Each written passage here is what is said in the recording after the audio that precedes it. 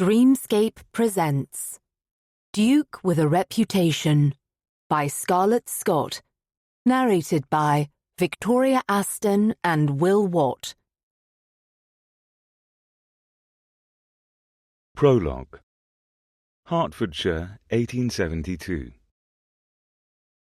The scene in the Wingfield Hall dining room would have put a Roman bacchanalia to shame. The Duke of Brandon smirked as he surveyed the tableau before him from his vantage point at the head of the table. No fewer than 36 bottles of the fine French Bordeaux he had procured on his most recent trip abroad, Chateau Margaux, vintage 1864, truly une grande année, decanted and in various states of consumption. To say nothing of the women in a debauched array of scandalous dishabille. There was a thoroughly sotted brunette with her breasts fully exposed above her bodice like ripe offerings, her nipples rouged to enhance their obscenely glorious display. Then there was the incomparable actress, Mrs. Helena Darby, not to be outdone by a rival, who launched suddenly from her seat, spun about, and flipped up her skirts to expose her full ivory bottom for anyone who cared to look. Most of the room, as it happened. For Helena possessed one of the finest arses Brandon had ever been fortunate enough to see. Or spank.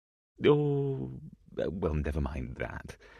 Brandon gave his trousers a furtive tug beneath the table at the unfinished thought. Lewd reminiscences. He might fully indulge in another bout of memory-making later, should this evening progress as he intended. Or perhaps he would take his pleasure from another of the bevy of beauties in attendance, or two, or even three at once. Helena had never liked to share, which was deadly dull. Even if she had a mouth skilled enough to suck the silver plating off a vicar's spoon, why limit himself when the possibilities were endless? Brandon sipped idly at his Bordeaux, a pleasant haze enveloping him that likely had something to do with the latest potion King, as his familiars knew him, had insisted he drink. Had it contained opium? Who gave a bloody damn? This night was the culmination of his efforts, a celebration of sorts, and he intended to savour each moment with every woman he could. Hairpins had long since been dropped from all the demi-mondains in attendance, along with the initial pretence of decorum. Tapes and hooks and laces had come undone, neckties and coats and any hint of formality had been dispensed with at the door to the grand dining hall, where a pile of discarded garments had been discreetly carried away by circumspect servants, who were trained and paid well enough to avert their gazes and hold their tongues. The vignette before him was as pleasing as it was rousing. Oh, yes, indeed. Brandon's coterie of friends, summoned for this inaugural fete of sin, were indulging in every vice he had presented for their delectation. They had come up together at Eton, and they were united by two common goals. Common goal the first, their mutual disdain for the wretches who had sired them, and their desire to show it at every opportunity in whatever manner possible, regardless of the ensuing scandal. Common goal the second, their desire to pursue pleasure at any and all costs. It was the latter, rather than the former, that currently preoccupied his friends most. Riverdale had a woman on each knee, Camden had his face buried between the bountiful bubbies of a black-haired beauty, Richford was whimpering in a fetching red-haired lady's ear, Whitby had his arm around a blonde's bare shoulders, whilst his other hand appeared to be in a lovely brunette's lap. King's face was pressed to the ivory throat of an opera singer. And then there was the pièce de résistance, a naked wench in repose among the feast served à la Française, covered in an assortment of tarts. The dessert course. No one had taken the cherry tart, resting disproportionately on the beak of her left nipple, even if someone had already scooped the gooseberry galette from her cunt. Brandon had his heart quite set upon that cherry tart. He so despised incongruity of any form, and her right nipple bore only the faintest hint of blueberry. Rising from his chair and swaying on his feet as he reached for the dessert, the bloody Bordeaux had gone to his head, as well as King's sweet brew, Brandon snagged the lonely tart and deposited it on his plate. Now that his guests had consumed their feast and the true revelry of the evening had begun, it was time for a small matter of business. He raised a glass, tapping it with his fork to draw everyone's attention to him.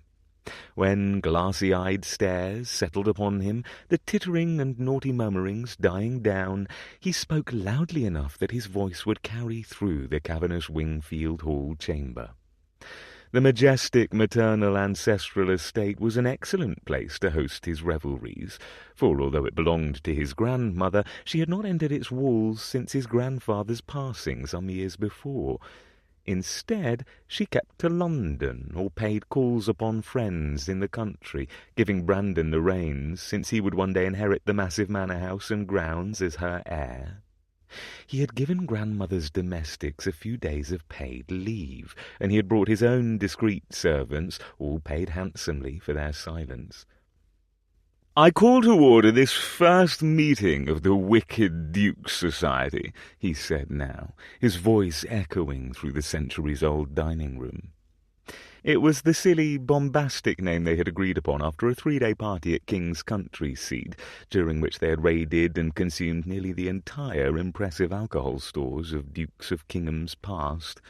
A chorus of enthusiastic agreement sprang up. "Hear, hear!" Camden's inamorata raised her wine-glass with so much sudden force that her Bordeaux splashed all over her silk bodice and bare breasts, leaving Camden with no choice but to lick up the mess. "We are gathered here this evening," he continued, "united in a common cause, the pursuit of pleasure. What happens within the walls of Wingfield Hall stays within the walls of Wingfield Hall." King removed his lips from the opera singer's neck long enough to raise his own glass in toast. "We should all speak a vow of secrecy." Brandon hadn't thought of that, and he was rather put out with himself for the failure. "Excellent idea, old chap. Have you a vow in mind?" "Camden has always had a head for poetry," King offered. "Come, what say you?" Their friend was still drowning in bubbies, but he raised a bleary-eyed stare at his name. "What say I? What are we speaking about?" "A vow for the Wicked Duke's Society," Brandon intervened. "King thinks we ought to make one, and he nominated you for the sorry task on account of your poetical heart." Cam issued an indelicate snort. "The only part of my body that is poetical is inside my trousers."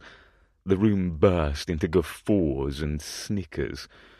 "But I seem to distinctly recall the poem you wrote for Lady Flora Seton," King prodded. "A beautiful sonnet, if I'm not mistaken." Cam was usually imperturbable, but now his face flamed. Lady Flora was a delicate subject, one which he preferred to avoid. King always knew how to cut a man to his marrow, friend or foe alike, and he was more perceptive than anyone Brandon had ever met. Camden's eyes narrowed. "Indeed I did. But I find I'm not nearly as eloquent as Riverdale. Perhaps he ought to write the vows." "If King thinks we can have one, then King can bloody well write it," Riverdale said, before whispering something into the ear of one of the ladies on his lap and earning a sultry chuckle in response.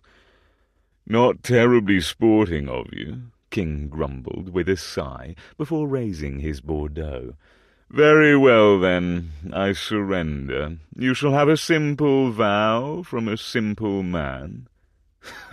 Brandon couldn't stifle his chortle at his friend's claim. There was nothing simple about the Duke of Kingham. Indeed, King was the most complex person he had ever met. King raised a brow at him. "Brandon, is there something which amuses you? Perhaps you'd care to share with the rest of the company?" Brandon wiggled his fingers in a dismissive gesture. "Carry on with your simple vow, old chap, before we all grow old and grey." "Old and grey?" Whitby shuddered dramatically. "I hope I meet my ignominious end well before that day." "Oh, do stubble it, wit," Richford said congenially, as he gave the redhead's breast an indolent fondle. We all know that you've the devil's own luck. You'll likely be hearty as a stallion at 95, quite unlike some of us." Whitby grinned. "Am I to blame for my own good fortune?" "Enough," King interrupted in a light-hearted tone. "I've settled upon a vow." Brandon inclined his head in his friend's direction. "Carry on then, old chap." King frowned. "We should have a Bible to swear upon." "I haven't got one." Brandon thought for a moment, frowning. "We'll have to swear upon the Chateau Margaux. Raise your glasses." All 6 incipient members of the Wicked Duke's Society did as he bid. "Repeat after me," King ordered. "From this moment on, I solemnly devote myself to the pursuit of pleasure and to the utter destruction of my father's legacies." The friends repeated King's vow, followed by the clinking of glasses and a resounding cry of "Hear, hear!" "May he rot in Hades where he belongs," added Riverdale grimly. In that moment the Wicked Duke's Society was born, steeped in sin and fine French wine. Chapter 1. London, 1878.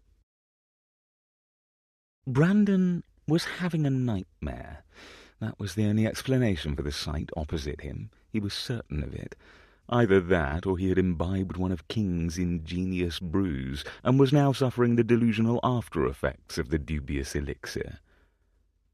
"Have you got nothing to say for yourself, Brandon?" The sharp, censorious voice, however, was disturbingly real, as was the glacial, green-eyed glare so similar to his own, and the massive, billowing silk gown, beneath which hid a crinoline more suited to the fashions of 30 years ago than now. He blinked, hoping the action would dispel the image before him, pull him from the throes of sleep, cast away the demons brought about by one of King's inspired concoctions. But no, his grandmother remained. Hellfire! Perhaps she was real after all. Brandon cleared his throat. "I do beg your pardon, grandmother, but I have no notion of what I ought to be saying for myself. Have you not heard a word I have just spoken?" Admittedly, he had been wool-gathering, hoping he had found himself thrown into some slumberous alternate reality. "I'm afraid not," he conceded. Her nostrils flared, and for a fanciful moment he imagined her breathing fire like a mythical dragon swooping in to scorch him and other unsuspecting mortals in her path. "I will begin again, Brandon," she said succinctly, as if she feared very much he lacked the mental acuity to comprehend. "Do try to heed me this time." Her scolding was nothing new. Grandmother had always been harder than granite. Although her dark hair had long since turned snowy, and the face that had made her the most sought-after debutante of her day was now lined, nary a hint of infirmity surrounded her. She was a tiny wren of a woman, but sturdy of form. Now, as ever, she terrified him. Brandon shifted on his dashed, comfortable chair, wishing he'd had the forethought to have grandmother await him somewhere other than the drawing-room, a chamber he scarcely used for its fervent Louis XV devotion. "Of course, pray proceed." She inclined her head, and with a regal air continued, "As I was saying, a visitor most unexpected and uninvited paid a call upon me yesterday. I am told she was turned away by your domestics. Ordinarily I would have no desire to concern myself with such matters. Indeed, it is most unseemly. However, the child has your eyes and nose." Surely he must have misheard. "The child?" he repeated, feeling as if the world had suddenly turned on its head. Everything before him was unrecognizable. "The girl, child," grandmother elaborated, disapproval dripping from her voice. Brandon was still struggling to understand. Was there wine to be had? A cursory glance about the drawing-room suggested only tea that grandmother must have requested. He needed something far less tepid. "Are you attending me, Brandon?" she asked, her voice sharp. He wrested his gaze from the tea and pinned it back upon his grandmother. "What girl child?" "The one who was delivered, much to my butler's horror, to my door yesterday afternoon by her mother, just before the woman ran off with her lover." "Who was the girl's mother?" he managed, his necktie feeling more like a noose by the moment, growing tighter and tighter. "She said her name was Mrs. Helena Darby Booth." Grandmother's lip curled as if she had just tasted something spoiled. "A woman of ill repute, to be sure. She was dressed like a harlot, and it is to my everlasting shame that such a sinful creature should have had cause to arrive at my door after having been refused from yours. Have you any notion of the tongues that will gleefully wag? No, I dare say you do not. You were too busy cavorting with your lemons to save a thought for anyone other than yourself, just like your father. I warned my darling Diana not to wed that scurrilous scoundrel. I didn't care that he was a duke." His grandmother shook her head, caught in the throes of the past and temporarily distracted from her diatribe. Brandon was in shock. Helena had been his lover off and on over the years, until she had abruptly married and left the stage some time ago. Had not that man been called Booth? Brandon searched the dim recesses of his mind for the name and the particulars. He had not seen her since, nor had he heard from her. What cause had she to call upon his grandmother bringing a girl-child, one with his eyes and nose? He swallowed against a rising sea of bile. "The sins of the father, madam. Tell me, if you please, why Mrs. Darby Booth should have called upon you bringing a child?" "Because Mrs. Darby Booth is following her new gentleman friend to America, and according to the letter she left with the girl, the man in question could only afford passage for two." His grandmother's green eyes, assessing and bright, narrowed. "She was required to leave the child behind, and she therefore deemed it better to leave the child in the care of her father's family rather than an orphanage." No, no, no. He heard the words grandmother was speaking, but he didn't wish to understand them. Surely this was all a dreadful mistake, some manner of ploy Helena had concocted. He had always taken care with his lovers. He used a sheath, unless there had been occasions, particularly in times of drunken revelry at Wingfield Hall or in St. John's Wood, when he may have been too sotted to take care. Dread seized him, a fist choking his lungs. "In the care of her father's family?" he repeated. "Yes, since the father himself refused to see her. There was a ship leaving, and our Mrs. Darby Booth only had so much time in which to complete the task of abandoning her bastard child." His grandmother was forbidding.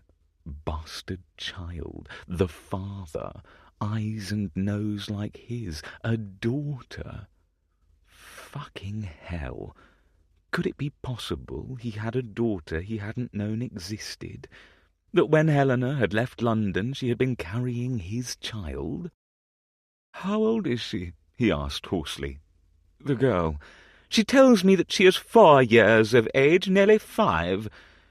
It was as if Brandon had been dealt a vicious punch directly to the gut.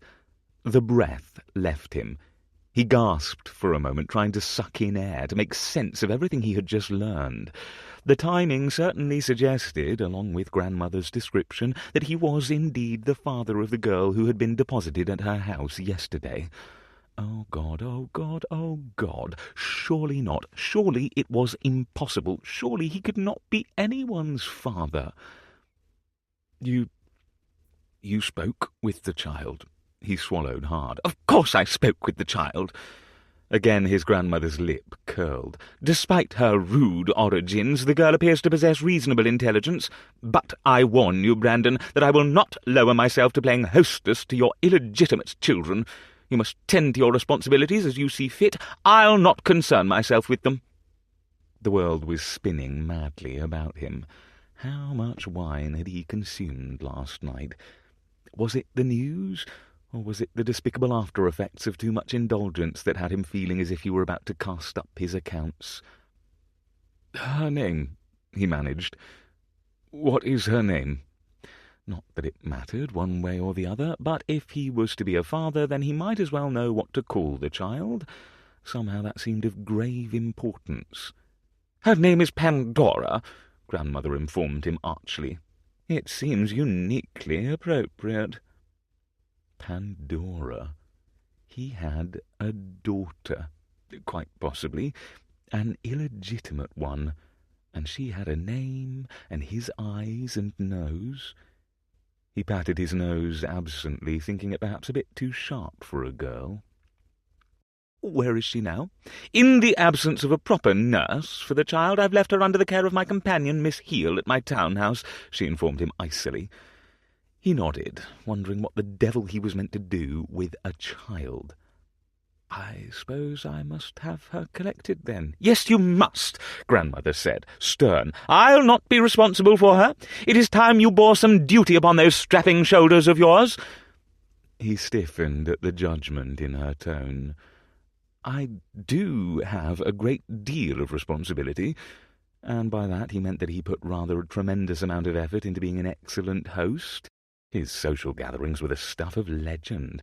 As the founding member of the Wicked Duke's Society, he took pride in his prowess. As if hearing his thoughts spoken aloud, his grandmother clicked her tongue. "Hosting scandalous routs is not a responsibility, Brandon. When have you seen to any of your estates recently?" "I correspond with my steward regularly," he defended, even if that was an exaggeration. In truth, the more recent letters he had received from the man remained stacked and unopened somewhere in the clutter of his study desk. He was far more concerned with Wingfield Hall than the entail. "How regularly?" she demanded. "It is none of your concern," he countered. "With all your disdain for the former Duke of Brandon, I wouldn't think you should worry yourself over the present one." "I do, when the present one is my grandson and appears to be intent on beggaring himself." He took umbrage at that. "I'm hardly beggaring myself. You depend upon the vast fortune you will receive from me when I die." God, she was too damned clever. It wasn't that he anticipated Grandmother's demise. For all that she was as hard-shelled as a tortoise, she was a part of his mother, and Brandon had adored his mother, who had died in childbirth when he had been but a lad of 8. "I do nothing of the sort," he said, shifting again on his chair.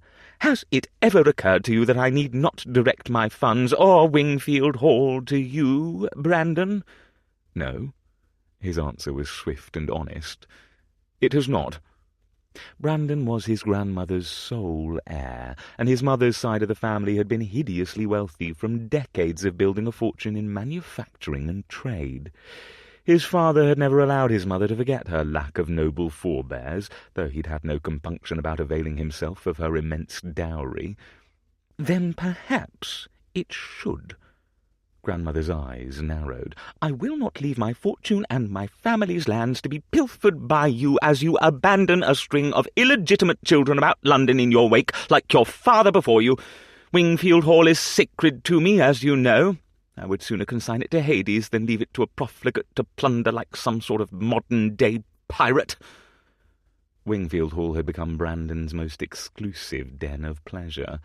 Vast and sprawling in the Hertfordshire countryside, it had been the site of the inaugural meeting of the Wicked Duke's Society for its convenience to London and verdant privacy. It had, for those same reasons, been the host of each meeting thereafter. It was also a desperately lucrative and intensely secret business, one he had taken great care to make certain his grandmother would never discover. Losing it had never seemed a possibility. "You would deny your only flesh and blood his birthright?" he asked, with deceptive calm, hoping she would see reason in such folly. But Grandmother's pointed chin went stubbornly up. "I had hoped it wouldn't come to that, but I will do whatever I must to save Wingfield Hall and you from ruin. I would sooner see Cousin Horace have it." "Ruin?" He might have laughed, were he not still so shattered at the prospect that he had somehow been a father for 4 bloody years without knowing, and had his grandmother not just threatened to give the shining jewel of his estates to a country booby distant cousin who smelled like sheep. Grandmother sighed. "I have heard rumours you were a member of some infernal society devoted to iniquity. I needed my hartshorn when Theodosia Dowling told me she had heard it from Lady Agnes Bryson. I never could abide by Lady Agnes. She has hated me for years, ever since I won your grandfather after she had set her cap at him. It goes without saying that I disapprove wholeheartedly of any such scandalous claptrap. I thought better of you, Brandon. Truly, I did." She extracted a fan, and, despite the relative chill in the air, began fanning herself. Brandon stared at her, everything he had just heard making no more sense than it had when she had first uttered it. His mind whirled. Grandmother had heard about the Wicked Duke Society. But how? Years had passed since that Bordeaux-soaked night when he and 5 of his old Eton chums had first settled upon the notion. He had not supposed word would ever reach anyone, let alone her. After all, it was meant to be a secret society. Not that it was much of a society. More than anything, it was a friendship, a brotherly bond that each of them had found absent in their lives previously, whether through lack of blood brothers or lack of blood brothers who weren't arseholes. It was also making them sinfully rich, even if some of them needed those funds more than others. "Grandmother, I can assure you that I do not belong to any such society, infernal or otherwise," he said smoothly, "and that Mrs. Dowling and Lady Agnes are indulging in scandal broth. It is idle gossip, nothing more. Do not lie to me, Brandon." He held her gaze. "I would never lie to you, grandmother, unless I have no other option," he added internally. "I'll not be cozened," she snapped. "Do you think me an imbecile? I've been hearing whispers about you for years, but I have refused to indulge in rumours. Look at where my forbearance has led, to your natural child being delivered to my door." Blast. This interview was not going well. His head was beginning to ache, and not just because grandmother had been peppering him with a volley of unpleasant questions and revelations, but also because he was a father, and suddenly his world had been not just upended, but burned to ash. He had to concentrate upon what was truly important in this moment. It didn't matter if grandmother had heard the whispers, or that every man or woman who entered the hallowed halls of Wingfield Hall did so under a vow of strictest silence. Some had clearly broken. What did matter was the child. Pandora, he reminded himself. She had a name. Dear God, what was a voluptuary like him going to do with a child? He'd need to hire a nursemaid. Could he send the girl away somewhere? So many details to sort through, and the lingering effects of the previous evening's merriment still fogged his poor mind. It was too early in the afternoon for such dire news. "Brandon, are you attending me at all?" At the shrill tone entering grandmother's voice, he jolted from his musings. "Of course, my dear," he reassured her grimly. "It is impossible not to attend you when you are shouting at me." "I am not shouting!" The echo of her voice in the chamber was a stark rebuttal. He had never seen his otherwise impassive grandmother exhibit such a frenzy of emotion. She was in fine dudgeon now, twin patches of angry colour on her cheeks, eyes sparking with fire. "I apologise for the child's unexpected arrival," he said. "I'll send someone to fetch her now, if you'd prefer it." "She is a child, not a parcel!" There was no pleasing his grandmother today. And, unfortunately, at that moment the strains of the final aria from La Sonnambula pierced the vexed silence that had fallen. Brandon winced, quite having forgotten that the famed soprano, Madame Auclair, had accompanied him home the previous evening. Any hopes he'd harboured of bedding her had died when she had begun to snore on the short carriage ride, the chanteuse having apparently consumed far more champagne than he had realised. He had seen her to a guest chamber. Grandmother's eyebrows rose. "What is that sound?" Dear God, what was Marie doing? The singing, whilst beautiful, was growing nearer. Where was Shilling, damn it? He relied on his butler to save him from such unfortunate circumstances. Brandon tugged at his necktie. Opera, I believe." "No, non credea mirarti," Marie sang. The horror etched on his grandmother's face would have been comical had the situation not been so disastrous. "There is an opera singer in your house." She may as well have said there was a rat in his house, so thorough was her disgust. "Perhaps," he offered noncommittally, just as the drawing-room door burst open. "Si presto estinto fiore." Marie was wearing one of his dressing gowns, her long dark hair flowing in waves down her back. Judging by the swaying of her full breasts and her bare feet and ankles, it would appear she was completely nude beneath it. Her voice warbled at the sight that presented her, an august white-haired woman and Brandon fully dressed, a tea service between them, and then her song died entirely. "Forgive me," she said in heavily accented English. "I didn't realize you had a guest." Grandmother's tea fell to the floor, the delicate porcelain breaking into shards. Chapter 2. "I'm afraid I must decline the generous invitation to your home, Lady Grenfell." Lottie stared at the Duke of Brandon, certain she had misheard him in the noise of the ballroom crush. Tonight was the night, she had told herself, as she had prepared her toilette earlier that evening.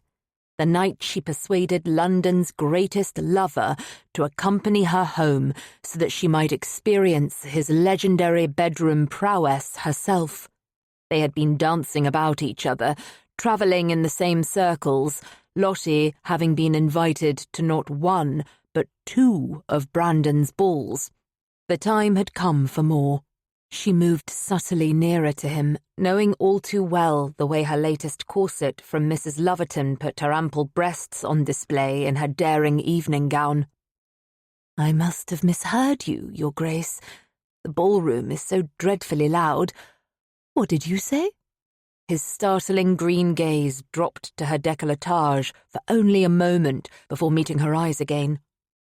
"I said I must regretfully decline."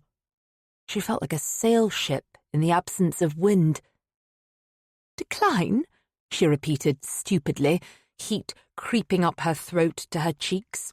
Oh, blast her red hair! Nothing made her more cross than her uncontrollable propensity for blushing whenever she was embarrassed. But then, this went beyond mere embarrassment. Utter humiliation, she thought with grim self-loathing, would be a far more apt description of her present state. "Indeed, I fear I have other engagements this evening that preclude me from joining you later."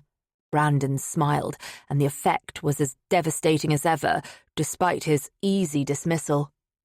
The Duke's hair was a rich shade of mahogany, worn in carefully tousled waves that perpetually looked as if a woman's fingers had just run through them in ecstasy, and likely they had.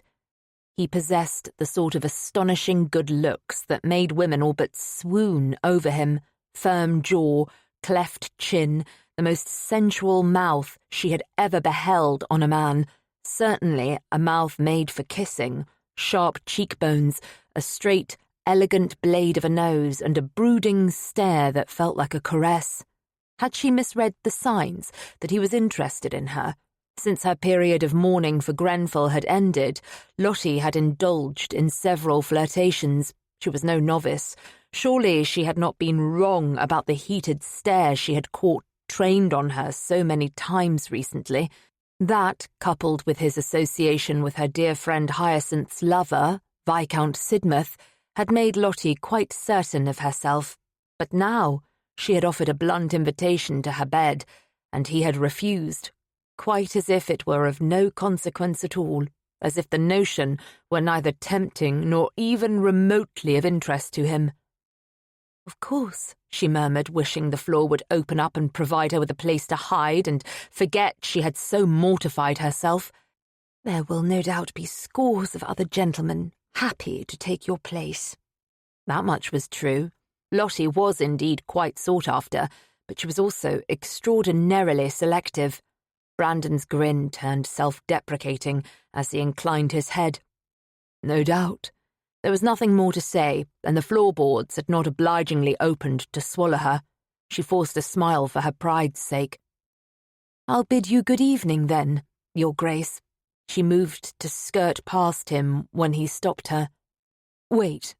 Lottie paused, angling her head at him even as her wounded pride said she should carry on and forget this dreadful humiliation had ever happened. He watched her with a hooded stare, his eyes intense and brilliant as emeralds. She steeled herself against the effect he had on her, making her tone impersonal and cool.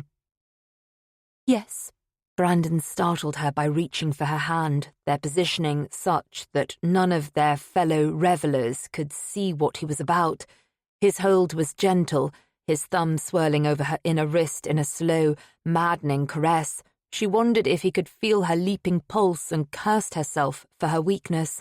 Lottie had been touched before, and far more intimately.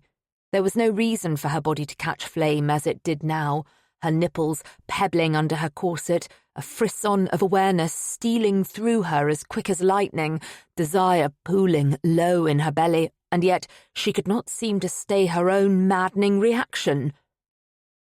"There's a salon just out of the ballroom, down the hall," he said softly, still stroking her sensitive inner wrist with delicate deliberation. "The third door to your right. I'll meet you there in 10 minutes. An assignation? He hadn't refused her then. 10 minutes, and make sure no one sees you," he repeated softly, giving her wrist a light squeeze.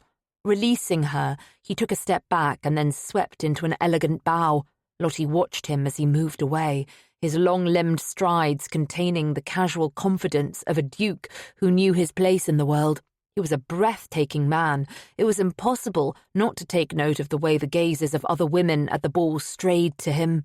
The Duke of Brandon had a reputation, a wicked one, and soon she would be experiencing it firsthand. A shiver of anticipation went down Lottie's spine, but not without the accompanying surge of nervousness. She had taken lovers in the wake of Grenfell's death, but they had been a few discreet affairs conducted in privacy with no chance of prying eyes or ears. She had never, in all her days, indulged in a hasty tryst during a ball, but she was going to now, wasn't she? Oh, good heavens, what if this was a dreadful mistake? She had told herself that being bold and brash and wild was the best revenge she could possibly have upon Grenfell for breaking her heart and then dying, leaving her alone. But she couldn't lie. Some days, playing the role of merry widow, burying her sadness in diversions that never lasted or satisfied, was naught but cold comfort. Her husband was gone, and despite Lottie having been deeply in love with him, he had never returned her love, instead spending the entirety of their marriage bedding a string of mistresses. She had no children, and the lovers she'd taken had not made the emptiness inside her any less. Would Brendan? Oh, if only Hyacinth were here. The widowed Lady Southwick was one of Lottie's oldest and dearest friends. Hyacinth often understood Lottie better than she understood herself. However, Hyacinth had also been eschewing polite society recently, claiming she was ill. Lottie was going to have to seek her out at the first available opportunity and force her from her doldrums. Ending her affair with Sidmouth had left Hyacinth desperately melancholy, and Lottie knew all too well the pain a broken heart could cause. "Lottie?" She turned at the familiar sound of another different friend's voice, relieved to banish her concerns for a few moments as genuine pleasure shot through her. "My dear, I didn't expect to see you this evening." Miss Rosamond Payne was particularly resplendent this evening, in a silk gown of shimmering gold and pale lavender silk that complemented her gold-red hair, ivory skin and dark eyes. An heiress in her own right, Rosamond was renowned for her sharp intellect, sharper tongue, and for her beloved parrot, Meggs, who often accompanied her to social engagements. The bird was not with her this evening, however. "I wasn't intending to come to the ball," Rosamond confiding in conspiratorial fashion, but then decided I had to see whether Camden would be in attendance. The revelation piqued Lottie's interest. The Duke of Camden, like the Duke of Brandon, was a rake with a certain reputation. He was also the elder brother of Rosamond's former betrothed. The Duke of Camden's scapegrace younger brother, Lord Wesley Gilden, A second son, with a need for Rosamond's fortune, had broken her heart. He had committed the egregious sin of asking for Rosamond's hand and pretending he loved her, all whilst carrying on with an actress in St. John's Wood. When Rosamond had inadvertently discovered his treachery, the actress had sent her a letter to inform her that she was expecting a child with Lord Wesley. She'd been devastated, throwing Lord Wesley over. "Why should you wish to know if Camden is here?" Lottie asked, curious beyond measure. She adored gossip. It was one of her only vices. Well, that and fine Bordeaux, and handsome men. "Because I need to speak to him," Rosamond answered with a heavy sigh. "He has presented me with a proposition that I find interesting, despite my better judgment." Lottie's mouth fell open. "Oh?" Something salacious, she was sure. The Duke of Camden was a bounder, an apologetic cad.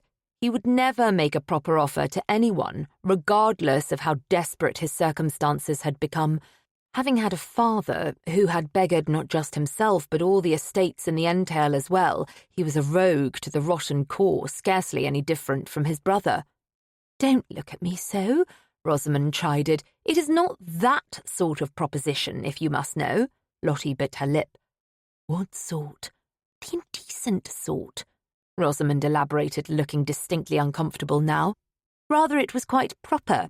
He offered me marriage." Lottie could have been knocked off her feet with nothing more than a feather, so great was her shock. "He did?" she managed at last, past her own incredulousness.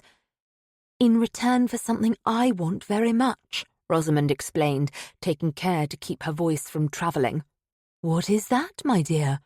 Rosamond smiled. "Revenge." Brandon consulted his pocket watch for the 5th time as he paced the Axminster in the Emerald Salon, so named for its abject fidelity to the colour green, where he had arranged to meet with the Countess of Grenfell. She was late. Perhaps she had changed her mind. Ordinarily, Brandon was the sort of man who waited for no one, but this evening was different, and he was willing to exert his limited patience for one reason alone. He needed a wife. Needed one with as much haste as he could muster, and the very notion of courting made him want to stab his eyes out with a pair of dull pickle forks. Grandmother had made herself clear, however, if he didn't marry within the next 3 bloody months, she had every intention of changing her will, leaving Wingfield Hall and the rest of her fortune to his dreadful cousin Horace. The red-headed beauty, who had been sending him take-me-to-bed glances for weeks, seemed as good a choice as any, particularly after she had issued a brazen invitation to her bed. As a widow, she was experienced enough not to have the missish sensibilities of a virgin. She was friends with Lady Southwick, whom his good chum Sidmouth had recently been in lust with. Small world, etc., etc. Her family was respected and well-known, and grandmother could find no fault in it, even if Lady Grenfell's own reputation was a trifle scandalous.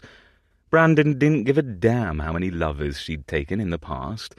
Hell, he didn't care if she took lovers again after they were married. All he did care about was placating grandmother and securing Wingfield Hall forever.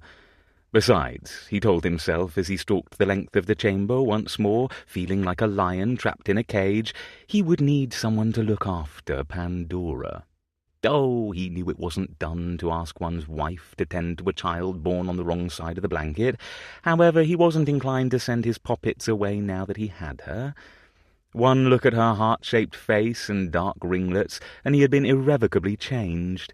She had slipped her hand into his, the gesture so trusting and guileless that he had been left speechless, until she had later upended his inkwell, allowed a bird into the house from the gardens, which had promptly shat all over the carpets. "But, Duke, her name's Emily, and we're friends," and wetted herself whilst sitting on his lap. Then Brandon had found words, along with the realization that he required assistance when it came to the little imp beyond the nursemaid he had hastily hired. Yes, the timing would be excellent in all ways. He knew what he had to do. As if on cue, the door to the salon clicked open, and the Countess of Grenfell slipped over the threshold, closing it at her back. Their gazes met and held, and for a heartbeat something coursed through him, a deep, elemental acknowledgment of her as a woman. She was astoundingly lovely, and it couldn't be denied. Lady Grenfell hesitated as he took a moment to admire her. She was lush of form, with a mouth any courtesan would covet, fiery tresses and sea-blue eyes. Her skin was pale, dusted with a delightful smattering of freckles he wouldn't mind exploring with his tongue. He wondered if her breasts were dusted with freckles as well. Tiny flecks of gold to contrast with ivory mounds and sweet pink nipples. His cock went rigid at the thought of exploring her. Not now, old chap. We have more important matters to attend to just now. Matters such as marriage. The reminder made his rampaging prick wilt enough to render forward locomotion less uncomfortable. His trousers were still deuced snug. He strode toward her anyway. "Lady Grenfell!" Brandon bowed formally when he reached her, taking her hand in his and bringing it to his lips for a lingering kiss on the knuckles. He had dispensed with his gloves, but she still wore hers, and the impediment was nettlesome. The pleasant scent of roses, tinged with a hint of violets, reached him. She must have dabbed some scent on her inner wrist during her toilette that evening. "Your Grace." He suddenly wished to tug her glove away and know the softness of her bare skin, but that could come later. For now he couldn't afford to luxuriate in seduction, and damn it if that wasn't a rarity for him. He straightened, but didn't relinquish his hold on her hand. "Call me Brandon. Surely there is no need for formality between us." She inclined her head, still holding his gaze in that brazen way of hers he found so deliciously enticing. "As you wish. You may call me Lottie, if it pleases you." Lottie. The name suited her. Bright and lovely, rather like a butterfly. "Lottie," he repeated, trying the name on his tongue and finding he liked the feel of it as well. "Come and have a seat, won't you?" Her brow furrowed as if she found his request puzzling. Of course. She believed he had invited her to the Emerald Salon for a tryst. Her befuddlement was understandable, and God knew he wished he had brought her here for that purpose instead. He offered her his arm, escorting her to the seating arranged before the hearth, a generously sized Louis XV settee and a pair of wing-back chairs. A sudden sense of indecision struck him. He had never proposed marriage to a woman before. Brandon had made innumerable indecent and wicked proposals over the years, but never a proper one. Good God, what did one do? He ought to have prepared some manner of speech whilst he had been awaiting her. What should he say? Something flowery, something pragmatic? A false declaration of love, an ode to her breasts? Well, Christ, what a conundrum. Brandon guided her to the settee and then settled himself at her side, her cream and crimson silk skirts brushing his trousers. It was bold of her, pairing her vibrant red hair with such a daring gown, but the effect was undeniable. At this proximity she was even more exquisite. Her eyes were pale blue with a ring of grey circling the irises, quite unusual. He didn't think he'd ever seen such a shade before. Long, coppery lashes swept over the eyes he'd been admiring. "This room is quite green." Her polite, if somewhat grim, observation jolted him from his thoughts. Brandon gave her a wry grin. "Hence the reason it is known as the Emerald Salon. Do you find fault with it?" "I must confess I've never had an eye for such matters. The wall coverings, furniture, and even the pictures hanging are relics from dukes and duchesses of Brandon past." "I don't find fault with it," she assured him, a small smile flirting with the corners of her sultry lips as she discreetly tugged off her gloves and laid them in her lap.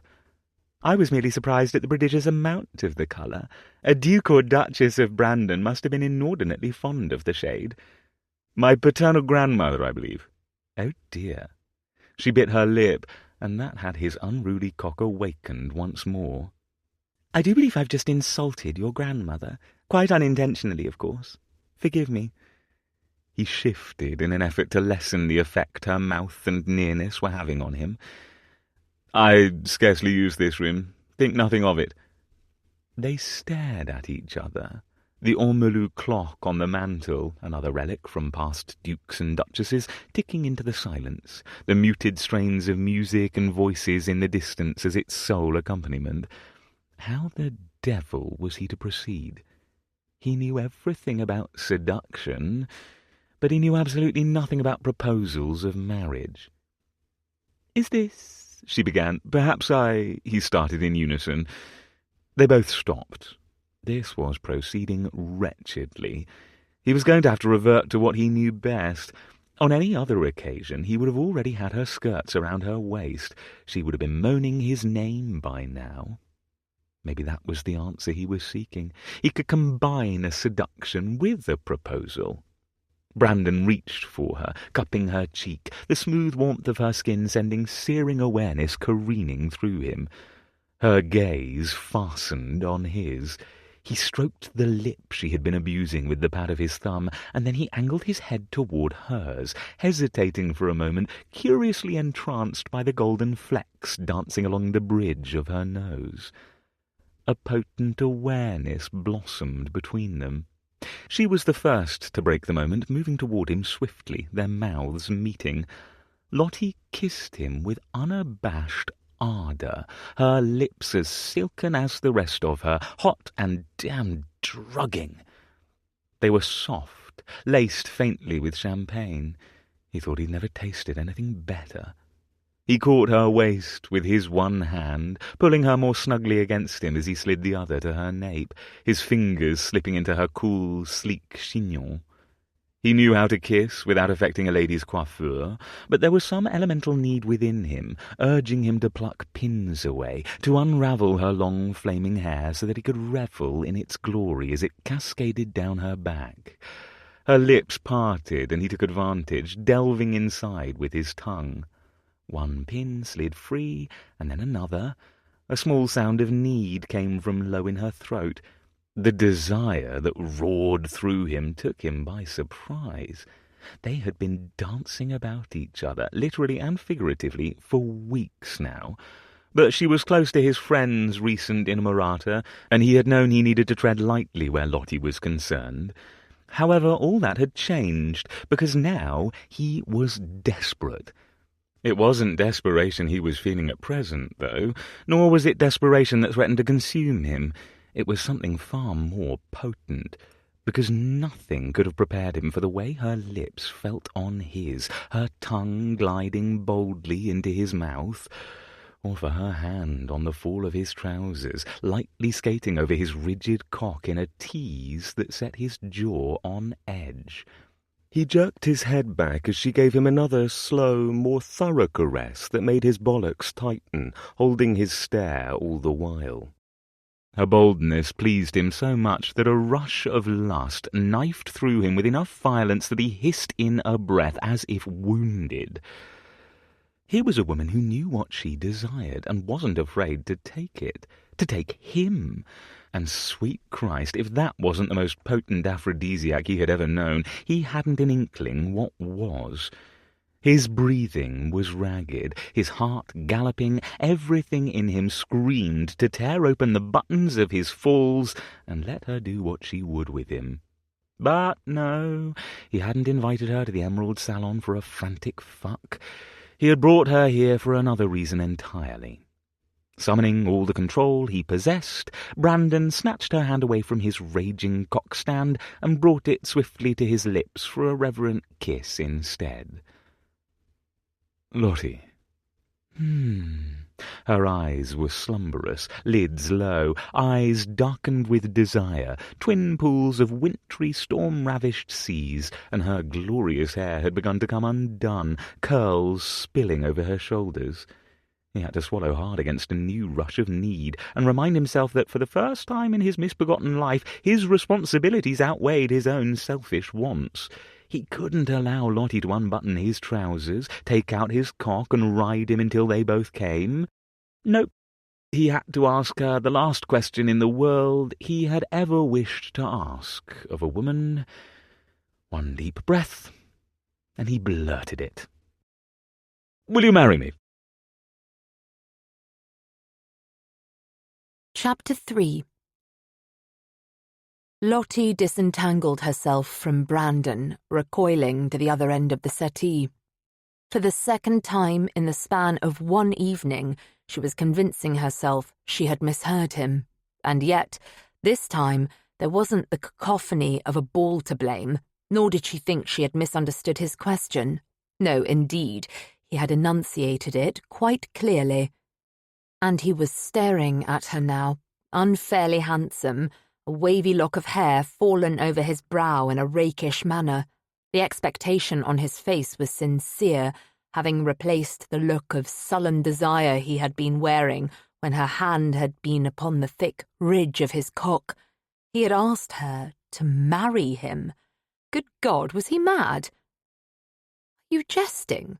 she demanded, struggling to form her thoughts after the turbulent desire that had roared through her at his kisses. He was unsmiling. "I can assure you that I would never joke about so serious a matter." But, you are London's greatest lover," she sputtered. He inclined his head. "I am aware of the somewhat dubious title, but I'm afraid I've no source of comparison. I cannot lay claim to the veracity of it. My pride, however, would certainly delight in doing so." The carved wood of the settee's arm pressed into her back through her corset. "Are you soused?" One corner of his lips curved in a mocking half-smile. Unfortunately not. Her mind whirled. "Then why? That is to say, I don't understand. I thought this was to be an assignation." "That is apparent, and as much as I adored your hand on my cock, I'm not in search of that sort of diversion this evening." Your hand on my cock. Her cheeks went hot, and she knew she was flushing like a blasted tomato. "You needn't be so vulgar, Your Grace." Your Grace. How strange and formal the honorific felt on her lips so soon after his tongue had stroked against hers, and her hand had covered the indecent bulge that was still present in his trousers. At least his desire hadn't been feigned, even if his ruse in inviting her here to this room had been. He lifted one shoulder in an elegant shrug, his eyes even more vibrant here in the emerald salon, surrounded by shades of green, burning into hers. "I was being honest. There was nothing I would have liked more than to let you have your wicked way with me. There are simply other concerns awaiting me that can't be ignored. I need a wife, and with great haste." "Let you have your wicked way with me?" Her ears were burning now, burning with shame, which was a most unusual response, since rebelliously embracing her widowhood and seeking her own pleasure, she had never been ashamed. She had held her head high.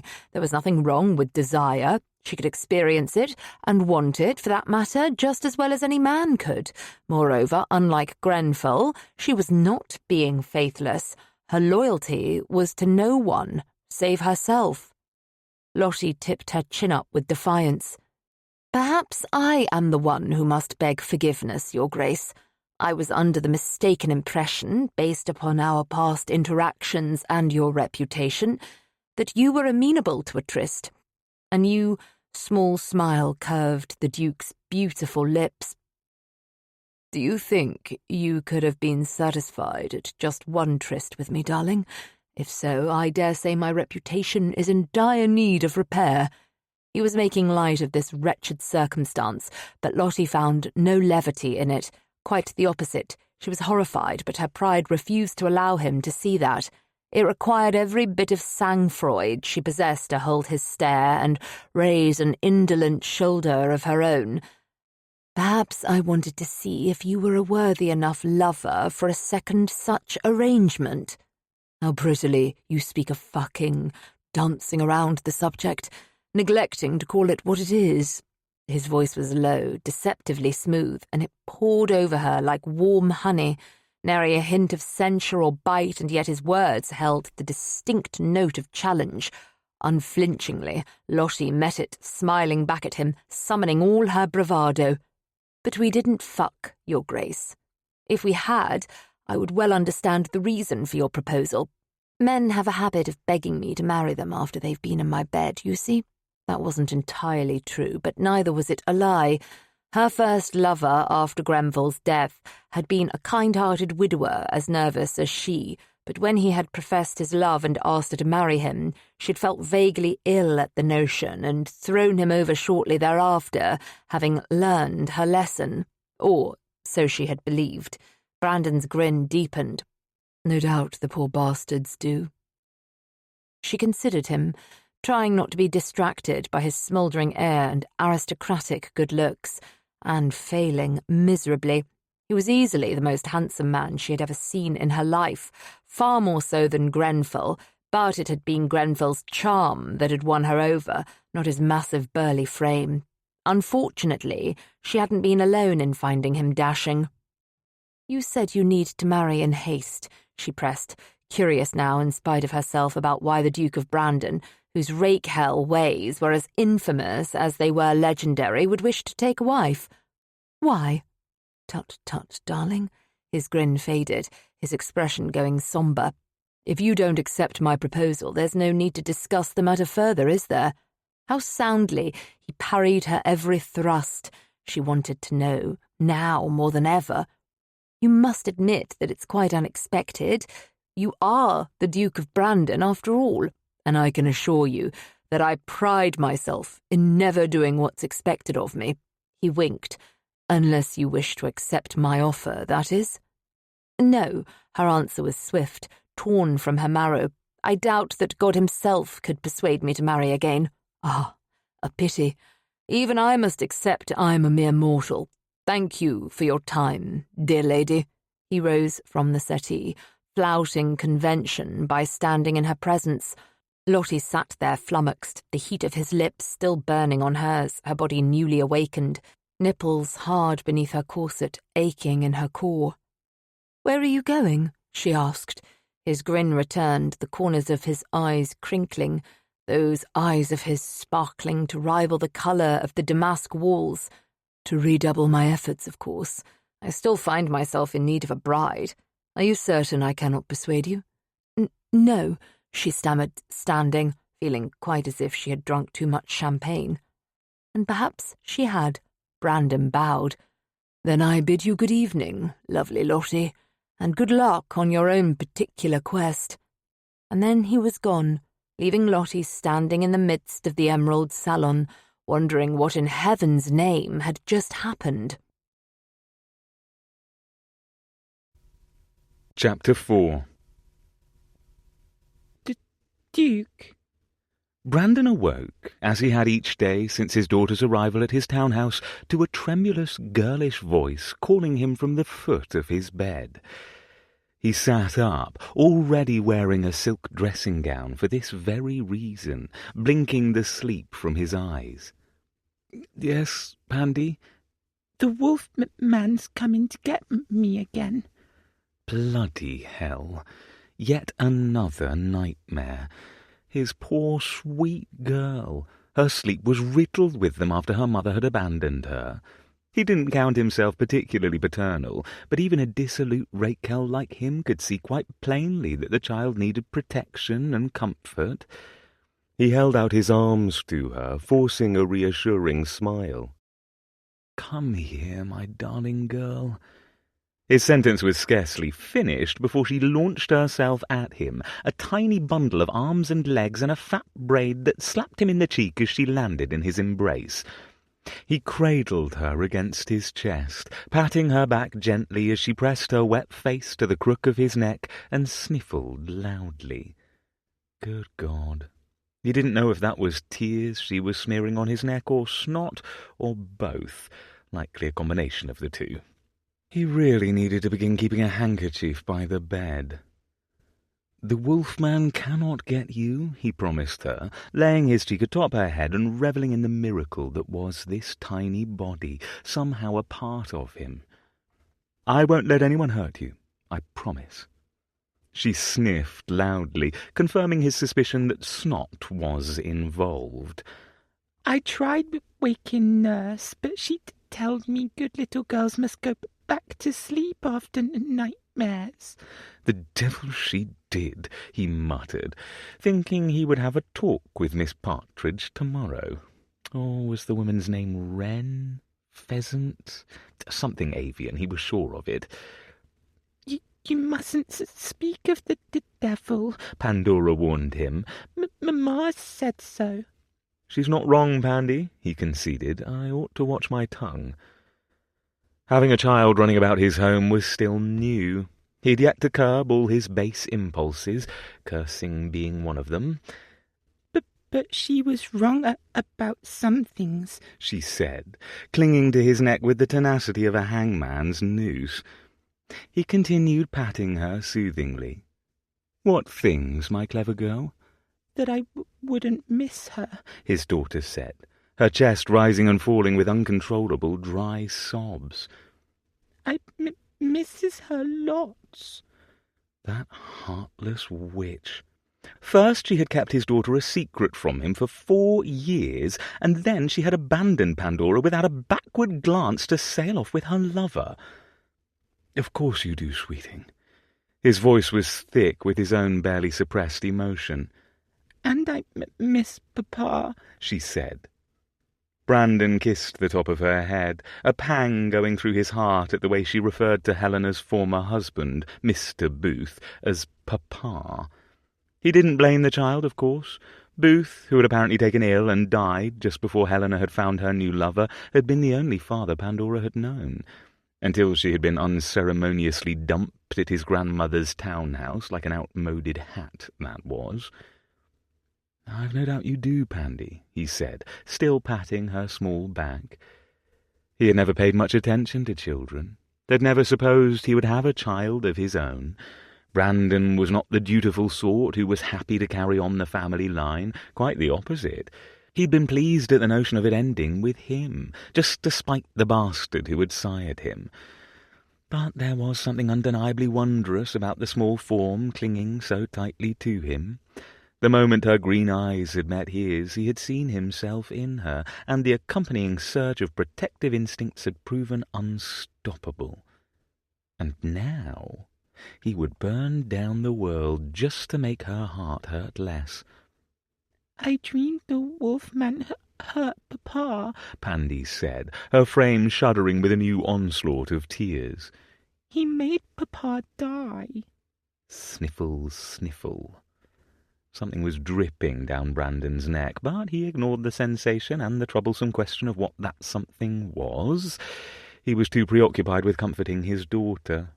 He hated the fear in her voice, hated the way she trembled and sobbed in his arms, the uncertainty and fear. He swallowed his resentment down, however, knowing he needed to remain stoic for her sake. It was only a nightmare, Pandy girl. You're safe with me, always. Thank you, Duke. Another sniffle. He wished she might call him Papa one day, but he was willing to wait and not press the matter. Pandora had been through enough in her short young life. He had no wish to add to the upset. You needn't thank me. I'm meant to protect you. He gently shifted her so that she was no longer sliming his neck with snot and tears, looking down at her through the shadows. I was intending to venture to the kitchens and see if Mrs. Willoughby has left any sweets about to eat, but you wouldn't want to do that, would you? Of course I would, she exclaimed. Although she was still overset, the enthusiasm in her voice made him smile. Distraction was in order, and he wasn't afraid to employ his cook's decadent confections for that purpose, even if it was the midst of the night. She was already scrambling from his lap in a flurry of bounding curls and ruffled nightgown and girlish enthusiasm. Brandon threw back the bedclothes and rose as well, making certain to discreetly obtain a handkerchief and mop up his neck before tucking it into a pocket on his dressing-gown. Taking up a candle to aid them on their journey, he lit it, light flaring to life in the room. The flickering flame illuminated Pandora's tear-stained cheeks. He forced a smile for her benefit and took up a fresh handkerchief to dry her face as well. I do believe we may find some of Mrs. Willoughby's famed cabinet pudding, he told Pandora with a conspiratorial air. He had begun asking his cook to leave some of Pandora's favourites aside in the evenings for just such occasions. He already knew the Savoy cake laden with candied angelica and ginger and sultanas awaited them. His daughter clapped excitedly. "Oh, I hopes we will, Duke." "Come," he said gently, offering her his hand. She slipped her small fingers trustingly into his, and he led Pandora to the kitchens. "Have you heard the latest on D?" Rosamond asked Lottie over tea that afternoon, bearing the air of someone who couldn't wait to relay the scandalous gossip she'd recently learned. "On D? On D?" squawked Meggs from Rosamond's shoulder. Her somewhat eccentric friend had brought her African grey parrot along for her call. Meggs was a brilliant bird, but Lottie couldn't help but to be perpetually disconcerted by the parrot's presence. She felt quite as if they were being eavesdropped upon. "I don't believe that I have," she said mildly, taking a sip of her tea. "I should think you would find it most intriguing as it pertains to a certain duke." "A certain duke? A certain duke?" Meggs added. "Hush, darling," Rosamond chided the parrot, offering her a bite of sliced apple that Lottie had requested from the kitchen for just such a purpose. "The Duke of Brandon, to be precise." Lottie's stomach performed a little flip at the mentioning of Brandon, although several days had passed since their ignominious meeting at his most recent ball. She had been haunted by the memory of his mouth on hers, but she schooled her features into the blandest expression she could muster, not wanting a hint of her conflicting emotions to show. "I'm sure I don't have any interest in gossip concerning his grace or anything else regarding him for that matter." Meggs blinked at her, chewing on her apple from Rosamond's shoulder.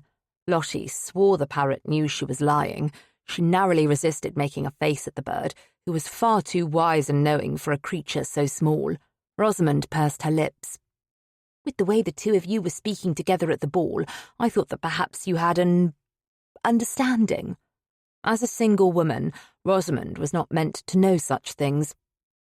"Your mother would be horrified to hear you speak thus," Lottie reminded her, feeling that as the older if not wiser of the two of them, and certainly as the more experienced, she bore a responsibility.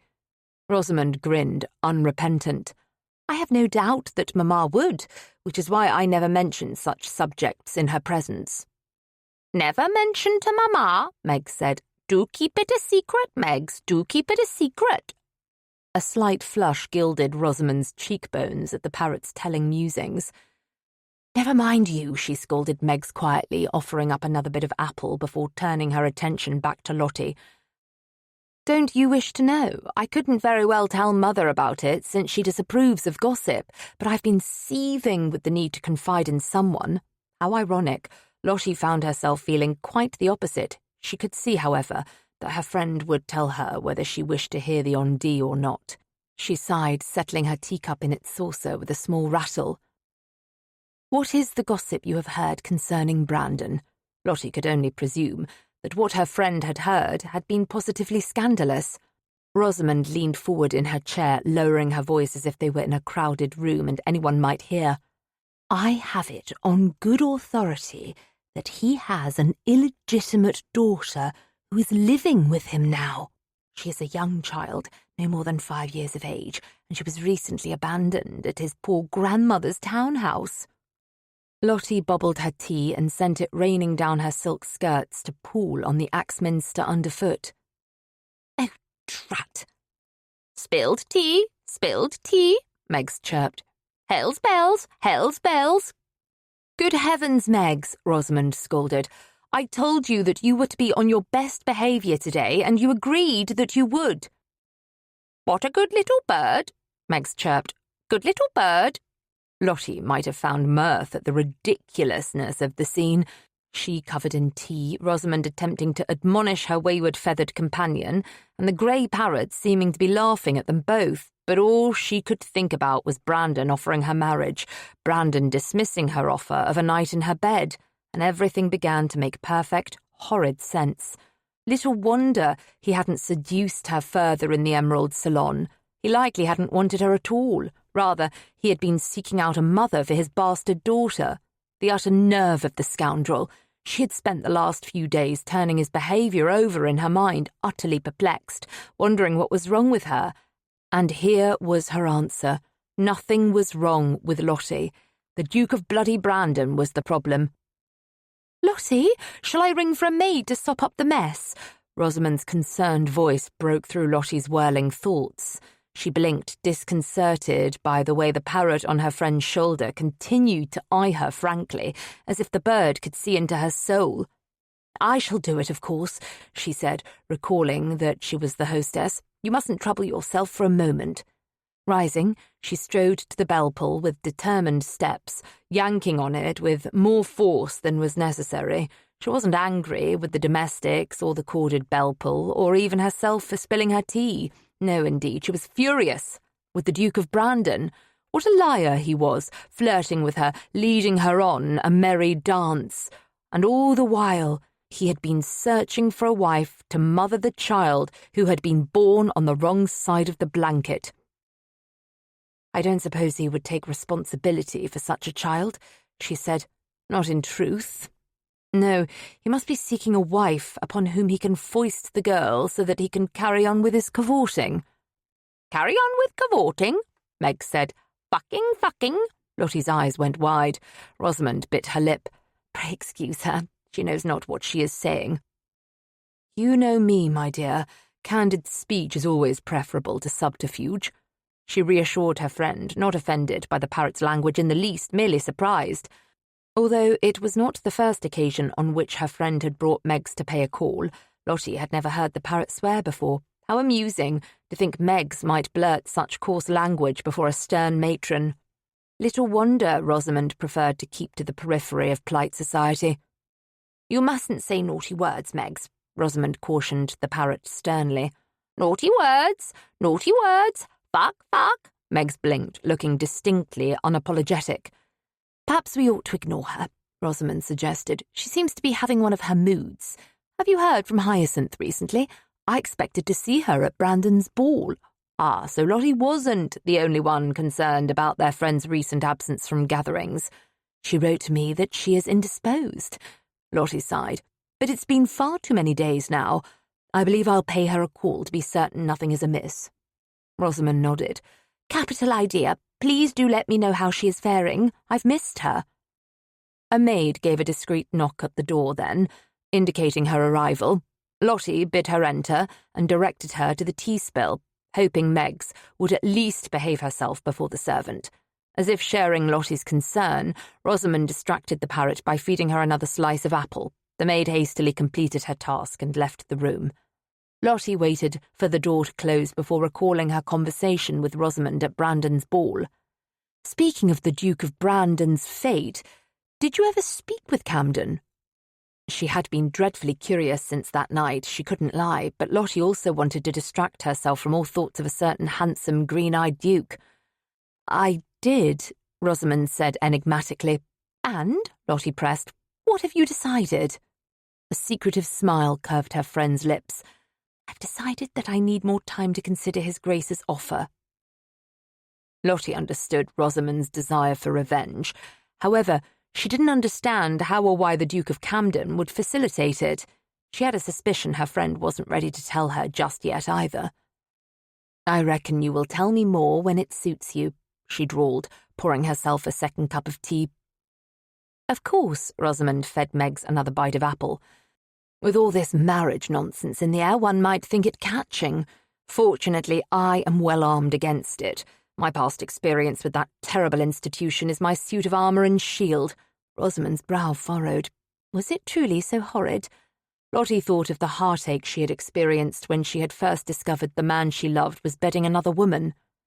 He had left her after consummating their marriage, only to return in the early hours of the morning, smelling of another woman's scent, his hair ruffled, a bruise on his throat from someone else's mouth. When she had confronted him, he had acknowledged his infidelity. "This sort of arrangement is done all the time, my dear," he had said without a hint of compunction. "It is good for a marriage."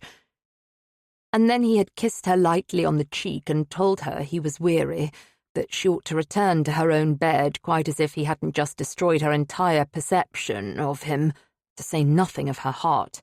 With a grim jolt she realised that she had been wool-gathering, and she had added far too much sugar to her tea. She took a sip of the sickeningly sweet brew anyway. It was the second biggest mistake of my life, she told Rosamond frankly. The first had been falling in love with the Earl of Grenfell to begin with, but she had learned her lesson all too well. She would never allow herself to be so weak and vulnerable again. Chapter 5. Lottie may not have excelled at being a wife. Her marriage had been a miserable failure, though the fault had not been hers alone. She may not have had her own children. To her everlasting regret, a miserable union with Grenfell had not even produced a single pregnancy, but she was quite excellent at being a good friend. And that was why she was presently sitting opposite her dear bosom bow, Hyacinth, in her salon. When one's friend suddenly became a hermit, one needed to pay her a call and discover the reason. Hyacinth must have fallen in love with Viscount Sidmouth, with whom she had been having a torrid affair that had recently come to an end, and Lottie strongly suspected it was a broken heart that kept her friend confined to her home. Oh, Hyacinth had continued to plead illness, of course, sending notes round to Lottie at regular intervals, but Lottie had decided that she'd had enough of Hyacinth's avoidance. The time had come to discover what was truly afoot. Lottie waited until they were comfortably settled in Hyacinth's salon, the servants dismissed for privacy's sake. "How much longer do you intend to hide from Sidmouth?" she asked her friend without preamble as soon as the door had closed. Hyacinth frowned at her, looking lovely in a green afternoon gown, if a trifle pale, her golden hair plaited in a Grecian braid. "I am not hiding from Sidmouth, nor am I hiding at all, in fact." Ha! Did she truly think Lottie would believe such a lie? Lottie raised a brow. "You have not left your home in a fortnight. You cried off for the opera, Lady Siddon's ball, Lord and Lady Mablethorpe's masque. You told me you were too ill to go shopping, for heaven's sake, which we both know is blasphemy. To say nothing of her lack of appearance at Brandon's latest ball. Lottie knew Hyacinth had been invited, for invitations had gone out before Hyacinth and Sidmouth had ended their understanding. Sidmouth and Brandon were thick as thieves, and Hyacinth had no doubt skipped the ball to avoid her former lover. "I have been ill," Hyacinth claimed. Lottie studied her friend more closely, thinking she'd never seen her looking so wan, plum bruises denoting her lack of sleep beneath her blue eyes. Now that Lottie looked more closely, there was a gauntness to Hyacinth's form, too. "You do look pale," she acknowledged. "Have you been eating poorly?" "I have scarcely been able to keep anything down, save tea and toast." That was rather worrying indeed. Perhaps Hyacinth had been unwell after all. "You mean to say you are truly ill? Hyacinth, why did you not say so?" "I did say so," her friend pointed out wryly, "several times over the last fortnight, and again just now." Lottie made a dismissive gesture. "Yes, but I thought you were lying." "The illness should subside in a few weeks' time, according to Dr. Hayes," Hyacinth told her, "but I shall have another problem forthwith. My gowns will all need to be altered." "You shall have to have them taken in, do you mean?" "You do look terribly thin, dearest. I did not want to say so, but there you have it. Honesty is best, or at least that is what my mother always said. Has your physician given you anything to ease this illness of yours?" Her friend shook her head. "I am afraid there is no cure, save time." "Time?" Lottie repeated, mind whirling with possibilities, heart lurching at the thought of some mysterious prolonged ailment. What in heaven's name could be wrong with her friend? "Most ladies in a delicate condition are only ill initially," Hyacinth said. "Ladies in a delicate condition," Lottie repeated, the words taking on a new meaning. "Hyacinth, what are you saying?" "I am with child, Lottie." The bald announcement, without fanfare or preface, left Lottie stunned, but only for a moment. In the next instant, she shrieked and rose from her chair. "Enchantée! Hyacinth! You cannot be! I cannot believe it! How, my God, whose? Is it Sidmouth's?" Her friend winced. "Do cease shrieking, Lottie, and have a seat. You are making me seasick with all your carrying on. Of course it is Sidmouth's. He is the only lover I have taken. Astounded by the revelation, not just a bit jealous. If she were perfectly honest with herself, Lottie collapsed into her chair with a distinct lack of grace. Have you told him? No, nor shall I, Hyacinth answered quickly and firmly. Our affair is over. He has not attempted to contact me once in the last fortnight, and I expect he has already quite moved on and is charming the next lady. That hardly made sense. Viscount Sidmouth was not a cunning rake. He had followed the Marchioness of Needham about like a lovelorn puppy for some time before that lady's husband had returned from abroad and won back her favour. The Viscount had been notoriously faithful to Lady Needham, despite her marriage. I do not know Hyacinth. Do you truly believe him? That inconstant? He doesn't seem the sort. Tears sparkled in her friend's eyes. I scarcely know him, but I feel certain he would not have simply ignored me for the last fortnight if he cared. You have ignored him as well, Lottie pointed out, thinking of the way Hyacinth had withdrawn from society. And you are the one who disappeared, are you not? Hyacinth's shoulders stiffened. Hardly disappeared. That isn't what you said, she countered, thinking of the story Hyacinth had previously relayed to her. Hyacinth had left Sidmouth in the midst of the night, sneaking away like a housebreaker. Her friend glared at Lottie. Whose side are you on? You are my friend, are you not? And it was the job of every good friend to harness common sense where it was lacking, to be the voice of reason. Of course I am on your side, and I am your friend. One of your best friends, I hope, Lottie said gently, which is why I feel compelled to counsel you in your best interest. You have broken not one, but two cardinal rules of taking a lover. You fell in love with him, and now you are carrying his child. The tears that had been welling in Hyacinth's eyes rolled down her cheeks. I hardly set out to do either of those things. I thought I was barren. I had believed there was no possible means for such an event to occur, and I certainly never meant to fall in love with him. A sob racked her friend, and Lottie felt it as surely as if it had been a blade, because she knew those feelings, those feminine fears and beliefs, the disappointments and the hope all too well, and because her friend was hurting, and the knowledge broke Lottie's heart. Oh, my dearest, she rose once more and crossed the room, this time sinking to the settee at Hyacinth's side and gathering a comforting arm around her shoulders. Do not cry, if you please. I didn't mean to cause you distress, and surely it is not good for your condition. I don't know why I am weeping, Hyacinth hiccuped. You are weeping because you are pregnant, my dear, Lottie said. My eldest sister Caro wept for a full month straight when she was carrying my nephew, and my cousin Elizabeth could not stop eating chocolate cake and pickled herrings. I hate him. Of course you do, darling, she nodded and rubbed her friend's back in soothing motions. But I also love him, Hyacinth admitted on another sniff, just as Lottie had suspected, and she had seen the way the Viscount looked at her friend, quite as if she were the only woman who had ever graced terra firma. She would wager Sidmouth was in love with Hyacinth as well. Now there was a baby to consider too. You must tell Lord Sidmouth about the baby, dearest, she said gently. He is the child's father. He has a right to know. Even if you have no wish to marry, he deserves to be told. No, Hyacinth shook her head vehemently. Hyacinth, I love you like a sister, but you must see reason, Lottie pressed. Do not take me to task, I beg of you. Hyacinth pressed a hand to her stomach, her pallor heightened, looking as if she were about to retch. I have seen reason, Lottie. I am not meant to be the merry widow. I tried, but it is not in me. And now that I am carrying a child, I have been thinking about what I must do for the babe, not just for myself. I am going to go away, to the countryside, where no one knows me. Lottie was aghast at the notion. You cannot mean it, Hyacinth. What of town?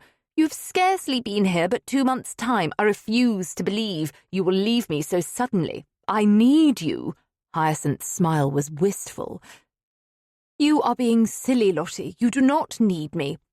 Of course I do. Lottie bumped her elbow into her friend's in a teasing fashion, attempting to lighten the mood. Who shall accompany me on all my shopping excursions? And how shall I woo the Duke of Brandon without you? Never mind that she no longer intended to woo the man. Hyacinth didn't need to know that just now. Most importantly, Lottie continued, who will have tea with me whenever the notion strikes me? Who shall tell me when I am wearing something garish? You know I favour bold colours, and no one else will tell me the truth, save you. You may visit me in the country if you like, Hyacinth said quietly. Lottie shuddered, for the last place she wanted to go was the country. Nothing but dreadful memories dwelled there. More blasphemy. They were silent and seated together, nothing but the steady thrumming of a mantel clock to interrupt the quiet. It is what has to be, Lottie, Hyacinth said at last. It is for the best. You shall see. And Lottie's heart sank to the soles of her handsome new silk and satin embroidered boots. Blast! She despised meddling of all forms, but one thing was painfully clear to her after her chat with Hyacinth. She was going to have to seek out Sidmouth on her friend's behalf before it was too late for Hyacinth to find the happiness she deserved. "You look like a drowned puppy," Brandon observed grimly as he took in the sight of his old chum Viscount Sidmouth, dripping and bedraggled in his entry hall. "I went for a walk," Sidmouth explained with a drunken half-smile, "and it began to rain." Bloody hell. It was a damn good thing Brandon had left Pandy in the care of her nurse. He hadn't expected a caller at all, let alone a soused one. And although his daughter had no doubt witnessed all manner of scenes she ought not to have in her young life, he had no wish to expose her to more. "Towels, if you please," he called to his servants, all of whom were remaining discreetly out of sight. The quiet scurrying of footfalls told him they hastened to do his bidding. Thank Christ. Sidmouth was making puddles all over the polished marble. Apparently the Viscount had ventured on his walk without an umbrella or top hat to blunt the sting of the rains. "Towels would be welcome," his friend said, listing to the right, "and mayhap some whisky." Brandon sniffed the air, which was redolent with the scent of spirits, and raised a brow. "More whisky, old chum?" Sidmouth's inebriated state was somewhat troubling. He had always been one of the most staid, dependable chaps Brandon had known, and he was certainly not given to excess, whether it be food, drink, or the pleasures of the flesh. Indeed, he had never joined in any of the festivities at Wingfield Hall. "Shut up," Sidmouth slurred, swaying to the left now. He attempted to avoid falling and slipped on the marble. Bloody hell, man. Brandon caught his friend in a staying grasp until he toppled to his arse, or worse, to his head. "Are you well?" "Yes," Sidmouth said brightly. That was a lie, if Brandon had ever heard one. A maid scurried forward bearing towels, one of which a footman threw over Tom's dripping shoulders. He thanked the domestics before dismissing them, sensing his friend required privacy for the conversation that was about to ensue. Sidmouth dried his sodden hair with the towel as footsteps faded away once again. "I owe you a debt of gratitude for giving me shelter from the storm." "And I owe you a sound trouncing for gadding about town in the midst of a thunderstorm with nary an umbrella," Brandon countered. "What the devil are you thinking, Sidmouth? And if you prattle on about that taking a walk nonsense, I will smite you." Sidmouth swayed again, unsteady on his feet. "I was going for a tidy little walk. It merely turned into a longer walk than I had supposed it would be, one involving lightning and profuse amounts of thunderclouds." Brandon shook his head. "To the study with you, sir. I despair. I cannot whip your arse in billiards when you are in such a state. Is this because of the lovely widow, Lady Southwick?" Sidmouth and the widow had been lovers, but Brandon rather suspected his gentle giant of a friend, who had been broken-hearted after being thrown over by Lady Needham, was about to see that tender organ dashed once more to bits. Poor Sidmouth didn't stand a chance, particularly since Lady Southwick ran in a fast set with Lady Grenfell. He firmly tamped down all thoughts of the flame-haired beauty, those luscious kisses they had shared in particular. Sidmouth was clenching his jaw, looking desperately forlorn. "Of course not. I found myself in need of diversion, that is all." Oh, Christ. Sidmouth had it worse than he'd realised. "Sid," Brandon said, using the voice he reserved for Pandy, the fatherly one. The one that was equal parts fond and firm. Sidmouth finished drying his hair and glanced at the marble, which had been spread with now dampened towels all about him, quite as if he were viewing his surroundings for the first time. "Am I that much of a ruin, old chum?" How to answer that? Brandon didn't know. Fortunately, the timely sound of footsteps yet again approaching in the cavernous marble entry hall saved him from having to respond. It was Schilling, his august butler, his countenance expressionless. "Another carriage has arrived, Your Grace," the butler announced. More visitors? Damn it. He hoped it wasn't grandmother. All he needed was her to pay him a call when he had a drunken, heartbroken friend dripping all over the marble. She'd take one sniff of the air and know Sidmouth had been imbibing. In this deluge? He frowned, wondering at who would unceremoniously visit on such a day. "Is the carriage marked?" "A footman ventured out," Schilling intoned, "and it would appear Lady Grenfell is within. She wished to be assured of her welcome before she braved the storm. Her ladyship desired to impart that her visit is of the utmost importance." Lady Grenfell. Damnation! He had hoped their paths might never cross again after the debacle of his proposal. It would seem he had been wrong. What would she be doing here, paying him a call? Surely it wasn't that she had changed her mind, was it? No, more than likely her presence at his townhouse had something to do with the sodden Goliath before him. He scowled. "Curse you, Sid, this has your mark upon it." "Do I know Lady Grenfell?" Sidmouth asked, sounding genuinely puzzled. Brandon bit back a groan. Just how drunk was the Viscount? "Your Grace," his butler prompted, "shall I send the carriage on its way?" "No." Brandon heaved an irritated sigh. He couldn't well refuse Lady Grenfell, even if that was precisely what he wanted to do. "See her inside, Schilling. The Emerald Salon, I suppose. To the devil with my study. And see that the tea is brought round, if you please. This afternoon is turning into quite the unexpected social gathering." Sidmouth cleared his throat. "Have you another engagement this afternoon, Brandon? I admit I was not thinking when I arrived at your door, other than that my boots were quite soggy and there was the slight possibility I would be struck by lightning." Good God, Brandon muttered. Imagine this. The Duke of Goddamn Brandon, the soul of reason. The entire world is going to the dogs.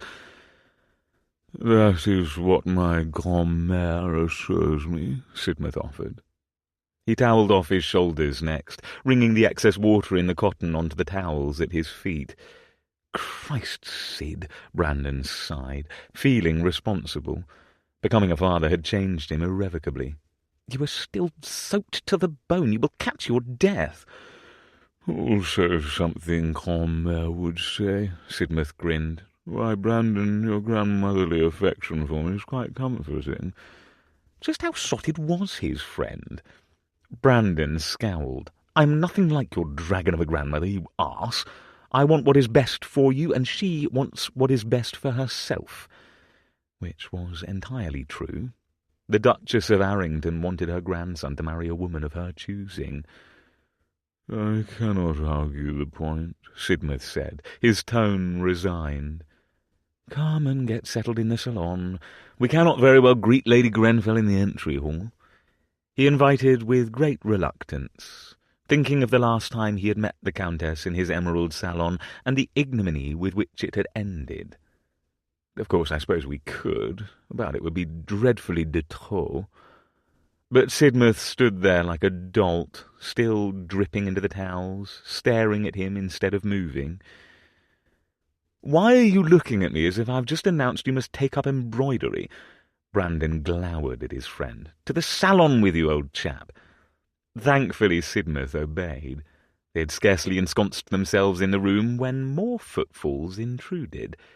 Schilling had returned, bringing with him the woman who had all but laughed in his face at his proposal of marriage. Lovely. The day, begun before dawn, when Pandy had awakened him, was only continuing to improve, he thought, darkly amused.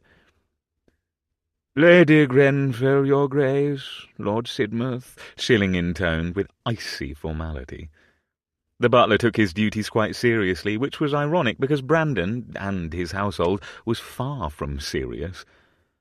"Thank you, Shilling," he said mildly. "Just the tea, if you please." The butler bowed his way out of the room, forcing Brandon to acknowledge the Countess, whose kisses had kept him awake all night. All these years of debauchery, and it would seem that rejection was his preferred aphrodisiac, perhaps because it was so rare that he experienced it. He smiled as politely as he might to a maiden aunt. "Please be seated, my lady." Her light blue eyes lingered on him, and for a moment he swore he saw reflected in her gaze the heated memory of those passionate kisses before his proposal had shattered an otherwise perfect interlude. The air between them hung heavy with all that was unspoken. But then she swept past him, with the regal air of a lady who knew her true worth, and seated herself. He took note that it was not on the same settee as the last time. He and Sidmouth followed suit. Silence descended. "To what do I owe the honour of your call, Lady Grenfell?" he asked.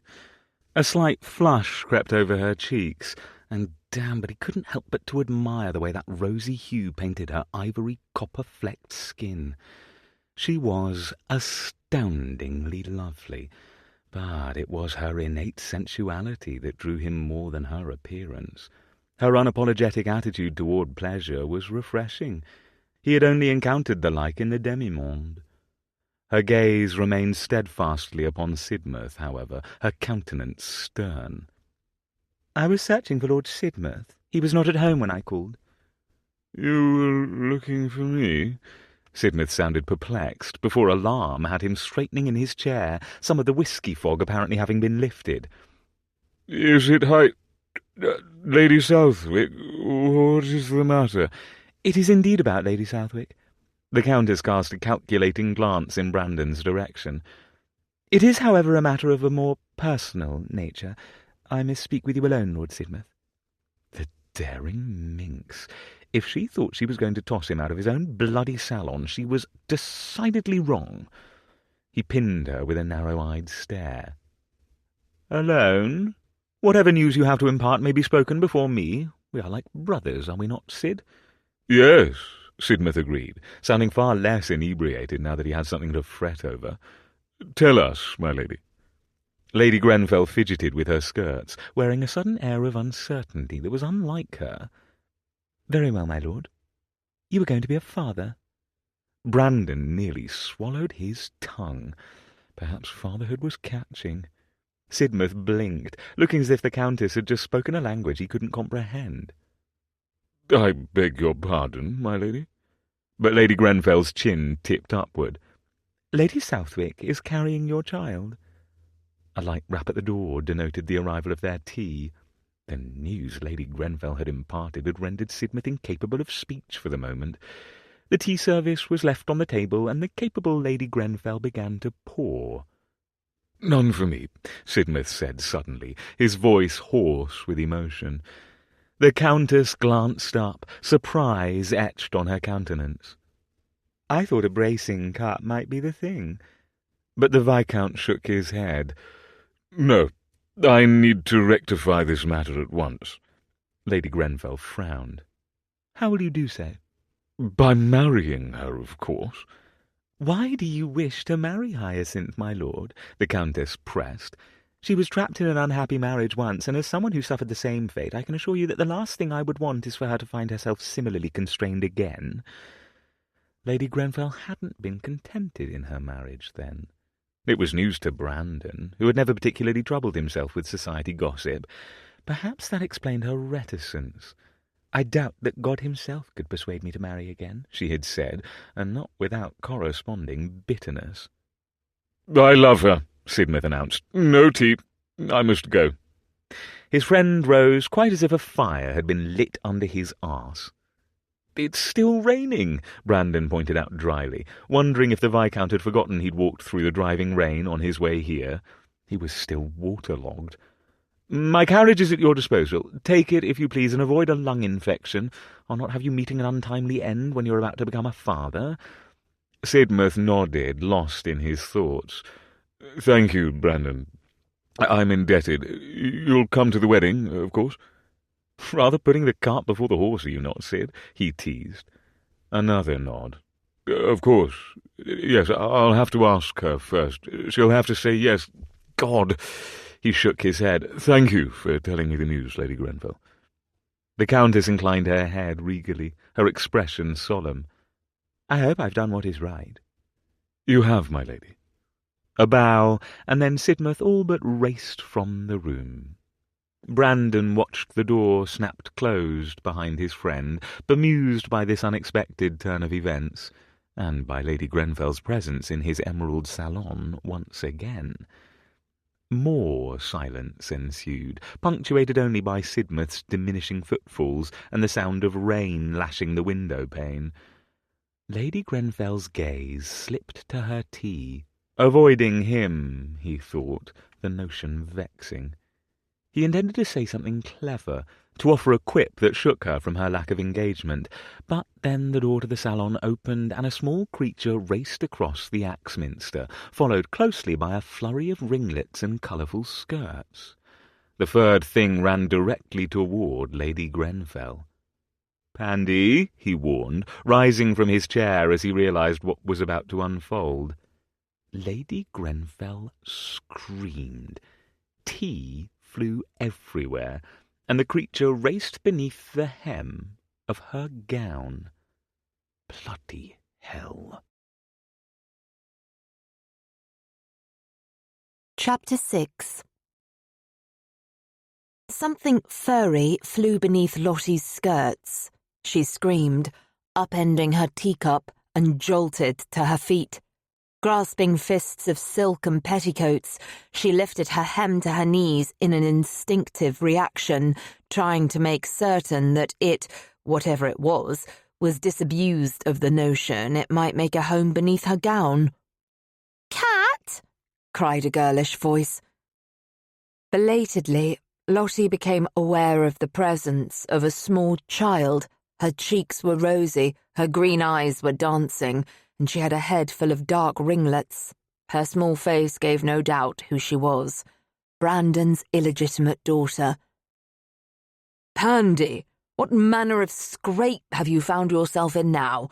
he demanded of the girl, his voice stern. "I'm playing chase with Cat," the girl explained. Lottie glanced frantically about her ankles just in time to watch a streak of brown and white fur disappear under the settee. She could have sworn the creature had appeared a bit large to be a feline. "Who is Cat?" Brandon asked patiently. "And what, my darling girl, is Chase?" Her heart still pounding over the sudden interruption and ensuing fright, Lottie glanced in the Duke's direction, which proved a dreadful mistake because he was on his haunches, at eye level with the child, putting his handsome profile and muscled thighs on display, and he was speaking with such tenderness that something inside her that had previously been all hard, jagged edges, smoothed and softened, despite her every inclination to remain as impenetrable as granite where the Duke of Brandon was concerned. Chase is when I tries to catch Cat," the girl said with the excited guilelessness only the truly young can muster. "Cat's my dog friend. It'd be great fun, Duke. Want to play?" "You've a dog named Cat?" Brandon's brow furrowed. "Since when, Pandy?" "Since yesterday. I finded her in the garden whilst nurse were napping. I gived her a stewed pig trotter, and we've been friends ever since." Brandon winced. What the devil were you doing with a pig trotter? "You mustn't say devil," the girl chided, her eyes wide, whispering the last word. "Someone might hear."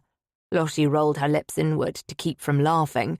She couldn't help herself. The scene before her was quite possibly the most ludicrous thing she had ever encountered. To be sure, it was positively scandalous. Most aristocrats kept their bastard children discreetly housed out of sight, cared for financially, if in no other manner.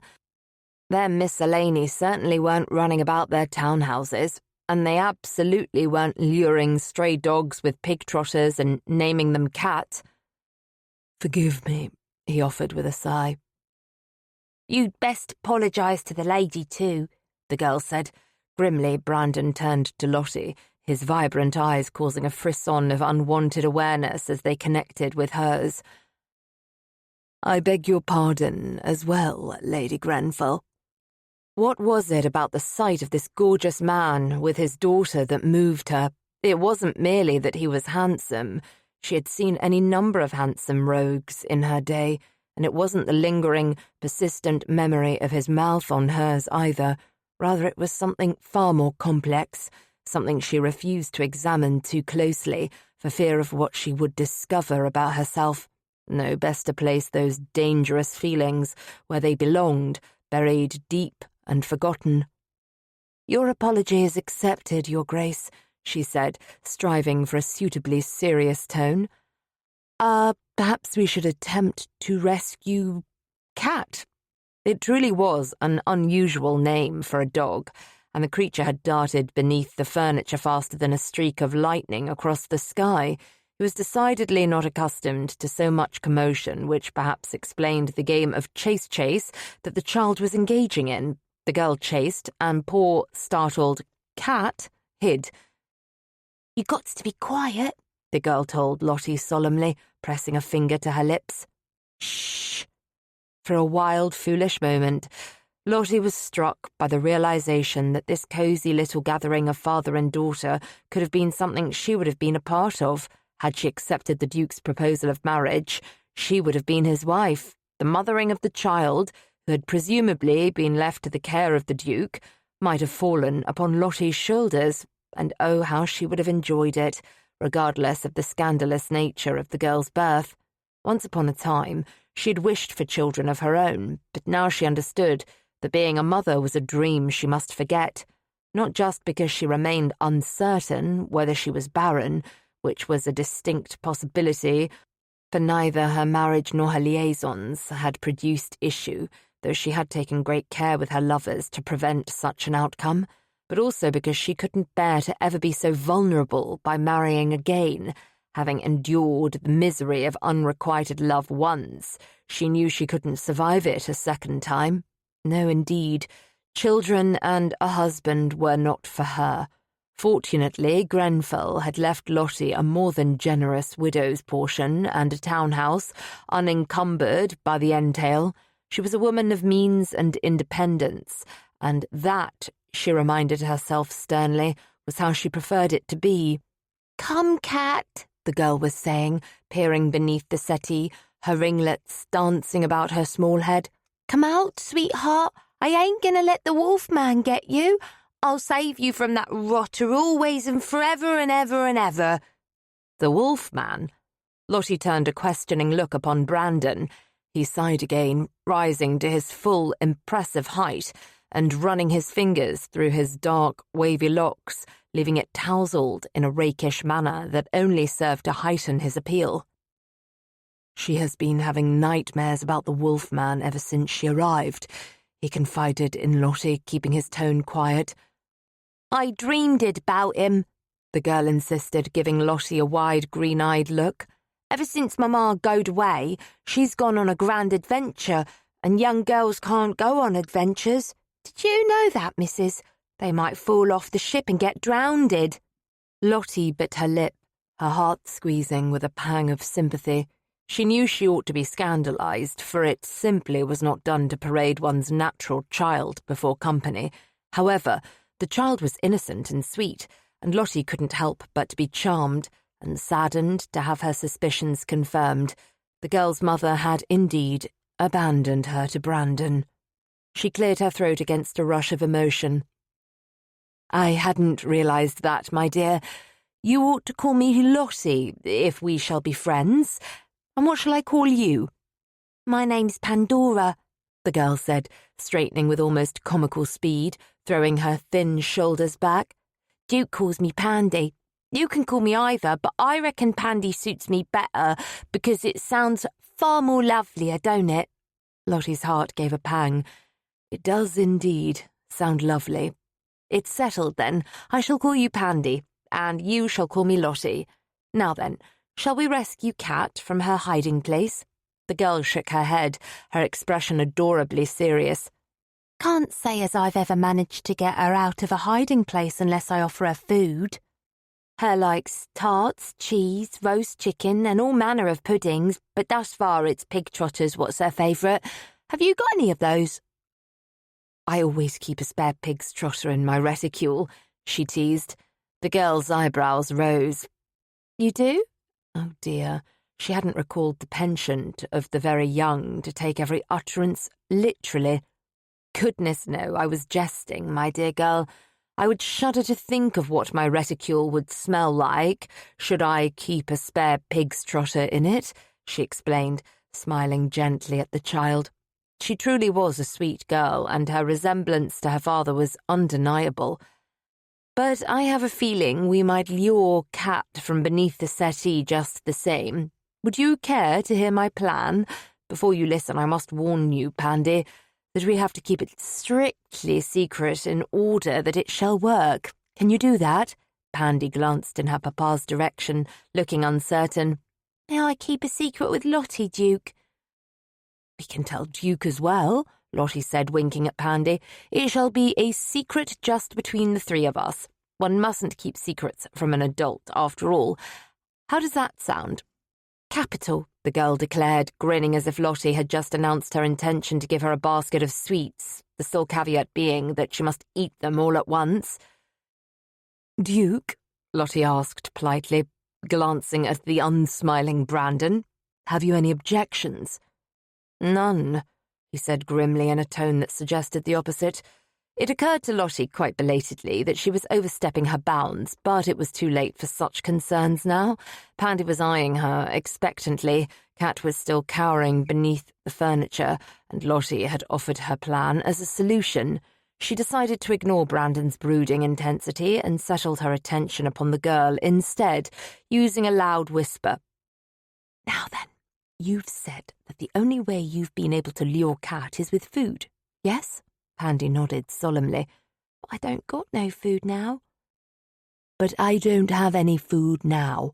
That is the proper way to say it, my dear, she corrected gently. However, Cat doesn't know we haven't any food, so what we shall do is use our imaginations. Imagination?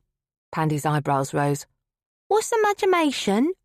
Imagination, she said, enunciating the word with slow, deliberate care. It's simple. We will pretend we have food in our hand, and Cat will think we have something for her to nibble on, and she'll come out of her hiding place. When she does, Duke will scoop her into his arms. Here, now, I've not offered myself for such a service. The shabby little sack of fleas can go back to where she belongs, which decidedly isn't under the settee in my emerald salon. Pandy, what were you thinking, bringing a mongrel into the house without my permission? Where have you been keeping the creature? Pandy sniffed, batting her long lashes against gleaming tears, her small countenance clearly on the verge of shattering. But Duke, Cat ain't a mongrel. Of course she isn't, Lottie hastened to reassure the child, casting a disapproving frown in Brandon's direction. And every young girl must have a dog. Why, did you know that I had a faithful hound myself when I was about your age, my dear? You did?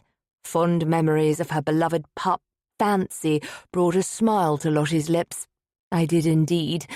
And a cat as well. Pandy grinned, her tears forgotten. Then you know all about how to rescue dogs and make them come without pig trotters, doesn't you? Of course I do, she said with far more confidence than she truly possessed, for there was no telling how tame the dog was. First, we must get down on our knees so that Cat can see we aren't at all threat looming over her.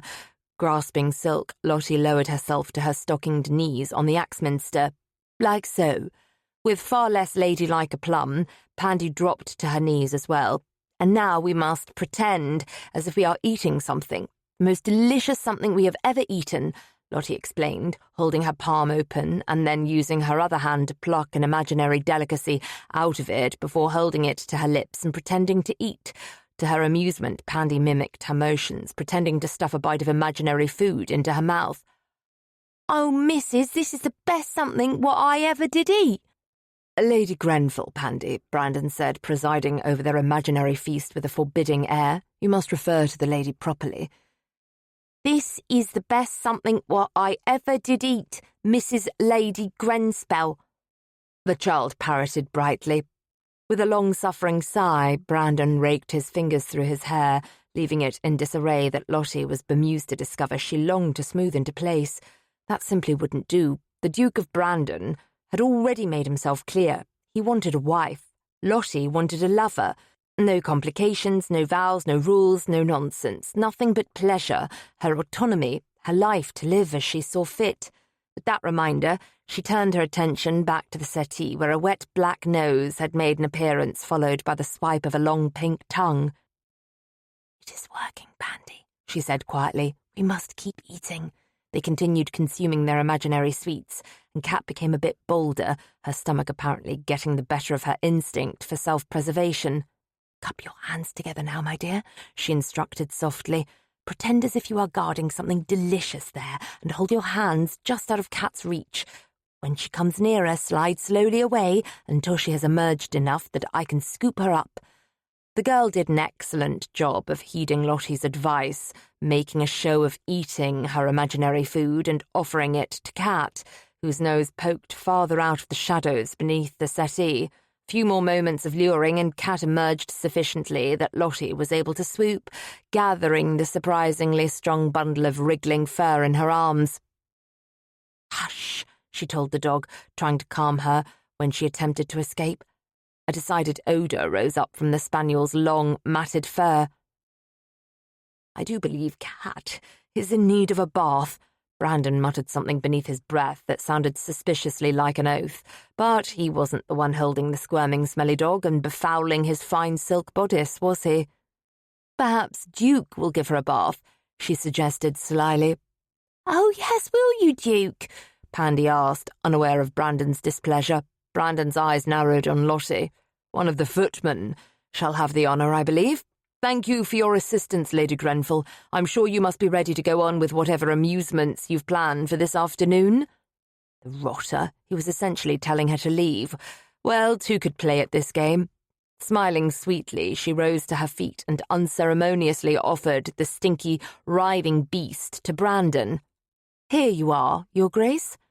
"Thank you," he gritted, taking the dog in a reluctant hold. Cat twisted about and licked his chin, then his mouth, before settling upon his earlobe, the flash of sharp little teeth the only warning the dog was about to bite before Brandon emitted a startled yelp. Lottie couldn't suppress a chortle, which only made him glare at her more. "Good day to you both," she said cheerily. "It was ever so lovely to meet you and Cat, Miss Pandy." "And you, Mrs. Lady Grenspel," the girl said, attempting a curtsy and nearly tripping over her own feet. "I do hope I'll see you again." That same troubling shift happened in the vicinity of Lottie's heart. She swallowed against an unwanted rush of tenderness for the girl. "Perhaps we will one day, my dear." But as Lottie took her leave, she knew that, more than likely, she'd never see the charming little Spitfire or her odoriferous rescue dog, Cat, again. She wouldn't allow herself to feel sad over it, however. She was perfectly happy with her life just as it was. Brandon was soaked and irritated when he stalked into his library, shoes sloshing, hair plastered to his forehead, shirt and coat trousers thoroughly sodden, and found his irreverent friend King awaiting him, glass of wine in hand. King flicked an indolent glance over him and raised a brow. "Is this a new sort of excess of which I'm blissfully unaware? Bathing with one's clothes on and then carrying on with one's day? Ha, bloody ha," he growled. "Give me some wine, will you?" As it turned out, washing the furred demon his daughter had discovered in the gardens had required not just the determined ministrations of two of his burliest footmen, but his intervention as well. He'd only realised as much when the drenched beast had gone tearing up the staircase at breakneck speed, however, forcing Brandon to engage in a rather humiliating game of chase, which had led to him falling on his arse, knocking a picture off the wall, and ultimately resorting to having Pandy fetch a pig trotter from Mrs. Willoughby to lure the little devil from her hiding place under his own damned bed. From there, he had decided that the monster was going to have a thorough cleaning by his own hand. King obligingly poured him a glass of Chateau Margaux and offered it to him. "Here you are, old chap. You look as if you need it." "I do." He took the glass and poured half its contents down his throat in one long gulp, heedless of the wine's excellent notes. King grinned, gesturing toward his dripping person. "Care to explain?" "It's a long and tiresome story." He glowered over his wine. "Suffice it to say that it involves a mongrel and the maddening Lady Grenfell." "Ah, dear Lottie," King said, with barely disguised amusement and a note of self-assured familiarity that suddenly had Brandon's shoulders tensing. "The Countess is a friend of yours?" he asked, striving to keep his tone mild as he took another bracing sip of wine, trying to ignore the drip, drip, drip from his trouser leg onto the carpet. "We've been known to travel in the same set," King said in a smooth tone, cleverly avoiding the question. Brandon scowled. "That isn't what I asked, and you know it." King raised his glass in mock salute. "A gentleman need not tell everything he knows." "Damn it, King," he bit out, vexed beyond reason at the thought of his good friend enjoying an intimate friendship with Lady Grenfell. Touching her, kissing her, bedding her. It shouldn't matter to Brandon. She had already refused him. He needed a wife to soothe his grandmother's ruffled feathers. He most certainly didn't need a red-haired siren who distracted him with her lush mouth and her generous breasts and the stunning fit of her walking gown and... "Stop it, damn it," he ordered his recalcitrant mind. "Cease this vein of thoughts at once." King tapped at the dimple in his chin. "It seems to me as if you were asking something more than whether dear Lottie is my friend." He couldn't say why, but the phrase "dear Lottie" boiled his blood. He drained the remnants of his glass. "Did you fuck her?" King chuckled, clearly enjoying himself, the perverse bastard. "My, how crude of you. The answer is not yet, but that isn't to say that I don't have designs upon her virtue." "She's a widow," Brandon snarled. "Virtue is for virgins and debutantes." "Yes, but it sounds so much better than saying I plan to shag her silly, doesn't it?" King drawled. Brandon found himself seriously considering his choice in friends. Stay away from her. The words fled him, ill-advised and thoroughly witless. Both of King's eyebrows rose this time. "You plan to bed her yourself?" "No." He bit out the denial hastily. "I need a wife, not a mistress." And the lady had made it more than clear she only wanted to occupy the latter role rather than the former. King choked on his wine. "A wife?" It occurred to him that he had yet to share his unfortunate news with the other members of the society. Pandora's arrival had been a whirlwind, and suddenly she had become the centre of his universe. He sighed. "Yes." "You?" King's tone was incredulous. Brandon couldn't particularly blame his friend for his reaction. "Me," he confirmed with a dramatic shudder. "Perish the thought, I know. However, circumstances have recently changed." King stalked to the sideboard and poured the rest of the Chateau Margaux into his empty glass. "Is this somehow related to your sudden proclivity for bathing whilst fully clothed?" He winced. "Indirectly, yes. It's not terribly sporting of you to drink all my wine and not save even a drop for me. You have the largest wine cellar of anyone I know," King pointed out. Brandon shrugged. "Yes, well, I don't suppose you brought any of your particular potions along with you." Wishful thinking, he knew. Given the afternoon's unexpected twists and turns, he would love nothing more than to erase his worries with one of King's mysterious elixirs. "I'm afraid it's only the Chateau Margaux. Shall I ring for another bottle?" Brandon crossed the chamber to the bell pull, his shoes making a squelching sound with each step. "I'll ring for it." He yanked the cord, nettled with himself, nettled with his friend, nettled with his grandmother and with Lady Grenfell and with that blasted mutt who had invaded his townhouse. King gave the air a pointed sniff. "Something smells like wet dog in here, Brandon. Perhaps you ought to have your domestics give the rugs a thorough cleaning." Brandon lowered his head and tested the air, confirming his suspicion. "I'm afraid it's me." "You?" King's dark brows snapped together. "Never say you were bathing with a canine, old chap." "I was." He paused, shaking his head as he realized how that sounded. "Rather, I was helping the footmen to bathe a runaway dog named Cat, who smelled like a Whitechapel alley and who had hidden himself beneath my bed." Hell. He passed a hand along his jaw, realizing that sounded even madder aloud than it had in his head. "I think you would best start at the beginning of this tale," King said. A servant arrived just then, and Brandon requested another bottle of Chateau Margaux from his impressive London stores. Once it had arrived, he wasted no time in pouring another glass and beginning to unburden himself. They were 2 bottles in when he finished. "So you see, I've no choice but to do my grandmother's bidding if I wish to keep Wingfield Hall. The stubborn woman has promised me she will forfeit it to a distant country booby cousin if I don't find a wife, and soon. I'm still having the devil's own time believing you're a father," King said, shaking his head in disbelief. "I'm yet growing accustomed to the notion myself," he said wryly. "Pandy is an intrepid girl. I haven't an inkling of what to do with a child her age. She terrifies me." His friend chuckled.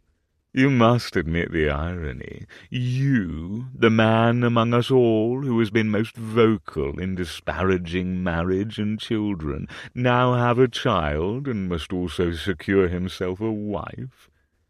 Grimacing, Brandon took a long sip of his wine. "I wish I could find the levity in the circumstances. Is it absolutely necessary that you marry to secure Wingfield Hall?" King asked. "Grandmother assures me that it is. And you know what we've built there with the society? We cannot simply start anew somewhere else. The improvements we have made to the estate, the servants, the grotto, it's all too perfect. Can you not reason with your grandmother?" "Reason and my grandmother do not belong in the same sentence," he grumbled. "She is the most stubborn woman I know." Well, perhaps there was another woman he knew who was equally obstinate, but he wasn't about to allow the Countess of Grenfell back into his thoughts yet again. He firmly banished her.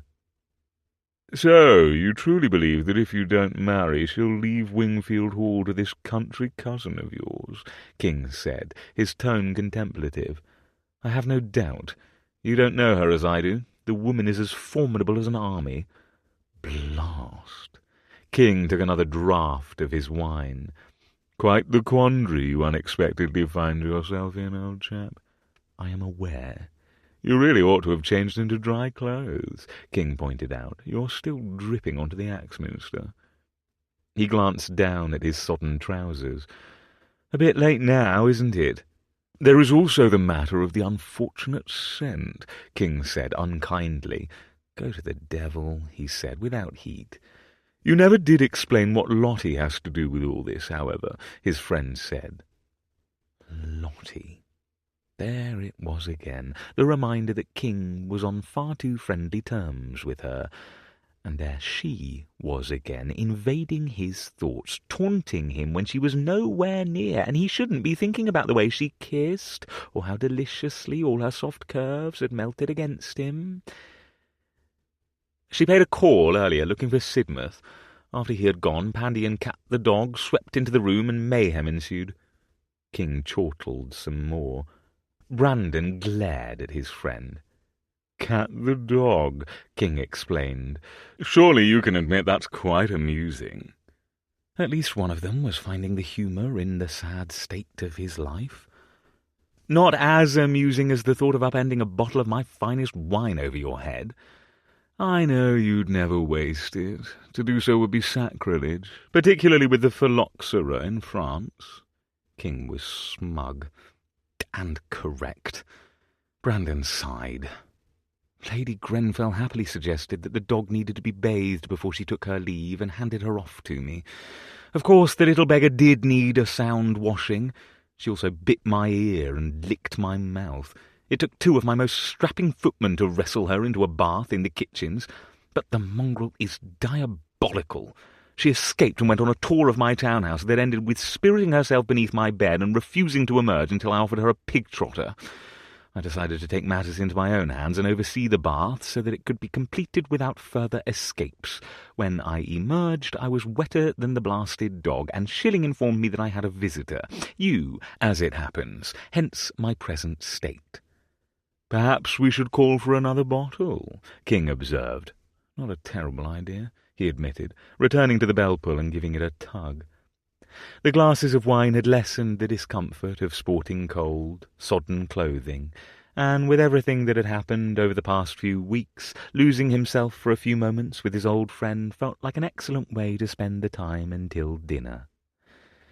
"Now then," King said, when additional bottles of Chateau Margaux had been requested, "tell me why your sainted grandmother has chosen now, of all times, to issue an ultimatum concerning your marriage." Brandon drained his glass. "Perhaps it had something to do with the fact that my illegitimate daughter was abandoned at her townhouse so that my former mistress could run away to America with her lover of the hour, or the fact that when she arrived to give me a thorough tongue-lashing, an opera singer burst into the drawing-room wearing nothing but my dressing-gown." "Christ," King muttered.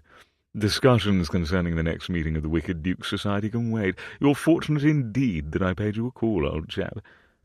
Brandon didn't feel particularly fortunate as he settled in for another glass of Bordeaux in his now damp clothes, but diverting his mind from tempting thoughts of Lady Grenfell was just the thing.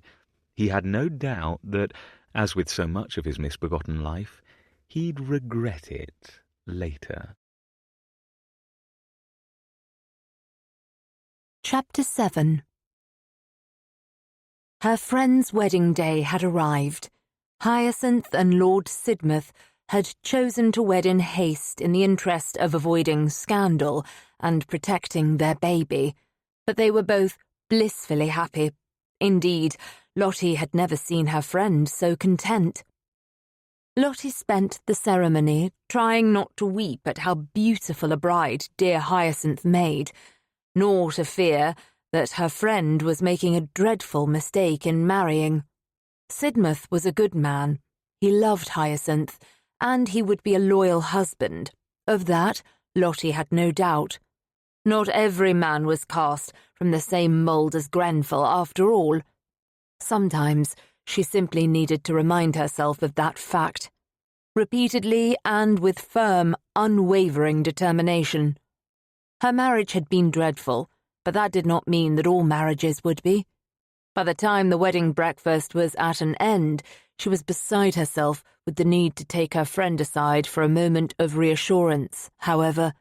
For Lottie knew she was the catalyst who had catapulted Hyacinth and Sidmouth back together. If she hadn't revealed Hyacinth was carrying his child, no doubt the Viscount and her friend both would have continued to be stubborn. She wanted to know without a doubt that her friend wasn't upset with her for her interference. The bride and groom were preparing to say their farewells before she managed to take Hyacinth aside. "Are you sure you forgive me for telling Sidmouth?" she whispered. Hyacinth embraced her warmly, dispelling any lingering doubts. "How could I be angry with you for making certain everything worked out the way it should have?" Lottie returned her embrace, relief washing over her. "Oh, thank heavens, dearest. You have no idea how much I struggled over the decision, but I feared you were making a grievous mistake." "And naturally, you thought you would intervene." The cutting, masculine voice that intruded upon their private tete-a-tete was familiar, too familiar, and although his tone was biting, the Duke of Brandon's baritone still slid over her like a caress. He had joined them where they stood on the periphery of the immense gathering. His green stare was cold and assessing as it landed on her. Perhaps he was still nettled over her intervention with Pandy's dog. More than once during the course of the wedding breakfast, she had found her gaze wandering to the handsome, elegant figure he cut, and more than once his eyes had ensnared hers, telling her that she hadn't been alone in stealing looks. Still, nothing could come of her irritating attraction to him. The Duke of Brandon simply wasn't the lover for her. "My intervention was timely," she informed him coolly. "Lord and Lady Sidmouth love each other and are destined to be together. Anyone can see that. I merely did what was in their best interest." Best interest, as you deemed it?" Brandon drawled. Hyacinth frowned, looking from Lottie to the Duke and back again. The last thing Lottie wanted was for her friend to deduce there was something between herself and the Duke of Brandon, for there most certainly wasn't. Lottie gave a disdainful sniff. "At least that they are not living a lie, Your Grace." It was bold of her, she knew, referencing their ill-advised assignation in his emerald salon, but Hyacinth couldn't possibly know what she was speaking of, and the need to put the arrogant Duke in his place was strong. His jaw tightened, the only sign that her words had hit their mark. "Perhaps we have different definitions of what is a lie and what is the truth, my lady." Sidmouth appeared suddenly at Hyacinth's side, tall, golden-haired and handsome. The two truly did make a delightful couple. Lottie wished them all the happiness, for they deserved it. "The carriage is ready, darling," the Viscount told Hyacinth. "Shall we go, Lady Sidmouth?" Hyacinth beamed at her new husband, any worry that had been marring her furrowed brow instantly smoothed by the sight of him. "Yes, Lord Sidmouth, I do believe we shall." Feeling an unwanted pang of envy at the undeniable love between the couple, Lottie watched her friend being escorted away to her honeymoon by the Viscount. To her irritation, the Duke of Brandon didn't stray from her side. "How dare you speak ill of my daughter?" he demanded, voice low and angry, all the easy charm of moments earlier having fled. Startled, Lottie cast a glance in his direction, momentarily distracted by his stinging ire. "What in heaven's name are you speaking about, Brandon? I've not said a word about that sweet child." "Of course you did, just now, accusing me of living a lie." "I was referring to your reputation as a rake," she countered quietly. "Which is quite at odds with a man who declines an assignation in favour of a proposal of marriage."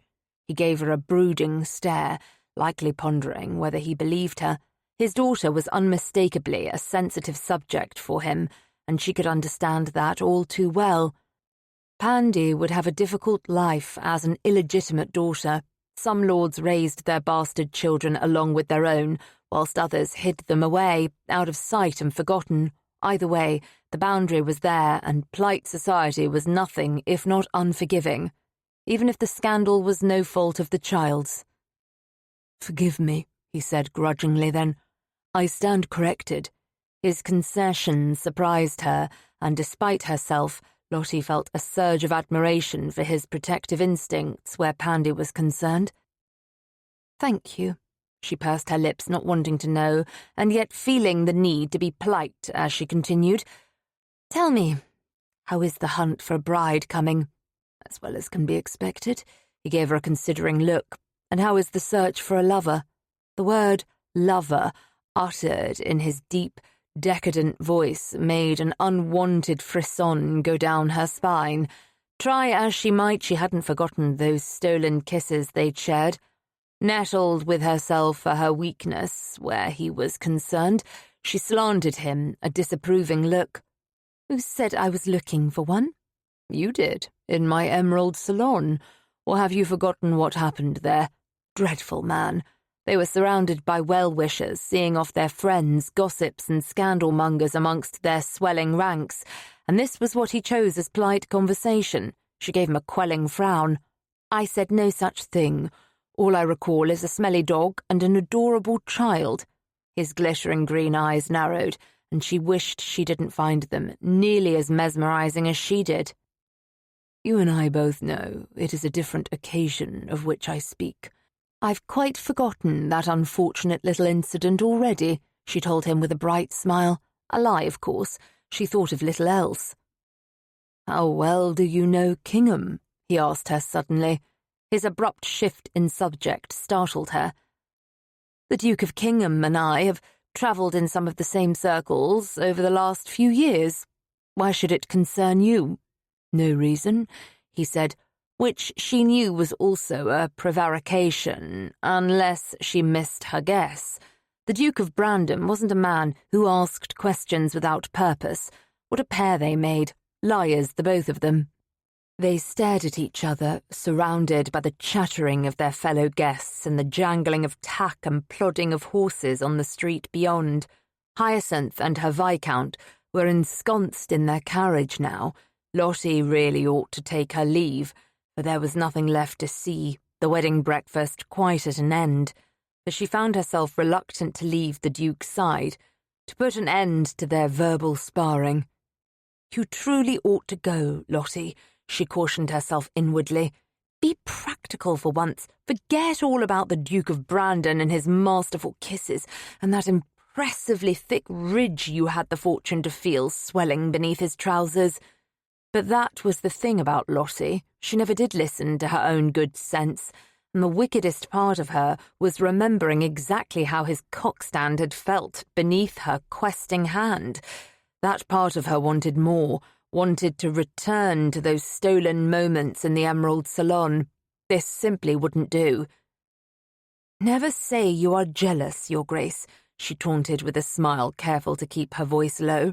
A muscle in his jaw tensed. "Jealous? Hardly, my dear. Warm his bed all you like." "Perhaps I have. Lovely for the both of you, I'm sure. You did deny yourself the opportunity." "I do believe it's called responsibility, my dear Lady Grenfell. Some of us have to bear it more than others, however." "You know nothing of what I've had to bear," she told him frostily, thinking of Grenfell and the countless lovers he had flaunted before her and hidden in secret. Each time she had discovered another infidelity, a new woman to whom he had given the most sacred part of himself, that should have been reserved for her, Lottie's heart had withered and died a little more. "I could say the same, madam." They glared at each other some more in a contest of wills. Finally she tore her gaze away in time to see the carriage bearing Hyacinth and Lord Sidmouth rumbling into motion. At last it was done, their fates sealed. Her friend had been undeniably happy today, radiating a joy Lottie had never seen before. She hoped it lasted. "And away they go," she murmured. "I suppose that is that, then." As the carriage moved farther into the distance, the finality of the moment settled over her, the beginning for Hyacinth and her Viscount, the end for Lottie and Brandon, if indeed there had ever truly been a beginning. "I wish them happy," Brandon said. "Sidmouth is a good man." "And Lady Sidmouth is a wonderful woman," she pointed out loyally. He looked over her shoulder, then, a ferocious frown overtaking his features. "By God, where is he going with my bloody carriage?" Lottie turned to follow the Duke's stare, finding a lacquered carriage bearing his ducal crest, pulling past them into the street and moving away. "Someone has thieved your carriage." "Not someone," he muttered, passing a hand over his jaw. "Camden. He accompanied me here, and now it would seem he has decided to carry on without me." Lottie couldn't quite stifle her laughter. He slanted a wry look in her direction. "Amused, are you? You must admit that it is rather humorous, the Duke of Brandon's carriage being commandeered by his friend, leaving him stranded on the street. Will you take a hack home? Perhaps an omnibus?" she chortled again. "I could walk. The day is a fine one." As he made the statement, a fine mist began to fall. Lottie compressed her lips, trying and failing to keep from grinning. "You may accompany me and I'll see you home. I'd hate to be responsible for you catching an ague." He was silent for a moment, and she thought he might argue, but then he inclined his head. With both my friend and the skies conspiring against me, it would seem I've no choice but to accept. His grim response further entertained her. At least it would be an interesting carriage ride home. Brandon sat opposite the Countess of Grenfell in her gently swaying carriage, trying to look anywhere but at her. It was a task he was failing at quite miserably, because it was impossible to avoid noticing her. Everything about her was mesmerizing, from the vibrant cinnamon gold of her hair peeping from beneath her jaunty hat, to the cream and pink silk gown she wore, which emphasized her lush curves to mouth-watering perfection. Even her stubborn chin, the slight dimple in it, the curve of her eyebrows, and, sweet God, her mouth. When those seductive lips of hers were smiling at him with haughty amusement, he wanted to do nothing more than take them with his and kiss her breathless. This was proof, all of it, that he was going mad. He was going to damned well box Camden's ears for running off with his carriage and leaving him to suffer the temptation of enduring a ride to his townhouse in a confined space with a tempting vixen he couldn't afford to want. He didn't need the distraction of a woman at the moment, particularly not one he wanted in his bed. He needed a wife, and as his grandmother had paid him a call the day before to remind him, he was running out of time to find one. No amount of attempting to dissuade grandmother had rendered her any more amenable to abandoning her threat of willing Wingfield Hall to horrible cousin Horace. He sighed, drumming his fingers on his thigh, ready to escape this carriage. Grandmother had also managed to inveigle a dinner invitation out of him for this evening, and he needed to prepare himself. "Used crush of carriages," he muttered, "and at this time of day." "The Duchess of Arrington invited half of polite society to Hyacinth and Sidmouth's wedding," Lady Grenfell said, her disposition as sunny as her voice. "What did you expect?" The Duchess was Sidmouth's grandmother. Impossible to believe that the curmudgeonly woman had deigned to accept Sidmouth's sudden nuptials. But somehow she had. If only his own grandmother were so easily won. Lady Grenfell, Lottie, though he told himself he must not think of her in such familiar terms, was staring at him, a small smile curving her full pink lips that made him think about how soft and warm they had been beneath his. She was enjoying his irritation. Of course she was. "At this rate of speed it will take us half a year just to get off this street." "You could always walk," she suggested kindly. A grim look out the window confirmed that the earlier mist had descended into a sodden, miserable downpour. "I reckon I can wait," he told her through gritted teeth. "So eager to return to the business of courting unsuspecting debutantes," she mocked. Scandalously, she had tugged off her gloves, and they were lying in a tidy pile on her lap. But then she had done far more scandalous things than revoking kidskin. He had a sudden, intrusive mental image of one of those dainty, freckled hands wrapped around his aching cock. He jerked his gaze away from her folded hands and the coppery flecks so deliciously decorating her creamy skin, up to her eyes, which were watching him intently, those brilliant light blue orbs assessing, seeing far too much. Eager to be free of this carriage, he grumbled, sliding a finger beneath his necktie and tugging. "I've been trussed like a Michaelmas goose all bloody day, and the Duke of Camden made off with my carriage and coachman. My grandmother insisted upon inviting herself to dinner, a dog named Cat chewed up my favourite pair of shoes last night, and I inadvertently stepped in a cold puddle of dog piss this morning. If I am lacking in cheer, pray forgive me." To say nothing of the fact that grandmother was demanding that he marry, and that, quite unbeknownst to him, Pandy had been eavesdropping upon every word. After his grandmother had taken her leave, Pandy had popped up from behind a settee and blithely suggested he marry Mrs. Lady Grenspell if he needed a wife. No, best to keep that particular reason for his sour mood to himself. "What do you suppose Camden is doing with your carriage?" she asked, sounding curious, and not at all sympathetic to Brandon's own plight. "I'd prefer not to contemplate it." "He seems determined to marry Miss Rosamond Payne," she said, continuing the same bland, imperturbable mannerism that she'd managed for the duration of the carriage ride thus far, as if her sang-froid were unassailable, as if she didn't feel the same potent spell of attraction that was driving him to distraction. "Who seems determined to marry Miss Payne?" "The Duke of Camden." He blinked. Cam wants to marry? This is news to me. He wasn't sure he liked the notion. "It would seem that a number of rakish dukes are eager to make matches suddenly," she added. "It's almost as if marriage is catching." "Like a lung infection," he grumbled. None of the members of the Wicked Duke Society had married. They had all vowed to avoid carrying on their rotten family lines. She chuckled. "Don't sound so enthused. I'm glad my misery is cause for such amusement. Why should you be miserable? No one is forcing your hand and making you marry." He felt heat creep up his throat, his ears going hot. He tugged at his necktie again, glaring out the window at the lashing rains. "Oh," she said, so much in that lone word. "I begin to think I understand." "Leave it," he snapped, not wanting to be poked and prodded for her diversion any longer. "Are your funds to let?" she asked softly. "No, madam." "Your grandmother, Mrs. Carrington Smythe, then?" She guessed correctly. "Is she pressing you to marry?" He plucked off his hat and raked his fingers through his hair, feeling unaccountably weary. "That's something of the way of it." "I must admit I admire her daring."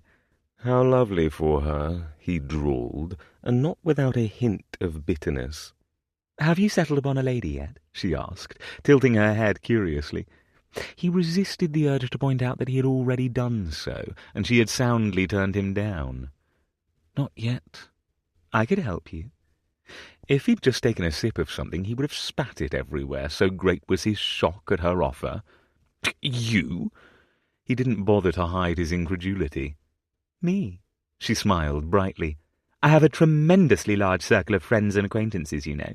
Why, I've just played matchmaker for Hyacinth and Sidmouth, haven't I? Only think of how well I would do for you."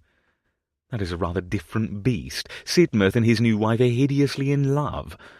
"They are, aren't they?" Her smile turned wistful. "I am glad for her. Hyacinth deserves nothing but happiness. But you aren't looking to fall in love with your prospective bride, are you?" "Christ, no." He shuddered. "I don't even want a bride. Her role will be to appease my grandmother." "As I thought."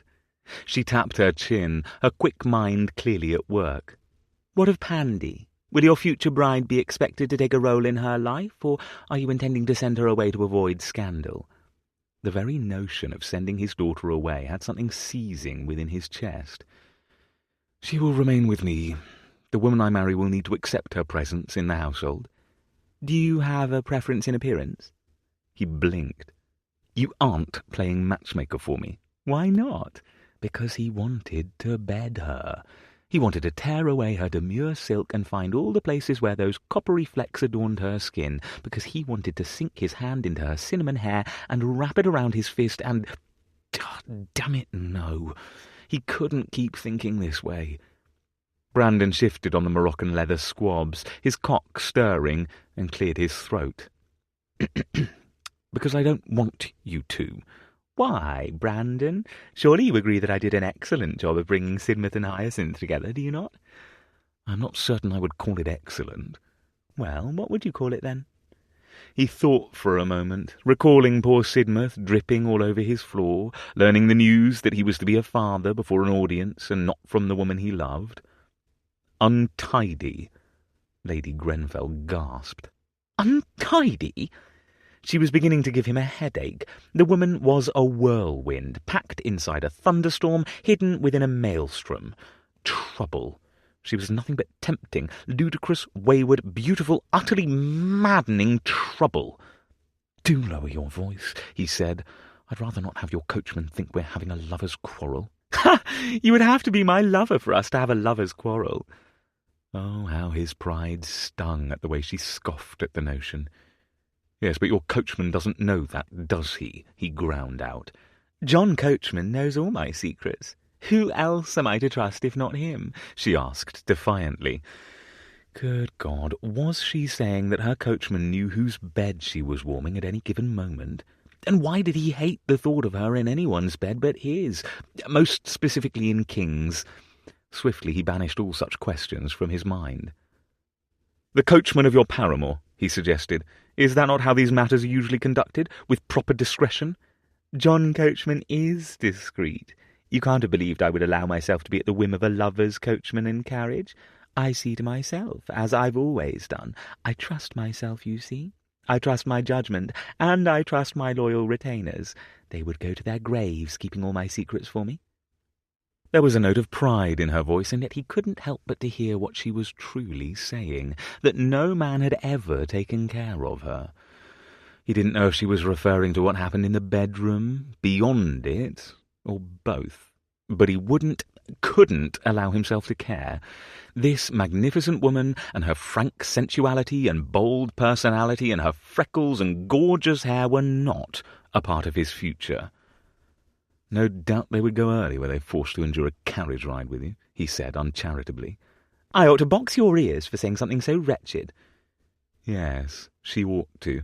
However, she was forgetting something. I happen to be twice your size, madam. To do so would be inadvisable. She raised a brow, unmoved.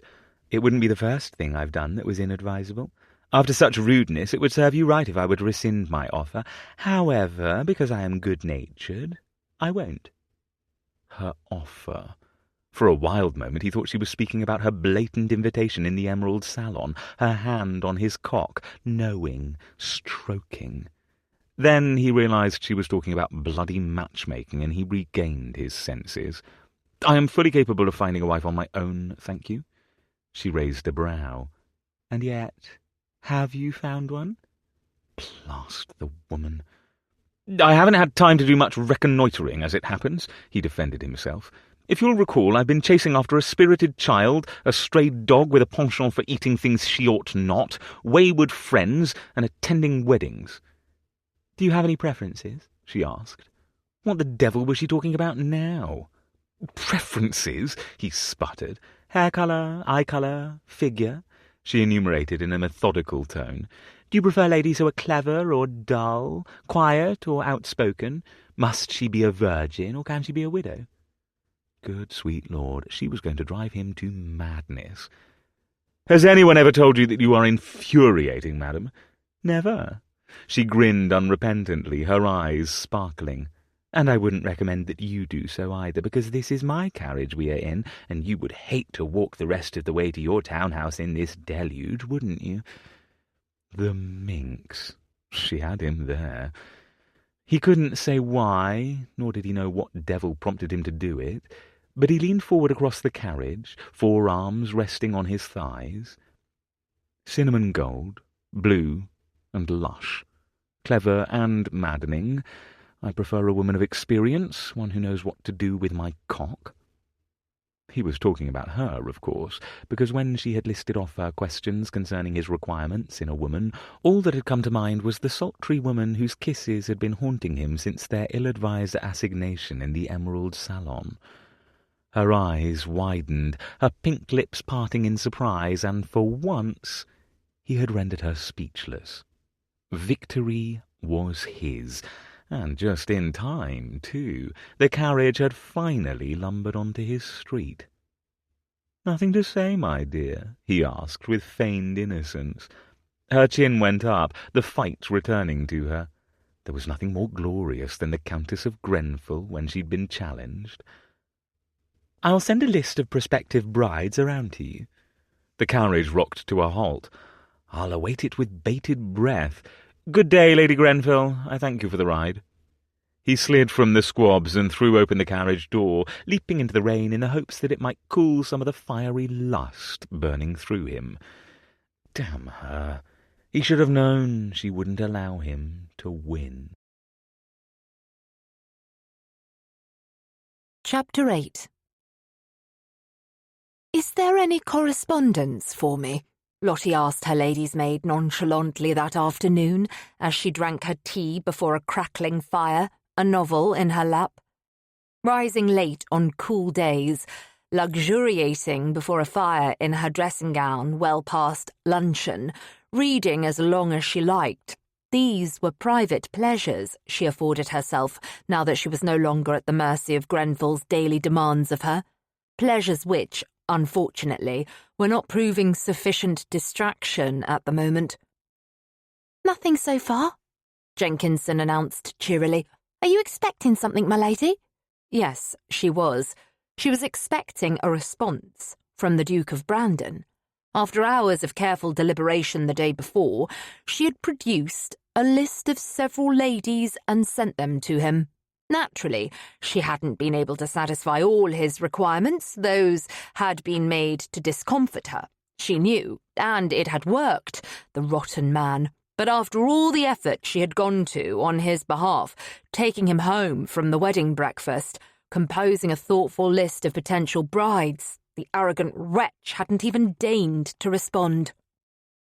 Presciently, Lottie didn't confide any of that in her lady's maid.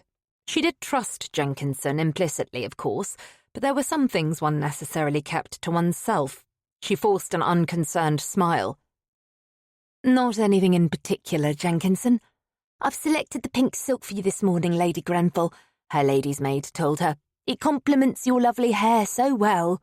Lottie could privately concede that her hair was one of her vanities. Lady Grenfell had once told her it was brazen. He'd preferred icy blondes. When he'd confided that to her in one of his crueler moments, she had vowed to make her hair her crowning attribute. Jenkinson was a dab hand with all manner of hairdressing. No braid had been too elaborate, loose tendrils artfully curled to frame her face, accented with twinkling diamonds or fresh flowers.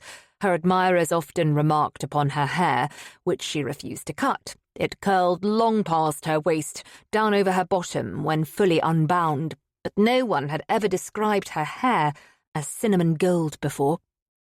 An excellent choice. She praised her lady's maid absently, trying to dismiss all thoughts of yesterday's carriage ride and the Duke of Brandon from her mind. And failing, it had been torture, pure sensual torment. He had been so handsome in his elegant blacks, a shadow of whiskers on his strong jaw. His scent had filled the carriage, musky, citrusy, decadent. How impossible it had been not to admire him. The Duke of Brandon was the picture of masculine beauty, almost too pretty, with a strong, muscled form that perfectly accented the striking perfection of his face. His mouth was made for kissing. His hands, large and long, fingered and elegant, had been made for pleasing, touching, caressing. She had wanted them on her body, the entirety of the ride passing in torpid torment, her nipples so hard she'd imagined they might poke through her corset, the ache between her legs impossible to ignore. She'd distracted herself with conversation and her perhaps ill-advised crusade to find him a match. After leaving him at his townhouse, she had returned home to a long, hot bath, during which she had pleasured herself twice to thoughts of him. And she wanted him still. He was a poison in her blood. The time had come for her to take a new lover. That was what she needed. Diversion. Pleasure. She'd been suffering from the dreaded empty bed for far too long. Yes, that was all. The inconvenient longing had nothing to do with the Duke of Brandon. "Are you ready for your toilette, Lady Grenfell?" Jenkinson asked, pulling her from the web of her thoughts. "I am," she decided. "But take out a promenade gown instead, if you please. I do believe a walk in Hyde Park will be just the thing." An excellent way to settle upon someone else, she decided. Someone who wasn't a dashing, marriage-minded duke. Someone who wanted to bed her and never wed her. "Of course, my lady." They set to work on her toilette. By the fashionable hour, Lottie was wearing a favourite navy silk gown with overskirts, accented by plaid ribbons and blonde lace at her throat. Her hair had been plaited into an intricate braid and coiled low beneath her smart matching hat. Curls framing her face, she was dressed impeccably, newly determined to forget all about the Duke of Brandon as the gravel crunched beneath her booted soles while she took the air. She heard the commotion before she saw it. Loud barking, a young girl's shouts. And then she rounded the bend and discovered that everything she had been attempting to forget had found her right here in Hyde Park. Well, almost everything anyway. The brown and white furred blur racing toward her was followed by a dark-haired girl whose skirts were flapping wildly about her knees as she ran. Cat! Cat! Come back here, Cat! Cat didn't appear inclined to slow down or halt. She was galloping toward Lottie, an abandoned leash dangling down her back. Cat! It was the desperation in Pandy's voice that prompted Lottie into action. She bent her knees and spread her arms wide, attempting to block the runaway dog's escape route. "Come here, you little scamp." Seeing her chance to flee blocked, Cat darted to the right. Lottie followed, lunging toward the dog, and in that same moment the toe of her embroidered walking boot hooked in the hems of her petticoats and tiered promenade gown. She scrambled to correct herself, but it all happened too quickly. Lottie landed in the gravel, her outstretched hands catching the brunt of her fall and keeping her face from connecting with the earth. Cat collided with her in the next instant, and she instinctively grabbed the wriggling dog to her breast, holding her there as Lottie struggled to regain her breath. Cat! Mrs. Lady Grenspel! Small feet trampled toward her, and then Pandy was there, hovering over her, grasping Cat's abandoned leash. "Are you hurt?" Worry crossed the child's countenance as she peered down at Lottie. She might have laughed had she been capable of it, but her palms stung, her pride hurt worse, and she had just gasped in a breath that her blasted corset was attempting to deny her. "Pandy," she croaked. "You saved it, Cat, from running away," Pandy said excitedly. "A mean lad throwed a stone at her and it frightened her, and I loosed her leash." Tears glistened on the child's cheeks. "I thought Cat was gone forever." "There now," she tried to comfort Pandy whilst heaving herself into a sitting position. "Cat is here, and you haven't lost her." "Oh, thank you, Mrs. Lady Grenspel," Pandy exclaimed, launching herself at Lottie. She caught the child with a startled grunt, her body still smarting from her impact with the ground. But what a precious bundle, small arms wrapped tightly around her, gleaming mahogany curls tickling her face. Such childish exuberance, it touched Lottie's heart and, strangely, made her own eyes sting. "You are quite welcome, child," she said. "But tell me, what are you doing, racing through Hyde Park alone?" "Nurse is here somewheres," Pandy told her. "She didn't want to chase Cat, so I runned here without her. Let the mongrel go," she said. "Good riddance to it." Lottie patted the girl's back reassuringly, thinking that there were now two people she'd like to give a sound verbal drubbing to, the awful boy who had thrown a stone at poor Cat and Pandy's nurse as well. How dare the woman be so unfeeling? Couldn't she see how much the dog meant to the girl? Cat had calmed down sufficiently from her race now. Her tongue was lolling and she was panting, sitting calmly on the gravel and watching Lottie with big brown eyes. "That wasn't very nice of Nurse at all," Lottie said grimly. "I am glad that I was walking today." "I am too, Mrs. Lady." Pandy released her and leapt to her feet, patting the top of Cat's head with a chubby gloved hand. "There's a good lass, Cat. You need to apologise to Mrs. Lady Grenspel for knocking her to the ground." Just as Lottie was wondering how the dog might apologise, an older woman dressed in a plain dove-grey walking gown rounded the bend. "Miss Pandora," the woman scolded, "what manner of trouble have you found yourself in now?" "Mrs. Lady Grenspel saved Cat," Pandy told the nursemaid excitedly. "Forgive me, my lady," the nursemaid said. "The child is dreadfully ill-mannered. Her upbringing is coarse, I'm afraid. The mother was a common trollop who abandoned her." Lottie was appalled that the nursemaid would speak so ill of Pandy and her mother before her. "Madam, it does not behoove you to speak so plainly of such matters," she informed her icily, wondering if the Duke knew that his nursemaid was carrying tales to anyone who listened. But the nursemaid had already turned her attention to Pandy, wagging a scolding finger at the girl as she scowled. "You are going to be punished for this, you rotten little imp. Nothing good comes of children born into sin. It's what my mother always told me, and you're proof of it." "Please not the rod," Pandy pleaded. Heaving herself to her feet, Lottie brushed off her gloves, finding them shredded, her hands bleeding and raw from the impact of the sharp gravel. But that scarcely mattered. What did matter was that the nursemaid before her, to whom the Duke of Brandon had entrusted his daughter's care, had nearly lost her in Hyde Park and then had insulted her repeatedly. Worse, it would seem she had struck the poor child in the past and intended to do so again.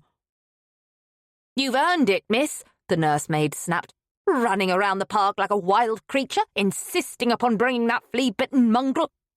"Cat's my dog, not no mongrel," Pandy declared, tears glistening anew in her eyes. "I love her and she loves me." By now they had created quite a scene, and Lottie had heard and seen more than enough. "Of course she is your dog, my dear," she told the girl before pinning the nursemaid with a pointed glare. "I'm a friend of the Duke's, madam, and I do not think he will care to hear the report of what has happened here today." The nursemaid paled. "The girl will be punished for what she's done, my lady, I assure you. There's no need to speak with his grace." "Judging from what I've heard, there is every need," she said coolly. "Indeed, I think it best if Miss Pandora and Cat accompany me back to the Duke's townhouse in my carriage." "I can't leave her in another's charge," the nursemaid protested. "Yes, because you have taken such excellent care of her yourself," she said, unable to keep the acid from her voice. Not only had the woman been unkind and cruel to Pandy, but she had also clearly been striking the poor girl. If the Duke of Brandon didn't sack his daughter's nursemaid after learning of what had happened and what she'd said to Pandy, Lottie would personally box his ears twice over. Pandy threw her arms about Lottie's skirts, clinging to her as best she could given the voluminous nature of her promenade gown. Cat barked and then resumed panting, apparently still worn out from her adventures. Lottie drew a protective arm around the child. "Pandy, would you and Cat like to come in my carriage with me?" "Oh, yes, Mrs. Lady Grenspel," the girl declared. "Me and Cat wants to go with you." Lottie glared at the nursemaid, daring her to defy her. "As you wish, my lady," the nursemaid relented, twin patches of colour on her cheeks. "Very good." She took Pandy's hand in hers, wincing when the child gripped her cut palm with excited pressure.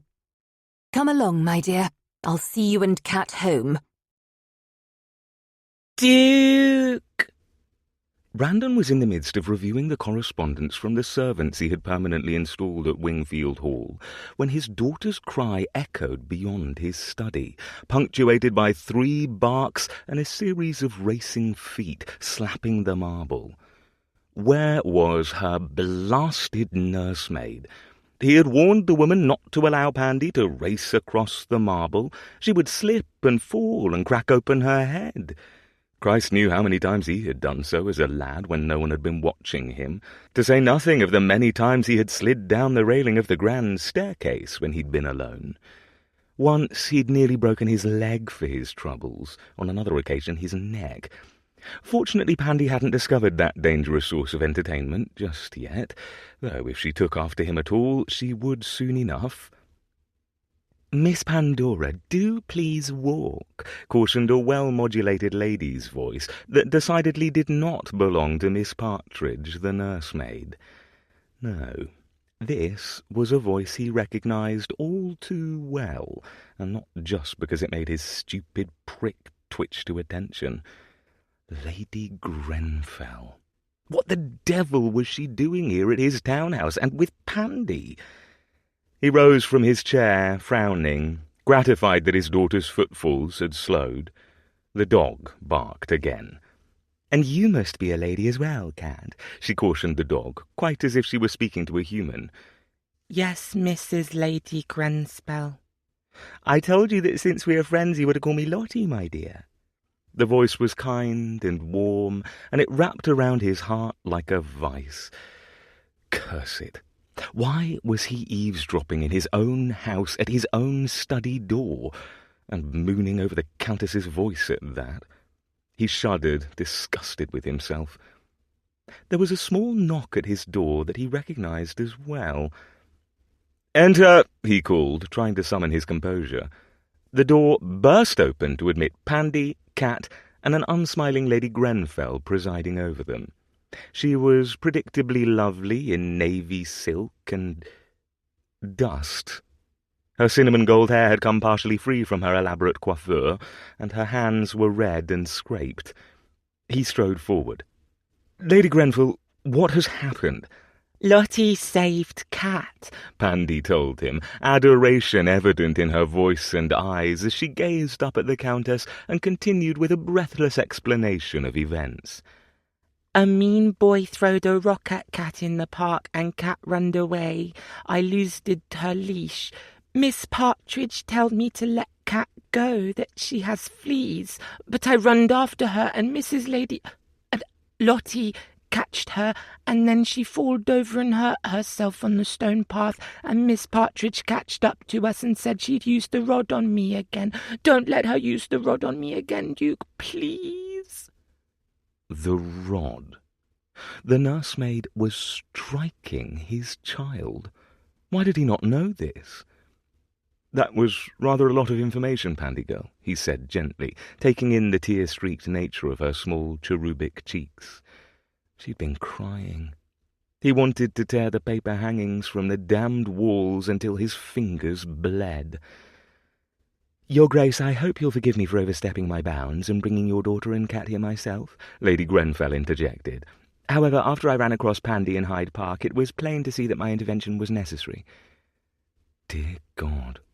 He had never felt more like a failure in his life than he did in that moment. "You are injured, madam," he observed grimly. "I am perfectly fine, a few mere scrapes, but I would like a word with you before I go, if you please." She sent a telling glance in his daughter's direction. "Of course." He moved to the bell-pull, and when Shilling dutifully appeared, he asked the butler to have one of the chambermaids escort Pandy and Cat to the kitchen to see if Mrs. Willoughby had any treats to offer them. He also requested a wash-basin, soap, and cloths. The maid arrived post-haste, depositing the basin, soap, and cloths on his desk as he instructed, and whisking away Pandy and Cat. Pandy, pleased at the notion she might soon have her hands on one of Mrs. Willoughby's sweet confections, waved gaily at Lottie as she took her leave. "Thank you for saving Cat, Lottie." "Any time, my dear child," Lottie told her with a fond smile and a wave of her own that served to remind Brandon of the injuries she'd sustained on his daughter's behalf. Or perhaps on behalf of his daughter's dog named Cat. Either way, the fault was his. The door closed, leaving him alone with her. "Come and have a seat, Lady Grenfell, whilst I tend to your hands." "I will see to them myself when I get home," she countered, predictably stubborn. "Nonsense. You were injured by helping my daughter. The least I can do is offer my aid." "I would like to speak with you about the nursemaid," she insisted, frowning. Deciding to take matters into his own hands, he caught her elbow in a gentle grasp and guided her toward his desk and the waiting basin and soap. "Speak as I work, then."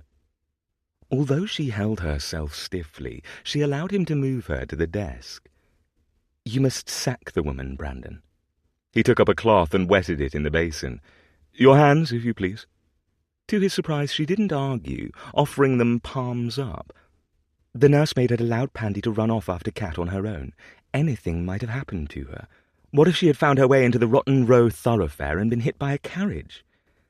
The very notion was incomprehensible. It made his gut clench and his heart tighten painfully.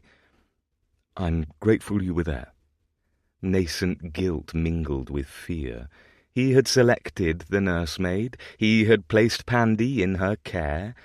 If anything had happened to his daughter today, the fault would have been his. Jesus, he was just as bloody terrible at being a father as his own sire had been. But there wasn't time to dwell on his vast insufficiencies, for he had a countess to tend to. Brandon settled on her right hand first, which had suffered more damage than the left.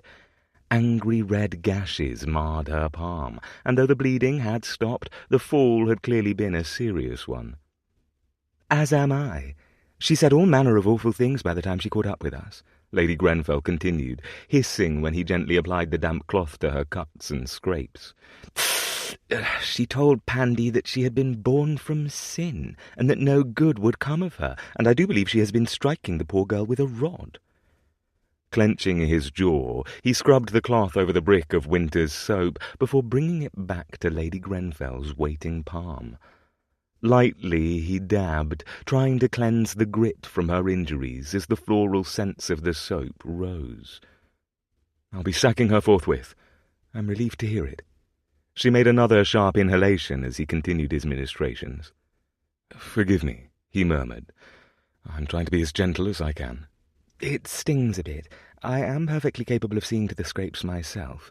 "Yes, but you championed my daughter today," he countered, trying not to allow their proximity to affect him, nor the way her hand felt in his, dainty and warm and soft and right. So blasted right. "You stopped Cat from running off, and you brought them both safely home to me. Furthermore, you informed me about the nursemaid, and I'm grateful to you.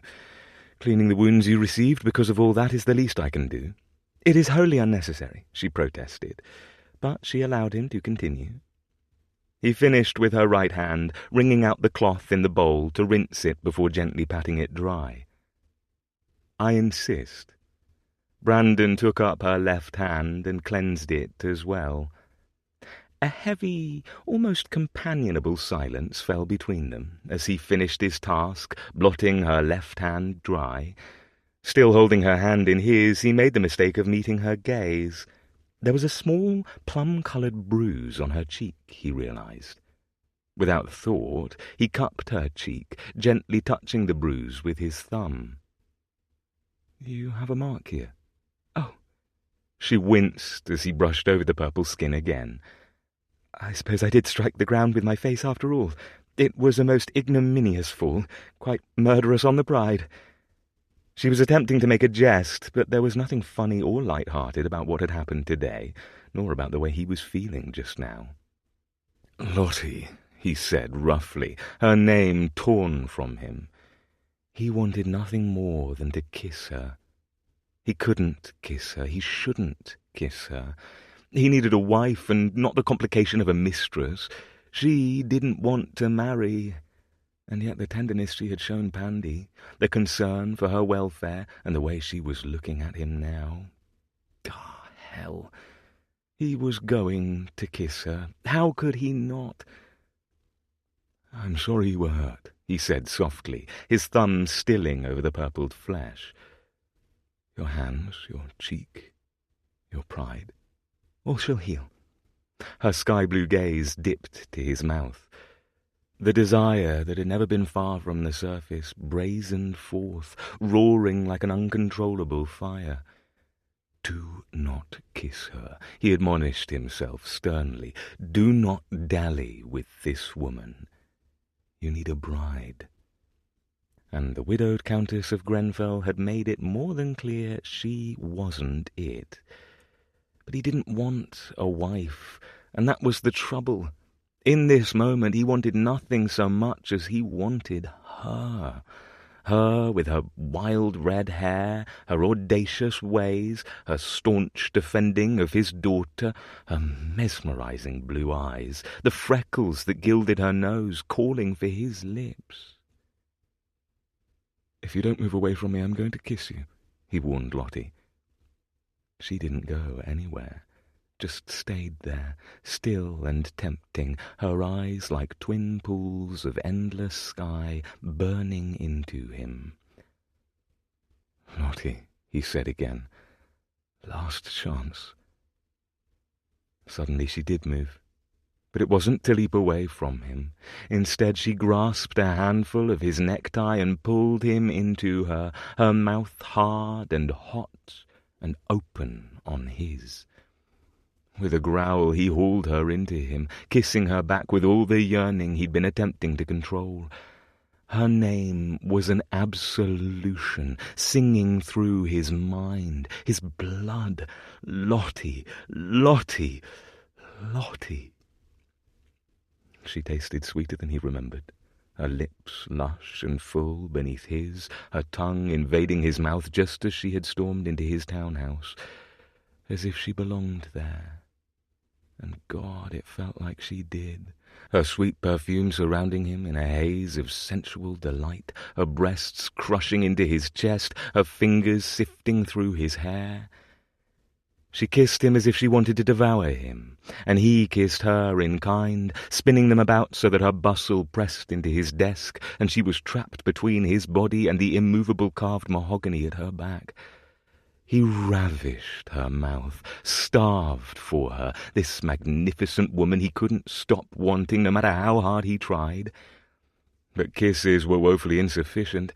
He needed more, needed her completely undone for him, crying out his name in helpless abandon as she came.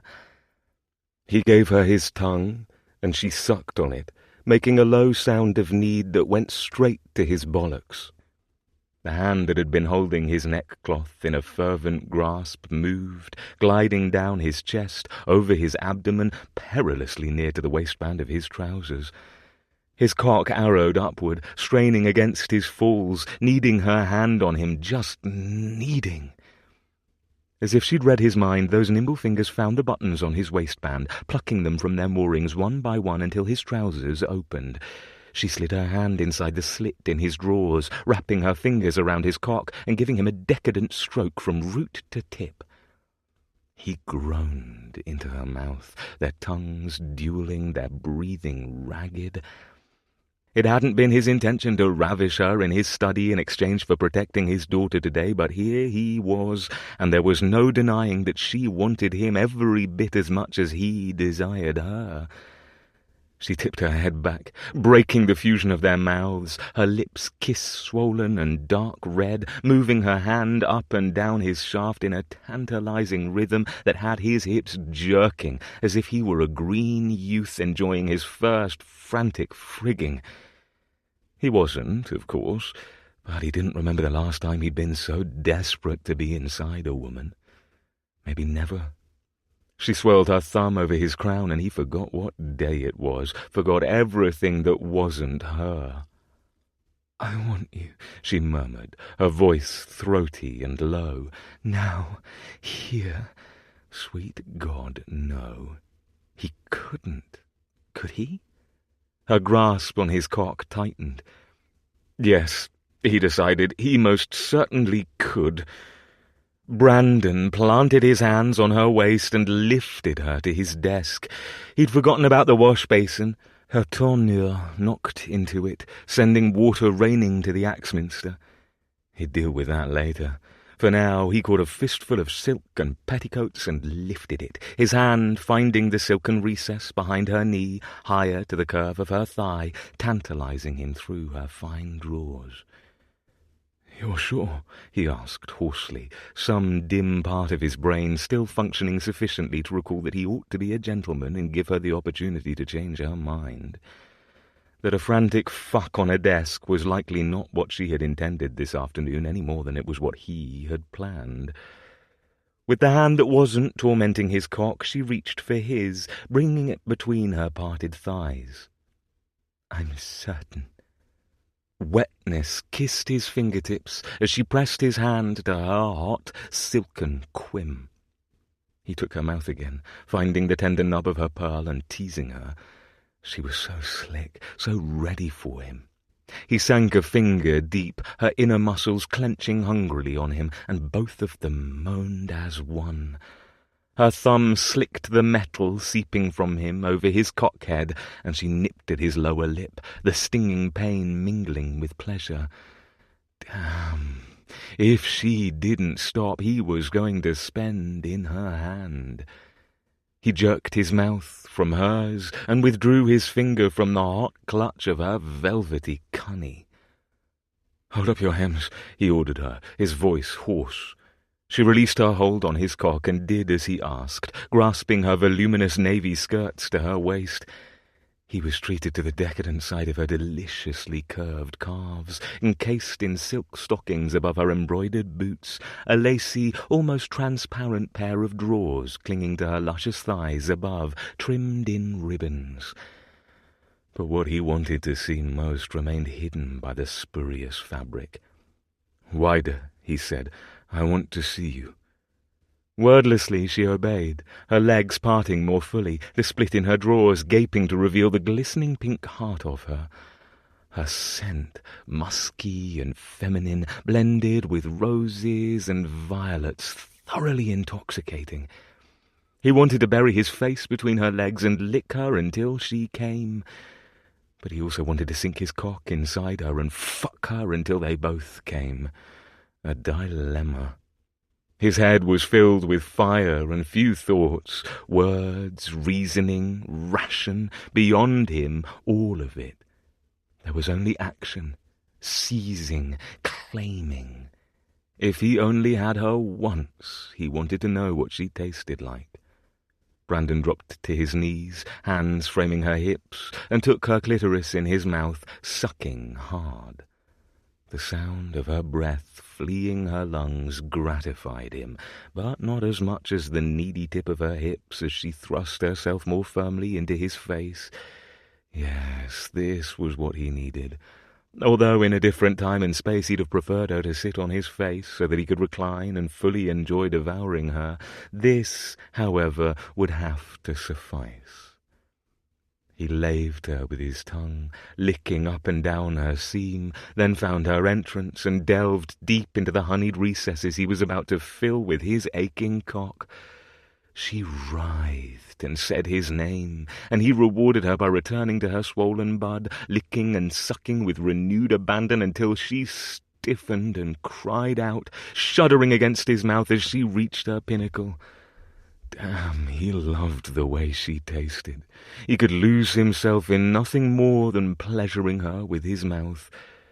But his rampaging cock had other ideas.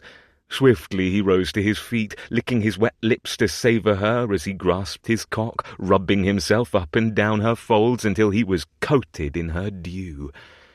He took a moment to drink in the sight of Lottie on his desk, sated and lost in her passion, her customary thorns momentarily stripped. Her head was back, her eyes heavy-lidded and glazed with passion, her cheeks flushed. "Inside me," she demanded. And she didn't have to tell him twice. Brandon aligned himself with her centre. She released her hems to grasp his shoulders, but it didn't matter.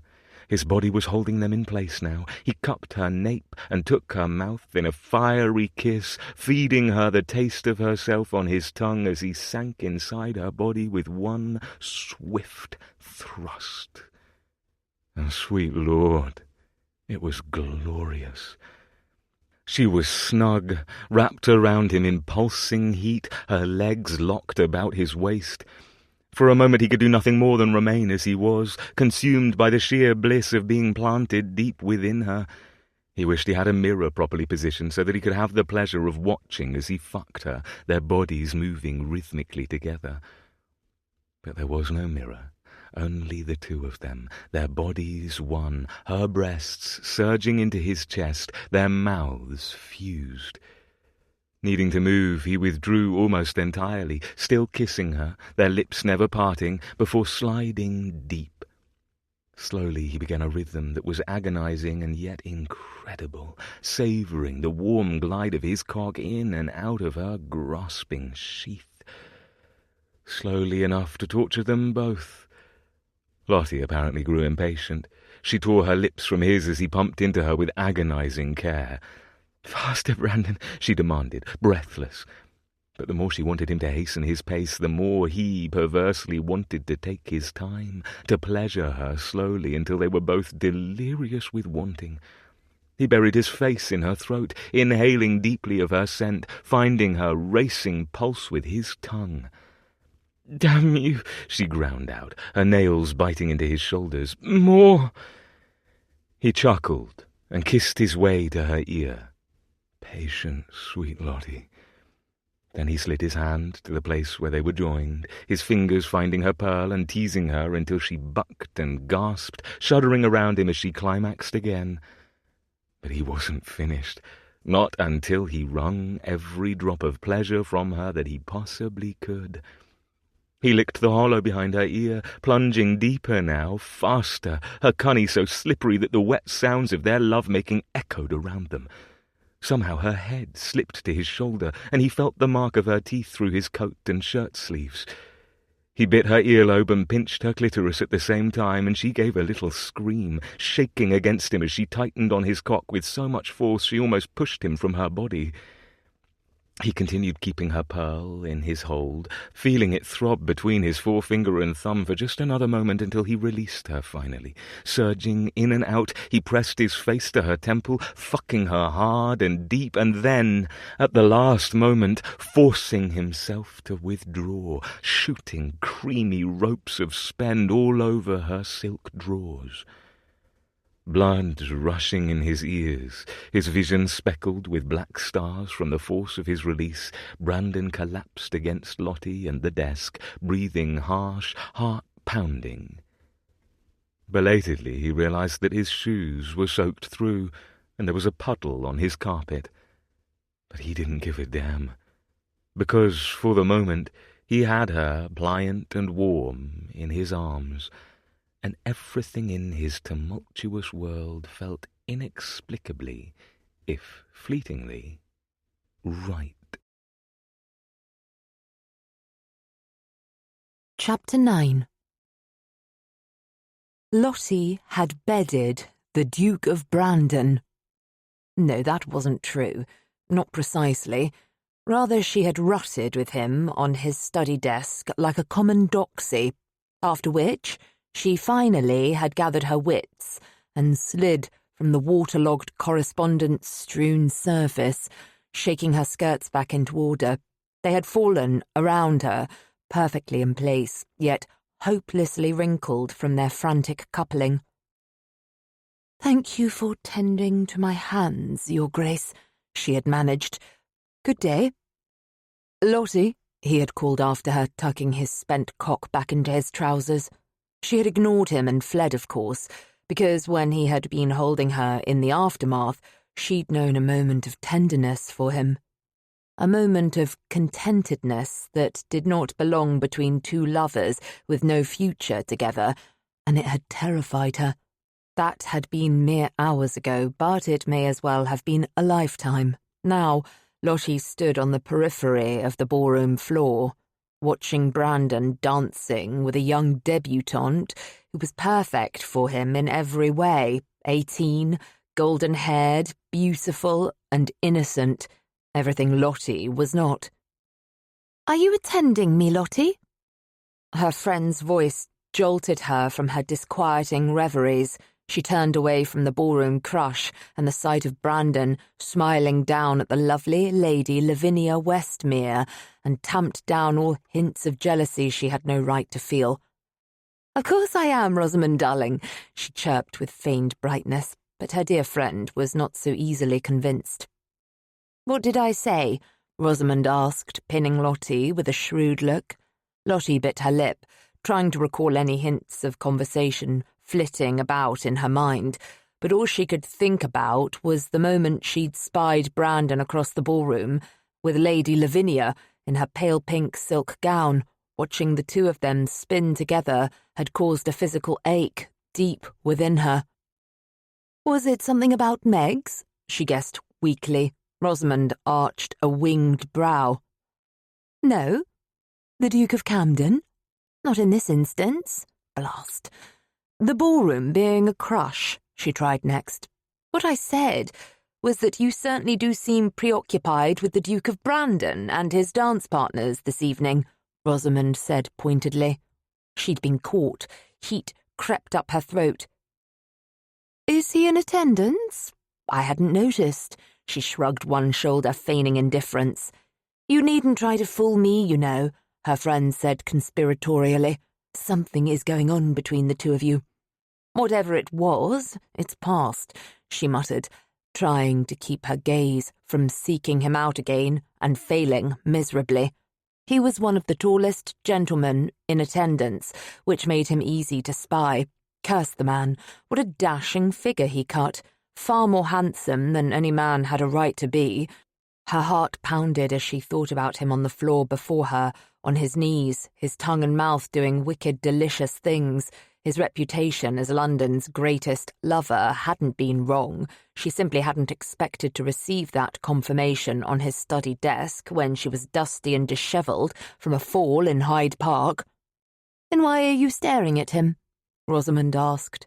Lottie's ears went hot, and she forced her eyes back to her friend, who looked resplendent herself in a becoming purple silk evening gown. I wasn't staring at him. I was taking note of how poorly he dances.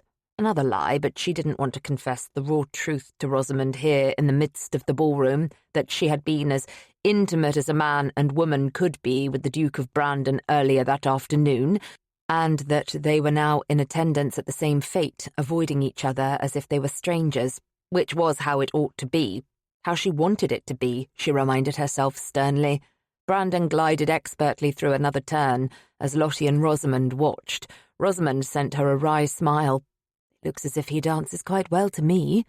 To you and Lady Lavinia both, she grumbled before she could help it. Are you jealous? Lottie flapped her fan wildly, making the fringe of curls artfully arranged on her forehead flutter. Don't be ridiculous, Rosamond. Why should I be jealous of Lady Lavinia Westmere? She's a mere babe. Only look at her, fresh from the schoolroom. I've no doubt she scarcely knows anything at all. As the bitter words left her, Lottie realised just how very envious she sounded. Petty as well. She heaved a sigh, disappointed in herself. She didn't compete for a gentleman's affections. Grenfell had been the last man she had shared, and she had vowed never to do so again. I do believe she is newly 18, Rosamond agreed mildly. If the Duke of Brandon is looking for a biddable young wife, Lady Lavinia would be an excellent choice. Yes, she would.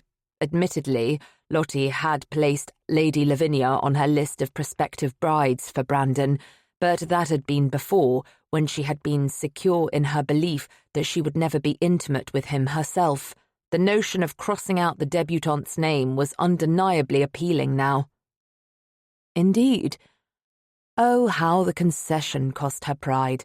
Lottie was not so very old, but compared to a young chit like Lavinia, she felt positively ancient, to say nothing of the trials her marriage had put her through. They do make a well-matched pair, Rosamond continued thoughtfully. His dark to her light, his height to her shorter stature. You make them sound like horseflesh, my dear. Finding a husband or a wife is scarcely any different, her friend said. Bloodlines are considered, teeth must be examined, etc. Lottie laughed. What a sight it would be, the Duke of Brandon inspecting Lady Lavinia's teeth on the ballroom floor. It certainly would have improved her mood to see such a scene. It would have made her feel less raw. She didn't know why she should be affected so. She'd taken lovers before, but then none of her past lovers had been interested in marriage. Their needs had been as clear and plain as hers. Pleasure, nothing more, nothing permanent, no emotions involved, purely the physical. Not that she had developed anything so foolish as feelings for the Duke of Brandon, because she most assuredly hadn't. It was merely that watching him with another woman, who might become his wife and the mother of his children, well, it left her at 6s and 7s. We couldn't be fortunate enough to have that much entertainment, Rosamond said. Balls are dreadfully dull affairs, are they not? Quite tiresome, she agreed, taking note of the way Brandon leaned nearer to his dancing partner, murmuring something in her ear. Lady Lavinia laughed. She looked even comelier in the throes of her amusement. Lottie was sure the sound was as clear as tinkling church bells. Perhaps a glass of champagne would help, Rosamond observed kindly. You seem in need of distraction. Her friend caught the eye of a liveried servant passing with a tray of champagne glasses. The servant hastened in their direction. Lottie quickly snapped her fan closed and hung it from her wrist before snatching up some champagne. Rosamond accepted a glass as well, and the two of them drank in companionable silence for a few moments. I think I'm going to marry him, you know, her friend said at last. Lottie slanted a surprised look in her direction. The Duke of Brandon? I do believe the champagne has gone right to your head, darling. Rosamond chuckled. Not Brandon, you goose. Camden. Relief and shock warred with each other within her. You're going to marry the Duke of Camden? Truly? As the heiress to unimaginably vast sums, Rosamond would be best served, in Lottie's opinion, to never marry and to keep her funds wholly under her own control, along with the rest of her life, regardless of how great her yearning for vengeance was. "I do believe that I am. Yes," Rosamond acknowledged quietly, almost wistfully. "What has so persuaded you?" Lottie wanted to know. "You are currently firmly in possession of the reins, my dear, in control of your fortune and all that comes with it. Why would you wish for your circumstances to change? And marrying a cad like the Duke of Camden? I don't think the man has it in him to make a good husband." "That wouldn't matter," Rosamond said. "Not truly. It isn't a husband I want, of course, and you know that. It's revenge." She knew about the retribution her friend sought, and she well understood the reason for it. Women with broken hearts were forces to be reckoned with, and no one deserved to be meted his punishment more than Lord Wesley. Lottie took another sip of her champagne. "Revenge at the expense of your freedom, however. Do you truly think it would be worth it, Rosamond? Would you chain yourself to Camden just to spite his brother?" "He destroyed me, Lottie," her friend said, her voice low but laden with emotion. "And I understand Lord Wesley all too well. It will eat him alive to know that his brother has married the fortune he once coveted for himself." Lottie noted that Rosamond spoke of her inheritance and not herself. "You are worth more than your money," she told her friend staunchly. "Surely you know that." "I don't know that. For the entirety of my life I've been the pain heiress. Men look at me and see a fat golden cow to milk. That is how it has always been, and that is how it shall always be. Camden is no different, but at least he was honest about what he wanted." The sadness in Rosamond's voice made her heart clench. "You are beautiful, clever, witty and amusing. To the devil with any man who cannot see that. I am plain, of moderate intelligence, and eccentric. Even I know my faults, though I do thank you for your loyalty. I love you dearly, Rosamond, which is why I must tell you that you are wrong. We shall agree to disagree," her friend said, raising her brows. "We're about to have company." "Company?" Frowning, she followed Rosamond's gaze, startled to realise that the dance had finally come to an end, the Duke of Brandon having separated from Lady Lavinia, and he was striding in their direction. Her foolish body's reaction to his powerful form was instant and nettlesome. "Why is he coming over here?" she muttered to Rosamond. "He looks as if he's quite intent upon you," Rosamond said sotto voce, no help at all. "Is it too late to hide?" "I'm afraid so," her friend said as Brandon reached them. "Lady Grenfell, Miss Payne?" He bowed, and somehow even the ordinary polite act was rendered indecently sensual. But then he held his gaze with his emerald green one and spoke, shocking her even further than his presence before her already had. "I believe this is my dance, Lady Grenfell." Checkmate, Brandon thought smugly as he watched realization dawn in Lottie's brilliant blue eyes. It wasn't his dance, of course, he hadn't asked her, but he'd pinned her neatly in a difficult situation. She could either call him a liar before her friend or quietly accompany him. "So it is," she said at last, with a marked lack of enthusiasm, offering him her hand. He took it, bringing it to his lips for a lingering kiss, inhaling deeply, searching for hints of her scent. And there it was, violets and roses and Lottie, making his randy prick go instantly hard in the midst of a crush of people. It seemed an eternity had passed since those forbidden moments of passion this afternoon, and he remained as desperate for more of her as he'd ever been. He tucked her hand into the crook of his elbows, guiding her toward the sea of dancers who were assembling for the next song. "You need not look so enthused at the prospect of waltzing with me," he told her wryly as they took up their positions opposite each other, making certain to hold her body closer to his than propriety called for. "Why are you dancing with me?" she asked, unsmiling. Surely there is another debutante eagerly waiting her turn with you. Lady Lavinia is an excellent choice for a bride, but there are others who are every bit as lovely. So she had been watching him dance with Lady Lavinia then. He didn't miss the bitterness in her voice now, and he couldn't say why, but it pleased him. "Why would I not dance with you?" he countered, lacing their hands together as the waltz began. What did she expect after what had happened today in his study? That he would simply never speak to her again? Clearly she hadn't thought he would approach her this evening, but how was he to stay away? He'd been able to think of nothing but her every second since he'd watched her flee his study in a swirl of dusty navy skirts. "Because I am not a prospective bride," she said through gritted teeth as she smiled at him, "and you are in dire need of one." "But I like you," he countered smoothly, turning them with effortless precision. An understatement. He more than liked the woman. It was reasonably possible that he worshipped her. His inconvenient preoccupation with shagging her was already growing tiresome. She scoffed. "Not a sufficient reason." He leaned nearer, his lips close to her ear.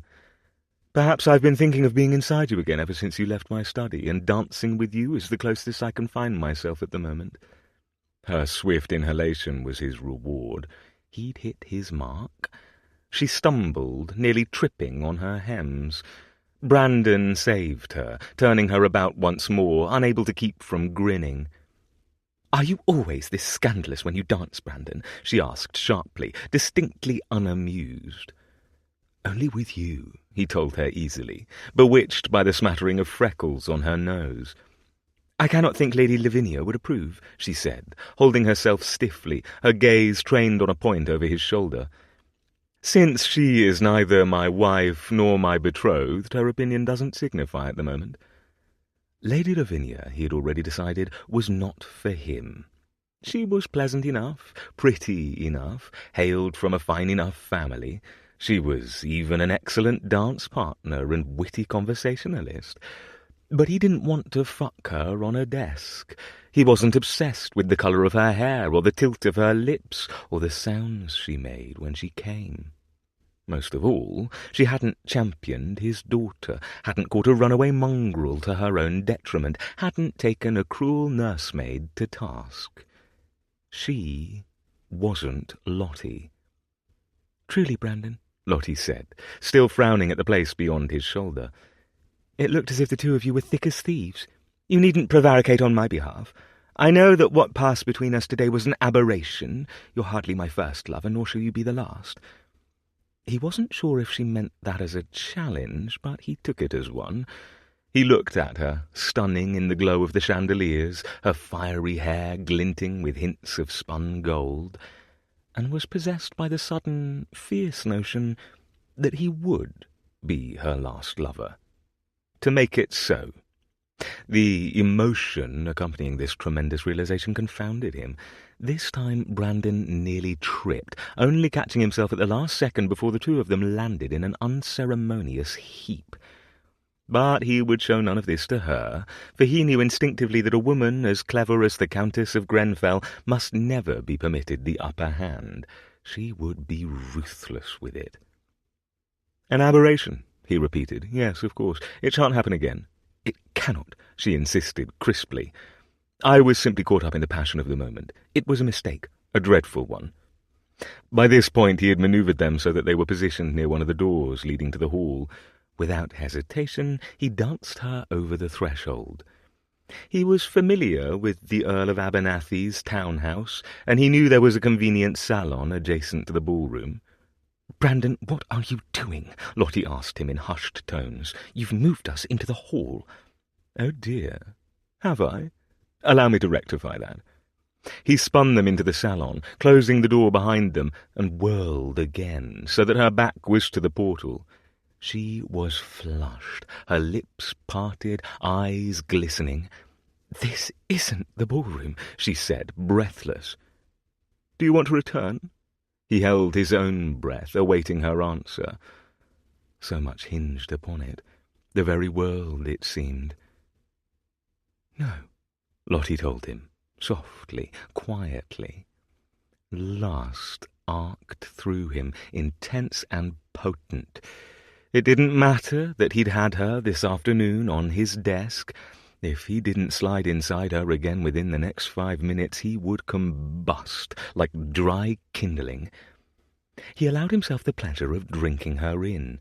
The gown she was wearing was a marvel, fitted to the architecture of her body like a sleek glove. The silk was neither purple nor blue, but some mystifying shade in between that rendered her eyes a stunning iolite hue. Her creamy breasts were mounded high above the bodice, a cluster of silk flowers and fine tulle adorning them. It occurred to him that he had yet to see her breasts, and this seemed an egregious lapse on his part. He needed to be alone with her, with the luxury of time and without the fear of interruption. But that was a worry for later. For now, his aim was simple and single-minded. He passed the backs of his fingers slowly, lightly over the soft swells of her breasts, revelling in the hiss of her breath as she inhaled. How satiny her skin was, gilded with coppery flecks. Deliberately he ran his caress along the ridge of her collarbone, pausing in the dip at the base of her throat to feel her pulse throbbing in time to his. He could explore her all day. Every inch of her was a revelation, but desire had cast its heady spell over him, and he couldn't resist lowering his mouth to hers. He kissed her with all the longing that had been burning within him, devouring her lips, giving her his tongue, and tasting the sweetness that was Lottie mingling with champagne. She made a low, throaty sound of need, clutching at his coat with one hand whilst the other found the fall of his trousers. His cock was already rising toward her, and the brush of her palm over his erection was enough to make him groan in turn. Was she as mad with wanting him as he was for her? He had to know.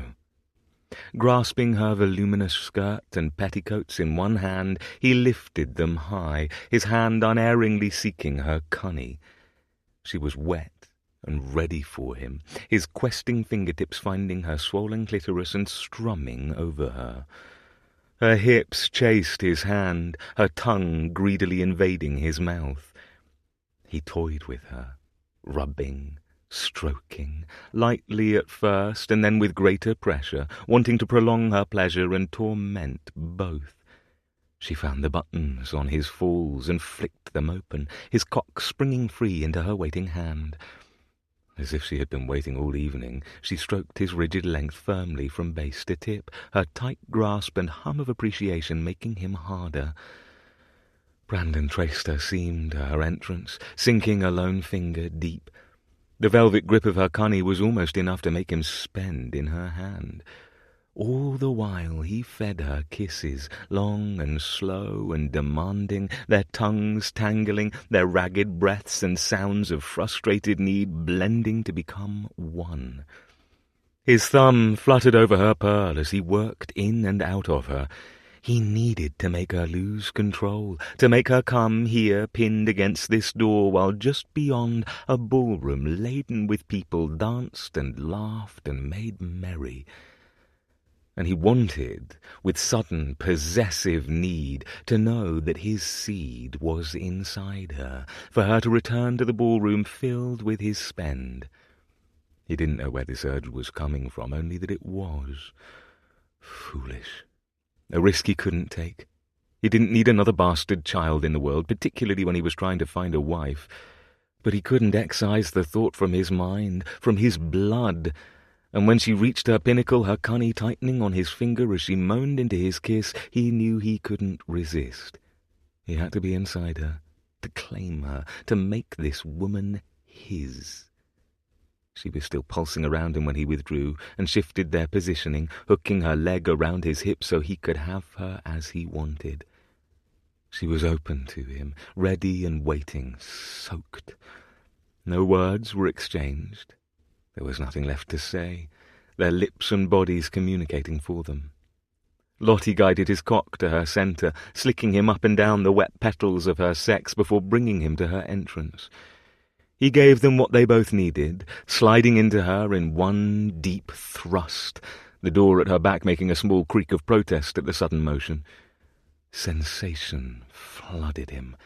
He was intensely, almost violently aware of the place they were joined, his cock clenched in the silken hold of her cunny. Aside from this, they were fully clothed, adding to the erotic, forbidden nature of the moment. Despite his rakish reputation, he could honestly say that he had never, in all his years, fucked a woman against a door in a secluded little salon at a ball. Taking Lottie like this was perilous. She had not been wrong in her earlier assessment that he needed a wife. Impressing débutantes was not achieved by clandestinely shagging one's lover. But nothing else mattered. He was inside her, where he belonged, and every single second that had passed between them had led them here, to this inevitable moment of utter sensual abandon. Lottie was impatient as he held himself still, buried within her, revelling in the feeling of her wrapped snugly around him.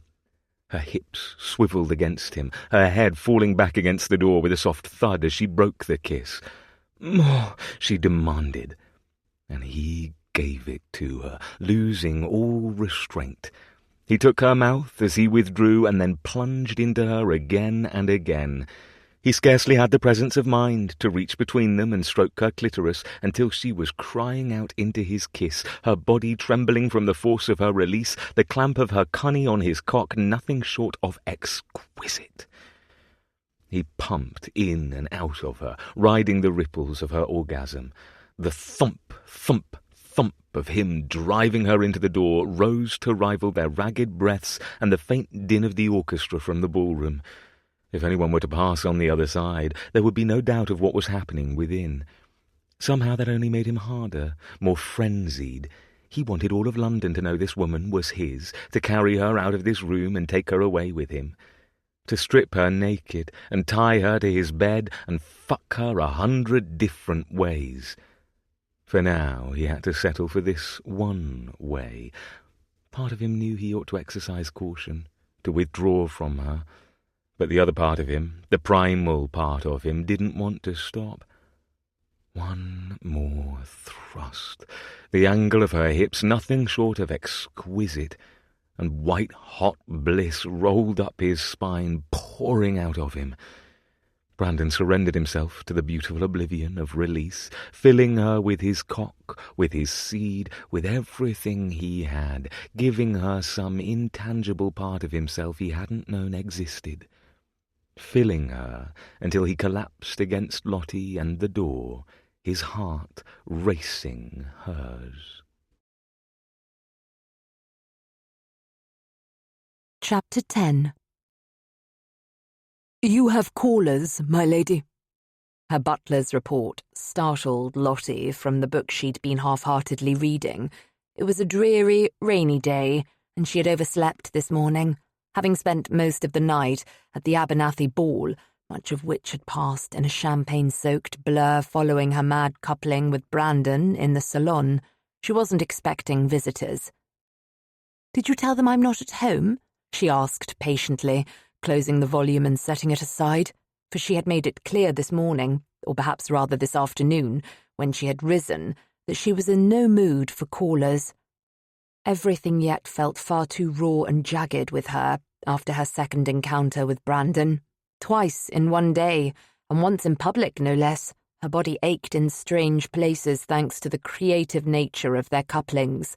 How had she managed to find herself in such a delicious, foolish predicament? Yes, madam," said her butler with a politic parsimony of phrase. "I did indeed say that you are not at home." A muffled bark drew her attention then, sounding from somewhere in the hall beyond. Cat? It couldn't be, could it? Another bark, and she had to believe that it could. Lottie frowned. "Does the caller have a young girl with him, and a spaniel by any chance?" "He does." Brandon was here, with his daughter and her wilful little dog. Her heart leapt, and she couldn't say why. "See them in, if you please." "Of course, madam." With a bow, the butler disappeared. The energetic hound entered first, bowling into the room in a flash of brown and white fur. Pandora came next, trotting in a girlish skip that was hardly well-mannered. Brandon, elegant and wickedly handsome, was last to cross the threshold. Cat launched herself into Lottie's lap and instantly began licking her face with unrestrained exuberance. "Oh, Cat, you mustn't. Mrs. Lady Grenspel doesn't want no face lickings," Pandora announced as Lottie attempted to placate the spaniel with some ear scratches.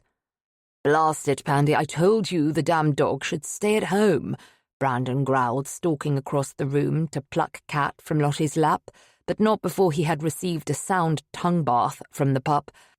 Idly, she wondered if dog saliva was dripping from her chin. "Duke, you ought not to say no words," Pandy informed him, eyes wide. He muttered something that sounded suspiciously like another oath. Lottie tried not to be amused by the vignette before her and failed.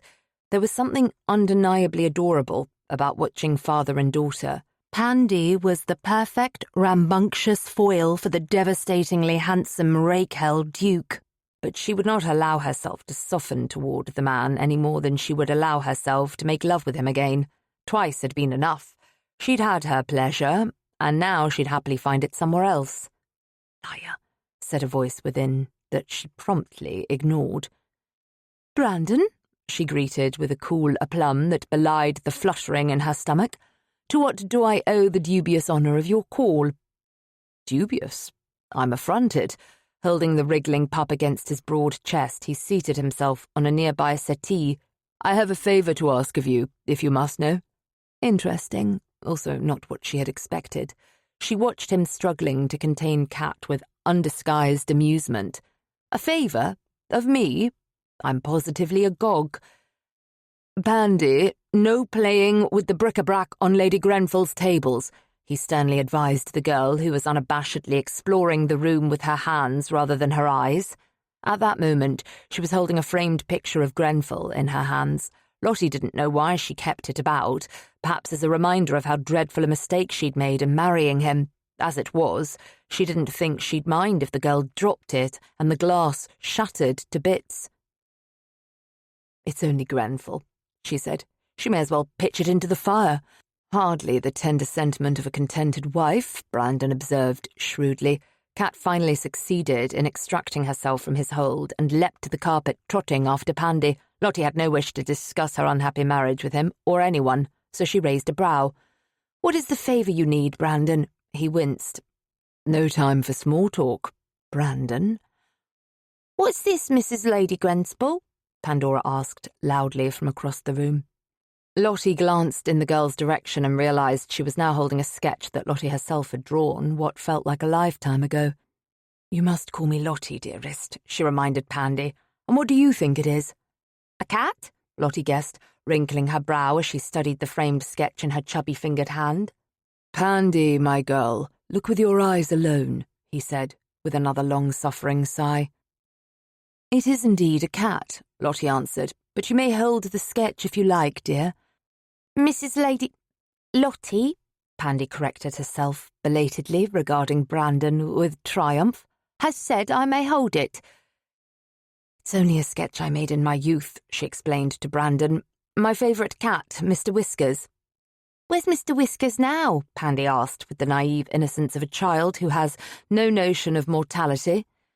"He was quite old, and he grew sick several winters ago," she explained gently, her throat going thick with sadness at the reminder of her beloved cat, even after the passage of so much time.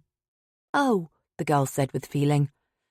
"Do put the frame back where it belongs, Pandy," Brandon commanded, "before Cat eats it." Lottie eyed the dog, who was sniffing at Pandora's skirts. "Has Cat been eating things she shouldn't? She appears to have a fondness for table legs and the gowns of nursemaids," he drawled. "Oh dear," Lottie cast a speculative glance in the direction of her own tables. "Fortunately, you're not a nursemaid," he said. "But I do have tables, Brandon. Pandy will make certain Cat doesn't cause mischief whilst she's visiting." Her eyes narrowed, and she swivelled her head back to the handsome Duke currently inhabiting her settee. "What do you mean, whilst she's visiting?" "Ah," he gave her a rueful look, running a hand along his sharp, whisker-shadowed jaw. This is a favour, I must beg you. She sighed. Go on. I had to sack the last nursemaid after what you told me, he said quietly, and the maid I cozened into taking up the situation had a fit of the vapours last evening when I was at the ball and Cat tore away half her skirts. Oh dear, quite. His smile was pained. Lottie couldn't say why she was taking an absurd enjoyment from his plight, only that she was. Cat has discovered she possesses an affinity for eating skirts, she mused. What makes you think she won't attempt to make mine her dinner? Yours are silk. Quick with an answer every time. The man's tongue was despicably talented, and Lottie could attest to that personally, in more ways than one. I fail to see why that should matter, she countered, clinging to her patience. Cat doesn't prefer to eat silk, as far as I can tell. She stared at him, searching for a hint of laughter, a tiny twitch in his jaw, the wink of an eye, anything to suggest he was jesting. Nothing. Have you offered her silk as a dining option? She asked suspiciously. No. Pig trotters, cheese, and black French twill appear to be favourites, however. Perhaps Cat is a dog who is also part goat, she reasoned with a grin. Brandon winced. Either way, I must attend to a meeting where I cannot, for reasons you likely can discern, have Pandy as an accompaniment. You have been her champion. I was hoping you might be amenable to keeping her here with you for several hours. A meeting where the child wouldn't be welcome. Her mind instantly flew to his need of a bride. Was he depositing his daughter with her so that he could court another woman? And after what had happened between the two of them yesterday, she stiffened her spine, her levity dying, for she disliked the notion immensely. As you said, Brandon, I'm not a nursemaid. Must I beg? A vase containing freshly cut flowers teetered as Pandy picked up another frame to examine it, and Cat stood on her hind legs, her front paws on the girl's skirts.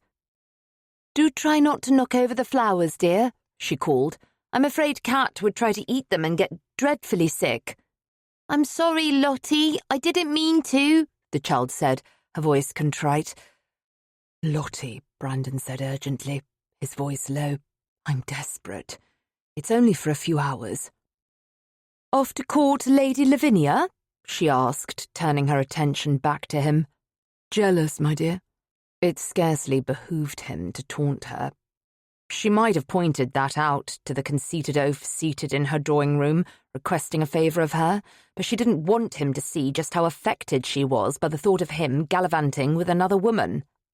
Why should I be? She asked coolly, fussing with the gathering of her overskirt. Our association is at an end. Is it? His eyes flicked over her body with frank, sensual intent. And damn the man, but that green-eyed dance alone was enough to make her nipples hard. Of course it is. As we discussed, it was nothing more than a temporary aberration, a brief surrender to madness. Not the table-leg cat, Pandy declared. Lottie diverted her attention to her Louis Quinze table, which was being gnawed on by the spaniel. No, Cat, Brandon commanded. Bad cat. Do you think her name ever confuses her? Lottie wondered idly. Looking guilty, the dog backed away from the table, leaving it relatively unscathed. It was hardly an aberration, and I believe you know that, Brandon added to her in a low aside. Nor was it madness. Heat blossomed in her belly. The very air in the room suddenly felt heated and sparking with electricity, but she wouldn't think of that now, wouldn't focus on the sensations he evoked, the yearning staring to burn deep within her. She'd had what she wanted from him, at least that was what she was telling herself. Whatever it was, it shan't be repeated, she told him sharply. Have you any sweets? Pandy wanted to know, apparently having grown weary of inspecting the framed pictures and sketches Lottie kept on the low table and moving on to the window where she peered into the street below, her face so near to the pane that it left a smudge when she backed away. I'm certain my cook has some in the kitchens, Lottie told her, a rush of fondness for the child going through her. It was impossible not to like the girl. Pandy was filled with energy, boundless spirit, sweet charm, and a hint of naughtiness. She ran circles around her father, and that also pleased Lottie. If anyone needed to be brought to his knees by a tiny human, it was the Duke of Brandon. His love for his daughter, however, was undeniable and remarkable. Many men in his position would have sent her away and never thought of Pandy again. "Does that mean you will grant me this favour?" Brandon asked. She wished she didn't find him every bit as charming as his daughter, albeit in a different sense, but she did. When he smiled at her, it was difficult to deny him anything he wanted, including herself, but she was wise enough to know that she could use the circumstances to her advantage. "I will," she decided, "in exchange for a favour of my own." He grinned. "I ought to have known. What is the favour?" "When I decide upon it, I'll let you know," she told him. His eyes narrowed. "What if I don't like the favour in question?" She beamed at him. "I'm afraid you don't have a choice." He glowered at her for a moment before relenting. "Very well. You'll have your favour in return for mine." Excellent. It required all the self-discipline she possessed to keep from rubbing her hands together in diabolical glee. Now to think about what favour she would request, and to keep Kat from eating her tables. She rose from her chair and shook out her gown, casting a wily eye in the direction of the spaniel, lest she hatch any ideas about the ribbon trimming and gauzy overskirt. "Come along, Pandy. Let us see what treats we can find for you and Kat." She held out her hand to the girl. Pandy happily skipped toward her, the dog racing her until the child nearly tripped. Lottie had a feeling it was going to be an interesting several hours, and strangely, she was looking forward to it. The Wicked Duke Society, or to be more specific, its founders, convened in the drawing room at the Duke of Camden's Grosvenor Square townhouse. There was brandy and cheroots, bawdy jokes and overuse of curses. It was decidedly not an appropriate setting for one still relatively newfound 4-year-old imp and her table and nursemaid-eating dog. "There has been some news from Wingfield Hall," Brandon announced grimly to the assemblage when a lull in discussion had occurred. "News?" Riverdale repeated. "I don't think I like the sound of that, or the accompanying expression on your face." Brandon took a fortifying sip of brandy. "Well, you shouldn't. It's my grandmother, I'm afraid. After all these years of abandoning the estate to my care, she has apparently made an unexpected visit." "Bloody hell," Camden swore. "Have you received word from her?" King asked, drinking something that decidedly didn't resemble brandy. Another of his potions, presumably. "From the servants," Brandon clarified. "And?" Richford wanted to know, raising a brow. "What have they said?" "Grandmother is suspicious," he said, repeating verbatim what his butler had relayed. "There are certain rooms that are likely a concern, to say nothing of our next house party, which is set for a month from now. If she chooses to remain in residence—" "We'll have to cancel the house party," Whitby finished for him. "But the invitations have already been accepted, as have the payments," Riverdale pointed out. And they all knew the payments were an immense sum, divided 6 ways, still enough to be considered a small fortune for each of them. The lucrative nature of the society was one of the reasons they continued hosting their lavish fêtes at Wingfield Hall. Earning their own funds rather than accepting the familial coffers that had been left them, in varying states of empty and full, had given each man a sense of purpose that had been previously lacking. But for Brandon it was more than that. He had been diverting the sums to the orphanage that had been his mother's favoured charity. A small, secret way to pay her honour, but one that was important to him. He sighed now, raking his fingers through his hair. "I'm well aware of all the problems facing us if my grandmother insists upon staying at Wingfield Hall, and I greatly regret offering it as the location for our society gatherings, given what she's been doing. Forcing him to marry, threatening to give Wingfield Hall to Cousin Horace, now intruding upon the estate she hadn't visited in years. A month before, they were to host a gathering with carefully selected members of the society. His head was beginning to ache just thinking about it all. He took another hearty drink of brandy, hoping to dull some of the pain. "Wingfield Hall is perfectly situated near to London," King said. "We all agreed upon it for its convenience and the grotto.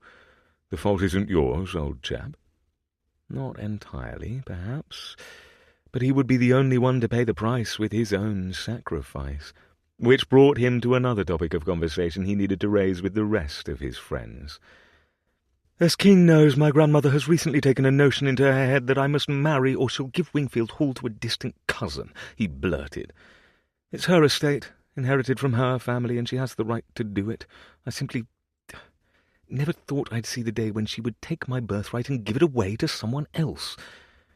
"You have to get married," Whitby choked out, looking not just astonished but horrified by the idea.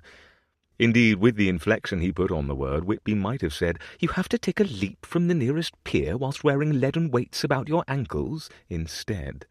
The revulsion was the same. "I do," he admitted grimly, thinking of Lottie again. She had looked nothing short of luscious this afternoon. He'd wanted to devour her, to gather her up in his arms and carry her to the nearest room containing a bed, where he could happily enact all the lurid fantasies that had been haunting his thoughts last night when he'd been alone in the darkness of the night. "My sincere condolences." Whitby shuddered, then raised his glass in a mock salute. "To the memory of the Duke of Brandon, may he rest in peace. I'm marrying, not dying, you arse." "Is there a difference?" King asked wryly. Damn it. Not much of one as far as Brandon was concerned, even if the thought of wedding one woman in particular didn't terrify him nearly as much as it ought to. Indeed, the notion of marrying Lottie somehow held unexpected appeal. Waking to her every morning, shagging her silly each night. But no, he mustn't think of that now. There were 5 pairs of eyes trained upon him, awaiting his answer. "Perhaps not. But rest assured, I'll do whatever it takes to secure Wingfield Hall for the society's sake," he vowed. "Even so, marriage, Brandon?" Whitby shook his head. "You needn't go that far. Surely there's another way, one that isn't so drastic, so completely bloody terrible. Have you made the acquaintance of my grandmother? She has the tenacity of an ox, a dog, and a mule combined. I am persuaded she could put any general on a battlefield to shame." "I have met her," Whitby conceded with a wince. "Excellent point, old chap. The old harridan is rather terrifying." "Sounds as if the both of us will be married men soon," Camden announced grimly. "You?" Brandon turned to his friend, still surprised, though Lottie had warned him as much on their carriage ride from Sidmouth's wedding breakfast. "Me," Cam confirmed, "although the lady has only just consented to be my wife, and with a list of stipulations 5 times longer than the bloody Magna Carta." Stipulations? Now this was interesting to Brandon. The very thought of his iron-willed friend bending to a prospective bride's demand. "Never tell us you've fallen in love." "Christ, no," his friend reassured him. "You know I haven't a heart. Nothing but a husk where it ought to have been." Brandon would have said the same for himself not long ago, but that had changed when Pandy had stormed into his life with her outrageousness, her utter lack of proper manners, and her dog perversely named Cat. Now, by contrast, he felt too much. It was as if his heart had grown large and tender and new again, softened by his daughter's innocence in a way he otherwise would never have known. He didn't like it, but that didn't make it any less true. "Who is the fortunate lady in question?" King intoned, raising his glass. "Perhaps a toast is in order." "Miss Rosamond Payne," Cam said. "The chit with the pet squirrel who rides on her shoulder?" Riverdale inquired, sounding aghast. "It's not a squirrel, Riverdale," Cam corrected. "It's an African grey parrot, and yes, she does occasionally squire the thing about on her shoulder. Her name is Meggs, and she delights in calling me all manner of names. The latest is Gormless Shite, I believe." "I thought the chit's name was Rosamond, not Meggs," King said, frowning into his glass. And that's a hell of a thing to be calling one's future husband. The parrot, you dolt, Cam elaborated. Her parrot is called Meggs, and the bird in question is the one who has been heaping insults upon me. Miss Payne is quite obviously called Miss Payne. Miss Payne? How very formal. I reckon you don't have to marry her because you've bedded her, then? Whitby inquired. Has anyone recently told you that you're a rude prick? Cam asked him conversationally. Always. Whitby took a deep inhalation of his cheroot and blew a perfect cloud of smoke into the air above him, unrepentant. Stop nattering, the two of you, Riverdale admonished. You're worse than a pair of squabbling biddies. We need to come to a decision about Wingfield Hall and the society house party. If we want to cancel it, then we should act now. I can't afford to cancel it, Cam admitted, his cheeks going ruddy. Can't afford it? King frowned. What the devil do you mean? I mean, I need my share of the funds, Cam said. I'm pockets to let, and I've already spent the blunt. It's also why I need to wed Miss Payne. And her squirrel, King reminded him. Damn your hide, it's a parrot, not a squirrel, Cam gritted. A parrot I strongly dislike, mind you. Pockets to let, Brandon repeated. This is bloody news, Cam. Why did you not say something sooner? I'd be more than happy to lend you some funds. This isn't the sort of debt that can be erased with a mere loan, Cam said, though I do thank you for the generous offer. I'll gift it to you, then, Brandon suggested. Your problem is easily enough solved without resorting to nuptials. But Cam shook his head, his expression turning mulish. I don't want a gift. A man does have his pride, even if it's all that he has left. Still, King argued, you should have told one of us. For what purpose? I'll not accept alms from any of you. The funds from the society were sufficient to keep me afloat for a time, until they weren't. I'm afraid when my father decided to apply himself to the family tradition of being a dissolute wastrel, he excelled. In fact, it was probably the only thing he was good at, aside from bedding light skirts and making my mother miserable. But even his profligacy pales in comparison to my brother's. Like Brandon and the rest of their inner circle, Cam had no loyalty to his dead sire. They were united in their cause, pursuit of pleasure and the destruction of their father's bitter legacies of unhappiness and destruction. For Brandon, that cause had taken on a new shape. He hadn't ever supposed he would marry, but now that grandmother demanded it, he hadn't a choice. He wondered idly if he ever had.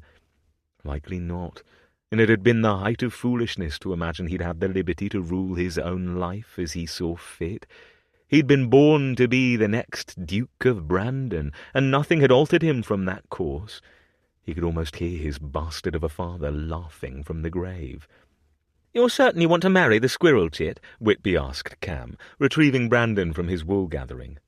"Damn you, it's not a squirrel, but a parrot, and I don't want to marry her, but it seems the preferable option at the moment." "Preferable to," Brandon prodded. "Selling my soul to the devil," Cam offered, and not without bittersweet irony. "I do hate to tell you, old chap," King drawled, "but you've just given the very definition of the parson's mousetrap." "Better the devil you know, etc.," Cam said, raising his brandy in salute, his features set in grim acceptance of his fate. And in that moment something occurred to Brandon. The devil one knew was decidedly better than the devil one didn't. He knew Lottie intimately, if not the depths of her soul. He liked Lottie. Pandy liked Lottie. This was the devil he knew. She was also the devil he intended to marry. He just had to convince her. He had offered for her once, and she'd refused him, but that didn't mean he couldn't ask her a second time. He didn't want to marry a debutante. He wanted her. "To what must be done," he said, raising his own glass. "Like it or not." "To what must be done," his friends echoed in unison, clinking their goblets together. "And to who must be done?" Whitby added slyly to ensuing laughter. King raised his glass again. "Also, to squirrels." "Bloody hell, King, it's a goddamned parrot," Cam grumbled. Chapter 11. Lottie woke the next day when her lady's maid brought in a massive vase of fresh flowers. "For you, my lady." She could understand Jenkinson's excitement. The woman was practically floating above the Axminster as she glided into the room with an arrangement that was almost the size of a small country. Lottie blinked blearily at the blossoms, wondering what time it was as she sat up, the bedclothes pooling around her waist. "Thank you, Jenkinson. However, I didn't ring for you just yet." It was a gentle reminder that her slumber had been interrupted. She'd spent the previous day racing after the giggling wayward blur that was the Duke of Brandon's daughter, and her impetuous dog, too, of course. By the end of the quite massive favour she'd given Brandon, Lottie had abetted in the thieving of biscuits from the kitchen, in the charcoal sketching of admittedly unrecognisable self-portraits. Lottie's skill at drawing had waned in recent years without practice, and she had played a game of hide-and-seek that Pandy had inevitably won thanks to her smaller stature and lack of bustle. "Oh, I know you didn't ring for me, my lady, and I must beg your pardon, but the young man who brought the flowers insisted upon waiting until you offered a response to the note that accompanied them. He's been waiting in the kitchens for nigh on 3 hours now, and cook has grown tired of him eating all her sweets." Jenkinson settled the vase on a table and straightened, beaming. "I feared incurring her wrath, Lady Grenfell." Cook's wrath was indeed quite legendary. She was temperamental, yet undeniably talented. It was her culinary marvels that made keeping her on and keeping her happy a necessity. 3 hours, Lottie repeated, frowning. "What time is it, Jenkinson?" 1:30, my lady." She had slept through luncheon. "Goodness! Having a miniature caller about must have exhausted me." Pandy's boundless energy certainly had been taxing. Enjoyable, but taxing nonetheless. "Children oft tend to be wearying," Jenkinson agreed, offering her the missive. "The note, my lady." "Thank you." Lottie took the sheet from her lady's maid and unfolded it, reading the slanted, undeniably masculine scrawl. "Lottie, kindly consider these flowers my insufficient means of expressing gratitude for the favour you paid me yesterday. I eagerly await the favour you shall in turn request of me. Pandy tells me that you are quite clever at hide-and-seek, and that you were infinitely patient with Cat, who only managed to eat a small bite of one table leg on account of her being provided with a soup bone from your cook. I am forever indebted to you. Do enlighten me as to the favour. Suspense renders me bilious. Yours, Brandon." As she finished the letter, Lottie realised she was smiling. Oh, this wouldn't do. She tamped down her levity. He wanted to know her favour already. She hadn't even considered what she would ask of him yet. The reason he had instructed his servant to await her response was clear, however. She folded the epistle again, holding it as she slipped from the comforting warmth of her bed. "I suppose I must provide an answer, then, so that the young man below stairs can cease disturbing cook." "It would be most beneficial if you did, my lady," Jenkinson offered as she fussed busily over some of Lottie's garments across the room. Lottie padded to her writing desk and sat, taking up pen and paper. "Your Grace, thank you for the flowers. The gesture was unnecessary, though appreciated. I fear I haven't had sufficient time to ponder the favour in question. I do hate the notion of being responsible for your biliousness. Perhaps a cup of tea would ameliorate your condition. Yours, Lady Grenfell." There. It was a subtle reminder that there must be a return to formality between them. He was going to marry soon, and she had to accustom herself to that reality. She folded the missive and gave it to her lady's maid, who hastened to the kitchens and returned, carrying a tray of breakfast and tea for Lottie, whose stomach growled as she took in the delicacies awaiting her on the salver. "I understand why the poor fellow didn't wish to leave," she admitted with a sigh of pure appreciation as she tucked into her meal. After eating, she began her toilette, only to have it interrupted by another servant bringing the news that the letter-bearing lad had returned with yet another missive. It was passed to Jenkinson, who delivered the new note to Lottie. She opened it, foolishly amused that Brandon had taken the time to send round a second communication. Dearest Lottie, tea shall not suffice as remedy. There is only one panacea my feeble constitution requires, and it is the honour of your company. Say you will join me on a drive in Rotten Row at the fashionable hour, else I shall perish. Yours in bilious despair, Brandon. A chuckle stole from her. The absurd man. She ought to deny him. What good would come of being seen in his carriage by polite society? He needed a bride, and she most assuredly would not be it. What was he thinking, inviting her? Surely Lady Lavinia would make a better accompaniment. "Will you send an answer, my lady?" Jenkinson inquired. "I suppose I must." Huffing a small sigh, she hastened to her writing desk, dashing off her reply. "O Duke of Bilious Despair, I should never forgive myself for denying you the cure you seek, although I must caution that you would be better served in finding a suitable lady to join you on Rotten Row. Your elegant pleading has persuaded me to accept. Yours, Lady Grenfell."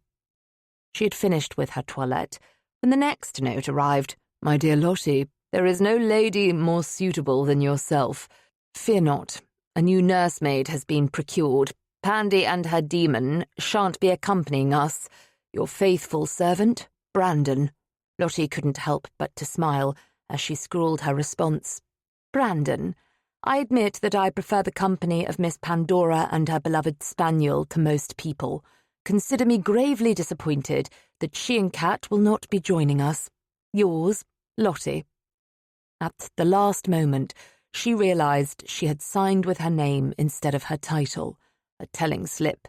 She must gird herself against him better, for although she had been as intimate with him as a man and woman could be, she had been doing her utmost to maintain a necessary distance. "Lottie, would that you were mine. Yours, Brandon." The last missive quite took her breath. She didn't know how to respond, and as it was soon time for their drive in Hyde Park, Lottie decided to maintain her silence. Brandon detested drives in the park. He loathed Rotten Row, the fashionable hour, and the notion that he must be seen. He couldn't abide by the simplistic courtship rituals so beloved by polite society. But none of that mattered one whit as he drove a matched pair of bays toward the park, because the woman at his side made all the rest of it fall away. Of all the barouches in London she might have seated herself in this fine day, Lottie, the Countess of Grenfell, had chosen his. A miracle. The sun was shining, a rare occasion indeed, and one to be celebrated, so much more for the gingery glints it brought to life in Lottie's hair. Her fiery tresses had been subdued into plaits, then confined in a knot at her nape. Curls framed her forehead and face beneath the brim of her jaunty hat. Light reflected in her eyes, rendering them somehow an even brighter hue of blue. She was nothing short of delicious. He wanted to devour her. He didn't want to bloody well take her on a drive like a proper swain.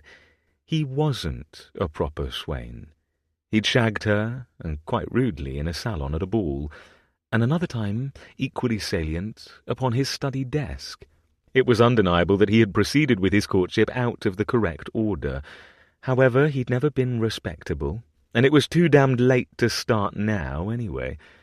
He had pressed his luck mightily today, and he had emerged the victor. "My notes charmed you," he said, unable to keep from grinning. "Confess." "I wouldn't say charmed so much as obligated," she countered, in true Lottie form, her mouth unsmiling, her contralto measured and yet cutting in a way that was uniquely hers. He transferred one of the reins to his left hand and clapped his right palm over his heart in dramatic fashion. "I am wounded, O beloved sorceress of wayward children and ragtag mongrels." His ebullient praise earned nary the hint of a smile from her berry-pink lips. "O tolerated driver of sleek barouches, I beg you to steer our conveyance with more than one hand, and whilst directing your attention to the road ahead." "Ah, but the road ahead is so very uninteresting," he pointed out, continuing to drive one-handedly, his gaze glued to her.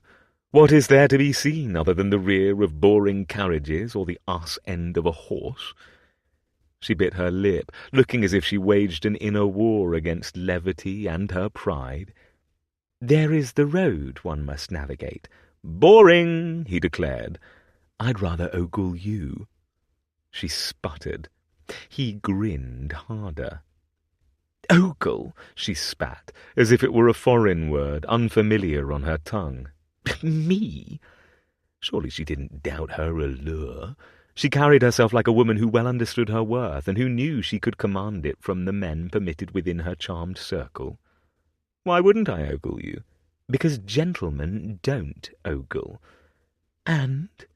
He waved a hand at himself in dismissive fashion. You are aware of my reputation, are you not?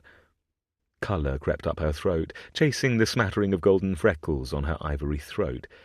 Clearly, the Countess of Grenfell's spots were the most entrancing in the history of humankind. Brandon had never been similarly enthralled by another's. Of course I am aware, she muttered, pinning him with a grim look. All of England is, I dare say, and perhaps farther. One never knows where you have travelled. To a great many countries, of course, he informed her. Would you care to hear which ones? You may keep your conquests to yourself, she said primly. Never say you're jealous, my dear. Hardly. She sniffed, as if the notion couldn't be more ludicrous.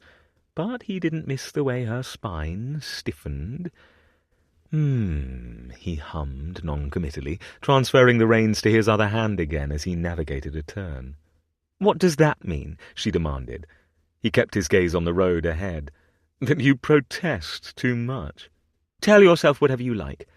Oh, yes, he had her where he wanted her. Well, not exactly where he wanted her. Not physically, anyway. That would have to wait for a more opportune moment, one containing both privacy and a bed. He smiled. You needn't worry about past conquests, you know. Wonderful, because I wasn't. She diverted her attention to the road, an elegant and icy queen. God, she was delectable. When she was cool with him, it made him want to do wicked things to her. Wonderful, he repeated cheerfully, allowing a silence to fall between them because he knew it would only heighten her discomfiture. In his mind he began to count, suspecting he wouldn't make it beyond a full minute before she surrendered to the need to speak.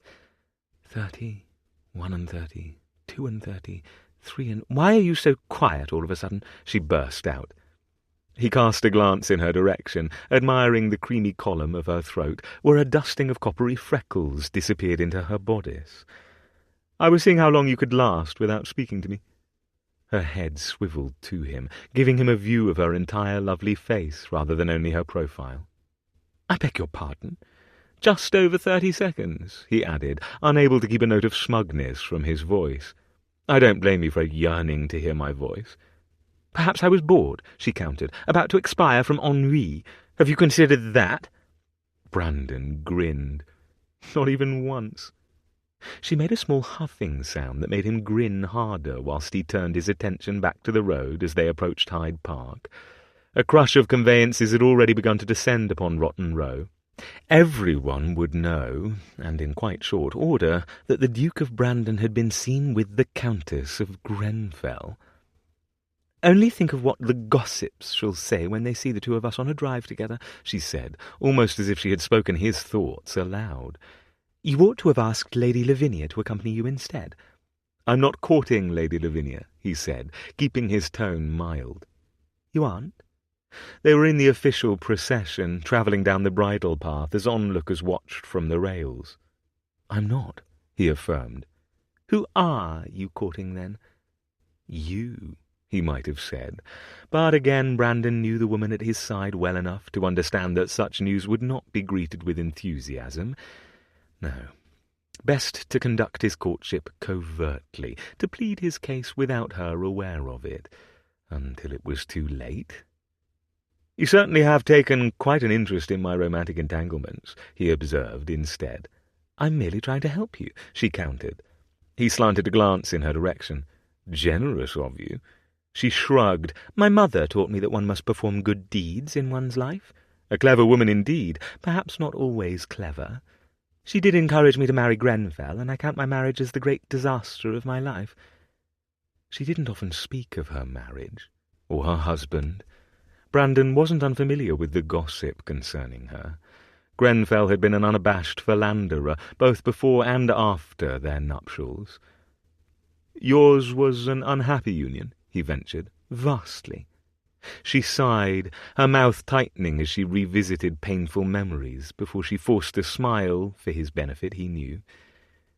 "Grenfell was an adulterous scoundrel." "Only a fool would have strayed from you," he told her quietly, meaning those words to his core as he turned his attention back to the bridal way. "Or perhaps only a fool would have believed in his avowals of love," she said, her smile fading. "Or for expecting constancy in a marriage.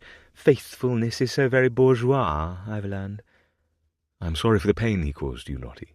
You deserved far better." He looked at her, holding her gaze to show her it was not a mere platitude he offered. He meant it sincerely. Grenfell hadn't been worthy of her, the bastard. She nodded, her countenance softening. "Thank you for saying so. It is exceedingly rare for a man to admit that a woman has a right to something more." "Perhaps you've been keeping company with the wrong men," he suggested gently. Her gaze turned thoughtful. "I'm beginning to think that I have." They spent the remainder of the drive engaged in lively conversation, deftly avoiding such weighty matters.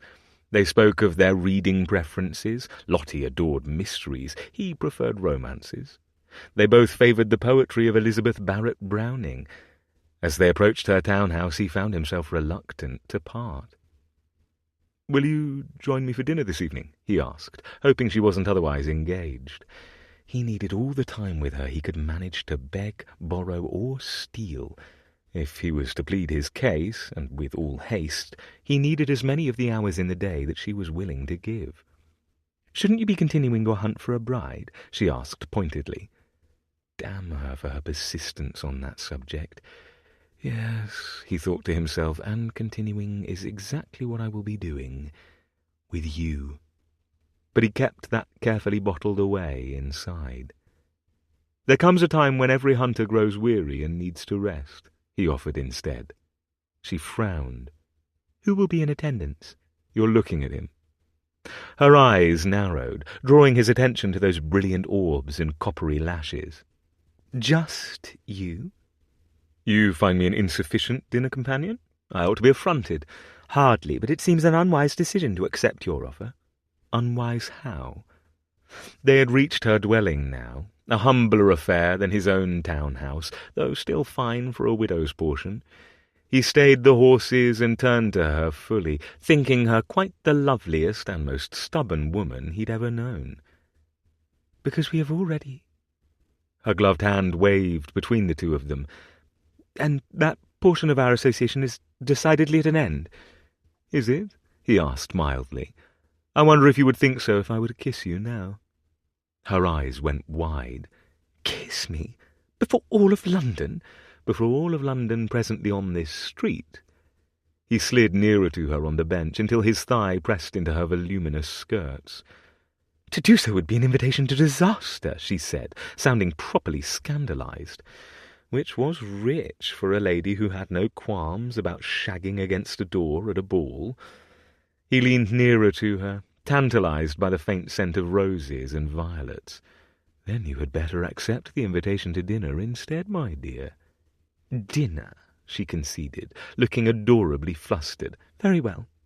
But I'll bring my new list of prospective brides along with me, since the last round didn't pass muster." Her bloody lists. Unless she brought one with her name atop the latest version, she was wasting her time. Brandon smiled anyway, for he had achieved yet another victory in this protracted war of theirs, albeit a small one. "I'll see you tonight, at 7:30." Chapter 12. To Lottie's dismay, there was no hint of Pandora or cat upon her arrival at the Duke of Brandon's townhouse that evening. Instead, she was led to the drawing-room, where Brandon herself awaited her, cutting a dashing figure in evening black. He bowed solemnly at her entrance, and she had to forcibly remind herself that she had not come here to be seduced. The crisp white of his shirt and necktie were in stark contrast to his mahogany hair, and his emerald eyes seemed somehow greener in the lamplight. He grinned as he straightened, taking her hand in his and bringing it to his lips for a chaste kiss. "Good evening." It was scarcely the whisper of his mouth upon her, and yet he may as well have skimmed his hand over her cunny for the way her body reacted. Warmth settled low in her belly, and her nipples hardened instantly beneath the familiar shield of her corset. "Good evening," she managed. Lottie didn't know how she had been cozened into dinner with the Duke of Brandon. It was both foolish and reckless. As a widow, she possessed the freedom to dine with him alone. Certainly, however, he was seeking a bride.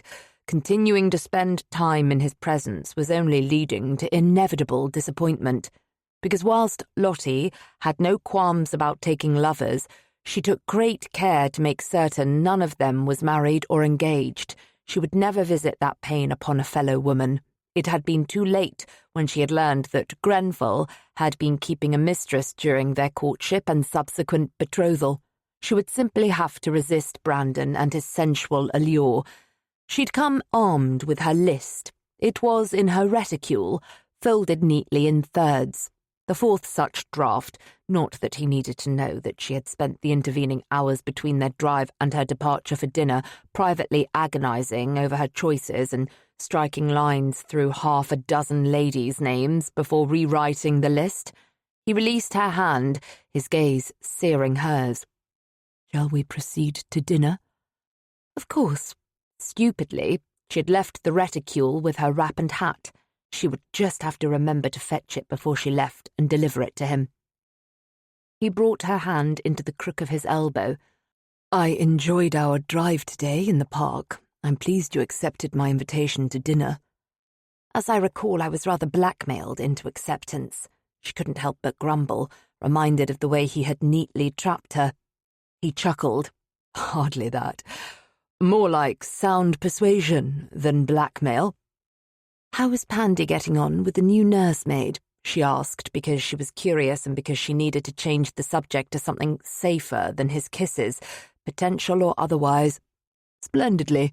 He guided her from the opulent drawing-room down the carpeted hall. "Kat has yet to eat her skirts, and Miss Bennington seems to genuinely enjoy Pandy's exuberance. I'm glad to hear it. Pandy wanted me to tell you hello, by the way. She was dreadfully disappointed that she had to retire to the nursery before you arrived. I'll admit that I was hoping I might get to see her. Please do tell her hello from me and give Kat an ear scratch." She smiled with genuine warmth, thinking that Pandy and her dog were equally high-spirited, a matched pair. He inclined his head. "I will be happy to relay your greeting. As for the ear scratch, however, I'm not sure the beast deserves one.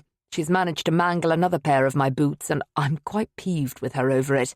Lottie bit her lip, trying not to chuckle at the picture of his words painted. They moved into the dining room, where settings had been laid and an assortment of freshly cut flowers decorated an epergne at the centre of the table linen. The place settings were at an intimate proximity, which was customary for lovers, sharing a meal, except they weren't lovers. Not current lovers, anyway. Past lovers. Never to be lovers again. He was getting married, and she was remaining a merry widow. That was what she wanted. Of course it was. "I brought my list," she announced, determined to maintain her fortitude, even as his scent curled around her. Musky citrus and something that was indefinably him. She inhaled through her mouth instead. "Your list?" He stopped before her chair.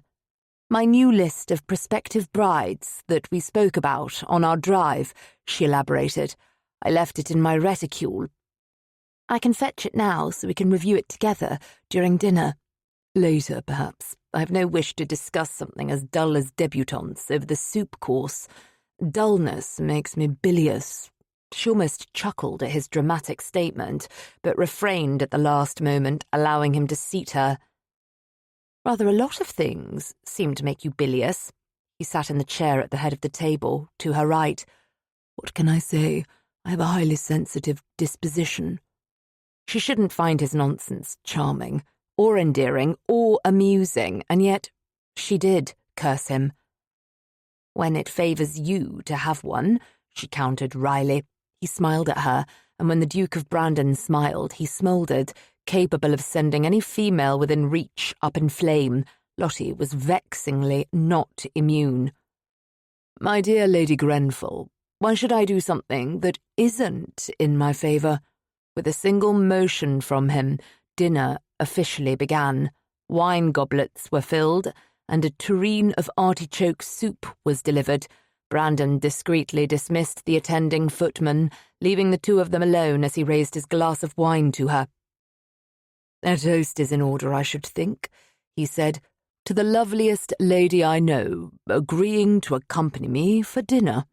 His attention was steady upon her, and just as it had been earlier during their drive, the unwavering intensity of his stare cut through her defences. She couldn't look away, even though she knew she would be better served to distract herself with the wine in her glass and the delicious-smelling soup awaiting in her bowl. To the most maddening gentleman I know, she returned with meaning, clinking her goblet against his. He laughed, the sound deep and dark and decadent. He was somehow even more handsome when amused. Goodness, it required all the self-control she had to keep from launching herself upon the table and offering her body as the evening's feast instead of the courses his cook had planned. They both drank, and still he didn't look away, holding her ensnared in his emerald gaze. She watched the way his lips moulded to the rim of the glass, the bob of his Adam's apple as he drank. He was so potently masculine.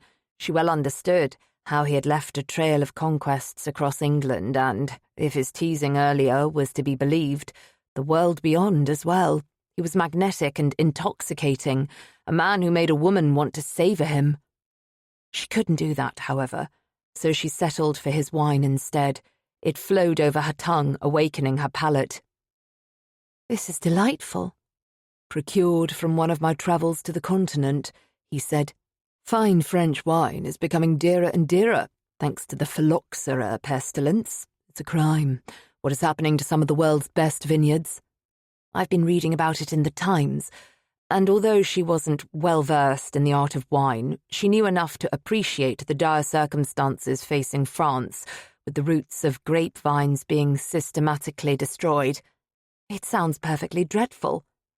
That is because it is, he agreed, bringing a spoonful of soup to his mouth. Nearly half the vineyards of France have been or are in the process of being destroyed by it. Despite the measures being taken to stop the plague from spreading, it continues to do so. She ruminated on his words and the soup she had just tasted. It was excellent. Apparently, the Duke of Brandon's cook was quite skilled. This didn't surprise her in the slightest. He struck her as a man who demanded the best of everything. His apparent interest in French vineyards, however, did. Have you visited France in your time on the continent? She asked. I have, he confirmed with uncharacteristic brevity. Her curiosity took control of the conversation and her tongue. And how did you find it? I've always longed to travel to France, not to Paris, as is so common, but to Bordeaux, to visit the grand wineries, the first-class vineyards, such as Château Lafite or Château Margaux. He smiled with genuine warmth, displaying enthusiasm and true pleasure rather than the suave charm he so often affected. It disturbed her to realize she could discern the difference now, that she knew this man well enough, not just his body, as had been the way of it for her with past lovers, but his personality, the deepest, truest parts of himself. She'd learned long ago that giving one's body to another was purely a physical act. One's mind was the true source of intimacy. The rest was merely assuaging a need, like eating to dispense with hunger. Grenfell had taught her that. I have an 1864 Chateau Margaux that is a marvel, he told her. We must try it together. Tell me, why have you never travelled to France? I was a girl when I married, only 18. Grenfell didn't prefer to travel abroad, for he suffered from terrible seasickness. I suppose in hindsight that the seasickness may have been a ruse. Likely the true reason was because he didn't like to stray too far from his mistresses here in London. Either way, after he died, I threw myself into the London whirl as well." "He hurt you badly," Brandon observed, his jaw clenching. How odd to speak about her failed marriage with a man who was her former lover. A man who had persuaded her to dinner, a man who could not be hers. And yet, how right it felt. Surprise washed over her at the realization. She felt comfortable with the Duke of Brandon, and it had nothing to do with the physical intimacy they had shared and everything to do with the times they had simply spent in each other's company, talking. He swallowed hard. "He did. But we needn't speak of it. That's all where it belongs now. In the past." "Is it?" He raised a brow, his gaze searching, seeking, seeing. "Not entirely, perhaps," she allowed. "I would love nothing more than to plant him a facer," he declared grimly, "for the grief he caused you, for failing to realize what he had in you, for being the source of the hurt I see lurking in your eyes, for everything he did and all he didn't do that he ought to have done. No man deserves a sound drubbing more." No one had ever said that to her. Most of the members of her inner circle had been sympathetic, yet firm. Keeping mistresses was the sort of thing men in their circle did, and wives looked the other way. Some of them took their own lovers after they'd done their duty of providing their husbands with the heir and spare. Everyone pretended not to care. She didn't know what to say, how to adequately express her convoluted emotions without giving herself away, so she took up her wineglass and drained half its contents. "Thank you," she said when she could find her voice, her silly hand trembling as she replaced the goblet on the table. Hopefully he wouldn't take note of how deeply affected she was. She loathed speaking of her terrible marriage, hated talking about Grenville. It was a part of her life that she had closed away, like an awful secret locked in an attic, never again to see the light of day, except the Duke of Brandon was resurrecting all the ghosts of her past, shining light into the darkest corners of her soul. She didn't like it, and yet she couldn't resist it. What a strange, compelling man he was. "You needn't thank me for stating the obvious, Lottie," Brandon said, frowning. "Some people wouldn't think it obvious," she pointed out. "Most husbands are unfaithful to their wives. I shouldn't have been so naive as to expect differently. It's the way of our world. Indeed, I scarcely imagine that you will be a faithful husband to your bride." His stare was rapt upon her, trapping her as surely as if he'd caught her in an embrace, and she could not look away. "Is that what you think of me? That I intend to treat my wife as Grenville did you?" She didn't want to think about him in relation to his wife. His young, innocent debutante who would be lovely and sweet, a credit to him on his arm. Perhaps he would fall in love with whomever he chose. Perhaps he would be faithful to his Duchess. Perhaps he would never stray, and they would live happily and create a brood of bubbly children just like Pandy. Those thoughts were acid poured upon her soul. "I'm sure it isn't my place to think about such matters," she forced out, and yet he refused to relent, holding her gaze, so still that he might have been a statue but for the sensual heat he radiated. "But it is, you see. I've asked the question of you." The soup course was cooling in their bowls. Her stomach, once eager for the delicious meal ahead, was mutinying. It wanted nothing of food.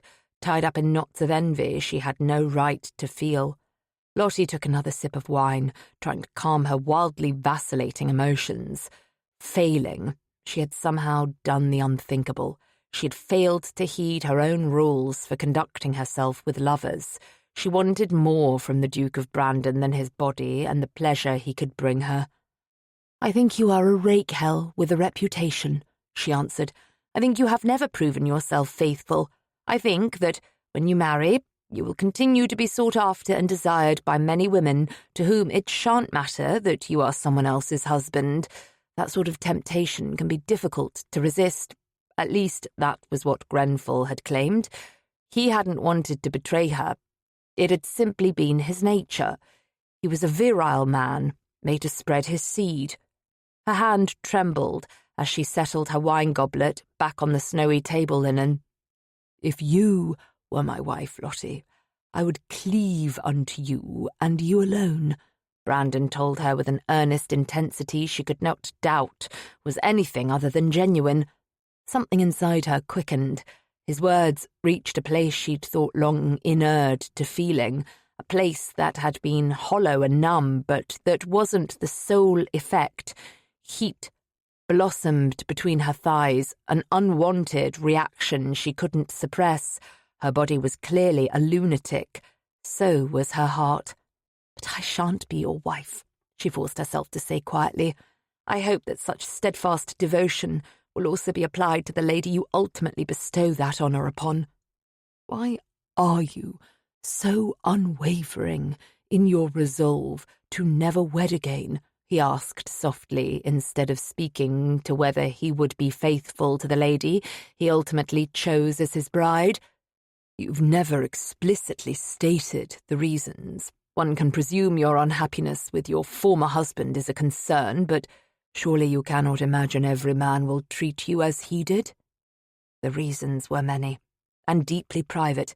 Something else occurred to her. "You have never explained precisely why you need to marry," she countered. "I find it difficult to believe you would take a wife simply because your grandmother demanded it of you. It would seem neither of us has been entirely candid with the other." He inclined his head. "Touché, my dear." The soup course was whisked away and the next was laid before they could further their conversation. Although it smelled as delicious as the previous offering had, Lottie found herself loath to partake of it.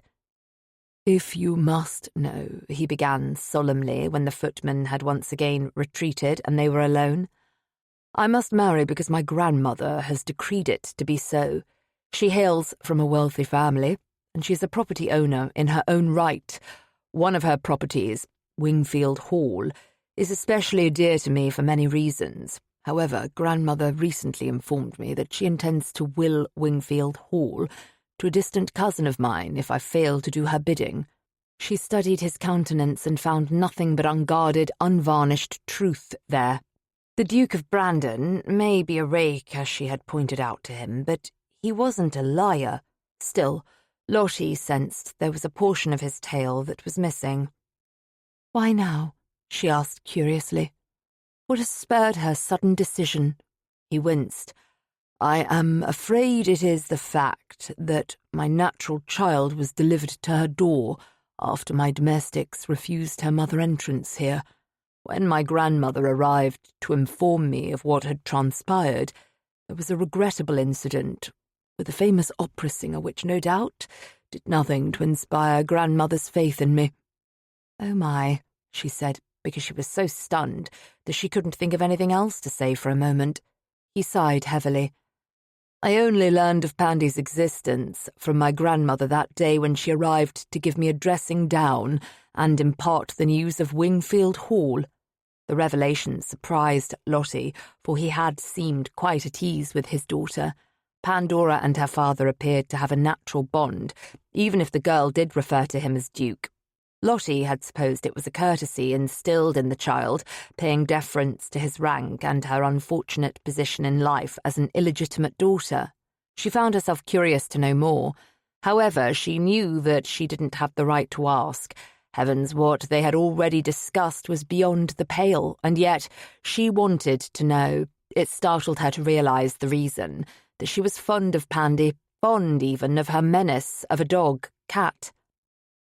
Her mother no longer wished to keep her, she asked, unable to comprehend the notion, but recalling Pandy's words at their first meeting. "She's gone on a grand adventure, and young girls can't go on adventures. Did you know that, missus? They might fall off the ship and get drowned." "Her mother left for America with her most recent lover," Brandon explained, his tone and expression equally grim. "A grand adventure that didn't require the unwanted burden of a child. And lest you think me heartless, Pandy's mother never informed me that she bore my child. We had an association, and then she disappeared from London and my life. I presumed she had moved on with another chap. She had, of course, as I later learned, and married him. But after her husband died, she found a new lover, one who was not willing to bear the burden of a child that wasn't his own. Pandy was abandoned like an unwanted mongrel sent to the streets. I can only thank God her mother knew to try my grandmother's address before surrendering Pandy to only Christ knows what fate. Her heart ached anew for the child, to hear the desperately sad circumstances of her young life thus far. An illegitimate child, never truly accepted or belonging, then summarily abandoned by her own mother at such a tender age. Lottie had never been terribly close to her family, but the very notion of them abandoning her was anathema. The food before them was cooling, and it occurred to her quite distantly that neither of them had touched their plates. "I'm very sorry to hear what happened to Pandy," she said softly, honestly. "And to you, Brandon. You seem, to your credit, not just tolerant of her as some men in your place would be, but adoring." "I love her," he said, holding her gaze. "I understand that is, perhaps, irregular in our world, but the circumstances of Pandy's birth mean less than nothing to me. She is my daughter, and if I had known of her previously, I would have moved heaven and earth to see that she was, if not with me, then well provided for. I would have made certain she knew me. In the absence of the opportunity to interview her mother myself, I can only guess at her reasons for failing to apprise me of Pandy's arrival." "That is quite honourable of you. Many aristocrats would not be so moved to acknowledge or house the children they sired on the wrong side of the blanket. It was a dreadful offence against the children, and yet it was simply a fact. Men had children out of wedlock. Polite society turned the other way. The innocent children suffered."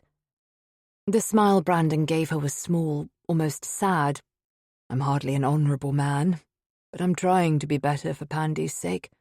There was no doubting his sincerity, and as she sat at the Duke of Brandon's table with him, Lottie made the most astonishing realization of all. She hadn't just come to care for Pandy, she cared for the Duke of Brandon as well. Chapter 13.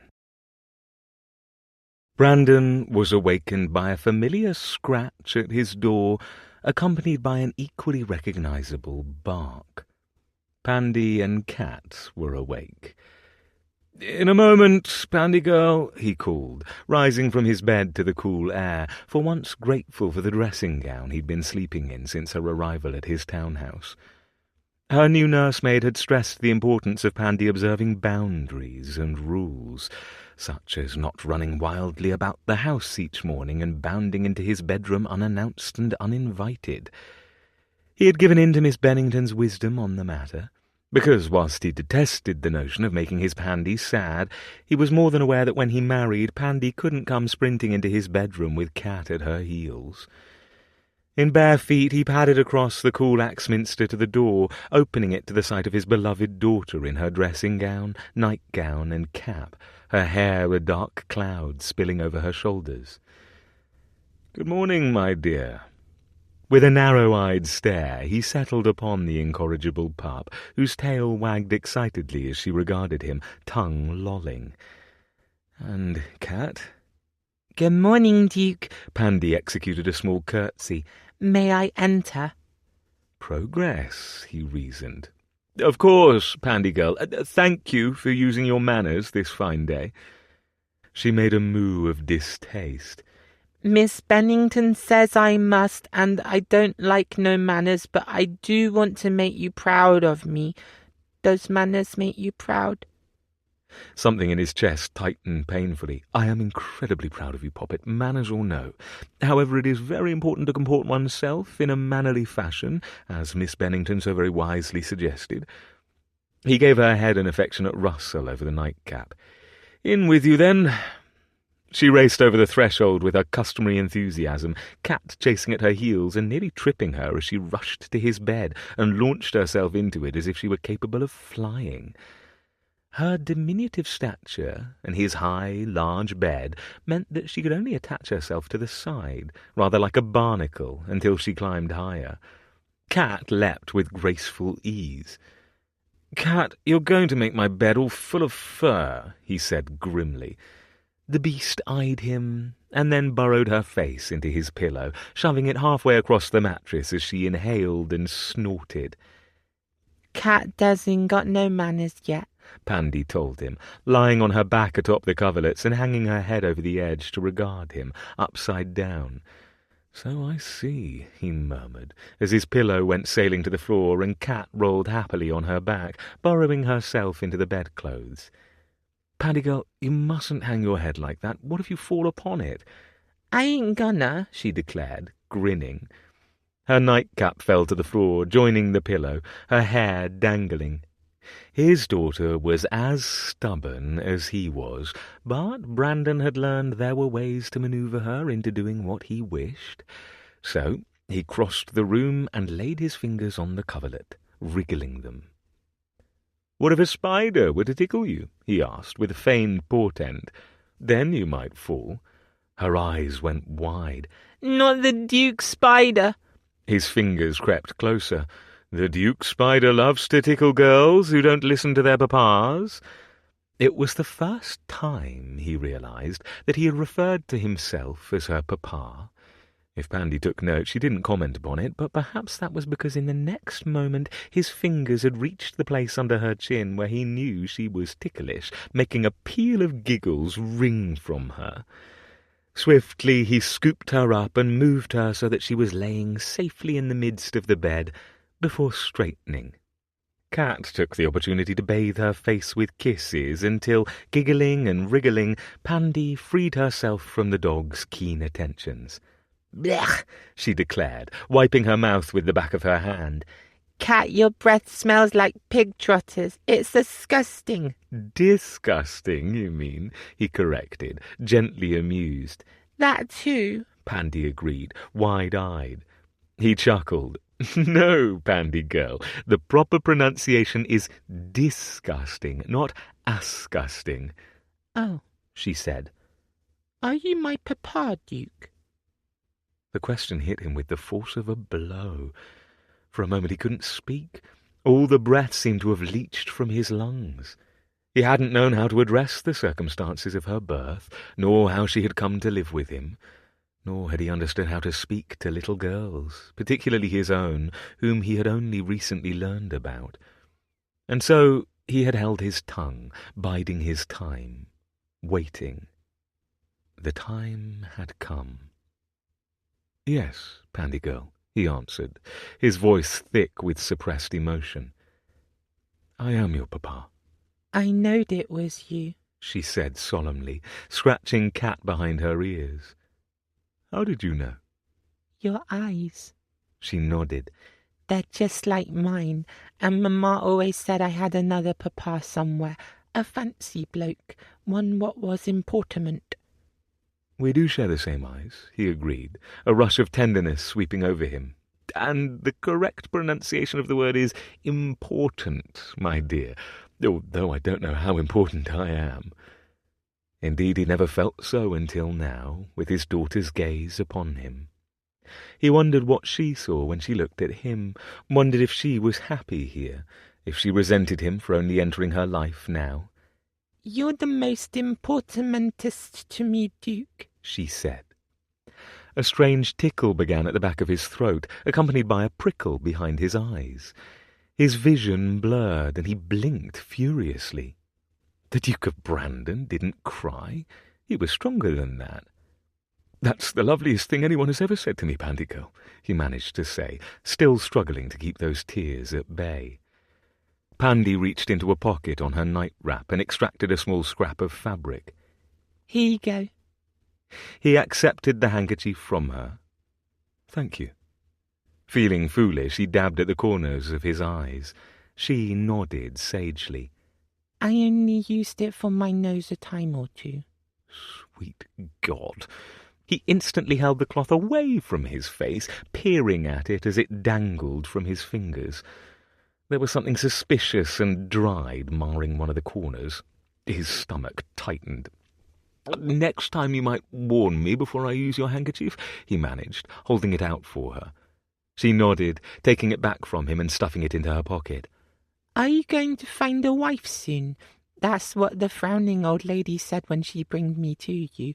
Her said you need a duchess to keep you from trouble. Ah, his grandmother. He could well imagine her response if he told her Pandora had referred to her as the frowning old lady. "I'm trying to find one, Pandy girl, yes," he admitted gently. "The frowning lady was not wrong, but you needn't fear that my doing so will change anything. You shall always be my very best poppet." Cat rolled happily to her back, inviting Pandy to give her a belly rub, and the meagre remaining hopes of keeping his bed free of dog fur vanished. Pandy obliged, but her gaze was solemn, and so like his. I like Mrs. Lady Grenspell. His heart quickened. I like her too, Pandy girl. He thought of their dinner, which had been meaningful yet chaste.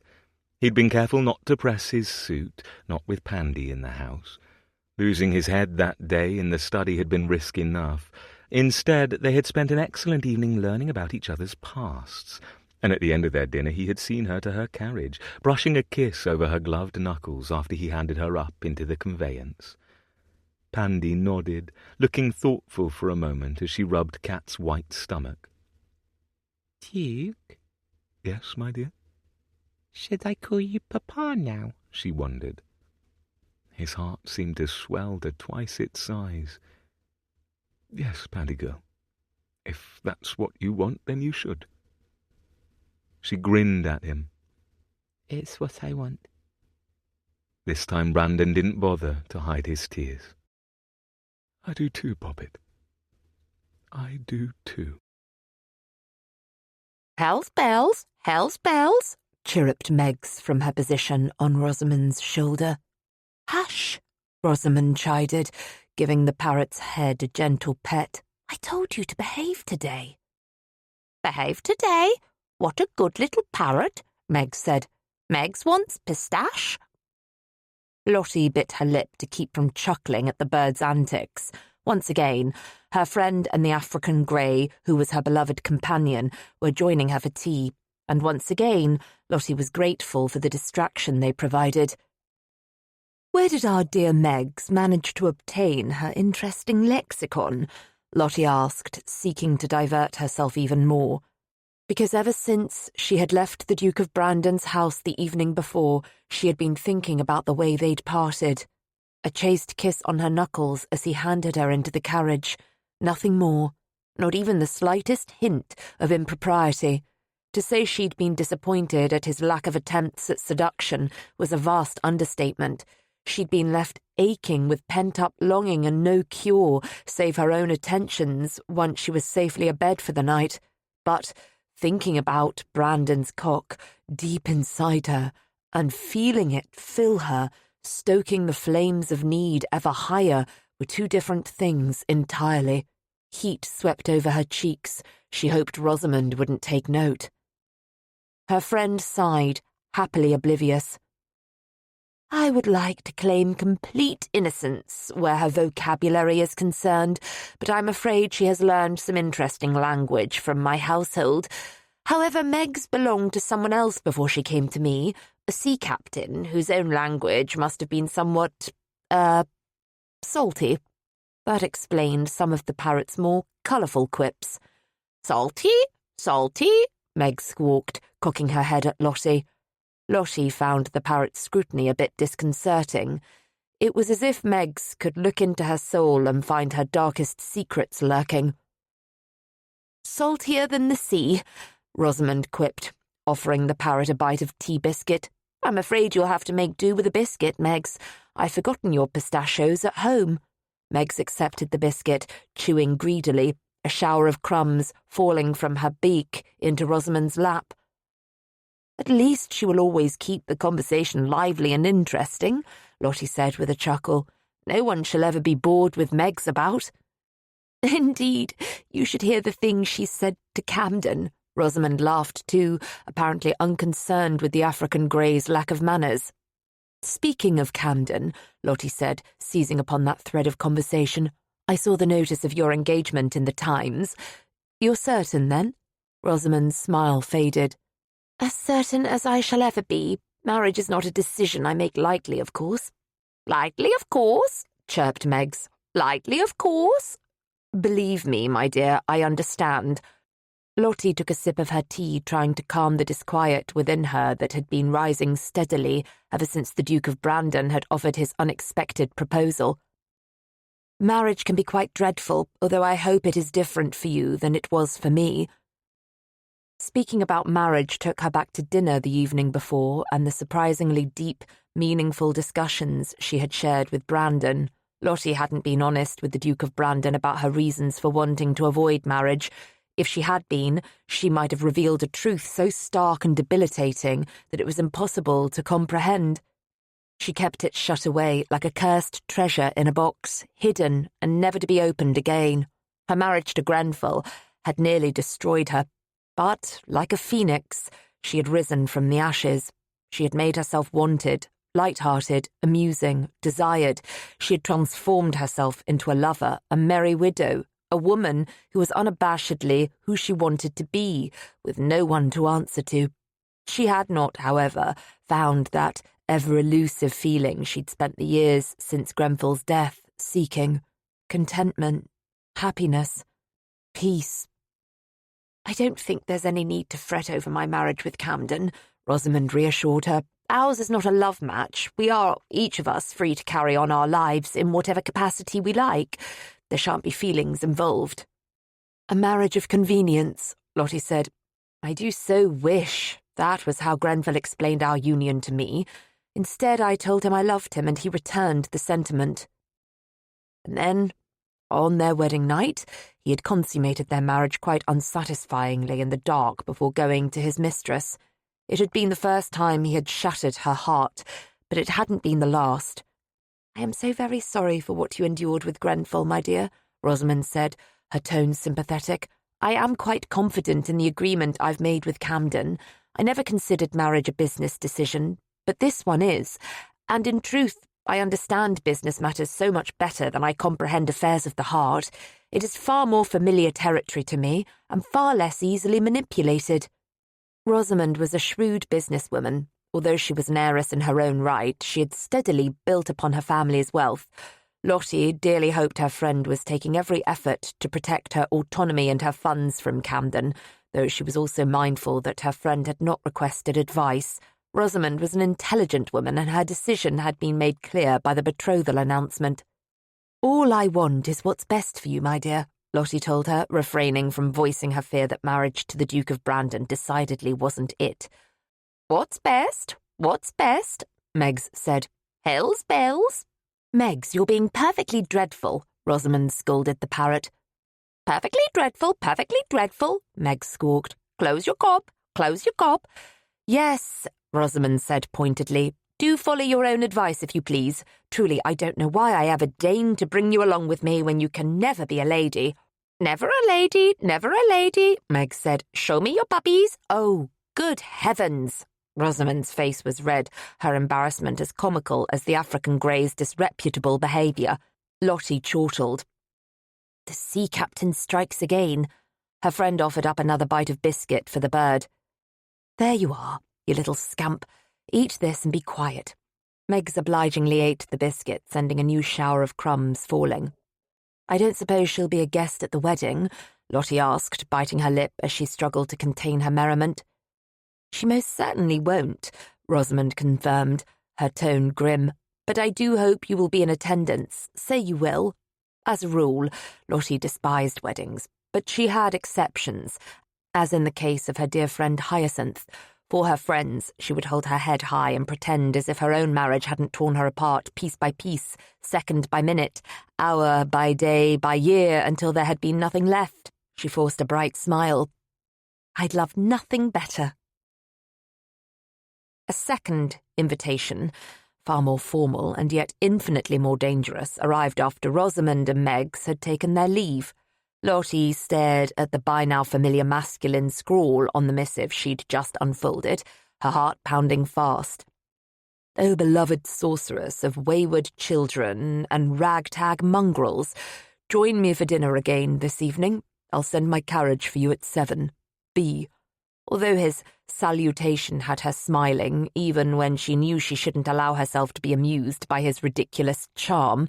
Lottie couldn't help but to take note that Brandon hadn't requested her presence for dinner, nor had he inquired after whether she would need the use of his carriage. Also, taking his carriage as opposed to her own felt far too intimate when she couldn't afford to allow herself to get any closer to the man. Falling for him would be the height of folly, and from such lofty altitudes there was so very far to fall. She struck the smile from her face and hastened to put her own pen to paper. What was she thinking? Accepting a dinner invitation from the Duke of Brandon would be nothing short of disastrous. Her response was swift. "Your Grace, I am not yours to command, nor shall I ever be. For future reference, presumably as it may pertain to your courtship of a bride, a lady ought to be asked. Her presence must be inquired after, not demanded. Further, I always prefer to take my own carriage, as you quite know. Sincerely, Lottie, neither sorceress nor beloved." His response was hasty. Jenkinson brought her a new note within the hour, and although she told herself to allow the missive to sit, unopened and unread, for at least 15 minutes, she scarcely lasted 2 before she tore it open. "My darling L, never think you are not a sorceress, for you have surely and thoroughly bewitched me, along with my daughter and her vagabond of a hound. Forgive me for the blunt clumsiness of my previous invitation. Having been intruded upon by a slavering dog bearing a pig-trotter and a wayward child playing a game of chase-chase, I had to make haste. Allow me, I beg of you, a second opportunity to cure my mortal ailments with the elixir of your presence this evening. Will you please accompany me for dinner tonight? Also, if you please, I would prefer the discretion of my own conveyance to your John Coachman. Yours, B." His dramatic flair had her chuckling despite herself. The man truly was charming when he wished to be, and for some reason he wished to be today, with her. Peril lies ahead, warned her mind. Proceed at a very great risk to your own welfare. Experience was the truest form of authority. She knew better than to continue whatever it was between herself and Brandon, and yet, there was another part of her that longed to be desired, to be charmed and wooed and seduced. Brandon wasn't engaged to another woman yet, after all. What could be the harm in one more dinner, perhaps another wicked interlude before they inevitably parted ways?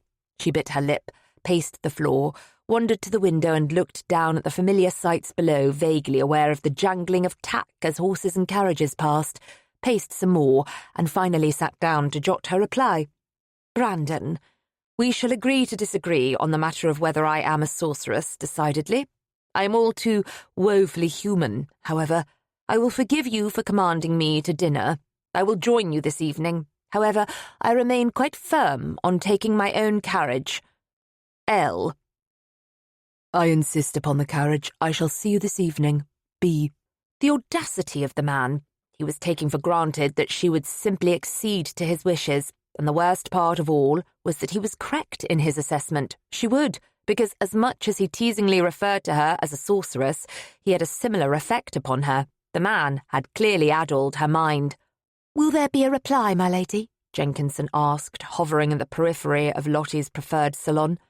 "No," she decided, adding Brandon's latest missive to the stack she was already keeping, tied together neatly with a satin ribbon. "There won't be. But we do have a change of plans for this evening. I've just received an invitation to dinner. Please lay out my gold silk." Jenkinson's brows rose only the slightest hint at her announcement. Lottie didn't know if the reaction was down to her choice of dress or her sudden reversal of schedule. Either way, her lady's maid was nothing if not loyal. She dipped into a curtsy. "Of course, my lady."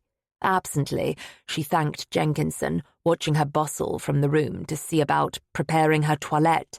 The gold evening gown was one she had deemed too scandalous to wear. For the almost shocking expanse of her bosom it left bare, almost her nipples. She had worn it precisely once, standing before her looking-glass on her way to a ball, and decided it must never be worn in public, lest she wished to tear her reputation entirely asunder. But it wasn't her reputation she was thinking of now. the slow, steady ache of anticipation beginning deep within her. Rather, it was the satisfaction of wearing the gold silk for the Duke of Brandon, for it was a gown that had been cleverly designed by one of the finest Paris houses to bring every man to his knees, and Lottie had suddenly decided to use it for its intended purpose. Chapter 14. The Countess of Grenfell was a goddess tonight. A Venus draped in diaphanous gold, her creamy breasts lifted high above a daring décolletage that left almost nothing to the imagination. Brandon took one look at her upon arrival in the private salon of his house in St. John's Wood, and his cock went instantly hard. A primitive sense of possession surged through him, and it required all the gentlemanly self-discipline he had to keep from throwing her over his shoulder and carrying her away to the bedroom so he could devour her at once. "Not now, old chap," he thought wryly. "You'll have to wait your turn." Instead, he took her hand in his, bringing it to his lips for a reverent kiss as he drank her in fully. Her riotous cinnamon curls had been coaxed into Grecian plaits, coiled thickly at her nape, with a spray of ringlets left free, along with a fringe of them on her high forehead. The gilded flecks of freckles adorned her nose, and her full, lush lips were the pink of a wild English rose. A sapphire necklace at her throat sparkled as a complement to the brilliant blue of her eyes. Briefly he wondered if Grenfell had gifted the necklace to her, and then he vowed that he would buy her 100 necklaces with larger, costlier gems and drape them around her throat. He'd fuck her as she wore nothing else when she was well and truly his. He cleared his throat, inhaling deeply of the rich scent of violet and rose and Lottie. "Good evening, O beloved sorceress of wayward children and ragtag mongrels." He straightened to his full height, and she smiled at him, and he thought he could happily spend the rest of the evening just admiring her thus, as her pretty Cupid's bow curved with amusement. "Good evening, O silly Duke of ridiculous imagined titles and insistence upon sending secret carriages to take me to my destination," she returned. She was still bristling about his sending his own conveyance to her. He had done so for a very good reason. Brandon hadn't been certain if she would deign to join him here, for St. John's Wood was notorious. It was where most gentlemen either discreetly engaged in affairs or settled their mistresses, where a married man could keep his secrets and have his bed warmed beyond the watchful eye of polite society, and his wife. That wasn't why Brandon had brought her here. Rather, it was because he couldn't justify another coupling whilst his daughter was beneath the same roof. Pandy would face struggles enough because of her illegitimacy. There was no need to cause further scandal where she was concerned. When he had taken Lottie in his study, he had been overwhelmed, overcome by a temporary madness brought on by Lottie and her steadfast devotion to his daughter. "Your John Coachman doesn't know my address," he told Lottie lightly. She arched a cinnamon brow. "He would have known it had I told him." "Yes, but would you have come to me here in St. John's Wood?" "That would have depended." He was still holding her hand in his, so he availed himself of her wrist, pressing his lips there, absorbing the steady thrum of her pulse. "Upon—" She held his gaze unsmilingly. "Upon whether this is a home where you have previously installed your mistresses."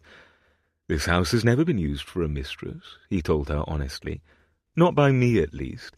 My sire is another matter, but you can rest assured that I had all traces of him and whatever filthy deeds he performed here removed. Everything, from the paper hangings to the curtains and the Axminster, has been replaced." He kissed along her inner arm until he reached the place where her glove ended and glorious, soft skin met his seeking lips. The inner curve of her elbow, Brandon couldn't help himself. He nipped her lightly there. She shivered, then inhaled sharply, the action making her breasts rise in tempting swells, threatening to burst free of her bodice. "What have you used it for, then?" "Various purposes," he said lightly as he straightened, for prior to choosing Wingfield Hall as the home of the Wicked Duke Society revelries, this house had been used. Most recently as a discreet meeting place for Sidmouth and his new wife. "This is the house Hyacinth spoke to me of, then?" Lottie said, unsurprised by his revelation. "She told you about it?" That rather startled him to learn, for Lady Southwick, now Lady Sidmouth, he reminded himself, hardly seemed the sort to bandy her private affairs about. "We are dear friends. Of course she did. But she needn't have done so. I am already more than aware of your love nest. All London knows about it, I dare say." "Love nest," he repeated, thinking maybe he had done his cause a disservice in bringing her here after all. "Perhaps you have more than one," she mused, "given that you've just told me you never used this house for a mistress." He shook his head. "I never know what manner of scandal broth is swirling about me, and I'm increasingly persuaded that is for the best. I can assure you that I don't have a love nest. But enough of idle gossip for now, however. Let us eat the dinner my chef has prepared for us." It was a dinner designed to impress, intentionally decadent. Brandon was many things, but a fool wasn't one of them. He was wooing her in every way he could. "That sounds lovely," she said, her soft voice settling over him like a caress. "Excellent." He offered her his arm, and together they went into the dining-room. "I have taken the liberty of having the 1864 Chateau Margaux brought up from the cellar and opened. I think you'll enjoy it." The house was formal, yet intimate. He guided her to the dining-room, trying to think about the meal awaiting them rather than about the stunning woman on his arm. Even if the air between them was sparking with mutual awareness, he was doing his utmost to prolong the evening, to torment them both with anticipation until they were equally burning with need. "Why did you choose this house for dinner?" she asked, as they entered the dining-room and he guided her to a seat. By design, no footmen were about. He had given careful instruction concerning when the dinner was to commence, and they still had a few minutes until a discreet domestic would knock at the door, heralding the arrival of the first course. "Because," he said, bending down as she sat primly in the chair he offered, so close that his hips brushed the shell of her ear as he spoke, "I wanted to be certain I could have you all to myself this evening. Where you're concerned, I'm a greedy man." She slanted him a sultry glance beneath her extravagant gold-tipped lashes. The light caught in the burnished glints of her hair and made her eyes deepen to the mysterious blue of the sky after a torrent. "Greedy for my company? Or for something else?" His cock pulsed. "For both, Venus." He allowed himself a chaste kiss to her temple before rising and moving to his own seat. "I'm hardly a Venus, Brandon." Her modest protestations had him grinning. "You're right, of course. You're far more magnificent than Venus could ever hope to be." She raised a brow. "You needn't woo me with flattery. I've already come here at your bidding, have I not?" "Flattery is glib. I speak truth." He raised his glass of Chateau Margaux to her in toast. "To you, O goddess." "You're absurd," she said without heat, lifting her own wine in turn. "We both know I'm all too mortal."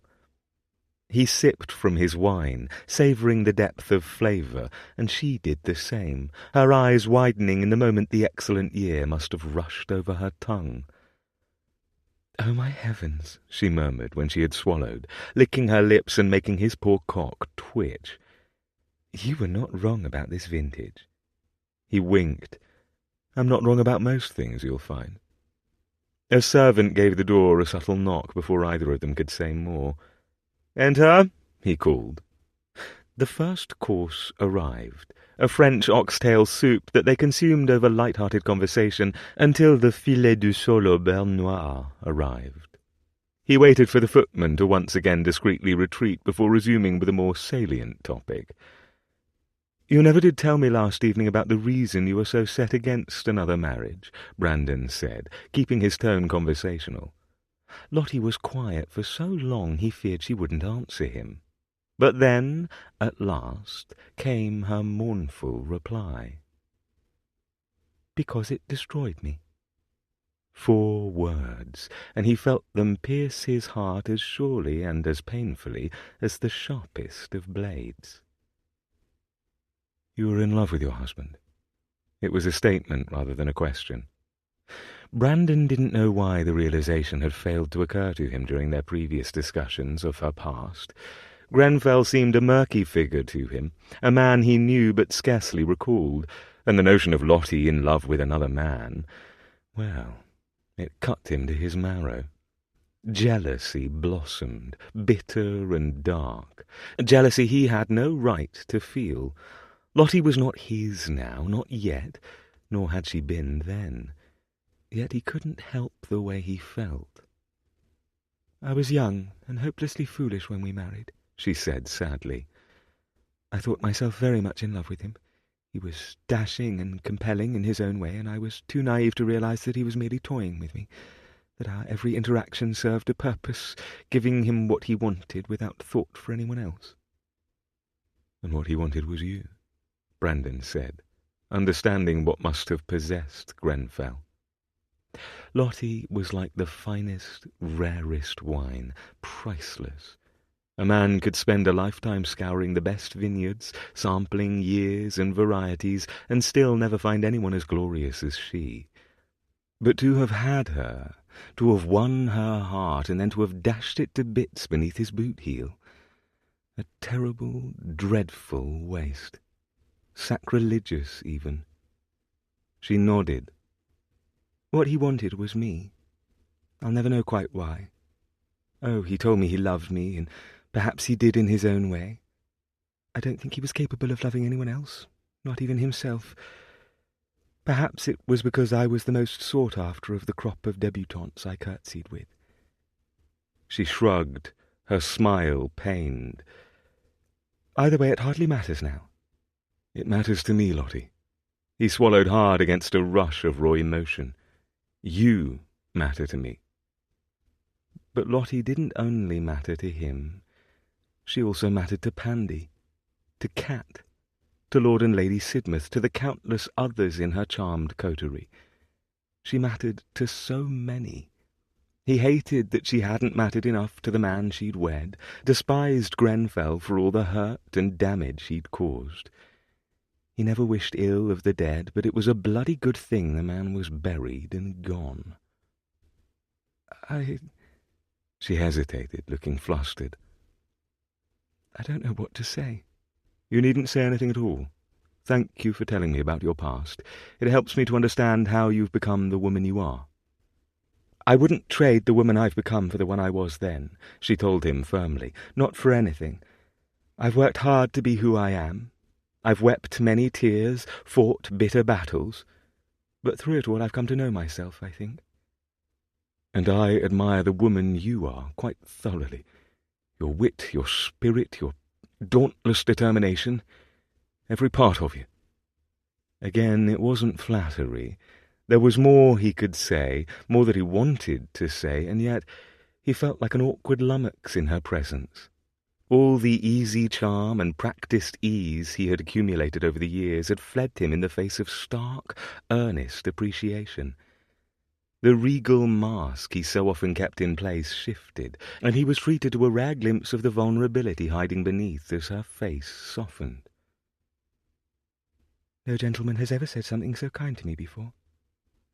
How astounding to realize that no man before him had ever told this glorious woman that he admired her, not just for her beauty, but for her mind, her determination, her sensuality, for all the nuances that made her who she was. And suddenly it disturbed him greatly that he had not been entirely forthright with her. She deserved his candour, and so much more. "In the interest of honesty, there is something I should tell you," he said, broaching the subject of the Wicked Duke's Society for the first time. "When we spoke about my grandmother and Wingfield Hall, I wasn't entirely truthful. For the last few years, Camden, Kingham, Riverdale, Whitby, Richford, and I have been operating a secret society. He paused, gauging her reaction, for whilst he knew why he and his friends had begun the society, he couldn't deny that it all seemed so very gauche and seedy now. Earning one's own money was bourgeois, but earning one's own money through carnal depravity was more than one shade beyond the pale. "Go on," she said softly. "Membership in the society is selective and costly," he continued, "and for good reason. The revelries we host are indulgent odes to hedonism. Members are assured anonymity and privacy to do whatever they wish with whomever they desire, as long as all parties are willing." "Do you take part in these revelries of yours?" she asked, her gaze searching. "I have in the past," he admitted, "though the appeal is no longer there for me. The next fete is in a month's time, and I'll not be joining the revellers." "Why do you tell me this now?" "Because I don't want to hide the truth from you, and because I want you to know the true reason I am desperate to keep Wingfield Hall. The society holds its revelries there. If we lose Wingfield Hall, we will have to begin anew, and the 6 of us have already invested a great deal of time and funds upon it that we won't be able to recoup. Not all of us can afford such a loss of investment and future funds." He was grateful that he was in no danger of penury, but for some of his friends the only wealth they possessed was what they earned from the society. "Thank you for entrusting me with your secret," Lottie told him. "You have my word that I shan't tell another soul." He trusted her implicitly, and now that he had revealed the full truth to her, it was as if a great weight had been lifted from his chest. He felt lighter, relieved. "Thank you," he said simply. The footman arrived with the next course then, mutton pie à la Périgord. As usual, it was delicious, redolent with the earthiness of truffles and the rich flavours of bacon and butter. But they both ate sparingly, a new anticipation burning hotly between them, not for the next course, but for what would inevitably come after this dinner. By the time the blancmange arrived, he was positively aflame. Lottie's spoon hesitated over her plate, her gaze meeting his. "I find myself feeling quite greedy as well." It was a return to the beginning of their dinner, and his cockstand was instant, as was his reaction. Thank God. He might have shouted his relief to the heavens, so great was his relief. He didn't give a damn about the blancmange. Brandon shot from his chair, extending a hand to her. "Come here." She didn't hesitate, settling her hand in his, the softness of her bare skin making his pulse pound harder. "Where are you taking me?" He pulled her swiftly to her feet. "To bed. We've made use of a door and a desk thus far. I think it's more than time we tried something more comfortable." He drew her hand into the crook of his elbow. "I won't be your mistress, if that is what you're thinking," she cautioned, as he led her from the room and up the stairs. "You'll soon be a married man, and I do not abet husbands who are unfaithful to their wives." "I didn't ask you to be my mistress, did I?" he asked mildly. "Besides, I'm not presently a married man, and I have no one to whom I owe faithfulness." "Except you," he might have said. But he kept that to himself. Lottie was to be handled with kid gloves. Her instinctive reaction was to flee in the face of the slightest hint of matrimony. His intentions regarding her had never changed, not from that first meeting in the Emerald Salon, when he'd bumbled through a regretful proposal. But she didn't need to know that. Yet. "I suppose you haven't," she allowed. "However, it is not an unreasonable expectation. We are lovers, after all." And he intended for them to be more than that, much, much more than that. "A lover is not a mistress," he pointed out. "Fair enough." Lottie inclined her head, but the stubborn set of her lips suggested she didn't entirely believe him. "Just so you know, it will never happen. I'm not a kept woman." "Nor do I expect you to be one. You are a force unto yourself." They reached the bedroom, and he stopped, gesturing for her to precede him into the chamber. Lottie released her hold on his arm, crossing the threshold, her golden silk skirts shimmering in the low gas lamps. He couldn't help but to admire the way the light shone in her cinnamon hair, the curls that were artfully arranged to fall down her nape. He longed to brush them aside and press his lips there, to know the satiny heat of her skin, to savour her, to take his time and learn every inch of her body. And he intended to do that all night long. He followed her inside the bedroom, which was his alone. Even when he had granted Sidmouth and Lady Southwick the use of the house, he had made certain to keep his private space precisely that. The door closed behind him with a soft snick, and the blood rushed to his cock. This woman was his. She didn't know it yet, but he fully intended to make it so. She turned to him, a small smile flirting with the corners of her rose-pink mouth. A force, a goddess. What else am I to be this evening? Whatever you wish to be, darling. She moved toward him, her silk gown playing with the light like liquid gold, and he thought he had one more to add to the list. Naiad. The woman who brings the greatest lover in London to his knees, I think, she told him with sultry intent, sliding her hands up his waistcoat until they locked around his neck. He won't even have to try, Venus. He dipped his head and claimed her mouth. She opened instantly, her kiss eager and hot, her tongue gliding past his lips to tease. She tasted like Chateau Margaux and sin and decadent desire, and despite the delicacies his chef had offered up that evening, nothing had ever been so delicious. He had intended to take his time, but she was kissing him ravenously, making soft sounds of need, crushing her breasts into his chest. His fingers found buttons and hooks. Fabric parted and spilled and fell, giving way to glorious feminine flesh, to hot skin, curves, and the sweet scent of roses and violets. He found hooks and eyes and pulled them free, her satin and lace corset falling with a dull thump at their feet. He had her half undressed without his mouth ever leaving hers, and she did the same for him, working his coat from his shoulders, tugging away his necktie, tearing open his waistcoat. Her nimble fingers danced over the fall of his trousers, and that was when he finally moved, denying her what she wanted, lest she make him spill in his trousers like a callow lad touching his first woman. He ended the kiss to find her lips lush and swollen, her blue eyes glittering up at him like twin storm-tossed seas. "I want to suck your cock," she told him. And fucking hell, there went his ability to resist her. He swallowed hard against a rush of desire so intense that he could scarcely think. "That isn't why I abandoned the blancmange." "I know." She traced the line of buttons bisecting his shirt. "You're all I want for dessert." Sweet, holy God.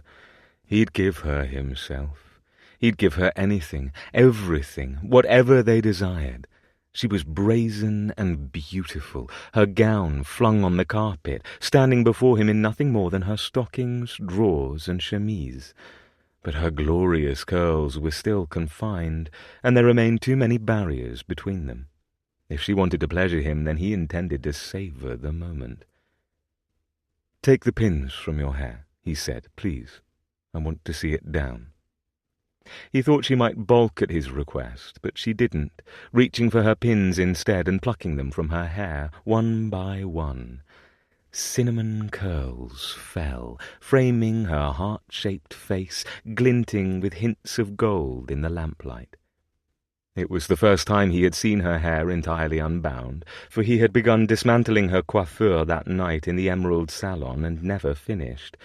The intimacy of the act, watching her remove each pin for him alone, made fire lick through him. When she had finished, her curls rained down her back and over her shoulders, long and lustrous, and she laid her palmful of pins on a nearby table. "Your turn." "What would my lady have me do?" he asked, throat gone thick with want. Her gaze seared his. "Take off your shirt and waistcoat." "As you like." He took off his waistcoat and then worked open the buttons of his shirt, fingers fumbling in his eagerness, heart pounding, cock as hard as marble. "Let me help." She moved to him, chasing his useless hands, plucking buttons free until they both had him out of his shirt. "Now this." She tugged at his waistband, her forefinger grazing his bare stomach and making him inhale sharply at the simple contact. God, how he longed for her touch. Everywhere. His reaction to her was unlike anything he'd ever experienced, so powerful it scared the devil out of him. He had to somehow persuade her to be his wife. He couldn't lose her. At the thought he caught her hand in his, bringing it to his lips for fervent kisses on each knuckle before lifting his head and meeting her gaze. "I want you naked in my bed." "With pleasure." She grasped handfuls of her chemise and hauled it over her head, revealing the milky globes of her breasts at last and hard pink nipples he couldn't wait to suck. She undid the button on her drawers, and those too fell away, leaving her in nothing but her silk stockings and pretty gold-ribboned garters. Better than Venus, she was a lush deity unto her own, all riotous, flaming curls and copper-flecked curves and wickedly seductive femininity. "Leave them," he said hoarsely, knowing that watching her roll them down her legs would be a torment he couldn't withstand.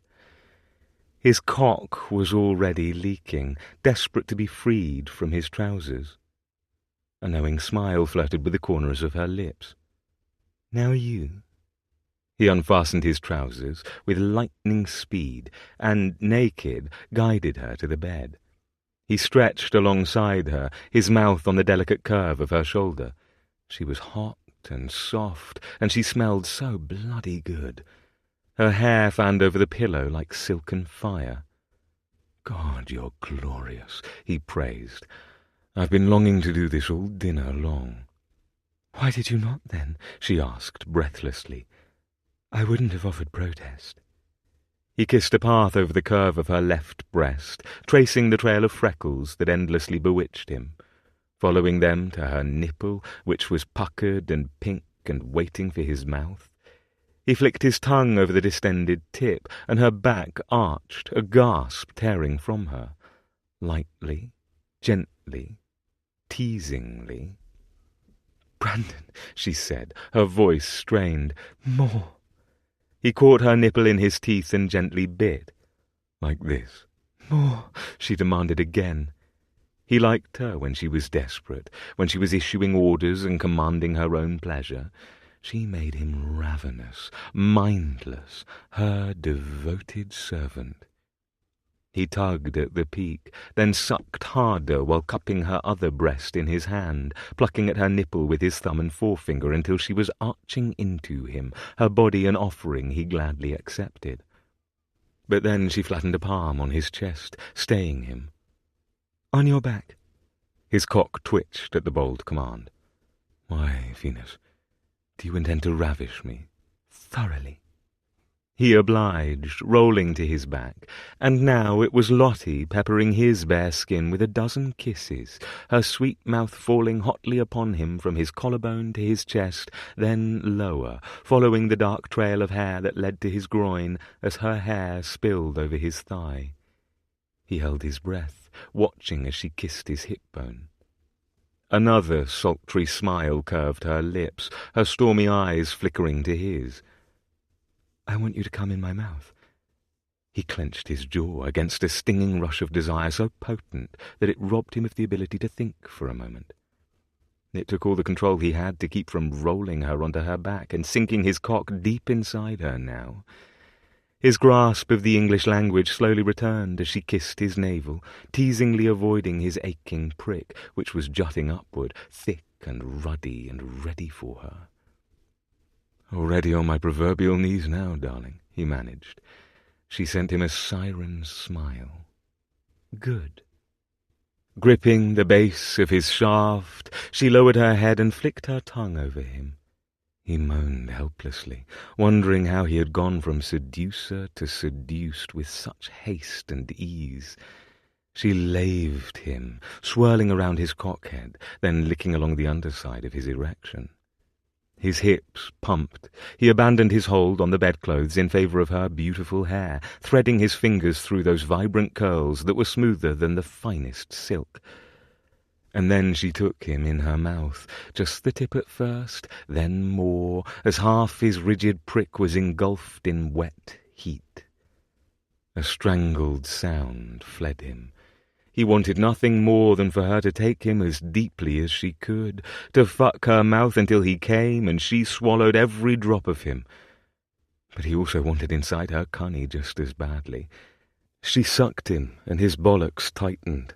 She lowered her head, bringing him to the back of her throat until she withdrew, leaving his cock glistening with her saliva, her lips wrapped around him. He wanted to tell her how beautiful she looked, taking his cock this way. But words were elusive, and when she slid back down his shaft there was no chance for thoughts. There was only the roar of his body's demands, urging more, more, more. His hips worked in time with her pretty mouth, his heart pounding ever faster. Her hand worked his cock with the same rhythm, and within seconds he was there, on the razor's edge of complete release. "If you don't stop, I'm going to spend," he warned. She made a low sound in response, her mouth never leaving him as her pace increased. Faster, faster now. She truly wanted to undo him. And heaven help him, he wanted to be undone. By her, by Lottie. Only, always, forever her. The realization was as jarring as his release, both so potent and magnificent that blood thundered in his ears and black stars speckled his vision. A groan of pleasure tore from his throat as he spurted on her tongue. He felt her swallowing around him, felt the hot flood of his seed coating his cock, felt her sucking and draining him dry until there was nothing left but his sated body and a sudden, shocking recognition. He had fallen in love with this woman. Chapter 15. Lottie still tasted Brandon on her lips as he rolled her to her back and nudged her legs wide, his palms branding her inner thighs as he urged her to open to him. His heated emerald gaze was on her cunny, and it occurred to her that no lover had ever studied her thus, with the lamps blazing. Likely she should feel at least a hint of embarrassment. Their previous couplings had been frantic, and they had remained clothed. This was the first time they were naked, save her stockings, of course, and in a bed together. But it all felt intimate and wonderful. There was no embarrassment now. There was only desire, raw and wild and unfettered. Sucking his cock, knowing she had the power to make him lose himself completely, had proven a potent aphrodisiac. She was aching for him. "You're so wet," he praised. "You liked taking my cock down your throat, didn't you?" She spread her legs wider, shameless, taking her breasts in her hands and toying with her nipples. "I loved it. The truth. Perhaps she was a wanton, but she didn't care. She had spent her marriage wallowing in self-loathing, thinking herself insufficient, but she had come a long way from the naive young bride who had married Grenfell. She was a woman now, and she was in control of her body, her desires. She had learned that she was enough, damn it, and she would seize what she wanted with both hands. All further thought abandoned her when he spoke again.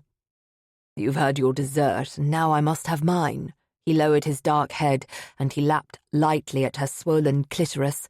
The breath fled her in a rush, her head falling back against the pillow. No more words now. They were beyond her. She could only feel, and oh, what she felt. He wasted no time in thoroughly devouring her, using his lips and tongue and teeth, laving and sucking and licking. Now it was her turn to be helpless, awash in the pleasure he bestowed upon her. He slipped a long finger inside her as he worked her pearl with his mouth, and she planted her feet on the mattress, arching to bring him deeper. Her breaths were ragged, her eyes closed as she surrendered to him. This night, she was his. She would forget all else. Tomorrow and whatever it brought was far away, and she had until the early morning hours to savour him. A second finger joined the first, pumping in and out as he licked and sucked. Lottie's hips swiveled, seeking more. Her orgasm, when it hit her, was swift and powerful. She clenched on him, feeling as if a part of her splintered into 1,000 jagged shards. He stayed with her as she rode out the waves of pleasure on his tongue and fingers, and when the last ripple of bliss ebbed, he rolled her onto her stomach. He brushed her curls to one side and kissed her nape, his breath fanning hotly over her bare skin, and then his mouth moved lower, following the line of her spine all the way down until he reached the base. She knew the sharp pressure of his teeth as he bit her right cheek, then kissed the sting away. "On your hands and knees," he commanded, his voice a hoarse rasp roughened with the force of his own need. Her limbs felt leaden, her entire body sated. It took her a moment to do as he asked, lifting herself onto her forearms and knees. He was positioned behind her, and she turned her head, watching him over her shoulder as he caressed her bottom with one hand and stroked his rapidly thickening cock with the other. "You're ready again?" she asked, equal parts amazed and amused. But then he slicked his rigid shaft up and down her wet folds, and her levity instantly died a swift death. "You tell me, Venus. What does it feel like?" His grin was potently male as he continued rubbing the blunt head through her until the tip prodded her entrance. She inhaled sharply and exhaled on a moan of helpless need. "Feels like you are. For you, I'm ready all day, every day, all night, too." One thrust, and he was planted deep, the angle so exquisite that a strangled sound emerged from her that she scarcely recognized as hers. "I want you to come on my cock the way you did on my tongue." And she wanted it too, wanted him so much it frightened her, for the knowledge that this arrangement of theirs would necessarily end soon was never far. He withdrew almost completely, only to glide into her again. "Oh," she gasped, her cunny shuddering convulsively around his length in the precursor to another climax. It was building already, a fire he was cleverly, expertly stoking as he thrust in and out of her, his hips slamming into her bottom, his buttocks swinging against her in a rhythm that grew increasingly frantic, faster, deeper, harder. Her entire world consisted of nothing more than pleasure, pure and holy, raw and rude, animalistic and unabashed. The mindless bliss of it all was almost too much. She grasped the bedclothes, panting now, needing every thrust he gave her, pushing back to get him closer. As if the weight of his own need became too much, he collapsed against her, his chest to her back, his mouth on her nape, her ear as he thrust and thrust and thrust, his motions growing jerky, his hands holding tightly to her hips. She was his in this moment, so completely and thoroughly taken by him, their skin slick from perspiration, their breaths ragged in the stillness of the room, the sounds of their bodies colliding beautifully obscene. "Come for me, Venus." She didn't know if she'd been waiting for his permission, or if the low, velvet sound of his baritone was what pushed her over the edge. It didn't matter, because in the next second she reached her pinnacle again, quaking and quivering from the force of her release, screaming his name into the pillow. "That's it. Come all over me." His movements grew jerky, and she knew he was close. Another few pumps, and the hot spurt of his seed filled her along with his cock, and she whimpered at the indescribable joy of it.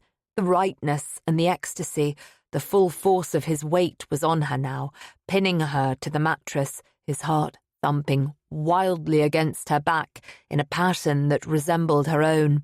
He kissed her nape again, her temple, her shoulder, murmuring things she could scarcely hear over the rushing in her ears, and as she lay there beneath him, reluctant for him to move and sever their connection, Lottie thought once more that it was a very good thing that her heart was safe and she hadn't fallen in love with the Duke of Brandon. Brandon sifted strands of cinnamon gold through his fingers, an immense feeling of immeasurable contentment pervading. If not for Pandy at home, he would never leave this room. He'd stay here, basking in Lottie, happily losing himself in her sinful curves for the rest of his days. The world went on beyond the four walls sheltering them, but for this charmed space in time, how easy it was to pretend that this idyll need never end. If he had his way, it wouldn't. He wanted to wake up every morning with her in his arms, in his bed, where she belonged, to kiss her awake, to make love to her whenever he desired, rather than in furtive coupling sessions. "There is something I've been meaning to ask you." Lottie slid into the comfortable hush that had lulled between them, looking mussed and lovely as if she had been thoroughly bedded. Because she had. Brandon couldn't contain his self-satisfied grin as he gazed down at her. "You can ask me anything." They had dozed for a time after making love, Lottie curled against his side, his arm wrapped around her waist. He had awoken before her, content to lie there with her, listening to the soft, even sound of each breath she took, pleased beyond measure, plotting any conceivable means he could conspire to persuade her to marry him. Because he loved her.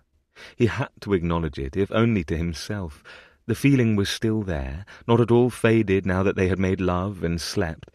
If anything, it had taken root and was growing already, quite akin to a shoot in a garden. "The chair," she said, jolting him from his maudlin thoughts. He blinked at her, bemused, wondering what the devil she was talking about. "What chair?" "Surely you're aware of the rumour circling concerning a certain chair you had fashioned specifically to facilitate sexual congress?" "Ah." Heat licked up the back of his neck, making his ears prickle. "That chair." Her eyebrows rose. "So there is a chair, then?" "There is indeed a chair, but it isn't mine." "I knew there was a chair," she pronounced, as if she had just solved some grand mystery of the ages. "But whose is it, then, if not yours?" "Kingham's, I suppose. It was a crude joke he orchestrated. King is quite a genius when it comes to inventing things, whether it be elixirs or chairs or God knows what. It was meant to be used for pleasuring two women at once." Her eyes widened. "Oh." He swallowed hard. "Now it's at Wingfield Hall. I've never personally made use of it, though I suppose some society revellers may have." "I didn't realise that Kingham was so talented," she said idly. "I don't know him very well, of course." "He's a genius, more often than not an evil one." He kissed the tip of her nose, an odd sensation welling up inside his chest. "But enough of that devil. I'd prefer for him to stay out of our bed, if you don't mind." A teasing grin curved her lush mouth, her blue eyes dancing with laughter. "Never say the great Duke of Brandon is jealous of the Duke of Kingham." "Of course not," he scoffed. Her lips twitched. "Methinks you doth protest too much." Maybe he had been hasty in his reply, and he couldn't deny that the mere thought of King touching Lottie, or kissing her, or, God forbid, more, made him want to throw her over his shoulder and carry her away like some marauding Viking of old. "Guilty," he allowed, with a rueful smile, kissing her cheek, her jaw. "I must admit, I want you all to myself." He lifted his head, and the levity fled both of them as their gazes held. She cupped his jaw. "You do have me all to yourself for tonight?" "For tonight," he repeated, unable to keep the bitterness from his voice. He wanted more from her than stolen moments, wanted more than secret meetings and shagging in the shadows against a door. He wanted to be her husband, wanted to be at her side. "When I said I didn't know Kingham well, I meant it," she said softly, perhaps sensing his tumultuous mood. He and I have never been intimately acquainted." He had no right to feel the primitive rush of relief coursing over him. It was certainly no business of his to know whom she had taken as a lover in the past. Christ knew he had more than his fair share of lovers in his own murky history. "You needn't tell me that," he said gruffly. "It wouldn't matter to me if you had. Our pasts bear no hold over our present or our future." Future. A dangerous word. He knew at the moment that she stiffened at its utterance. She was so determined there could be none for them. Love-making was all she would countenance. And so he distracted her in the best way he knew how. He took her mouth with his, kissing her slowly, tenderly, patiently, showing her with deeds rather than words that he would woo her, take care of her, that he would allow her to take control and choose what she wanted from him, whether it be pleasure or something infinitely more. She softened, the tension easing from her as she wrapped her arms around his neck and rolled against him, her pebbled nipples and rounded breasts crushed against his chest. He gave her his tongue, and she made a low sound of surrender. His cock rose to attention, prodding her belly. He wanted her again, couldn't get his fill of her. Fortunately, Lottie was similarly voracious. She hooked a bare leg over his hip beneath the bedclothes, bringing her slick, hot cunny into contact with his groin. Beneath the coverlet and sheet, his fingers unerringly found her centre, tracing over her seam to swirl over her clitoris. She moaned into his kiss, feeding him her tongue now, twining her fingers in his hair as she pumped her hips into his hand, seeking. He grasped his cock, dragging it up and down her folds before sliding into her with one deep thrust. She was wet and welcoming, tightening on him instantly, and it was pure bliss as he began a rhythm, gliding in and out of her. Not just bliss, perfection. Her body had been made for his. Their tongues tangled, their kiss growing more frantic. He intended to shag her senseless this night, as many times as he could, to fill her with his spend. The thought made him harder, his cock even more determined as he drove into Lottie's sweetly pulsing cunny. He teased her bud, and she cried out, clamping down on him as she came. He tore his lips from hers, raining kisses down her throat, over her breast. Taking a nipple in his mouth, he sucked hard as he thrust into her again and again. He was close, so close. He rolled to his back, pulling her astride him, his cock still gloved inside her velvet heat. "Ride me, Venus." She was atop him, all curves and copper-flecked cream and wild rose pink from her pussy to her nipples to her lips. Her hair was a riotous halo of cinnamon curls, her breasts full and high, a goddess, a conqueror. She undulated against him, her palms planted on his shoulders as she fucked him. He watched, mesmerized by the sight of his harsh, ruddy cock, impaling her pretty feminine flesh again and again, trying to stave off his own release for as long as possible. But she felt so good, so slick, a mixture of her desires and his own seed coating them both, and he thought he might happily die from the sheer pleasure of it, being inside her, watching her ride him and take what she needed, a marauding Venus intent upon finding her own climax. He leaned up and caught her other nipple in his mouth as she rocked down on him, taking him deep. She moaned his name, head tilted back, eyes closed, and continued her rhythm. He was moving too now, helping her, his hips leaving the mattress to thrust upward as she received him. A symphony of sound swirled around them, skin colliding, ragged breaths, soft moans, the creaking of the bed as their love-making became more frenzied and desperate. Suddenly she seized on him, crying out as her back bowed, and a new rush of wetness bathed his cock, spasms of her cunny bringing him swiftly to the edge. He couldn't last. Clasping her waist, he guided her up and down his length, once, twice, thrice more, and then he surged upward a final time, filling her with the hot burst of his seed.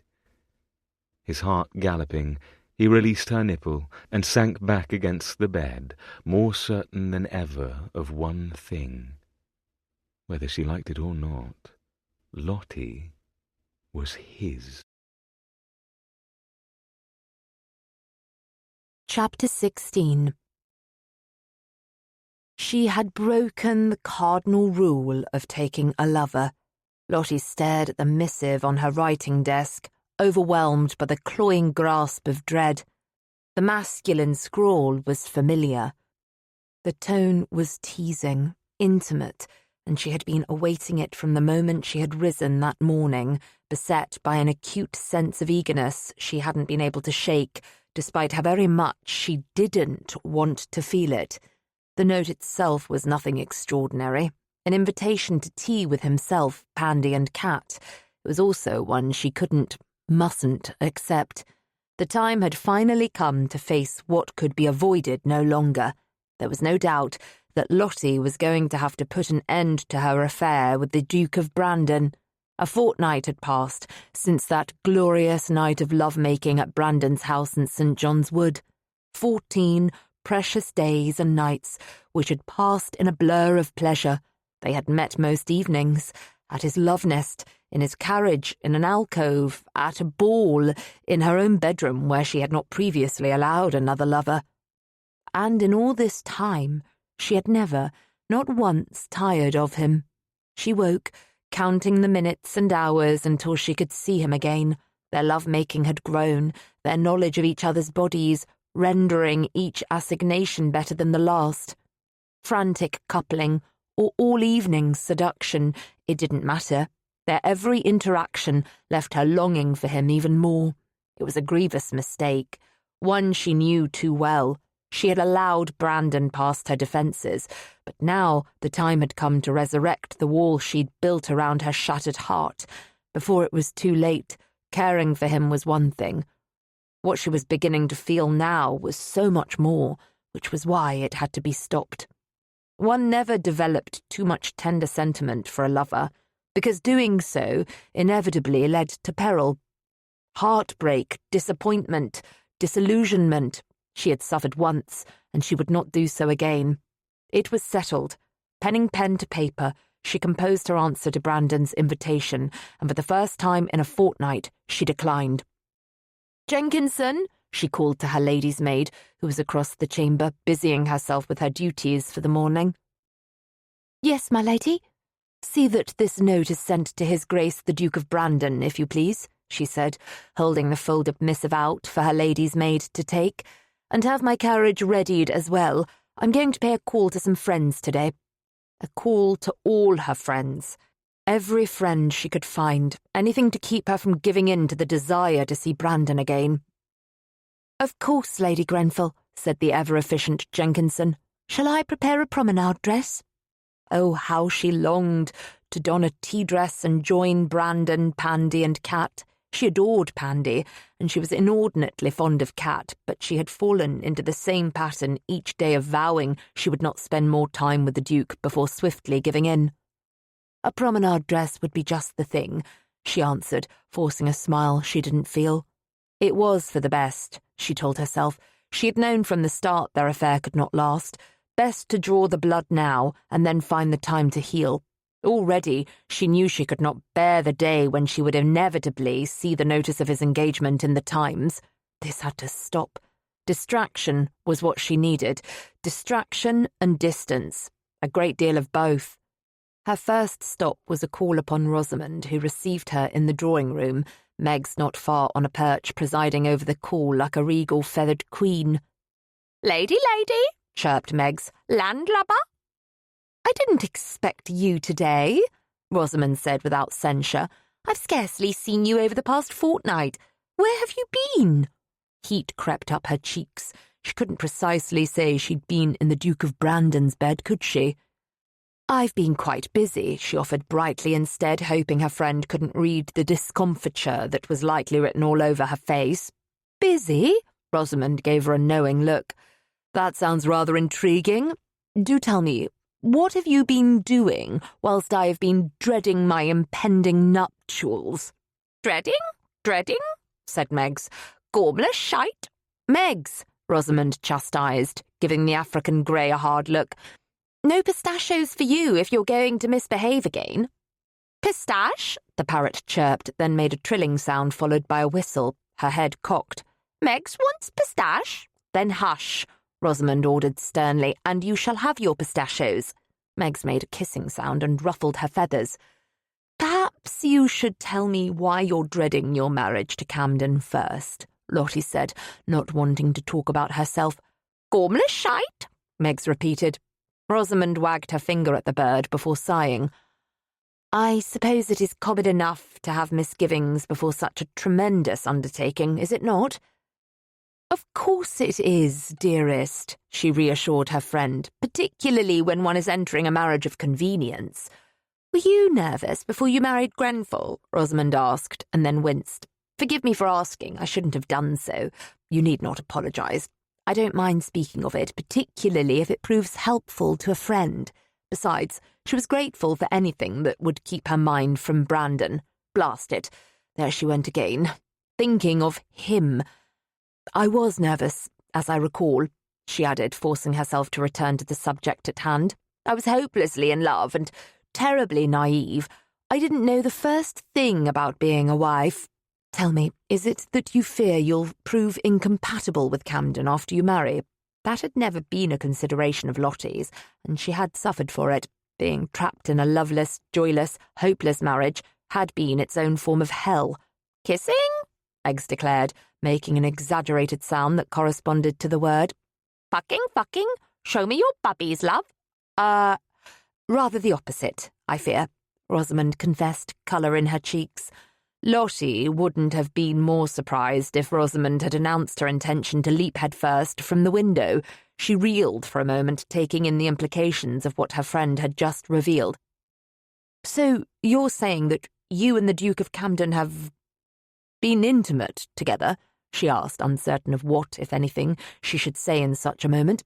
It had simply never occurred to her that Rosamond and Camden would have been engaged in anything of a scandalous nature. They didn't even like each other, for heaven's sake, did they? Her gaze narrowed on her friend, who was looking suspiciously uncomfortable. Rosamond began, shifting uncomfortably on her seat. I suppose you might... That is to say, we absolutely wouldn't, but Lottie was no fool. She knew a lie when she heard one, and she also knew her friend well enough to understand that she was prevaricating. Lottie pressed a hand over her mouth, shocked. I don't believe it, she murmured quietly, lest her voice carry to the servants moving silently through the halls beyond. You have bedded the Duke of Camden? Rosamond said nothing, her cheeks flaming, a telltale giveaway. How? She asked, then shook her head, her mind suddenly a vast jungle from which there seemed no escape. When? In the customary way, I suppose, Rosamond said quietly, biting her lower lip as if something deep within her pained her greatly. As for when, it matters not, does it? Megs chirruped and then whistled. Matters not. Bedded Camden. Eggs, Rosamond gasped, eyes going wide. You must not repeat that. Gormless shite, Meg said, blinking. Lottie bit her lip to stifle her chuckle. Is Meg speaking about the Duke, perchance? She isn't Camden's greatest devotee, I'm afraid. Megs fluffed her feathers, as if in affirmation, but remained where she was on her perch. It occurred to Lottie with sudden clarity that both she and Rosamond were experiencing the same misgiving. Just as Lottie feared she had begun to like Brandon too much, Rosamond feared she could grow to care for Camden. They were both scared of becoming too vulnerable, of having their hearts broken, but unlike Rosamond, Lottie would be spared that fate because she wasn't marrying Brandon. Someone else was. As she and her friend continued their tea, Lottie decided that the odd heaviness in her chest was caused by relief. Nothing more. Why have I yet to see a betrothal announcement in the Times, Brandon? Grandmother demanded, without preamble. "My dearest darling grandmamma, it is lovely to see you as well," he drawled, bowing over her proffered hands. She looked august as usual this afternoon in black silk, her countenance pinched into an omnipresent expression of displeasure, as if all the world around her and everyone in it was a source of great disappointment. He had been thoroughly nettled by Lottie's refusal of his invitation to tea this afternoon, and the unexpected arrival of his grandmother meant that this day was going from dreadful to worse. "Do you dare to mock me?" she demanded coolly. "Never, dear lady." He tucked her gloved hand into the crook of his elbow and guided her to a nearby settee, noting that she had brought a gilded cane with her, and she was leaning more heavily upon it than she ordinarily did whenever her arthritis particularly pained her. She favoured her left leg, using him for support as well as the cane. "Don't lie to me, Brandon. I'll box your ears." He didn't doubt she would. "I wouldn't dream of lying to you," he prevaricated, tongue in cheek. She seated herself on the settee with a harumph that told him she hadn't believed his protest for a moment. "Where is the girl child?" "Pandy." He was surprised that his grandmother asked after her, for despite her family's lineage, she was a stickler for propriety.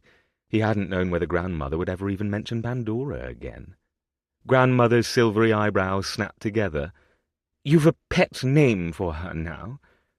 He seated himself with ease opposite her, intentionally beyond reach of any ear-boxing he might receive. "Pandy suits her best, I believe." His grandmother's eyes narrowed shrewdly. "You haven't sent her away, then?" The very notion of sending his Pandy girl anywhere else made his chest tighten. "Naturally not. I am her father. She belongs with me. Not if you're to find a bride, she doesn't." Grandmother frowned, thumping her cane on the floor for emphasis. "No gently bred young lady will come to live in a house where you are keeping your bastard. The scandal would be far too great." He tensed, not liking the impersonal way his grandmother spoke of Pandy. "I'll thank you not to refer to Pandy thus, and if any lady wants to marry me, then living in a house with my daughter is the price she will have to pay. I'm not sending my daughter away as if she's a shameful secret." Grandmother's lips thinned. "She is a shameful secret, Brandon. By her very birth she is a tremendous scandal, and no woman of virtue is going to countenance her presence here in your household." He clenched his jaw, gripping the gilt arms of his chair so tightly he feared they might snap. "Pandy is not responsible for the circumstances of her birth, and I'll not allow her to be punished for them. She is to remain here, with me. I refuse to send her away." "Little wonder you have yet to find a bride," Grandmother lamented. "Your time grows thin, Brandon, and with this nonsensical insistence upon keeping your natural child in your household, I expect to hand the keys of Wingfield Hall over to your cousin Horace soon." "I am courting a lady I would very much like to make my duchess," he ground out, frustrated. "A woman who will be pleased to share a household with an innocent child who deserves a loving home, having been ruthlessly abandoned by her own mother mere months ago." Not that one could aptly name what he had been doing with Lottie as courting. Their present relationship was complicated. They were lovers in secret, polite acquaintances in public. As far as she or the rest of London knew, he might be courting any of the young débutantes he had obligingly danced with at balls. But that was all a ruse to hide his true aim, not just from polite society, but from Lottie herself. He didn't wish to frighten her off until he was sure he could persuade her that marrying him would be nothing like marrying Grenfell had been. The sudden cacophony of excited barking interrupted his tête-à-tête with Grandmother, heralding the arrival of Cat and, perchance, Pandy, too. At least, he thought, rather wryly to himself, the interruption during this visit with his grandmother would be caused by his daughter and not a naked opera singer wearing his dressing-gown. "What in heaven's name is that commotion?" Grandmother asked, frowning. Before Brandon could answer, the doors to the drawing-room burst open, to reveal a grinning Pandy racing into the room, the barking spaniel at her heels. "Sweet angels, child, what is that you're holding?" Grandmother demanded of Pandy, sounding horrified. That was when he realized his daughter was clutching a pig-trotter in one grimy hand, as if it were the greatest prize she had ever obtained. Also, likely, the reason for Cat's frenzied barking. Me and Cat is playing chase, Pandy declared proudly. She hided the trotter in the garden and I dug it up. Grandmother extracted a handkerchief from her reticule and held it to her nose, looking ashen. "What is that wretched smell?" "Likely the pig trotter," Brandon guessed, eyeing the dirt-encrusted trotter, which was quite pungent now that a whiff had reached him. "Pandy, how long has that trotter been buried in the garden?" "I dunno," she said, shrugging dramatically. Cat barked, clearly unhappy with being kept from what she wanted most in the world. Brandon could empathise. Only it wasn't a rotten old pig trotter buried in the garden that he longed for. Rather, it was a stubborn, beautiful goddess who had been so badly hurt by her scoundrel of a husband that she was determined never to marry or love again. Brandon took in the spectacle unfolding before him. There was the eager spaniel, who continued to shift restlessly and bark, her eyes fastened upon the trotter Pandy held out of reach. Then there was his daughter, her cheeks flushed from her madcap dash from the garden with Cat on her heels, oblivious to the dirt streaking her hands as she wielded her prize aloft. And last, his grandmother, handkerchief pressed to her nose, eyes wide, the pallor of her skin ominous. He couldn't blame her. The trotter did smell quite terrible. "Pandy girl, where is Miss Bennington?" he inquired lightly. "Was she not watching you in the garden?" "I'm fostering Miss Bennington and so's Cat," Pandy pronounced. "Her couldn't catch us." Dear Lord. He could only imagine the poor woman racing through the maze, frantically trying to find a fleeing dog and a small child. As if on cue, Miss Bennington appeared at the threshold to the drawing-room, dashing into a quick curtsy. "Your Grace, Madam," she greeted breathlessly, looking shamefaced. "Forgive me for the interruption. Miss Pandora, please accompany me to the nursery at once." "What about this?" Frowning, Pandy waved the trotter about. A piece of something fell to the Axminster, and Cat promptly ate it with a delighted chomp. Grandmother groaned. "Oh, my goodness! Whatever can that be?" Miss Bennington asked, peering at the dirty trotter. "And what is that horrid scent?" "It's the pig trotter," Brandon offered. The nursemaid's eyebrows went up. "Oh, dear. I am so sorry, Your Grace. Miss Pandora is not usually so spirited this time in the afternoon. I thought to take a turn in the gardens, that fresh air would prove a boon, and Cat was sitting at the door." Grandmother made another choked sound. Idly he wondered if she was going to cast up her accounts. That would certainly complete the ridiculous display, which seemed rather indicative of his life. How had he gone from being a rakish bachelor, unencumbered by anyone else, to a father, a man in love, who now had so many to answer to? "You needn't explain further, Miss Bennington," he said reassuringly. "If, however, you would kindly see that the trotter is taken away with the rubbish before you lead Pandy back to the nursery." "Of course, Your Grace." Miss Bennington curtsied, clearly flustered. "Thank you, Your Grace. Once again, my deepest apologies for the interruption. It won't happen again, will it, Miss Pandora?" Pandy's nose crinkled. "What's eruption?" "What have you just done, child?" Grandmother informed her from behind the handkerchief. "A lady never goes running about halls or digging through dirt. She is to be clean and presentable and mild-mannered at all times." His daughter shook her head. "Then I don't want to be no lady."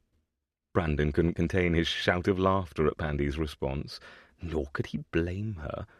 His daughter grinned at him, her green gaze twinkling.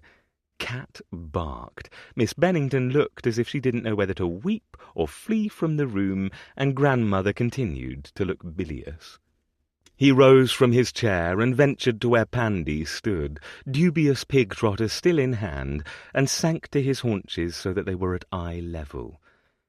"You'll make a fine lady one day, Pandy girl. But for now you're to do as Miss Bennington says. You mustn't run off with Cat or play chase indoors, do you understand?" She nodded, looking a bit crestfallen. "Yes, Papa." There was that word. The one that was by far the greatest title he'd worn, the mantle that made him feel like a goddamned king. Papa. He ruffled her curls affectionately. "Good. And if you discover any pig trotters Cat has buried in the garden, you're to tell Shilling, who will see that they're properly removed by a footman. Her expression grew mulish. "But Cat loves them. Cat also loves to scoot her bum on the carpets," he explained patiently. "That doesn't mean she ought to do so." "Brandon!" protested his grandmother over his shoulder, her tone scandalized. "That was a rather indelicate matter for me to discuss," he conceded, giving Pandy a wink. "You see, none of us is perfect. We are each one of us a book that's still being written.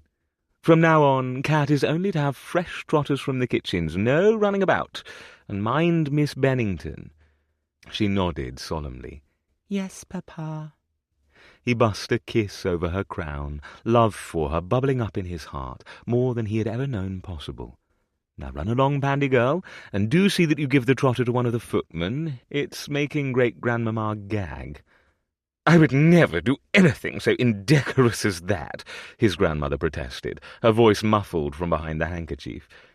"I would never do something as indecorous as that," his grandmother protested, her voice muffled from behind the handkerchief. He gave Pandy another wink and patted her lightly on the head. Cat barked, still miffed that she was being kept away from her stinky prize. Brandon gave her a thorough scratch between her ears as well. "Off you go, Pandy girl, and Cat too." Cat barked, her tongue lolling. Pandy dipped into a passable enough curtsy, and then she hastened toward her waiting nursemaid, thankfully taking the trail of stench along with her. Cat followed in her wake, ever hopeful that she might get a second mouthful of rotten pig trotter. Miss Bennington curtsied. "Thank you, Your Grace. Madam. It won't happen again, you have my word." He inclined his head. "Thank you, Miss Bennington." Brandon waited until the unlikely trio filed from the drawing-room, rotten pig trotter and all, before returning to his chair. In the absence of the source of the smell, Grandmother lowered her handkerchief, eyeing him warily. "The child called you Papa, Brandon." "I am her father, am I not? What else should she call me?" he asked evenly, holding her stare without flinching. She was silent for a moment, taking stock of him, perhaps the way some might a horse one was intending to purchase. "You truly intend to keep her here?" she said at last, breaking the silence. "It's where she belongs," he repeated firmly. "I'll not lock her away like a shameful secret. The woman I intend to wed will need to accept my position on the matter, and that is final." She thumped her cane on the floor with another harumph. "Well, you had better wed the girl quickly, because you're running out of time, and I remain firm in my determination that Horace will receive Wingfield Hall and the rest of my fortune if you refuse to marry. I assure you, Grandmamma, that I have already chosen my bride. Cousin Horace won't be setting so much as one foot upon Wingfield Hall if I have anything to say about it." Because Brandon was going to marry Lottie, damn it. All he had to do was convince her to give him a chance first. Chapter 17. By the fourth day of avoiding Brandon, Lottie was miserable. She had dismissed every invitation he issued with a litany of excuses. She was too busy. She had calls to pay. She had stubbed her toe and couldn't be imposed upon to dance at a ball. And last, the refusal that had made her stomach feel leaden with guilt. She was abed, too ill to leave her sick room. To make matters worse, Brandon had come to her upon hearing she was unwell. She'd been forced to have her butler turn him away. Now, seated in the small library of the townhouse that had been Grenfell's gift to her in death, a home of her own instead of relying upon the alms of family or her widow's portion, she was hopelessly listless. The book in her lap didn't hold her interest. The crackling fire in the grate offered warmth but no comfort, and she'd eaten her last chocolate and been forced to ring for Jenkinson in the hopes that her lady's maid could procure more. The door to the library opened at her back, but Lottie didn't bother to look over her shoulder. "Jenkinson, dearest, I've eaten all the chocolates. Could you have one of the footmen run and fetch me some more?" She had a feeling she was going to need them, either chocolates or good French wine, but French wine would only make her think of Brandon, and thinking of Brandon made her miss him, and his sinful lips and his verdant eyes that made her melt, and his knowing hands and clever tongue. No, she didn't dare have any wine at all. Chocolate it was. Too ill to venture from your sick room, are you? The deep, masculine drawl thieved a gasp from her as she cast a wild look over her shoulder to find Brandon standing at the threshold instead of her lady's maid. He was tall, handsome, and potently male.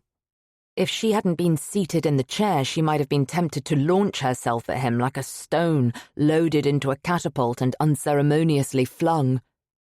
"What are you doing here?" she demanded, and then instantly wondered if she had chocolate smeared in the corners of her lips. Her tongue darted out to catch any lingering traces of the sweet she had been consuming in a fruitless attempt at diversion. "I was worried about you," he explained, striding deeper into the room, his emerald eyes burning into her, rendering her incapable of looking anywhere else. "When I was turned away and told how ill you were, I was determined to see you myself, regardless of what your damn butler said." Heat crept up her throat. She'd been caught. Lottie gripped the arms of her chair, refusing to relent. "Are you playing house cracksman now, Brandon?" He stopped perilously near, towering over her, and it occurred to Lottie that he was still wearing his hat, gloves, and coat. The scent of rain melded with musk, citrus, and leather.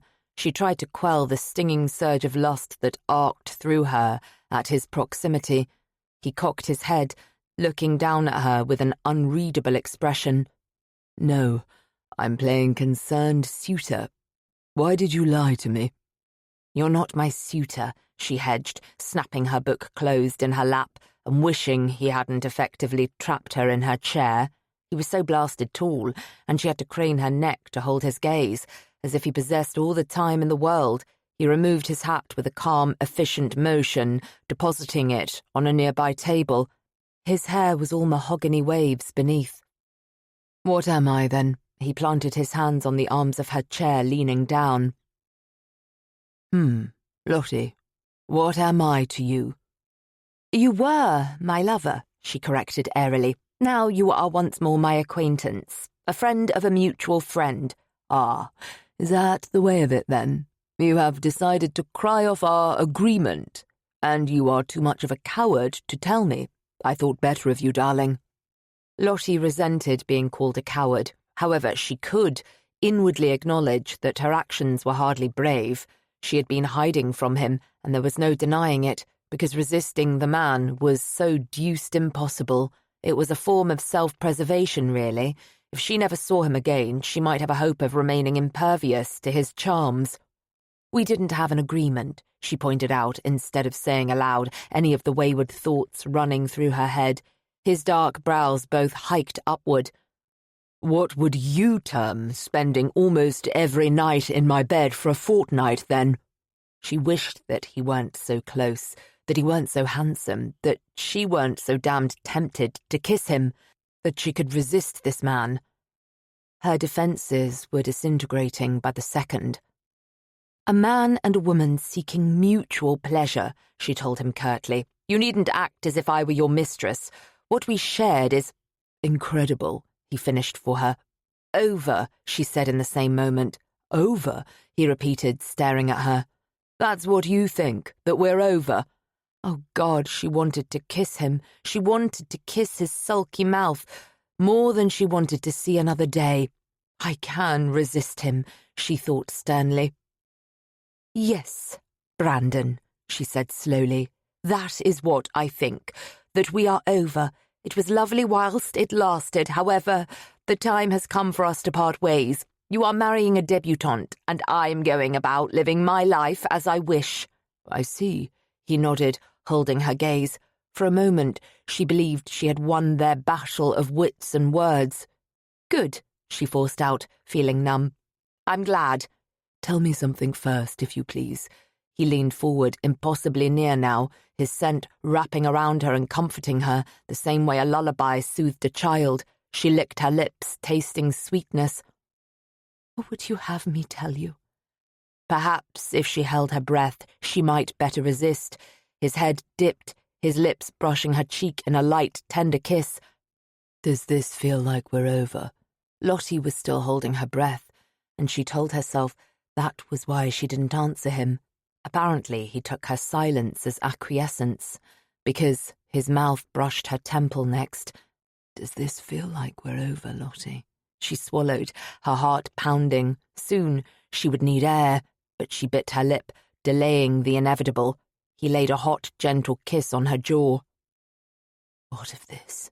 Her throat was next, and she inhaled, her lungs feeling as they might explode, but that was no good, because he was all she could smell. That glorious, irresistible blend of man and musk and citrus mingled with the crispness of rain and the earthiness of leather and the faint, clean hint of shaving soap, too.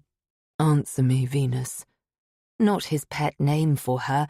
How could she withstand such torture? She couldn't, and he knew it, just as she hadn't been able to face him to put an end to their affair, because she didn't want to end it. She wanted it to go on and on. She wanted to spend every night in his bed, in his arms, to kiss him whenever she wished. She wanted him to be hers and hers alone, and that terrified her more than words could possibly convey. He kissed the hollow behind her ear, and she shivered. Does this feel like we're over? Brandon, she protested, unable to lie with him so near, his tender, sensual onslaught bringing her to her knees more swiftly than the most passionate seduction ever could. How about this? He feathered a kiss over her brow next. How did you get in here? She muttered, trying to think of anything other than what he was doing to her, and the effect his reverent, carefully placed kisses were having on her. Whoever allowed it is sacked.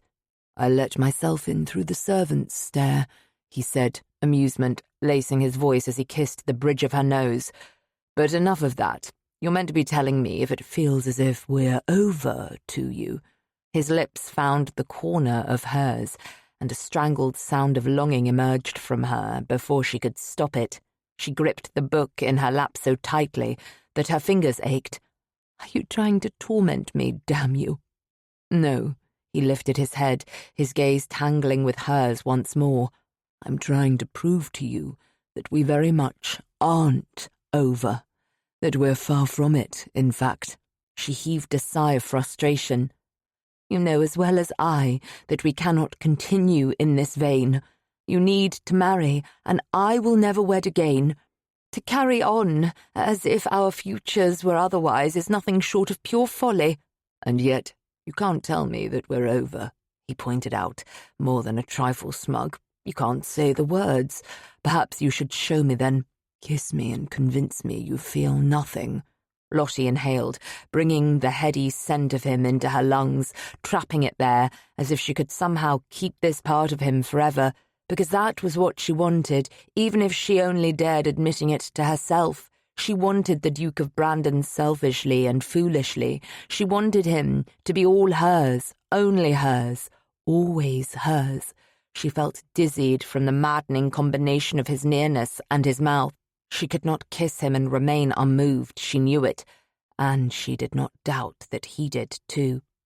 I'm not playing games with you, she told him. He cupped her cheek, his leather glove cool on her heated skin, and she wished that his hand was bare so that she could feel him without encumbrance, this trapping of civility removed. Yes, you are, and they must stop, just as you must stop lying to the both of us that you don't want me, that you want to put an end to what's between us. It's as much a prevarication as every one of your excuses these last 4 days. He was not wrong, curse his stubborn, beautiful hide. What had she been thinking, allowing this man close? Rakes were like flames, venture too near, and one was inevitably bound to be burned. She held his stare defiantly. Very well. I want you. It is only natural. I'm a woman with needs, and you're a reasonably handsome man. You're also skilled in the bedchamber. He chuckled, his breath falling over her lips. Only reasonably handsome, darling. I would have thought you could do better than that. Vain wretch, she complained without heat. You know how despicably gorgeous you are. Perhaps I like to hear you admit it. Silence fell between them again, their gazes locked. You know why we cannot continue, Brandon. Why are you still here? For the same reason you have yet to tell me that it feels like we're over. Another moment of heavy, heated silence descended. A quickening began, deep within her, a physical acknowledgement of the effect he had on her. Her nipples were hard beneath the stiff boning of her corset, and between her legs she was embarrassingly wet. There was no question she desired him. That had never been her fear. Passion and lust were raw, elemental. They were physical aches like hunger, easily enough placated. But the heart, that was what she truly feared most, because she knew from experience that it could not be governed. The heart, that restless, foolish enemy, and hers knew what it wanted too well. This man, it whispered insidiously. Him. Brandon, she began, not certain of what she intended to say, only that she had to fill the quiet with something, that she had to protest before she did something truly dangerous, and no, she wasn't going to. Oh, heavens, yes, she was.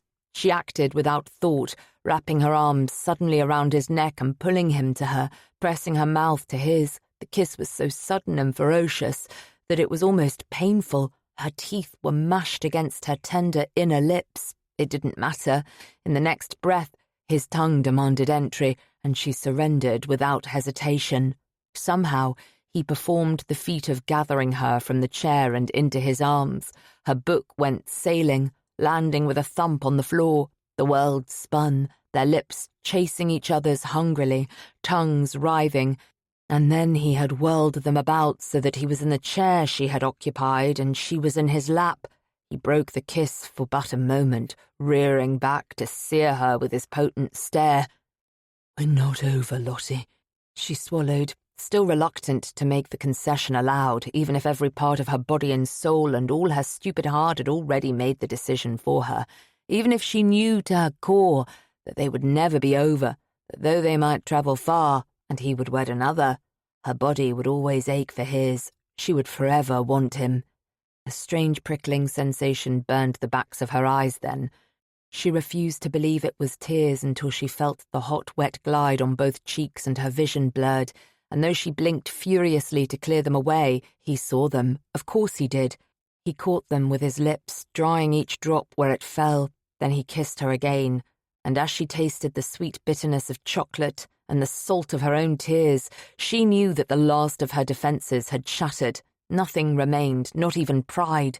And all the while he kissed her as he had not kissed her before, slowly, tenderly, but worshipfully too, as if she were indeed the goddess he had proclaimed her to be, and he a mere mortal at her feet, lingeringly, patiently, as if he had all the time in the world to hold her thus, cradling her as if she were fashioned of finest crystal instead of weak flesh and bone.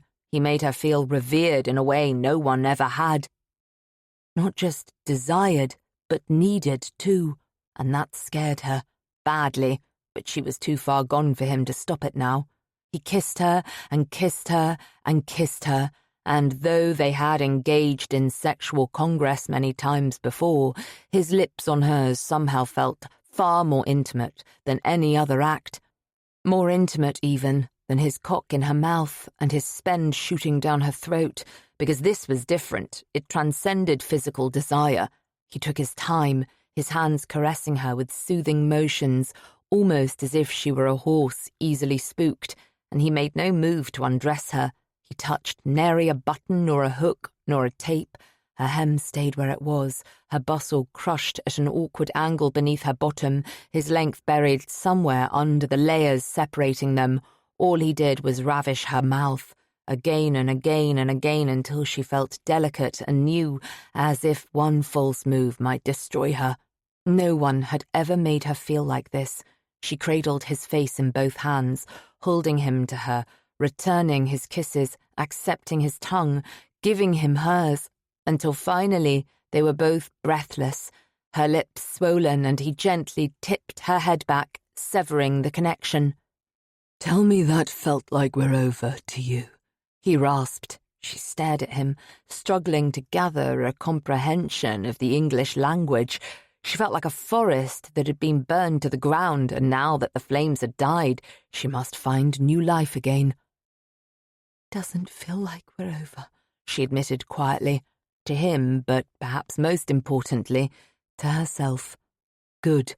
He leaned into her, pressing his mouth to hers in a surprisingly chaste kiss before breaking away. "I'll send my carriage for you tomorrow after luncheon. Come and spend the afternoon with me and Pandy." She gawped. This was not what she had expected him to say or do. An invitation to bed, a crude shag in the chair, yes. Chaste kisses followed by a request to share the day with him and his daughter. Decidedly not. Brandon. Cat, too, he added, grinning and making her heart beat faster. We cannot forget our favourite rotten pig-trotter-loving mongrel. Rotten pig-trotter. She had been reduced to repeating his words, but she was lost, confused, adrift at sea, trying to find any piece of flotsam to which she might cling. He chuckled, the sound low and pleasant as silk drawn over her bare skin. A long story, one I will share with you tomorrow. With that, he rose, the two of them making as one until he settled her gently on her feet. Her knees threatened to buckle, her legs like those of a newborn foal. Please, O beloved sorceress of wayward children and ragtag mongrels, say you will join us. Lottie shook her head, amused by him, entranced by him, falling further for him despite herself. What was wrong with her? How had her plan to avoid him gone so amiss? My coachman will deliver me, she said, feeling as if she must at least retain some manner of control. You and your bloody coachman, he grumbled. John Coachman knows my secrets. A muscle worked in his jaw. I never thought to see the day I'd be jealous of a coachman. Was this more of his dramatic flair? Surely he couldn't be serious. She searched his gaze. Why should you be jealous of him? Because I want to be the keeper of your secrets. I want to be the man you entrust yourself to, Lottie. The earnestness in his voice made her breath catch. Before she could form a response, he stepped away from her, retrieving his hat in one elegant motion and placing it atop his head. Tomorrow, he repeated. Bring your own carriage if you must. With a bow, he started for the door. She watched him, feeling oddly bereft. Brandon, she called. He stopped, cocking his head toward her. No need to use the servants' entrance when you leave, she said, feeling foolish because she hadn't wanted him to go, and she had been grasping at any means she could think of to stay him. He inclined his head. Through the front door, like a proper suitor, it is. And then he was gone, and her heart was still beating wildly. Belatedly, it occurred to her that she hadn't bothered to correct him when he had declared himself a suitor. She wasn't certain why. Tick, tick, tick, went the mantel clock. From his vigil at the fireplace, Brandon tried not to count the seconds that had passed as he waited. Instead, he concentrated on sounds. Thump, thump, thump went his daughter's feet on the Axminster. Bark, bark went her silly hound. He had been waiting for Lottie's arrival 1/4 hour, but it felt more like a century had passed. Likely his interminable pause wasn't helped by Pandy's enthusiastic and boundless energy. She was like a watch spring, too tightly wound and then suddenly set free. Brandon watched with wild amusement as his daughter galloped in a circle around the drawing-room, Cat trailing happily at her heels, occasionally offering a cheerful bark. Likely he ought to take her to task, tell her to seat herself like a lady and calmly await their guest's arrival. But he didn't have the heart to chastise her. He'd leave that duty for Miss Bennington. "Pandy girl, you shall wear yourself out before Lady Grenfell even arrives," he cautioned, as she made another gleeful circumnavigation of the chamber. I'm excited for her to visit, Pandy explained unapologetically. Excited, my dear, he corrected out of sheer habit. Her vocabulary was large for a girl just approaching 5 years of age. However, her elocution was decidedly lacking. Excited, Pandy repeated, still mispronouncing the word, although she did so with painstaking care. Oh, well, he had tried, hadn't he? Quite. He smiled at her as she breezed by yet again, her cheeks tinged pink from her exertion. "Do you think she'll want to play hide-and-seek?" Pandy called over her shoulder. Cat barked. He watched their procession, a swell of love rising in his chest, making his throat go tight. It was difficult to fathom he'd once had a life without his precious daughter and her ragtag spaniel in it. Brandon cleared his throat. "I'm not certain Lady Grenfell will be in the mood to play games today, Pandy girl." Hell, he hadn't the slightest notion of whether she would even deign to call. She had spent the last few days in a campaign of avoidance, fabricating all manner of excuses to keep him at bay. He knew why. She was stubborn and determined, and her disastrous marriage with that arsehole Grenfell had left her feeling that she should never trust a man again. But he was every bit as resolute. He would prove to her that he was nothing like that bastard. Slowly, carefully. He didn't want to send her fleeing in the opposite direction, and he had no doubt that if he pressed his suit too far, she would. Lottie was beginning to feel something for him. Recognition had flared within him when he had looked into her eyes yesterday, and it had been those tender emotions that had sent her into hiding. Pandy raced past him again. Was it her 13th or 14th lap of the room? He'd lost count, trapped in his own ruminations. Just then Shilling appeared at the door, dour and unsmiling. "The Countess of Grenfell to see your Grace." "Mrs. Lady Grenspell!" Pandy shrieked, clapping her hands in delight. Cat barked uproariously. Brandon winced at the din. "See her in, if you please, Shilling." "Of course, your Grace," his butler said, displaying an astonishing ability to show no reaction whatsoever to the commotion in the drawing-room. He felt some of the tension ease from his shoulders as Lottie sailed over the threshold wearing a violet gown that made her glorious hair appear even more vibrant.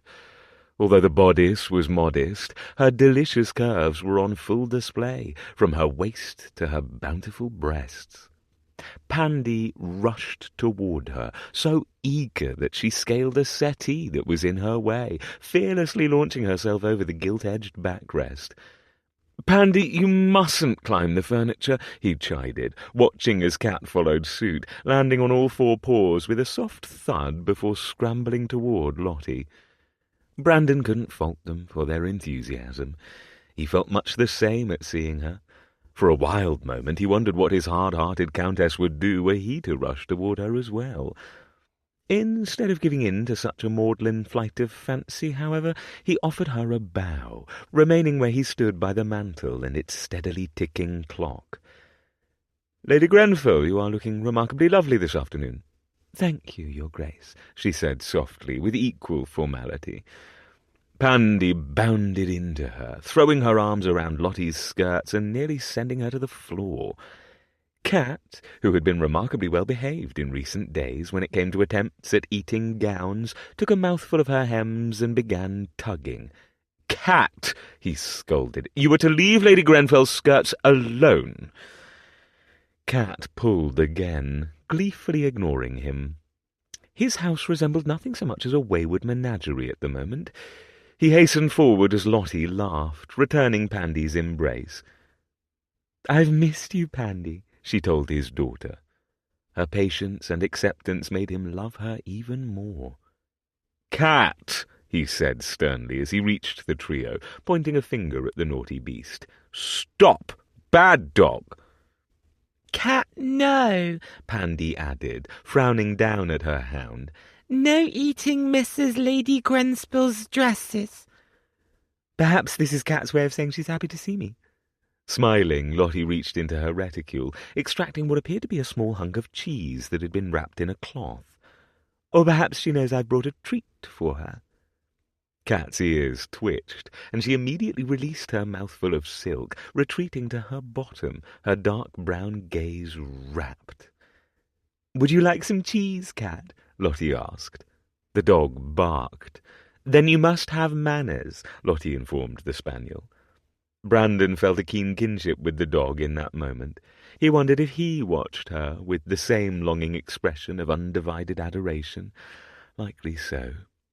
Lottie gave Cat a small bite of cheese, which the dog didn't even bother to chew. Then she turned to Pandy. "Would you like to give Cat some cheese as well?" "Oh, yes," Pandy grinned. "Please." Manners? Brandon was astounded. Perhaps some of Miss Bennington's edicts had worn off on the child after all, despite the furniture climbing. "Here you are." Lottie placed the remainder of the cheese in his daughter's outstretched hand. "But you must command her first. Tell her to sit. Let her know that you are in charge and she must behave." Pandy's fingers closed around the cheese, and she turned her attention to Cat, who had risen at the first bite of cheese, her entire body wiggling with the movement of her tail. "Are you behave?" "Behaving," he corrected gently. "The word is behaving, Pandy girl." "Sit, Cat," Pandy ordered the dog. Miraculously, Cat sat, eyes firmly pinned on Pandy's hand and the promise of more cheese. "Good Cat," his daughter praised, then opened her fingers, allowing the cheese to fall. The spaniel caught it effortlessly and swallowed it down, licking her chops. "Excellent work, Pandy," Lottie said, smiling down at her. "You see, you can persuade Cat to learn her manners by offering her a reward." "What is my reward for displaying manners?" He couldn't resist asking, clasping his hands behind his back to keep from reaching for her. Lottie smiled at him, and it was as if he'd been hit in the gut, the force of it. "I'm afraid I'm out of cheese, and besides, I'm not certain I would call you mannerly." She wasn't wrong there. He wasn't the politest fellow in the world. "Oh, but I would beg to differ," he countered. "I have been working quite hard on being a gentleman. I will accept all forms of bribery from you, regardless of whether it involves cheese." "What's bribery?" Pandy asked, her nose crinkling as she struggled to repeat the word. "Bribery, Pandy girl," Brandon and Lottie corrected in unison. Their gazes met and held, a becoming tinge of pink creeping over Lottie's copper-dusted cheeks. Her affection for his daughter was plain, and he loved her for it. "Bribery," Pandy repeated, slowly dragging out the syllables. "There you have it," he said, tearing his eyes from Lottie and smiling down at his daughter. "But what's it mean?" she wanted to know next, curious poppet that she was. "It means persuading someone to do something you want them to do by offering something they dearly love in return," Lottie answered for him, "such as persuading Cat to sit by offering her cheese." "What do you love, Papa?" Pandy asked him, looking at him with wide eyes so like his own. "So's I can bribe you." "Bribe," Lottie corrected gently. Surely it was wrong to teach an impressionable child how to bribe someone, he thought, trying not to laugh. "You needn't bribe me," he told his daughter. "You've already managed to twist me around your pinky and do your bidding." She shook her head stubbornly. "Not true." "No? How so?" "You didn't let me put a dress on Cat." She wasn't wrong. Given the hound's penchant for eating fabric, he deemed it ill-advised to do so. A noise stole from Lottie, and he glanced back at her to find her attempting to suppress her laughter and failing. God, she was beautiful when she was amused. She was beautiful always, actually, but her smile, the husky sound of her chuckle, the way her sky-blue eyes danced with levity, it was almost more than a man could endure. He wanted to kiss her. But, of course, he couldn't do that, not in front of Pandy. "I pray you can forgive me, Pandy girl," he said solemnly. "However, I think it was a reasonable enough denial, since Cat likes to make dresses her supper." "It wasn't supper time," Pandy pouted. He sighed. "You know what I mean, dearest. Now, enough talk of bribery. It looks as if the rain is holding off. Why don't we all take a stroll about the gardens, unless Lady Grenfell objects?" He glanced at Lottie, waiting. "Some fresh air would be just the thing." "Hope Cat don't find no more pig trotters," Pandy grumbled. Lottie raised an eyebrow, giving him a searching glance, and Brandon launched into his tale of the infamous rotten trotter. By the time he was done, tears of laughter were sparkling in the corners of her eyes. They were crunching down the gravel path past blooming roses, and he didn't think he'd ever known a moment of such complete and utter happiness in all his life. Chapter 18.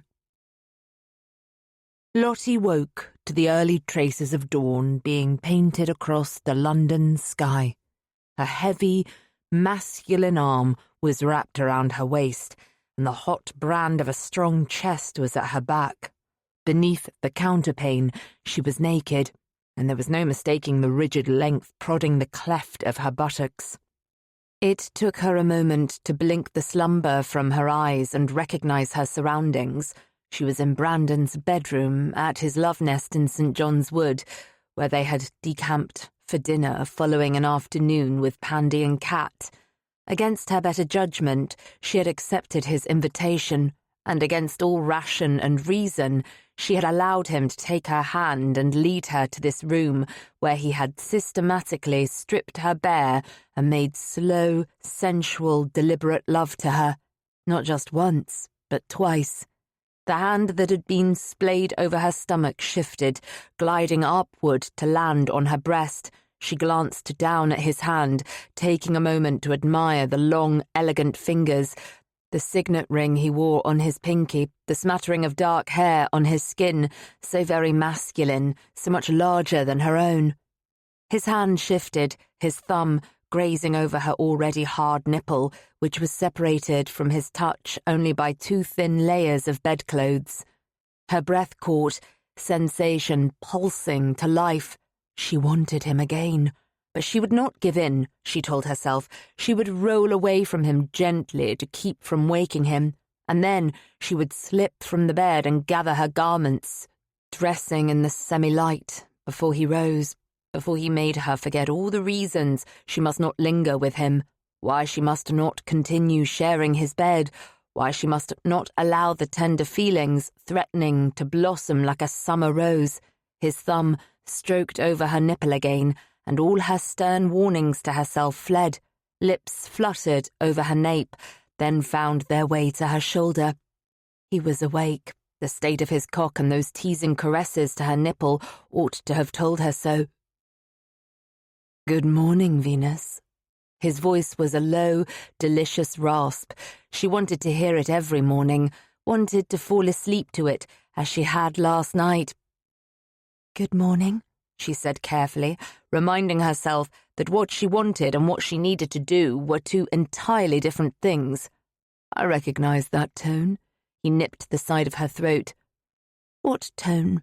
Despite herself, she craned her neck, giving him more space to tantalize her. He kissed her ear. "The one that says you are already thinking of leaving me." "Already? I spent the night here. As it is, poor John Coachman has likely spent a very uncomfortable evening in the alleyway behind your house. I sent him home with instructions to return at dawn. He'll not have passed the night without the comfort of his own bed." He sounded pleased with himself. She'd had no notion he had been so high-handed. Lottie cast an arch glance in his direction, trying to summon outrage and finding it difficult indeed. "Sure of yourself, weren't you?" He smiled, looking not at all slumberous, but rather like a big, menacing jungle cat stalking his prey.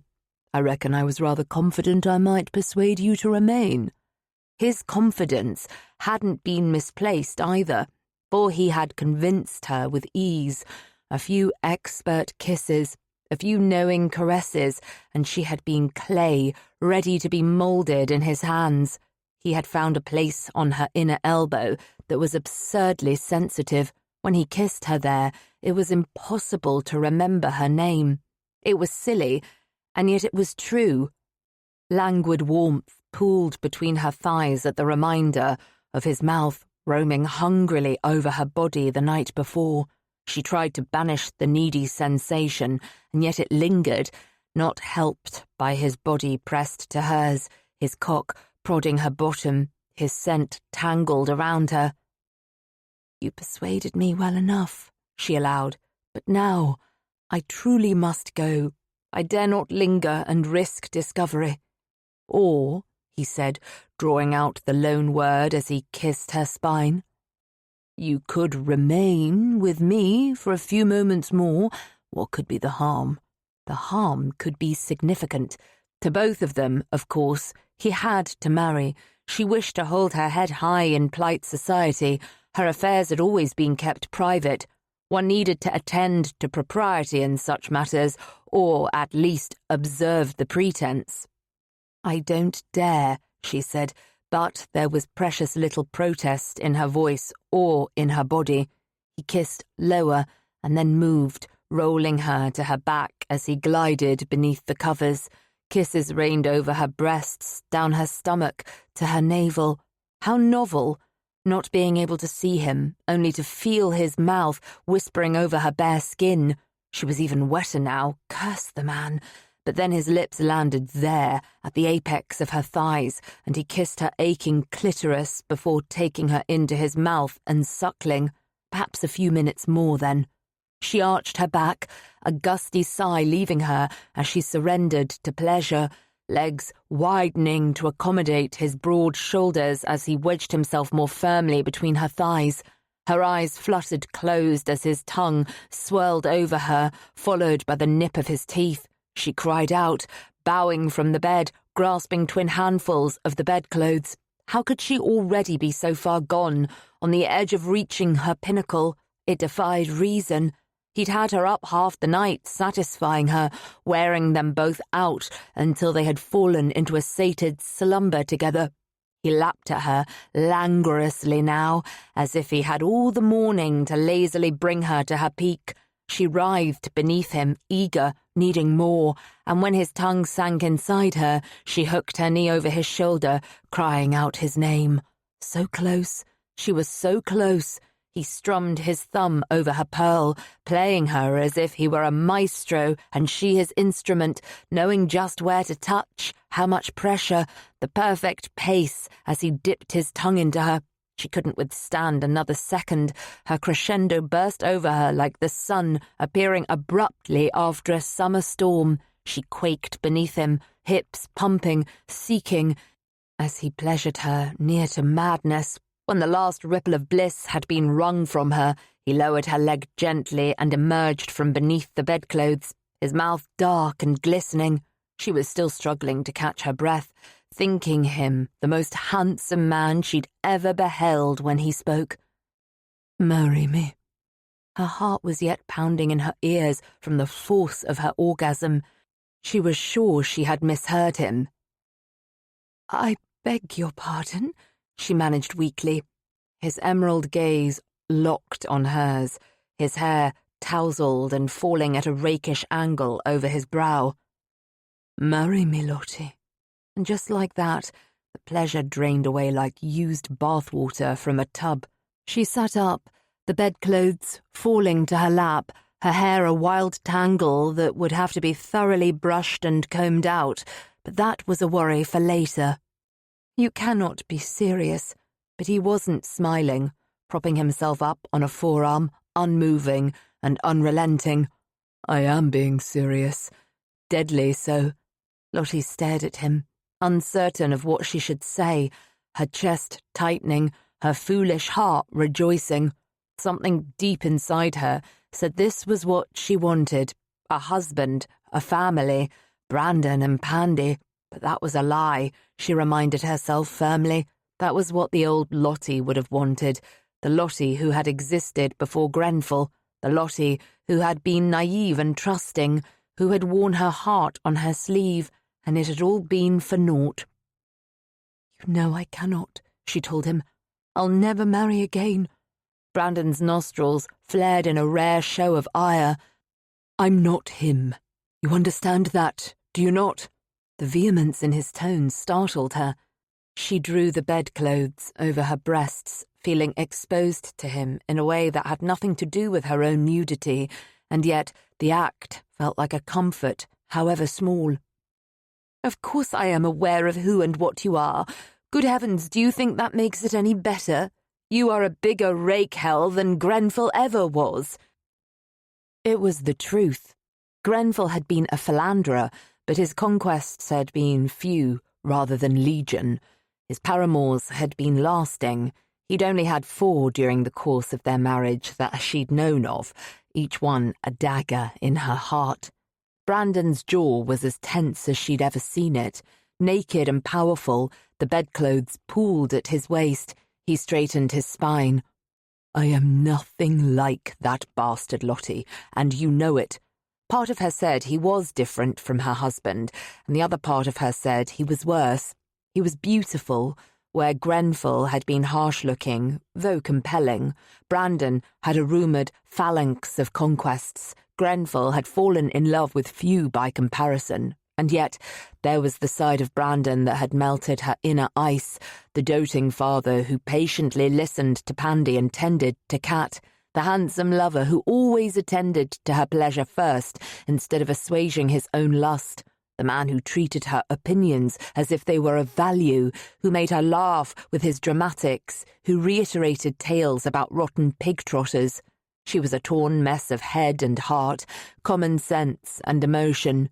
She didn't know which part of herself she ought to trust more. She was astonished to realise she wanted to believe Brandon was earnest in his proposal, and yet she also knew he made it out of necessity rather than as a man who was in love with her, one who wanted to marry her, who needed her not just in his bed, but by his side. It would never work. He needed a wife, any wife, and he had clearly decided that she would do for convenience's sake. She shook her head. "Brandon, we've been through this before. A marriage between the two of us will not happen." He flicked the hair from his brow, studying her with an intensity that was as disconcerting as it was rousing. "It seems a sensible enough solution to me. We are well suited to each other. Why do you refuse me?" If only she could render herself impervious to him, to his charm, his masculine beauty, to his wicked seduction. Well, Grenfell had taught her rather a great deal about how to feign invulnerability. She eyed Brandon calmly. "It seems like a terrible idea, which is why I've already told you that I have no intention of wedding anyone." He resembled nothing so much as a young lad who had just been informed that he could no longer have his favourite toy. "Why?" he repeated, sounding hurt. She swallowed against an unwanted rush of sentiment. "There are many reasons." He took her hand in his, lacing his fingers through hers. "Tell me them." The gesture shook her. She wanted to tug her hand away, and yet she found herself oddly reluctant to do so, to sever the contact. Lottie bit her lip, summoning her reserve. "You won't change my mind." He brought her hand to his lips for a fervent kiss. "I have better means of persuasion than words." She knew, oh how she knew. Had he not just demonstrated them after all? And still, her body stirred at the sensual intent in his green eyes, but Lottie also was cognizant of the fact that she needed to remain stalwart, to not allow the protective walls she'd rebuilt around herself to crumble. Suddenly, it occurred to her that perhaps he thought he could wield pleasure against her as a means of persuasion. Heavens, he likely thought her little better than Cat being swayed by a lump of warm cheese. She tugged her hand away. "You can't bed me into marrying you, Brandon." He shrugged. "Perhaps not, or perhaps I can." Her eyes narrowed. "There is no perhaps, you rogue. Nothing you can do shall alter my opinion on the matter." He tossed the bedclothes away. "Don't marry me, then. I'll marry Lady Lavinia and breed her until she gives me an heir and a spare." His words were cold, cutting, but it wasn't just that. They burrowed beneath her skin, found a tender, raw place inside Lottie she'd no longer believed was vulnerable. For a moment, it felt as if her very breath were frozen in her lungs. Oh, dear God! When had she come to care for him so deeply? When had she so thoroughly devastated her own rule that she must never develop feelings for a lover? She tried not to look at Brandon, but it was impossible. He was so virile, so potent, so beautifully formed, all lean muscle and masculine strength. "You should marry her," she forced herself to say, injecting a contrived lack of concern into her voice. Lady Lavinia would make a perfect duchess, and I'm certain she would bear you all the children you require." All the sweet languor from their earlier love-making had fled, chased by the grim reality that their continued association was not just unwise, but impossible. She was losing the jagged shards of her heart to Brandon, and she could not bear to suffer beneath the agony of a one-sided marriage again. He'd not spoken a word of tender sentiment. "Marry me," he said, as if it were as simple as blinking her eyes. No, she couldn't do that. And she couldn't remain here either. The sun drew higher in the sky by the moment. She threw down the bedclothes and slipped from the bed, cool morning air drifting around her as she hastily retrieved her flung garments from the night before. "I don't want to marry Lady Lavinia," he said quietly from the bed. A part of her rejoiced, but she tamped it ruthlessly down. "She is young and beautiful," she said, priding herself for the coolness in her voice as she discovered her drawers hanging from the edge of a table. "She is everything you would want or need in a bride. All your problems will be solved." Lottie snatched up the drawers and stuffed her right leg inside. "What are you doing?" he wanted to know, his voice a low dark growl as the bedclothes rustled, indicating he was getting up. "Don't look at him," she told herself. "Do not look." "Dressing so that I can leave. What does it look like?" She kept her back to him as she muttered the question, slipping her left leg into the other half of the garment and hastily gliding it up over her knees, thighs and hips. "It looks like I've angered you with my own stupidity." His voice was low and close, too close, but Lottie wasn't quick enough. Long arms banded around her waist and hauled her into a hard chest. His bare skin against hers was all she required for that infernal yearning to start building deep within her once more. "Brandon, let me go," she gritted, her hands falling on his arms in an attempt to extricate herself. But the action was futile. He was too strong, and besides, when her hands had been placed over the inviting warmth of his forearms, her ability to resist him eroded precipitously. His chest was a brand at her back, and his lips, when they grazed over her ear in a tender kiss, sent a frisson down her spine. "Please, Venus," she huffed a sigh, hating her heart for the way it reacted to his ridiculous pet name for her. "I've told you again and again I'm no goddess. I'm a widow who is 30 years old. I'm bitter and jaded, and the only thing I want from a man is the pleasure he can give me, not his name." But even as she made the protestation, it fell weakly from her. Brandon's mouth was on her throat now, kissing softly. Her resistance was melting faster than a candle thrown into a blazing fire. He lifted his head, storms swirling in his eyes. "I'm 33, which makes me 3 years your senior. I'm also bitter and jaded, and until recently, the only thing I wanted from a woman was the pleasure she could give me. But that has changed. Perhaps I've even changed." No, this was not what she wanted to hear. She didn't want tender kisses or sweet protestations. She didn't want him to stay her. She wanted him to let her flee. "Brandon." "Lottie." Another sigh left her, so deep this time that the undersides of her breasts grazed his arms. "You know what I'm telling you. What do you have to gain by keeping me here? You'll not persuade me to marry you, because you're running from me, damn you, and I don't accept that." His words were urgent, practically vibrating, with undeniable feeling that caused an ache deep inside her.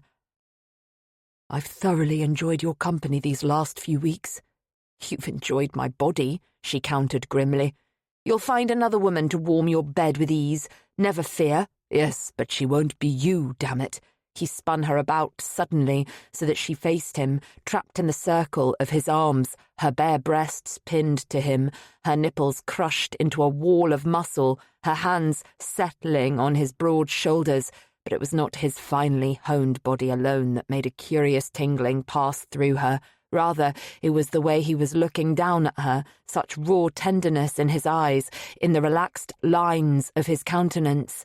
She swallowed hard, trying not to think about Brandon with another woman, as he inevitably would be, future lovers, his bride. sharing his bed, knowing him as intimately as she did, how she loathed the notion. "Whomever you choose as your wife," she forced out, "she will be better than me." He shook his head, ever stubborn, his jaw tightening.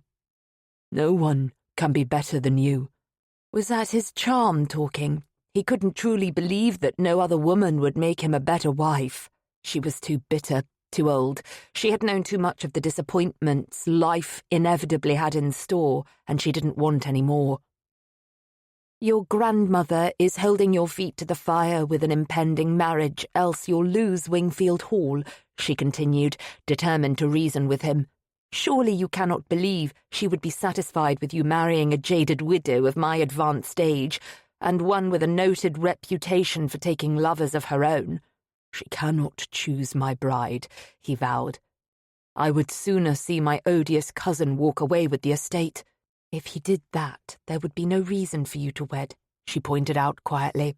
"But why must I settle?" His emerald gaze searched hers, seeking answers she didn't want to give. "Why can I not have the wife I desire and the estate that is rightfully mine both?" "Spoken like a man," she said. "A duke who has never known a moment of being denied what he wanted when he wanted it. I'm not an estate, Brandon. I'm a woman. You cannot keep me. Your spoiled tantrums shan't work on me." He worked his jaw some more. "So you mean to tell me that everything we've shared has meant less than nothing to you? Is that what you expect me to believe? That you only wanted me for my cock?" She bit her lip at his crudeness, unsure of what to say. They were already hurting each other, and she hated it. "Don't you see?" She shook her head. "This is what I seek to avoid." "What?" he asked. "Feeling.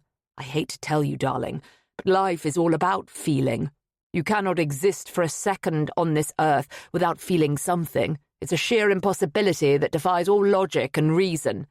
Perhaps I'm mad then. Perhaps I should like to keep myself free of all such encumbrance." "You think emotion an encumbrance?" She closed her eyes as hot tears stung them. "I think it a mistake, a weapon that can be wielded against me. I'll not allow it to happen, not ever again."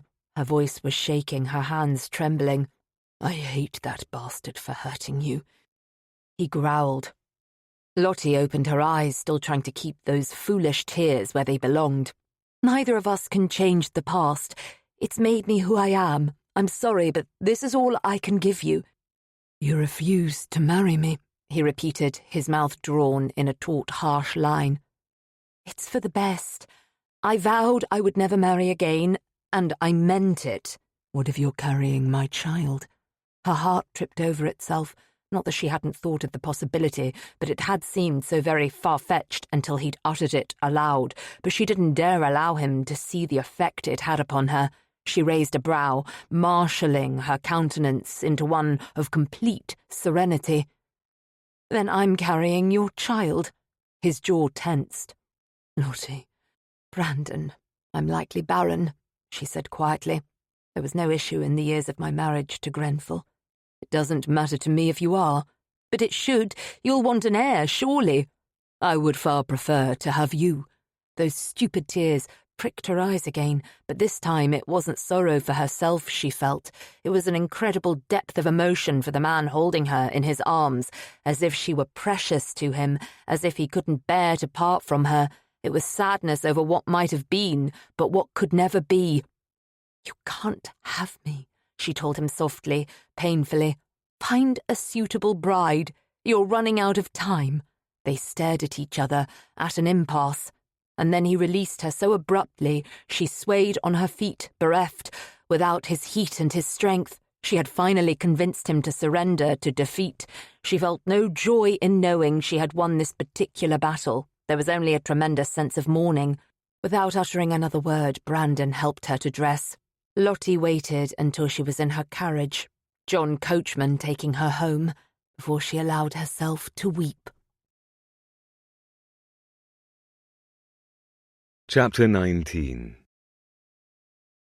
Kidnapping was out of the question. Forcing her to marry him by causing a scandal was as well. Persuading her with love-making hadn't worked. No amount of reason or pleading his cause had made her waver from her determination to remain unwed. Brandon faced a dearth of time and options. Who knew that the business of convincing a woman to marry him would be so bloody difficult? "You're looking Friday-faced," King observed shrewdly, breaking through his ruminations. They were playing billiards, which was ordinarily a game Brandon thoroughly enjoyed. However, he had been preoccupied by thoughts of Lottie, and he had been soundly trounced twice already. "I'm feeling Friday-faced as well," he said, grim. "I don't suppose you've one of your potions handy, do you?" The urge for oblivion was strong. King grinned, aiming his cue stick for another shot. "Not today, I'm afraid. All I have is brandy and Scotch whisky. Would you care for a dram of either?" "To hell with a dram, I'll likely need the whole damned bottle," he grumbled, gripping his cue stick tightly. "That bad, is it? I wondered why you were losing so pathetically." He glared at his friend. "I'd hardly call it pathetic. Perhaps I was being charitable, allowing you a rare victory." King chortled. "Ha! Charitable. Tell me another, if you please. This billiards game is deadly dull, and I'm in need of amusement." Brandon sighed. "I have a problem." "I know." King gestured at him airily. "Only just look at that waistcoat." Frowning, he glanced down at the satin waistcoat he was wearing. "What's wrong with it?" "It's purple." "And?" King shuddered. "And it looks like something more suited to a Georgian chap than a modern gentleman." "Pandy chose the colour for me," he admitted. He had taken her shopping, and she had found a bolt of satin at his tailor's that had struck her fancy. "Ah, a child is responsible for that monstrosity," King said. "I feel ever so much better now." Brandon scowled. "Why do I like you?" His friend grinned. "I haven't an inkling." "That makes two of us," he grumbled. "Will you take your turn, or are you intending to glower at me for the rest of the evening?" King wanted to know. Blast. He hadn't been paying attention to the game. "Glowering at you might yield a better result," he pointed out. "It looks as if I'm about to lose to you for a third time." "It does indeed." King made no effort to hide his glee. "I'll not lie, defeating you at billiards is one of my favourite pastimes." "You're only winning because I'm too distracted," he said, taking aim. "And what are you distracted about? Your impending nuptials? You never did say who you'd settled upon as a bride. Whitby and I have a bet, and the only thing better than triumphing over you at billiards would be collecting £50 from him." Brandon's shot was woefully amiss. "You're betting over me now? Et tu, Brute?" He straightened to his full height. "Who did you choose?" "Lady Lavinia," King said. "Whitby was persuaded that it's Lady Grenfell. Didn't think widows were to your taste, however." He swallowed hard against a rush of longing at the mention of Lottie. "One widow in particular?" "Oh, Christ!" King stared at him. "Never say you've fallen under the Countess of Grenfell's spell." Her spell? Damn it, accurate words. She had ensorcelled him quite neatly, and he hadn't even realised it until it had been too late. "I'm not sure I like the way you phrased that, King." "How else to phrase it?" King shrugged. "It's been said she has a magical—" "Finish that sentence, and I'll break this cue stick over your bloody head," he bit out, interrupting before his friend said something they would both regret. "That's the one I love that you're talking about." He hadn't meant to blurt it out like that, and he felt his ears and neck growing hot beneath his friend's steady regard. King whistled, propping his hip against the billiards table and leaning on his cue stick. "The mighty Duke of Brandon, felled by a feminine sword. I never thought I'd live to see the day our fearless leader would find himself at the mercy of any woman, let alone Lottie Grenfell. When is the wedding, old chap?" "That's the problem," he ground out, his grim mood returning, chasing his ire. "There isn't going to be one." "But you need to marry to appease your grandmother." "Yes, and your—" King paused, making an exaggerated moue of distaste before resuming. "In love." He raised a brow. "Yes." vomitous. King, he cautioned, you are sorely testing both my patience for you and the previously formidable bonds of our friendship. The very thought of marriage makes me queasy, King said with an unapologetic shrug. I cannot help it. Try harder to control yourself. King sighed. I shall try on account of our old and treasured friendship. However, I don't understand. You're in love with Lady Grenfell. You need to marry with all haste, and yet you're not marrying the Countess. Why the devil not? It sounds as if you've discovered the answer to your Wingfield Hall problem. Because she won't marry me. King's brows rose. She won't marry you? No. That bastard Grenfell hurt her badly, and she's vowed never to wed again because of it. Well, hell. He inclined his head. Precisely. Have you considered kidnapping her? King asked. Kingham, it was a joke, his friend protested, quite unconvincingly. Have you thought about blackmail or bribery, or perhaps slipping something into her wine? Are you suggesting I drugged the woman I love to dupe her into marrying me? Odd how neither blackmail nor bribery elicited as strong a response, King observed. You are a Machiavellian menace, he said, without heat. His friend grinned. I pride myself upon it. You've told her you love her already, so it isn't as if you could make inroads that way. I haven't, actually. There you are. King made a dramatic flourish in the air. Your problem is solved. Run along and tell the lady that you love her. Women apparently adore that sort of claptrap. He had considered revealing his feelings to her, but the notion terrified him. Her rejection of his proposals was one thing, but if she were to reject his love altogether... No, he wouldn't even contemplate it. There was also the matter of his ineptitude at knowing how to build a proper relationship with a woman, one that relied on love and trust rather than base lust. I haven't the slightest idea of how to properly make such a revelation, he admitted. King scoffed. Well, don't look to me for advice. I've never been in love. His claim had Brandon pinning him with a pointed look. Not even with Miss Townsend? King's expression hardened. Especially not with her. Brandon didn't believe him for a moment. If you say so, I do. A muscle twitched in King's jaw. Ask a woman how you ought to proceed. The only woman I know well enough to ask is Lottie, he said dejectedly, for conversing with any of his past paramours on the matter of securing a wife was decidedly de trop. Or Pandy. King winced. Yes, but she's a child, and she approved of that God-forsaken waistcoat. Is there no one else? Brandon thought for a moment. Grandmother, I suppose. There you have it. King beamed. Ask your grandmother. I've no doubt she'll be pleased to see you married off and obeying her edict. 2 birds, 1 stone, etc. It occurred to him then, with sudden, painful, almost dizzying clarity, that it wasn't advice he needed to seek from his grandmother. Rather, it was surrender. Because he'd spent the last few weeks determined to keep from losing Wingfield Hall, only to realise what mattered most. Not an estate, not funds, not the society, but Lottie and Pandy. They were who mattered to Brandon more than anyone and anything else in all the world. But if he wanted to win Lottie's hand, he was going to have to prove that to her. I'm afraid that I don't understand, Brandon. He was seated opposite his grandmother in her opulent drawing-room, which was laden with so many objets d'art, plants, and pieces of furniture that it made a man feel as if he was suffocating just looking at all the bric-a-brac. He tried to ignore the 3-foot-tall monk sculpture that was eyeing him steadily at his left, and the cloying fronds of a potted palm at his right.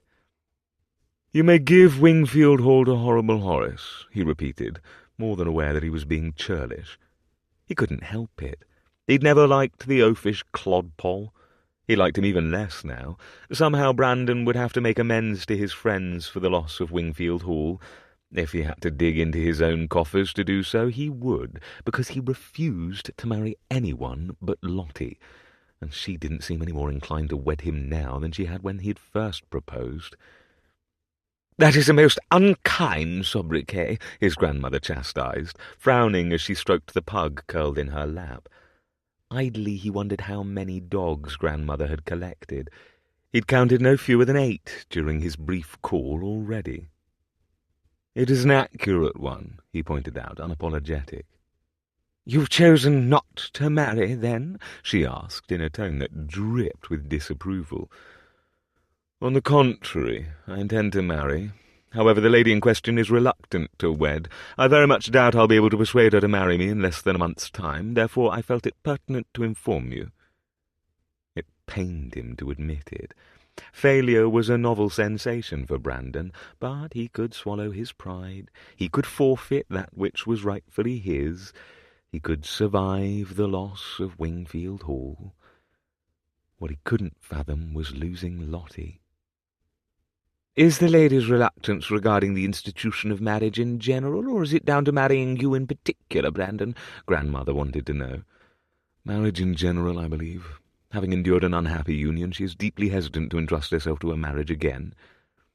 The acknowledgment was not without an accompanying surge of fury for Grenfell, that blighter. The man had been too selfish and stupid to appreciate her. Worse, he had hurt her, and Brandon couldn't lie, he absolutely despised that the bastard had broken her heart. "A widow," grandmother said, raising a winged silvery brow. "The Countess of Grenfell," he confirmed. "That explains the lady's reticence," grandmother harumphed, thumping her cane for emphasis. "The Earl was a horse's ass." Brandon's lips twitched at her unexpectedly blunt pronouncement. "On that we are in agreement, madam." "Why Lady Grenfell?" grandmother asked shrewdly, studying him in a way that made Brandon want to shift in his uncomfortable chair. Something was tickling his right ear, and he realized it was a bloody palm frond. He felt a nudge at his foot and looked down to find another pug nosing at his boot. "She cares for Pandy, she laughs at Cat's antics, she looks at me, and it's as if all the world stops around us." He did squirm in his chair then, realizing he sounded maudlin, and cleared his throat. "And many other reasons as well." "Do you love her?" she asked quietly. "Yes," he admitted, "I do. I'm quite hopelessly, disgustingly besotted with the woman, and there is no one I want to spend the rest of my life with other than her." Grandmother's stern mouth turned upward into a small smile. "Do you know who else was a horse's ass, Brandon?"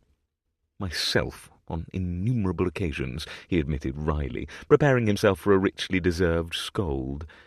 Christ knew he had earned his rakish reputation. He wasn't proud of it now, but he wasn't precisely ashamed either. His past had made him the man he was, and that man was a far cry from the wild, reckless youth he'd once been.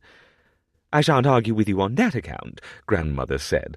"However, there is a greater horse's ass I am thinking of presently, and your admittedly ill-advised foibles pale in comparison to his sins." Brandon clenched his jaw. "I believe I know to whom you refer." "Your father," his grandmother confirmed. "He was incapable of knowing the treasure he held in his grasp. He was arrogant and cold, and his first and only concern was for himself. Your mother fell in love with him when she was a girl newly come out. He wanted her for her youthful beauty and family fortune, of course. I knew it then, for our bloodlines yet remained too close to the stink of trade. Watching her give her heart to a man so undeserving, one who slowly, day by day, crushed not just her love for him, but also her spirit, was one of the most painful tragedies I have witnessed." Brandon swallowed against a rush of emotion and grief. His memories of his mother were precious, but indistinct. Her perfume, her smile, her arms wrapped around him, soothing him after he had fallen off a horse once, just before his father had stormed into the room, telling him that men didn't cry like puling girls. They had argued that day, his mother's voice rising until there had been the stinging sound of a slap. Brandon had hidden his face in his mother's voluminous skirts, and he'd been too afraid to look. But he had known. Even as a lad he'd understood that his father was a violent brute. He wondered if his grandmother knew the full extent of his sire's viciousness. "He did her violence," he said hoarsely. Did you know it?" His grandmother's nostrils flared. "I suspected. Diana would never confirm when I asked her. She hid a great deal from me, some of which I only learned after his death. It is one of my greatest regrets that I didn't try harder to dissuade her from marrying Brandon." His gut clenched. He hadn't allowed himself to think about his mother or what she had endured at the brutal hands of his sire for some time now. He wished that he had been older, stronger, that he might have protected her instead of her protecting him. "I always hated him," he managed, past the emotion tightening his throat. "He was cruel and he was a bully, but it wasn't until the day I heard him slap her that I realized the true depths of his cruelty." He understood now why his father had been so hell-bent upon keeping him away from his mother's family for so many years, the void that had been driven between them. "He was a vile man," Grandmother agreed, "and I feared he had made you in his mould." "Never," he vowed. "I am nothing like him. I would not raise my hand against a woman." She nodded, still stroking the sleeping pug in her lap. "I can see that now. Fortunately, you've far more of my darling Diana in you than you do of your father. I think that becoming a father yourself has brought out the very best in you, Brandon." The pug at his feet licked his boots, so he bent down and offered the fellow a scratch between the ears before straightening in his seat. "Thank you for bringing her to me that day." She gave him a pointed look. "I trust there are no opera singers beneath your roof now?" He winced. "No." Grandmother nodded. "Good. Is there something else you would like to tell me? Anything about Wingfield Hall, perchance?" The last thing he wanted to do was reveal the truth of Wingfield Hall to her, but there was freedom in honesty, and if the last few weeks had taught him anything, it was that he was ready to relinquish his position as the unofficial leader of the Wicked Duke's Society. "I suppose you know about this society," he said. "As I told you before, I know something of it from those dreadful whispers, though I don't wish to know all." His grandmother frowned. "I also know what you've been doing with the funds you earn from it." "How?" he asked. She gave him a secretive smile. "I have my ways. I don't approve of what you've been doing beneath my nose, mind you." She punctuated her words with a regal thump of her cane. "Of course not." The pug at his feet placed his front paws on Brandon's knee, gazing up at him adoringly, his tongue lolling. "I must beg your forgiveness." "Yes," his grandmother said archly, "you must. However, I have decided to reconsider my decision concerning Wingfield Hall and your cousin Horace." "You have?" She nodded, a faint smile reappearing. "I have. I'll be giving Wingfield Hall to you instead of your cousin Horace, and I'll begin the process at once. It's past time I did so, really. I have been holding on to it as if your grandfather were still there, but returning to Wingfield Hall reminded me that he isn't, and the memories will always remain in my heart." He wasn't certain how to feel about her revelation. He had come here, having already accepted that Wingfield Hall would no longer be his. "Did you love my grandfather?" he asked, though he suspected he already knew the answer. "Very much so." Grandmother sniffed, her green eyes sparkling with unshed tears. "Now then, I find myself weary and in need of a nap. Thank you for paying me a call, Brandon. I hope you might do so again soon, and you may as well bring young Pandora with you." The invitation made him smile. "Of course. I think Pandy would like that." She would also adore the overfilled drawing-room. The chance to see and touch and potentially knock over so many objects would be a potent lure. "The mutt, however," his grandmother warned sharply, "must remain. She isn't civilized enough to meet my beloved pugs. I'm still suffering nightmares about the scent of that wretched trotter." He chuckled. "As you like." "And Brandon," he gave the pug a pat on the head. "Yes?" "I wish you luck with Lady Grenville." He inclined his head. "Thank you." He feared he was going to need it. Chapter 20. "You have a caller, my lady." Lottie started at the unexpected pronouncement of her butler. For a moment her heart seized. Had Brandon come? They had not spoken since they had parted in silence at dawn, days ago. He hadn't sent her a missive, nor had he appeared at her house. She had supposed at first that he was angry with her for refusing his proposal of marriage yet again. As time continued to pass, however, she had begun to fear that he had decided to sever their association, that he was indeed courting Lady Lavinia as she had told him he ought. The butler approached her with a silver salver bearing a calling card, which was decidedly not Brandon's ordinary mode of announcing himself. She retrieved the card, and no, it was not Brandon who was awaiting her. Rather, it was his august grandmother. She knew of the widowed Mrs. Carrington Smythe, but they had never spoken.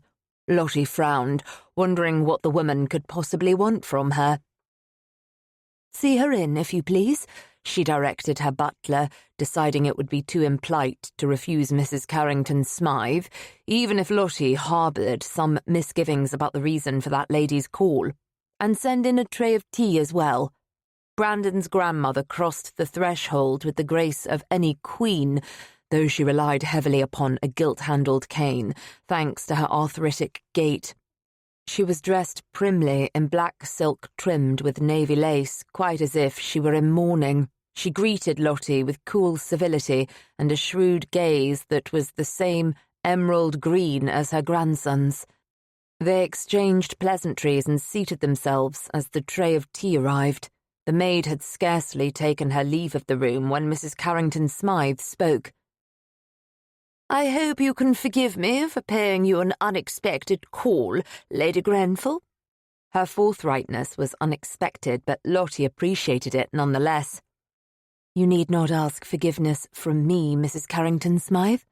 Briefly, she wondered if somehow Brandon's grandmother had learned of their affair and had come to take her to task. Heavens, she hoped not. How mortifying. Brandon's grandmother gave her a small, unreadable smile. "You needn't look so ill at ease, my dear. I haven't come here to browbeat you, but to speak with you, privately, and without the potential for curious ears to overhear our discourse." Had her worries been so easily read on her face? Apparently so. She took a sip of her tea, fortifying herself for the unknowns that lay ahead. "I am relieved to hear it, madam, though I do hope you might enlighten me as to what you would like to speak about." Mrs. Carrington Smythe inclined her silver head. "Fair enough. I've come to speak with you about Brandon." Everything inside her seized at his name, her body tensing. "Is something amiss with his grace?" she asked quickly, tea sloshing over the rim of her cup as she jolted, fear lacing through her. "Brandon is well, Pandy?" she asked next, belatedly realizing the familiarity she displayed in referring to his daughter by her pet name. "As far as I know, Pandora is well, as is the dreadful mongrel she insists upon calling Cat." Mrs. Carrington Smythe shuddered. Relief washed over her. Lottie rolled her lips inward to suppress a chuckle at the other woman's clear dislike of poor, misunderstood Cat. She was sure the rotten pig trotter experience was the source of Mrs. Carrington Smythe's displeasure. "That is a relief to hear," Lottie said mildly, keeping her opinion on the matter to herself. "Do you care for Brandon?" the elder woman blurted abruptly. Did she care for him? Of course she did, and despite her every intention to keep their relationship limited to mere physical alone, but she didn't know how to answer Mrs. Carrington Smythe's query. It felt dangerous. "He is a kind man," she said, evading the question as she forced a bright smile. The other woman's green eyes narrowed upon her. "May I speak plainly, Lady Grenfell?" Lottie clutched her tea in a tight grip. "Please, Mrs. Carrington Smythe, I do so appreciate candour." Brandon's grandmother nodded. "I know your husband was a rotter." Her blunt statement took Lottie by surprise. "You'll not hear argument from me on the matter." "Grenfell was a selfish, arrogant oaf, not unlike the last Duke of Brandon. I watched the Duke break my daughter's heart and crush her spirit, and I was powerless to stop it. Even worse, he raised his hand to her. I've only just learned for certain from my grandson, though I had suspected being no fool. I noticed a bruise on her cheek once that she'd failed to conceal properly with pearl powder, and on another occasion I saw what looked like fingerprints beneath her sleeve. Brandon's father had done his mother violence. Lottie's heart ached at the revelation. He hadn't spoken of his parents with her, but then she supposed she hadn't spoken of her parents either. Her relationship with her mother and father had been cordial, but they had been more concerned with her making a good match than her happiness. She missed them, but she had never been close to them. Her relationship with her elder sister Caro was little different. Their paths rarely crossed, Caro having been happily married for years, seemingly always with child, sending the odd letter here or there when it suited her. Still, none of her family members had ever physically hurt her.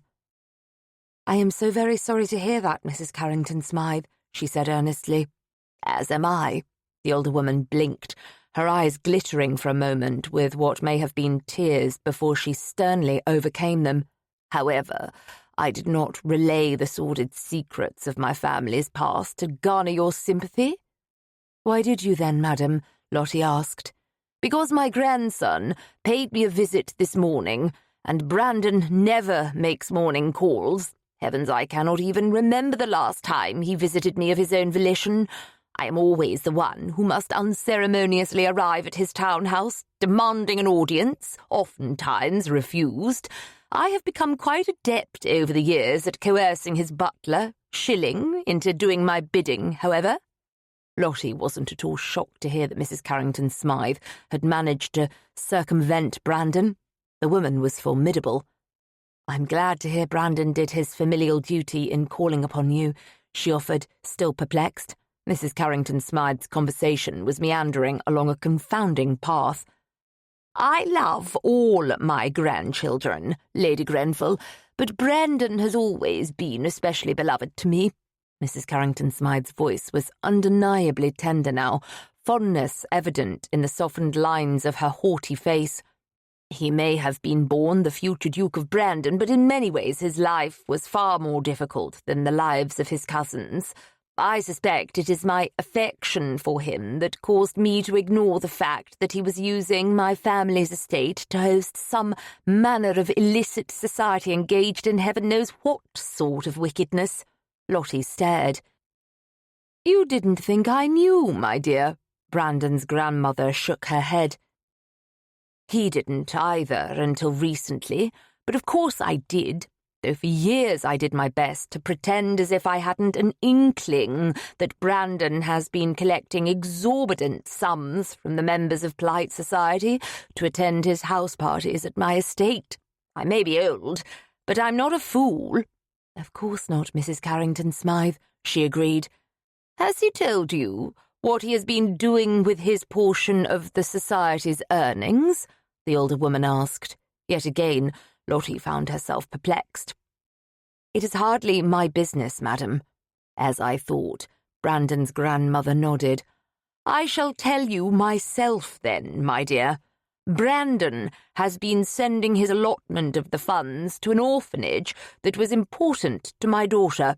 Quietly, anonymously, he has gifted them with nothing short of a small fortune that has provided hearty meals and new clothing and shoes, and even instruments for the children to learn to play." The revelation warmed her heart. How generous of him. "He is a good man." Emotion made Lottie's throat go tight. "Yes, he is." "Do you love my grandson, Lady Grenfell?" The question shocked her. She gawped at Mrs. Carrington Smythe, uncertain of what to say, because the answer terrified her. Mrs. Carrington Smythe," she stumbled. "I don't know how to respond to such a query." A silvery brow winged upward as shrewd emerald eyes met hers. "I think you do, Lady Grenfell. And if there is one thing that I have learned in the many years of my life, it is that love is stronger and more powerful than anything else. Be brave enough to listen to your heart, my dear." She thumped her cane and then rose from her seat slowly. "I bid you good day." Lottie watched Brandon's grandmother leave the room in a swish of black and navy skirts, the gold head of her cane glinting in the lamplight. And as the door to her drawing-room closed, leaving Lottie alone with a cup of cooling tea, the truth that she had been stubbornly refusing to acknowledge fell upon her like an avalanche of snow sliding down a mountain slope. Somehow, she had fallen in love with the Duke of Brandon. What in heaven's name was she going to do about it? Brandon was at his desk in his study, perusing a letter from the director of the orphanage, thanking him for the latest funds he had sent, and cataloguing what they would be used for, including training for apprenticeships and education efforts for the children. The muffled barks of Cat, followed by Pandy's delighted laughter, and the telltale thump of her feet down the hall, punctuated the silence, making him smile. Grandmother's unexpected change of heart meant that the society could continue hosting revelries at Wingfield Hall, and, in turn, he would continue diverting funds to the orphanage. His friends would receive their portions, and all was right in his world. All except for the glaring absence of the woman he loved. How would he persuade her to marry him? A knock sounded at the study door, startling him from his musings. "Enter," he called.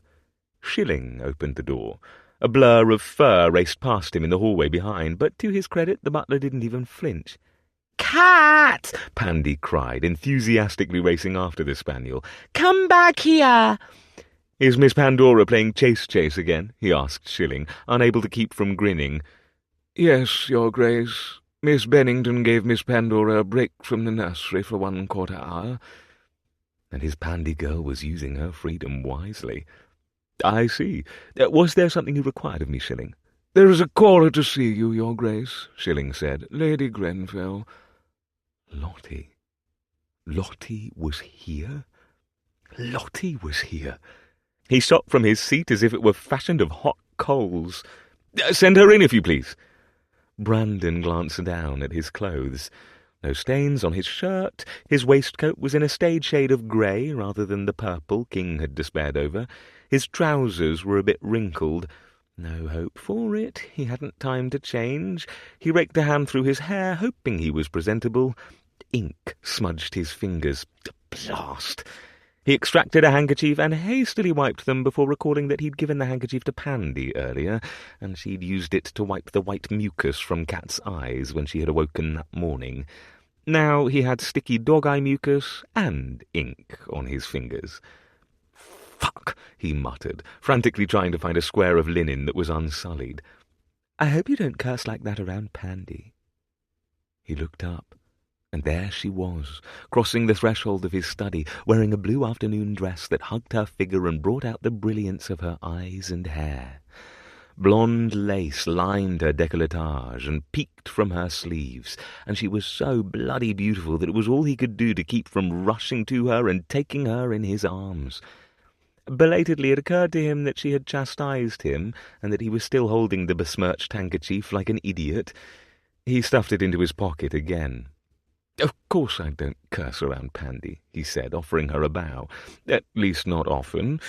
To what do I owe the unexpected honour of your presence this afternoon?" She crossed the chamber to him, not stopping until she was close enough to touch, her sweet perfume tempting him as surely as her presence did. "I've decided to call in the favour you owe me." Brandon blinked. "The favour?" "Yes." A hesitant half-smile curved her kissable pink lips. "The favour you owe me for the day I entertained Pandy for you. You do remember it, do you not?" "Of course." He curled his fingers into fists at his sides to keep from touching her. They had last parted in silence and hurt disappointment, and he didn't know where he stood with her. "It took me a long time to settle upon the favour I most wanted to ask of you," she said softly, her dulcet voice making his cock twitch to attention. "Is it wrong of me to hope that the favour is a lewd one?" he asked, half serious, half in jest. She chuckled, the sound husky. "Not wrong, perhaps, but I'm afraid if you have your hopes set upon a lewd favour, you are doomed to disappointment." Well, blast. He hoped she hadn't come armed with more lists of prospective brides. "If you want me to consider any additional listings of debutantes I might court, I'm afraid it's a favour I cannot honour," he warned. "I'll pitch them into the fire first." Her smile fled, and she took a deep breath, looking suddenly nervous. "It isn't that, either." "Well, what is it, then?" He didn't mean to sound impatient, but the suspense was as painful as standing before her and keeping himself from taking her into his arms. "Your grandmother paid a call upon me earlier today." At the mention of his grandmother, Brandon's rampant prick wilted a bit. "I cannot think why she would have done so." "Can you not?" She tilted her head, gazing at him shrewdly with her storm-tossed sea eyes. "I do believe she came to plead your case." "Fucking hell," he muttered. "Brandon, there is that dreadful language again," she chastised with mock solemnity. "Forgive me, thinking about grandmother pleading anything on my behalf makes me bilious." "Ah, your sensitive disposition," she teased. "What did she say to you?" he blurted, needing to know. By God, if grandmother had done anything to ruin his chances with Lottie. "She told me that you've been sending the funds you earn from the society to an orphanage that was a favoured cause of your mother's." Oh. His ears went hot at her persistent regard. "She also told me that Grenfell was a rotter." He inclined his head. "She's not wrong, though I would describe the bastard in far less complimentary terms. And she said that I should be brave enough to trust my heart," Lottie said. Longing, he was too afraid to feel, licked up his spine. "She did?" Bless his grandmother. Her advice thus far had been sound. "She did," Lottie nodded, her dimpled chin tipping up. "I decided that she was right. For too long I've been a coward, too afraid that I will be hurt again instead of being brave. That is why I decided upon the favour you owe me."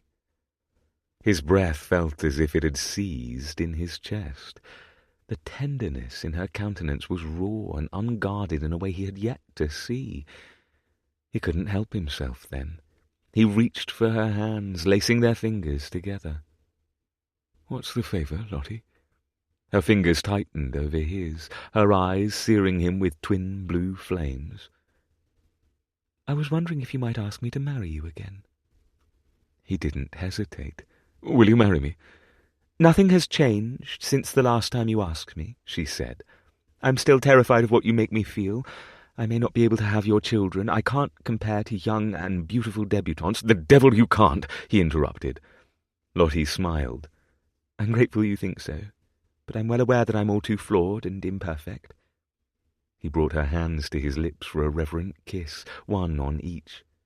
"Have you met me? I'm the definition of flawed and imperfect." "Then perhaps we might be flawed and imperfect together. Two jagged halves that together become one." "Say it," he begged hoarsely. "Tell me." "I love you," she said. "I love you, and it frightens me how much I do." "Thank God." He tugged her into his chest, wrapping his arms around her. "I love you too, Venus." "Brandon, I'm not a goddess." She was smiling up at him, quite disproving herself. Because she was beautiful, entrancing, nothing short of magnificent. And she was his. "Yes, you are," he told her, surrendering to the need to feel her lips beneath his and taking her mouth in a swift, fierce, all too brief kiss. "You're my goddess, damn it. And I won't hear a word otherwise. Now give me your answer, if you please. I cannot exist another moment more without hearing it." "I'll marry you." She cupped his cheek in one hand. "Yes, I'll marry you. You'll be my wife." He was grinning at her stupidly, almost afraid to believe what he was hearing. Because after fighting to win her for so long, her capitulation was almost painfully easy. He refused to give grandmother all the credit for it, however. The curmudgeon would never let him hear the end of it. "I'll be your wife," Lottie affirmed. He lifted her from the floor and spun her in a circle, her silk skirts floating behind her like a bell. They were both breathless and laughing when he returned her to her feet, and then he covered her mouth with his and kissed this woman he loved, kissed her with all the longing and gratitude and raw emotion coursing through him, kissed her until the door to the study burst open, and he reluctantly tore his lips from hers to find Cat and Pandy racing across the room in a cacophony of barks and girlish giggles. "Papa, what are you doing with Mrs. Lady Granville?" Pandy demanded, out of breath from her relentless game of chase.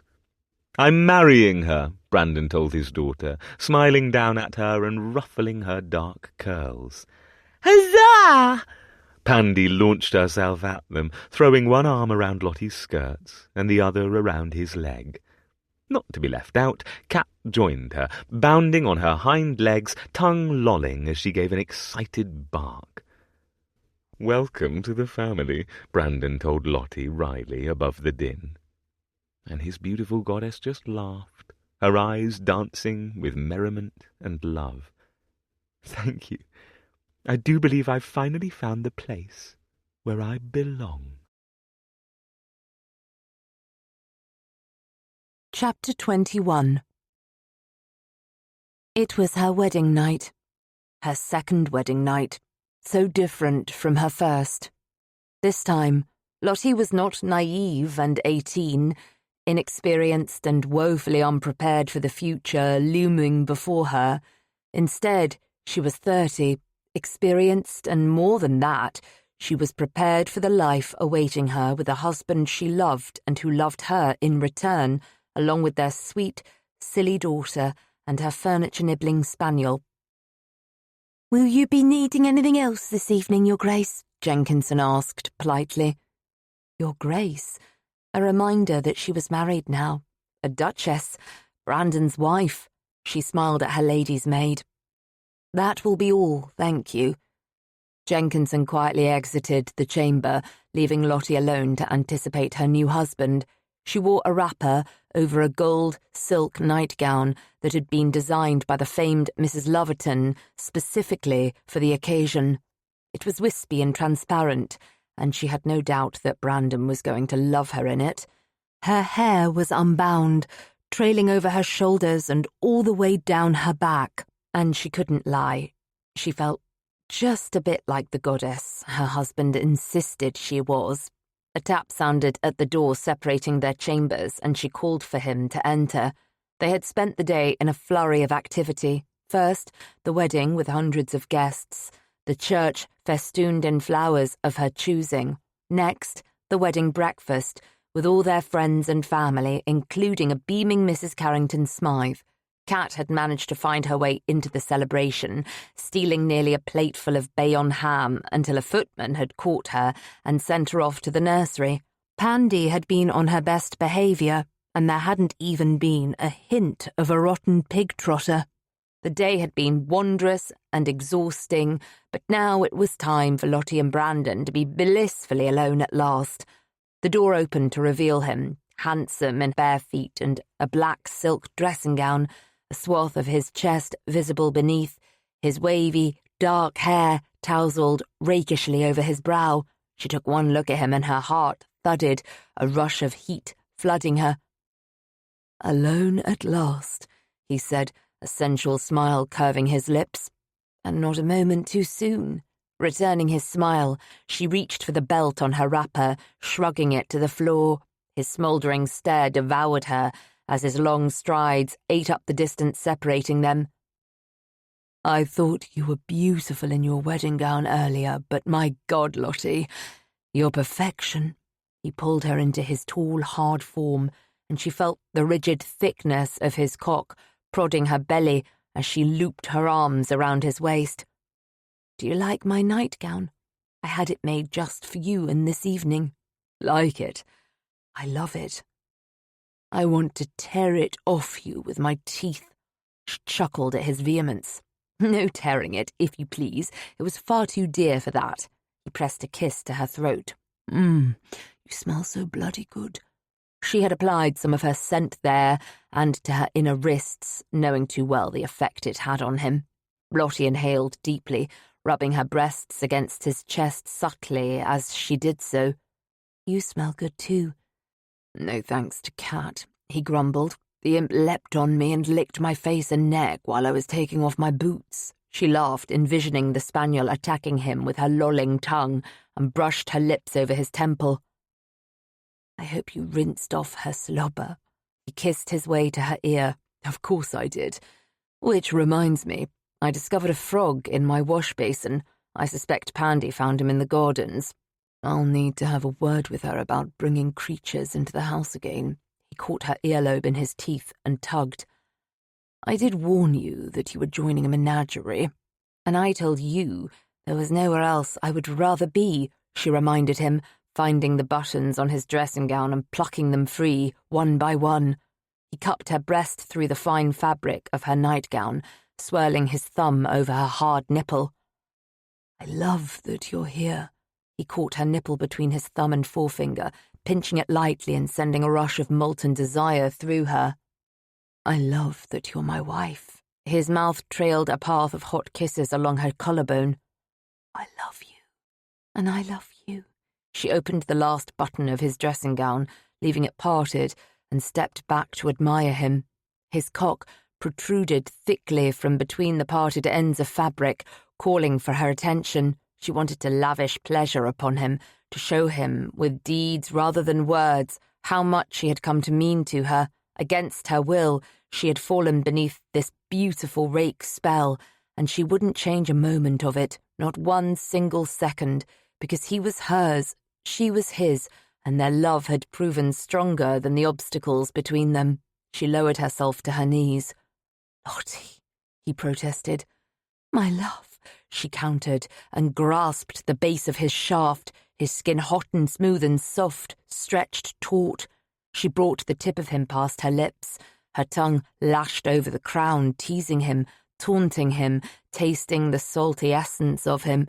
He made a low sound of suppressed need, one of his hands landing on the back of her head, lightly cradling, and she was already wet between her legs, her own sex heavy and pulsing with uncontrollable need. Because she wanted to watch, she tilted her head back, slightly, looking up at the muscular angles and planes of his body to meet his burning emerald gaze. Still holding his stare, she took his cock deeper. A strangled growl fled him, his fingers sifting through her hair. She concentrated on him, his eyes, his length, the taste of him, struggling to keep from reflexively gagging as his crown found the back of her throat. And then she withdrew, allowing him to glide past her wet lips, almost releasing him before taking him again, more and more, slowly at first, but then with increased speed as his hips chased her mouth and his fingers wrapped in her hair.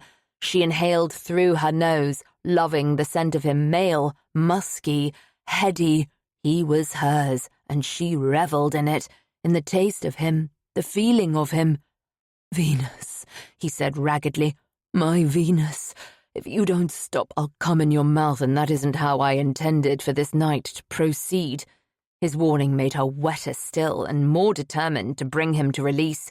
She wanted him to lose control, wanted his seed on her tongue, wanted to swallow him down, to take this part of him, wanted his helpless pleasure.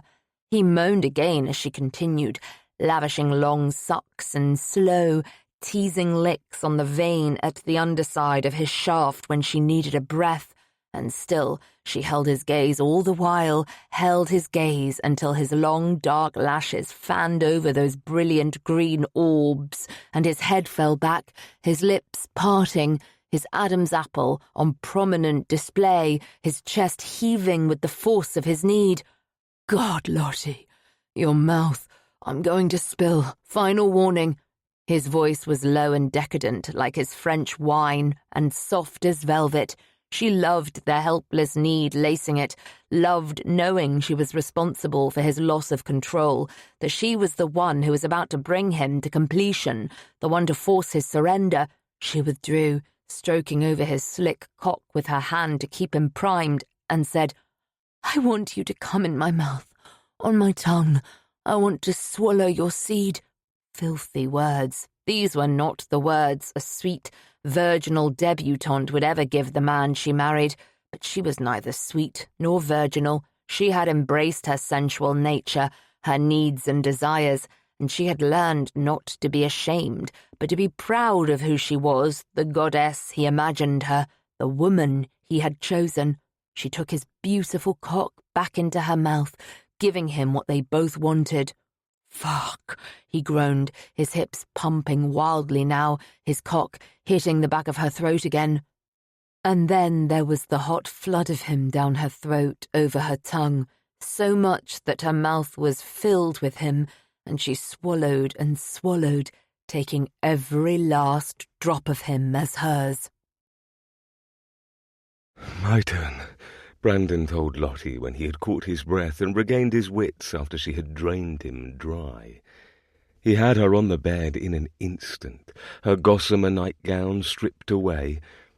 For a moment he admired her, naked and glorious, all creamy skin and coppery flecks, her hair a fiery ripple on the pillow, her blue eyes dark with desire, her mouth glistening and swollen from taking his cock between her lips.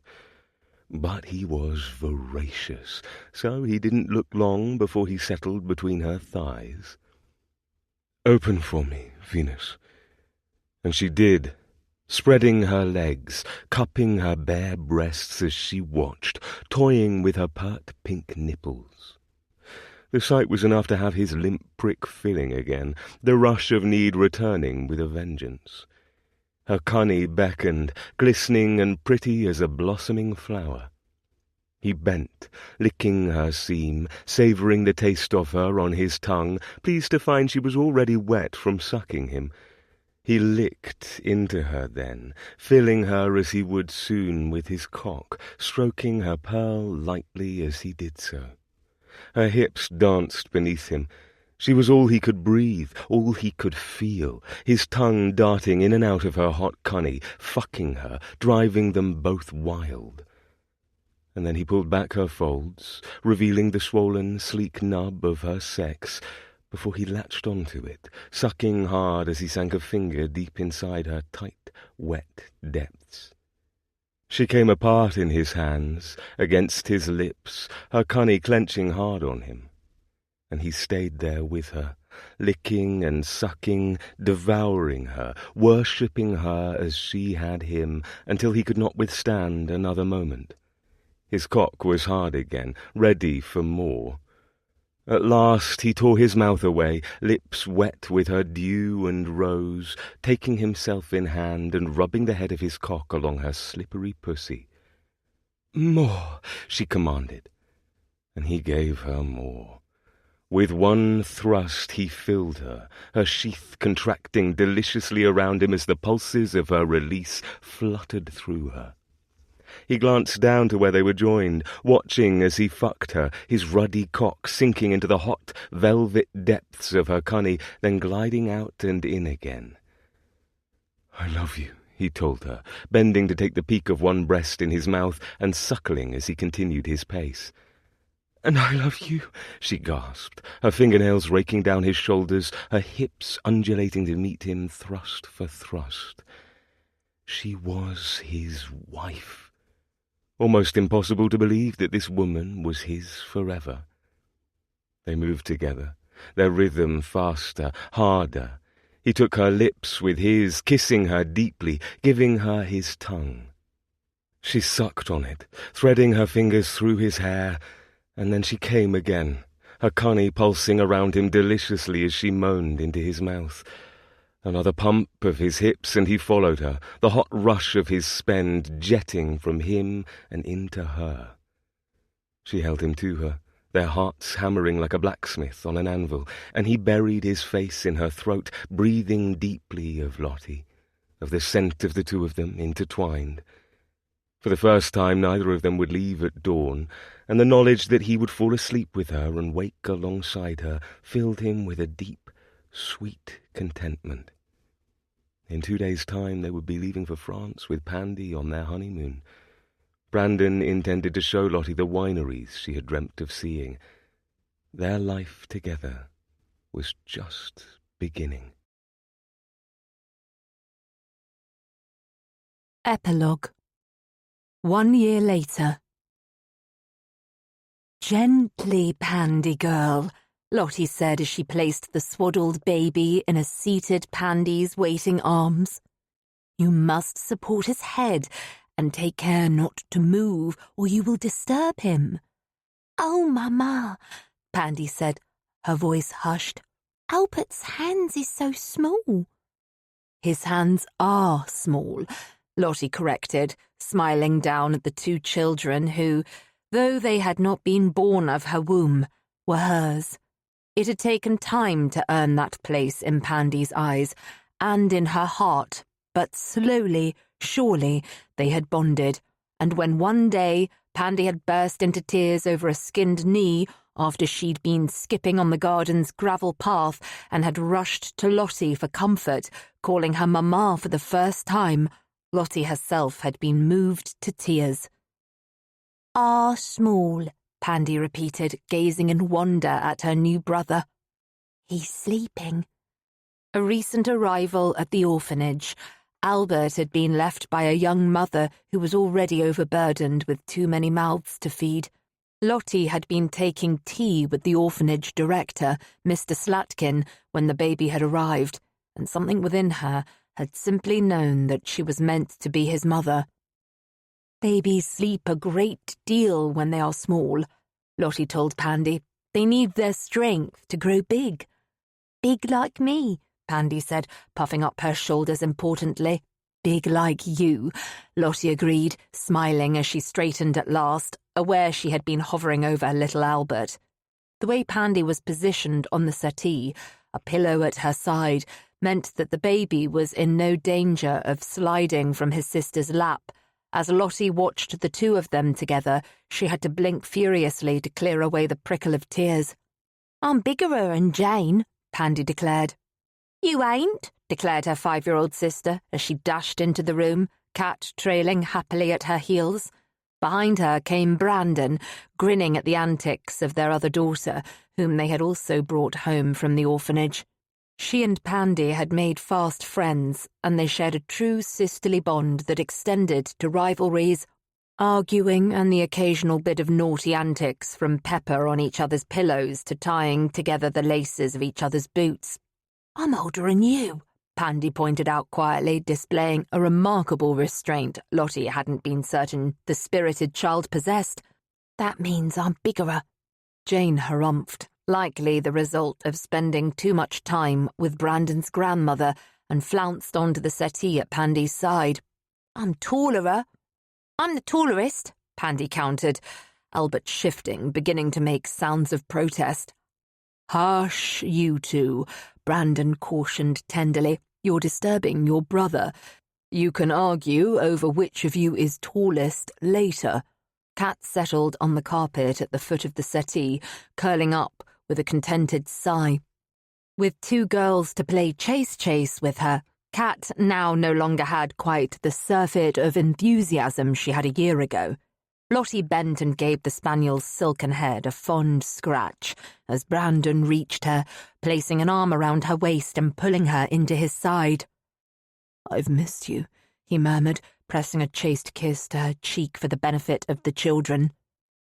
"You were only gone in the gardens with Jane and Cat for 1/4 hour," she said, grinning at her handsome husband, love for him beating strong and firm in her heart. "It felt like an eternity without you." He winked. What's eternity? Jane asked. It's a pudding, silly, Pandy answered before either Lottie or Brandon could. And not a very good one neither.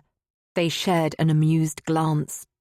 Eternity is something without an end, Brandon said then, holding her gaze.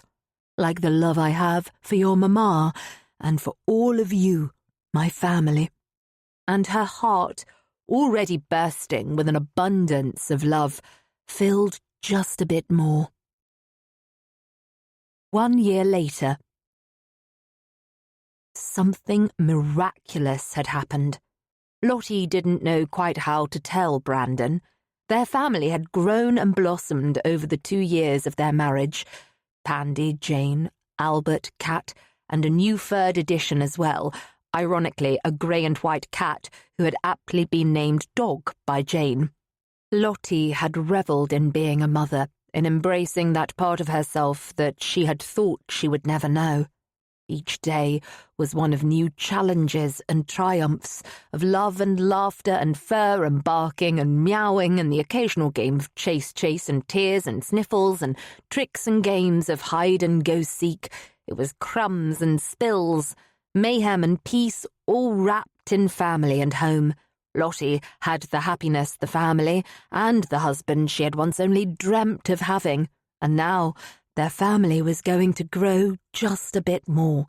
When she had first begun feeling dizzied in the morning and then sick to her stomach, she had thought she had contracted some manner of illness.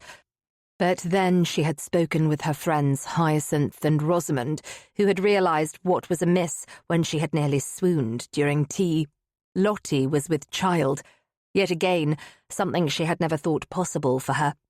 2 years had passed without Lottie becoming enceinte, and her old suspicions had proven true.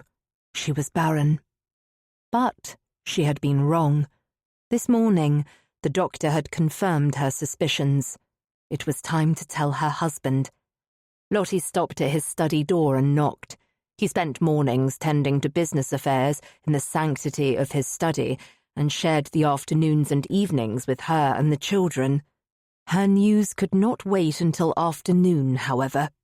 "Enter," he called, and with a deep breath she did, reminded of that day over 2 years before when she had crossed this same threshold, coming to him to ask him to marry her. He had told her every day since, in word and deed, what her previous husband had not, that she, Lottie, was enough, that she was worthy, that he appreciated her and loved her, and that there was no other woman in the world whom he would rather have at his side as his wife. Brandon looked up from the correspondence he had been poring over when his magnificent wife swept into the room. He stood, half ready to carry her to his chamber and make love to her for the rest of the morning. She was wearing his favourite shade of blue, the one that matched her eyes. "Did you miss me?" he teased, for they had only breakfasted some 3 hours before. "Every moment I'm not with you," she said, with a small, tender smile. There was something different about her this morning, something that had been absent at breakfast, he thought, a seriousness. "Is something amiss, Lottie?" He rounded his desk and went to her, admiring the way the sunlight shone in the window and caught in her cinnamon curls. "Nothing is wrong," she said, "but perhaps we ought to sit down." He didn't think he liked the sound of that. "The last time you wanted me to sit down, it was to tell me that Pandy had thrown a pig-trotter through the library window." Lottie winced. "That was because I feared you would be cross with her, and it truly was an accident." Pandy had been playing a game of fetch and carry with Cat, and she had tossed the pig-trotter in question with just a trifle too much force, shattering the library window in the process. Brandon had been nettled by her carelessness, but Pandy was Pandy, and that meant that, generally speaking, wherever she went, mischief inevitably followed. "Are all the windows intact?" he asked. "As far as I am aware." She reached for his hand, twining her fingers through his. "Come with me, my love." He clasped her hand, allowing her to guide him to a pair of wing-back chairs by the hearth. Lottie seated herself primly in one, and he sank into the other. "Well, darling, what is it that you need to tell me?" She stared at him for a moment, eyes wide, and then she blinked. "How would you like for our family to grow a bit larger?" Instantly he thought of the dog and the cat who were forever chasing each other about, up and down the halls of their townhouse. "I'm not certain I can bear to add one more furred creature to the mix. These two are bedlam enough, unless you're considering a bird, perhaps a dove or a parrot even, something more contained." "Or a child," she said. They had already taken in 2 children from the orphanage in 2 years. Little Albert had just begun to toddle about. Pandy and Jane were growing like weeds. The thought of another child joining their family was both wonderful and daunting. "Perhaps we might wait just a bit," he cautioned, Albert is yet young, and Jane and Pandy have only just begun to calm in their mischievous rivalries. Lottie licked her lips, and he found himself momentarily distracted by the hint of that talented pink tongue wanting to kiss her. "I'm afraid we may not be able to wait for longer than early summer." He frowned at her. "Early summer is months away." She nodded. "Approximately 6 months." Brandon still didn't understand. "So you would like to add another child to our family, but in 6 months?" "Yes."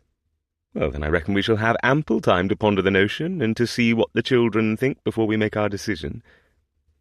"I'm afraid not," she said, biting her lip. "There's something you're trying to tell me, isn't there, Venus?" he asked, using his sobriquet for her as he did often when they were alone. So often that she didn't even bother to correct him any longer, with nonsense protestations that she wasn't a goddess. Just as well. They both knew she was, and Brandon wouldn't accept arguments to the contrary. "What I'm trying to tell you is that I'm having a baby in early summer," Lottie said. He blinked, thinking he must have misheard. But no. His beautiful wife was still staring at him in expectation, the gentle rays of morning sun bringing to life the golden hues hidden in her glorious hair. "You're having a baby," he said, his voice sounding rusty, feeling rusty too. "Yes." "But I thought that we couldn't." He spluttered, trying to make sense of everything she had said. It had never mattered to him that they might be incapable of physically having children. They had built a family of their own together, one filled with love. He hadn't considered that her becoming with child was even a possibility.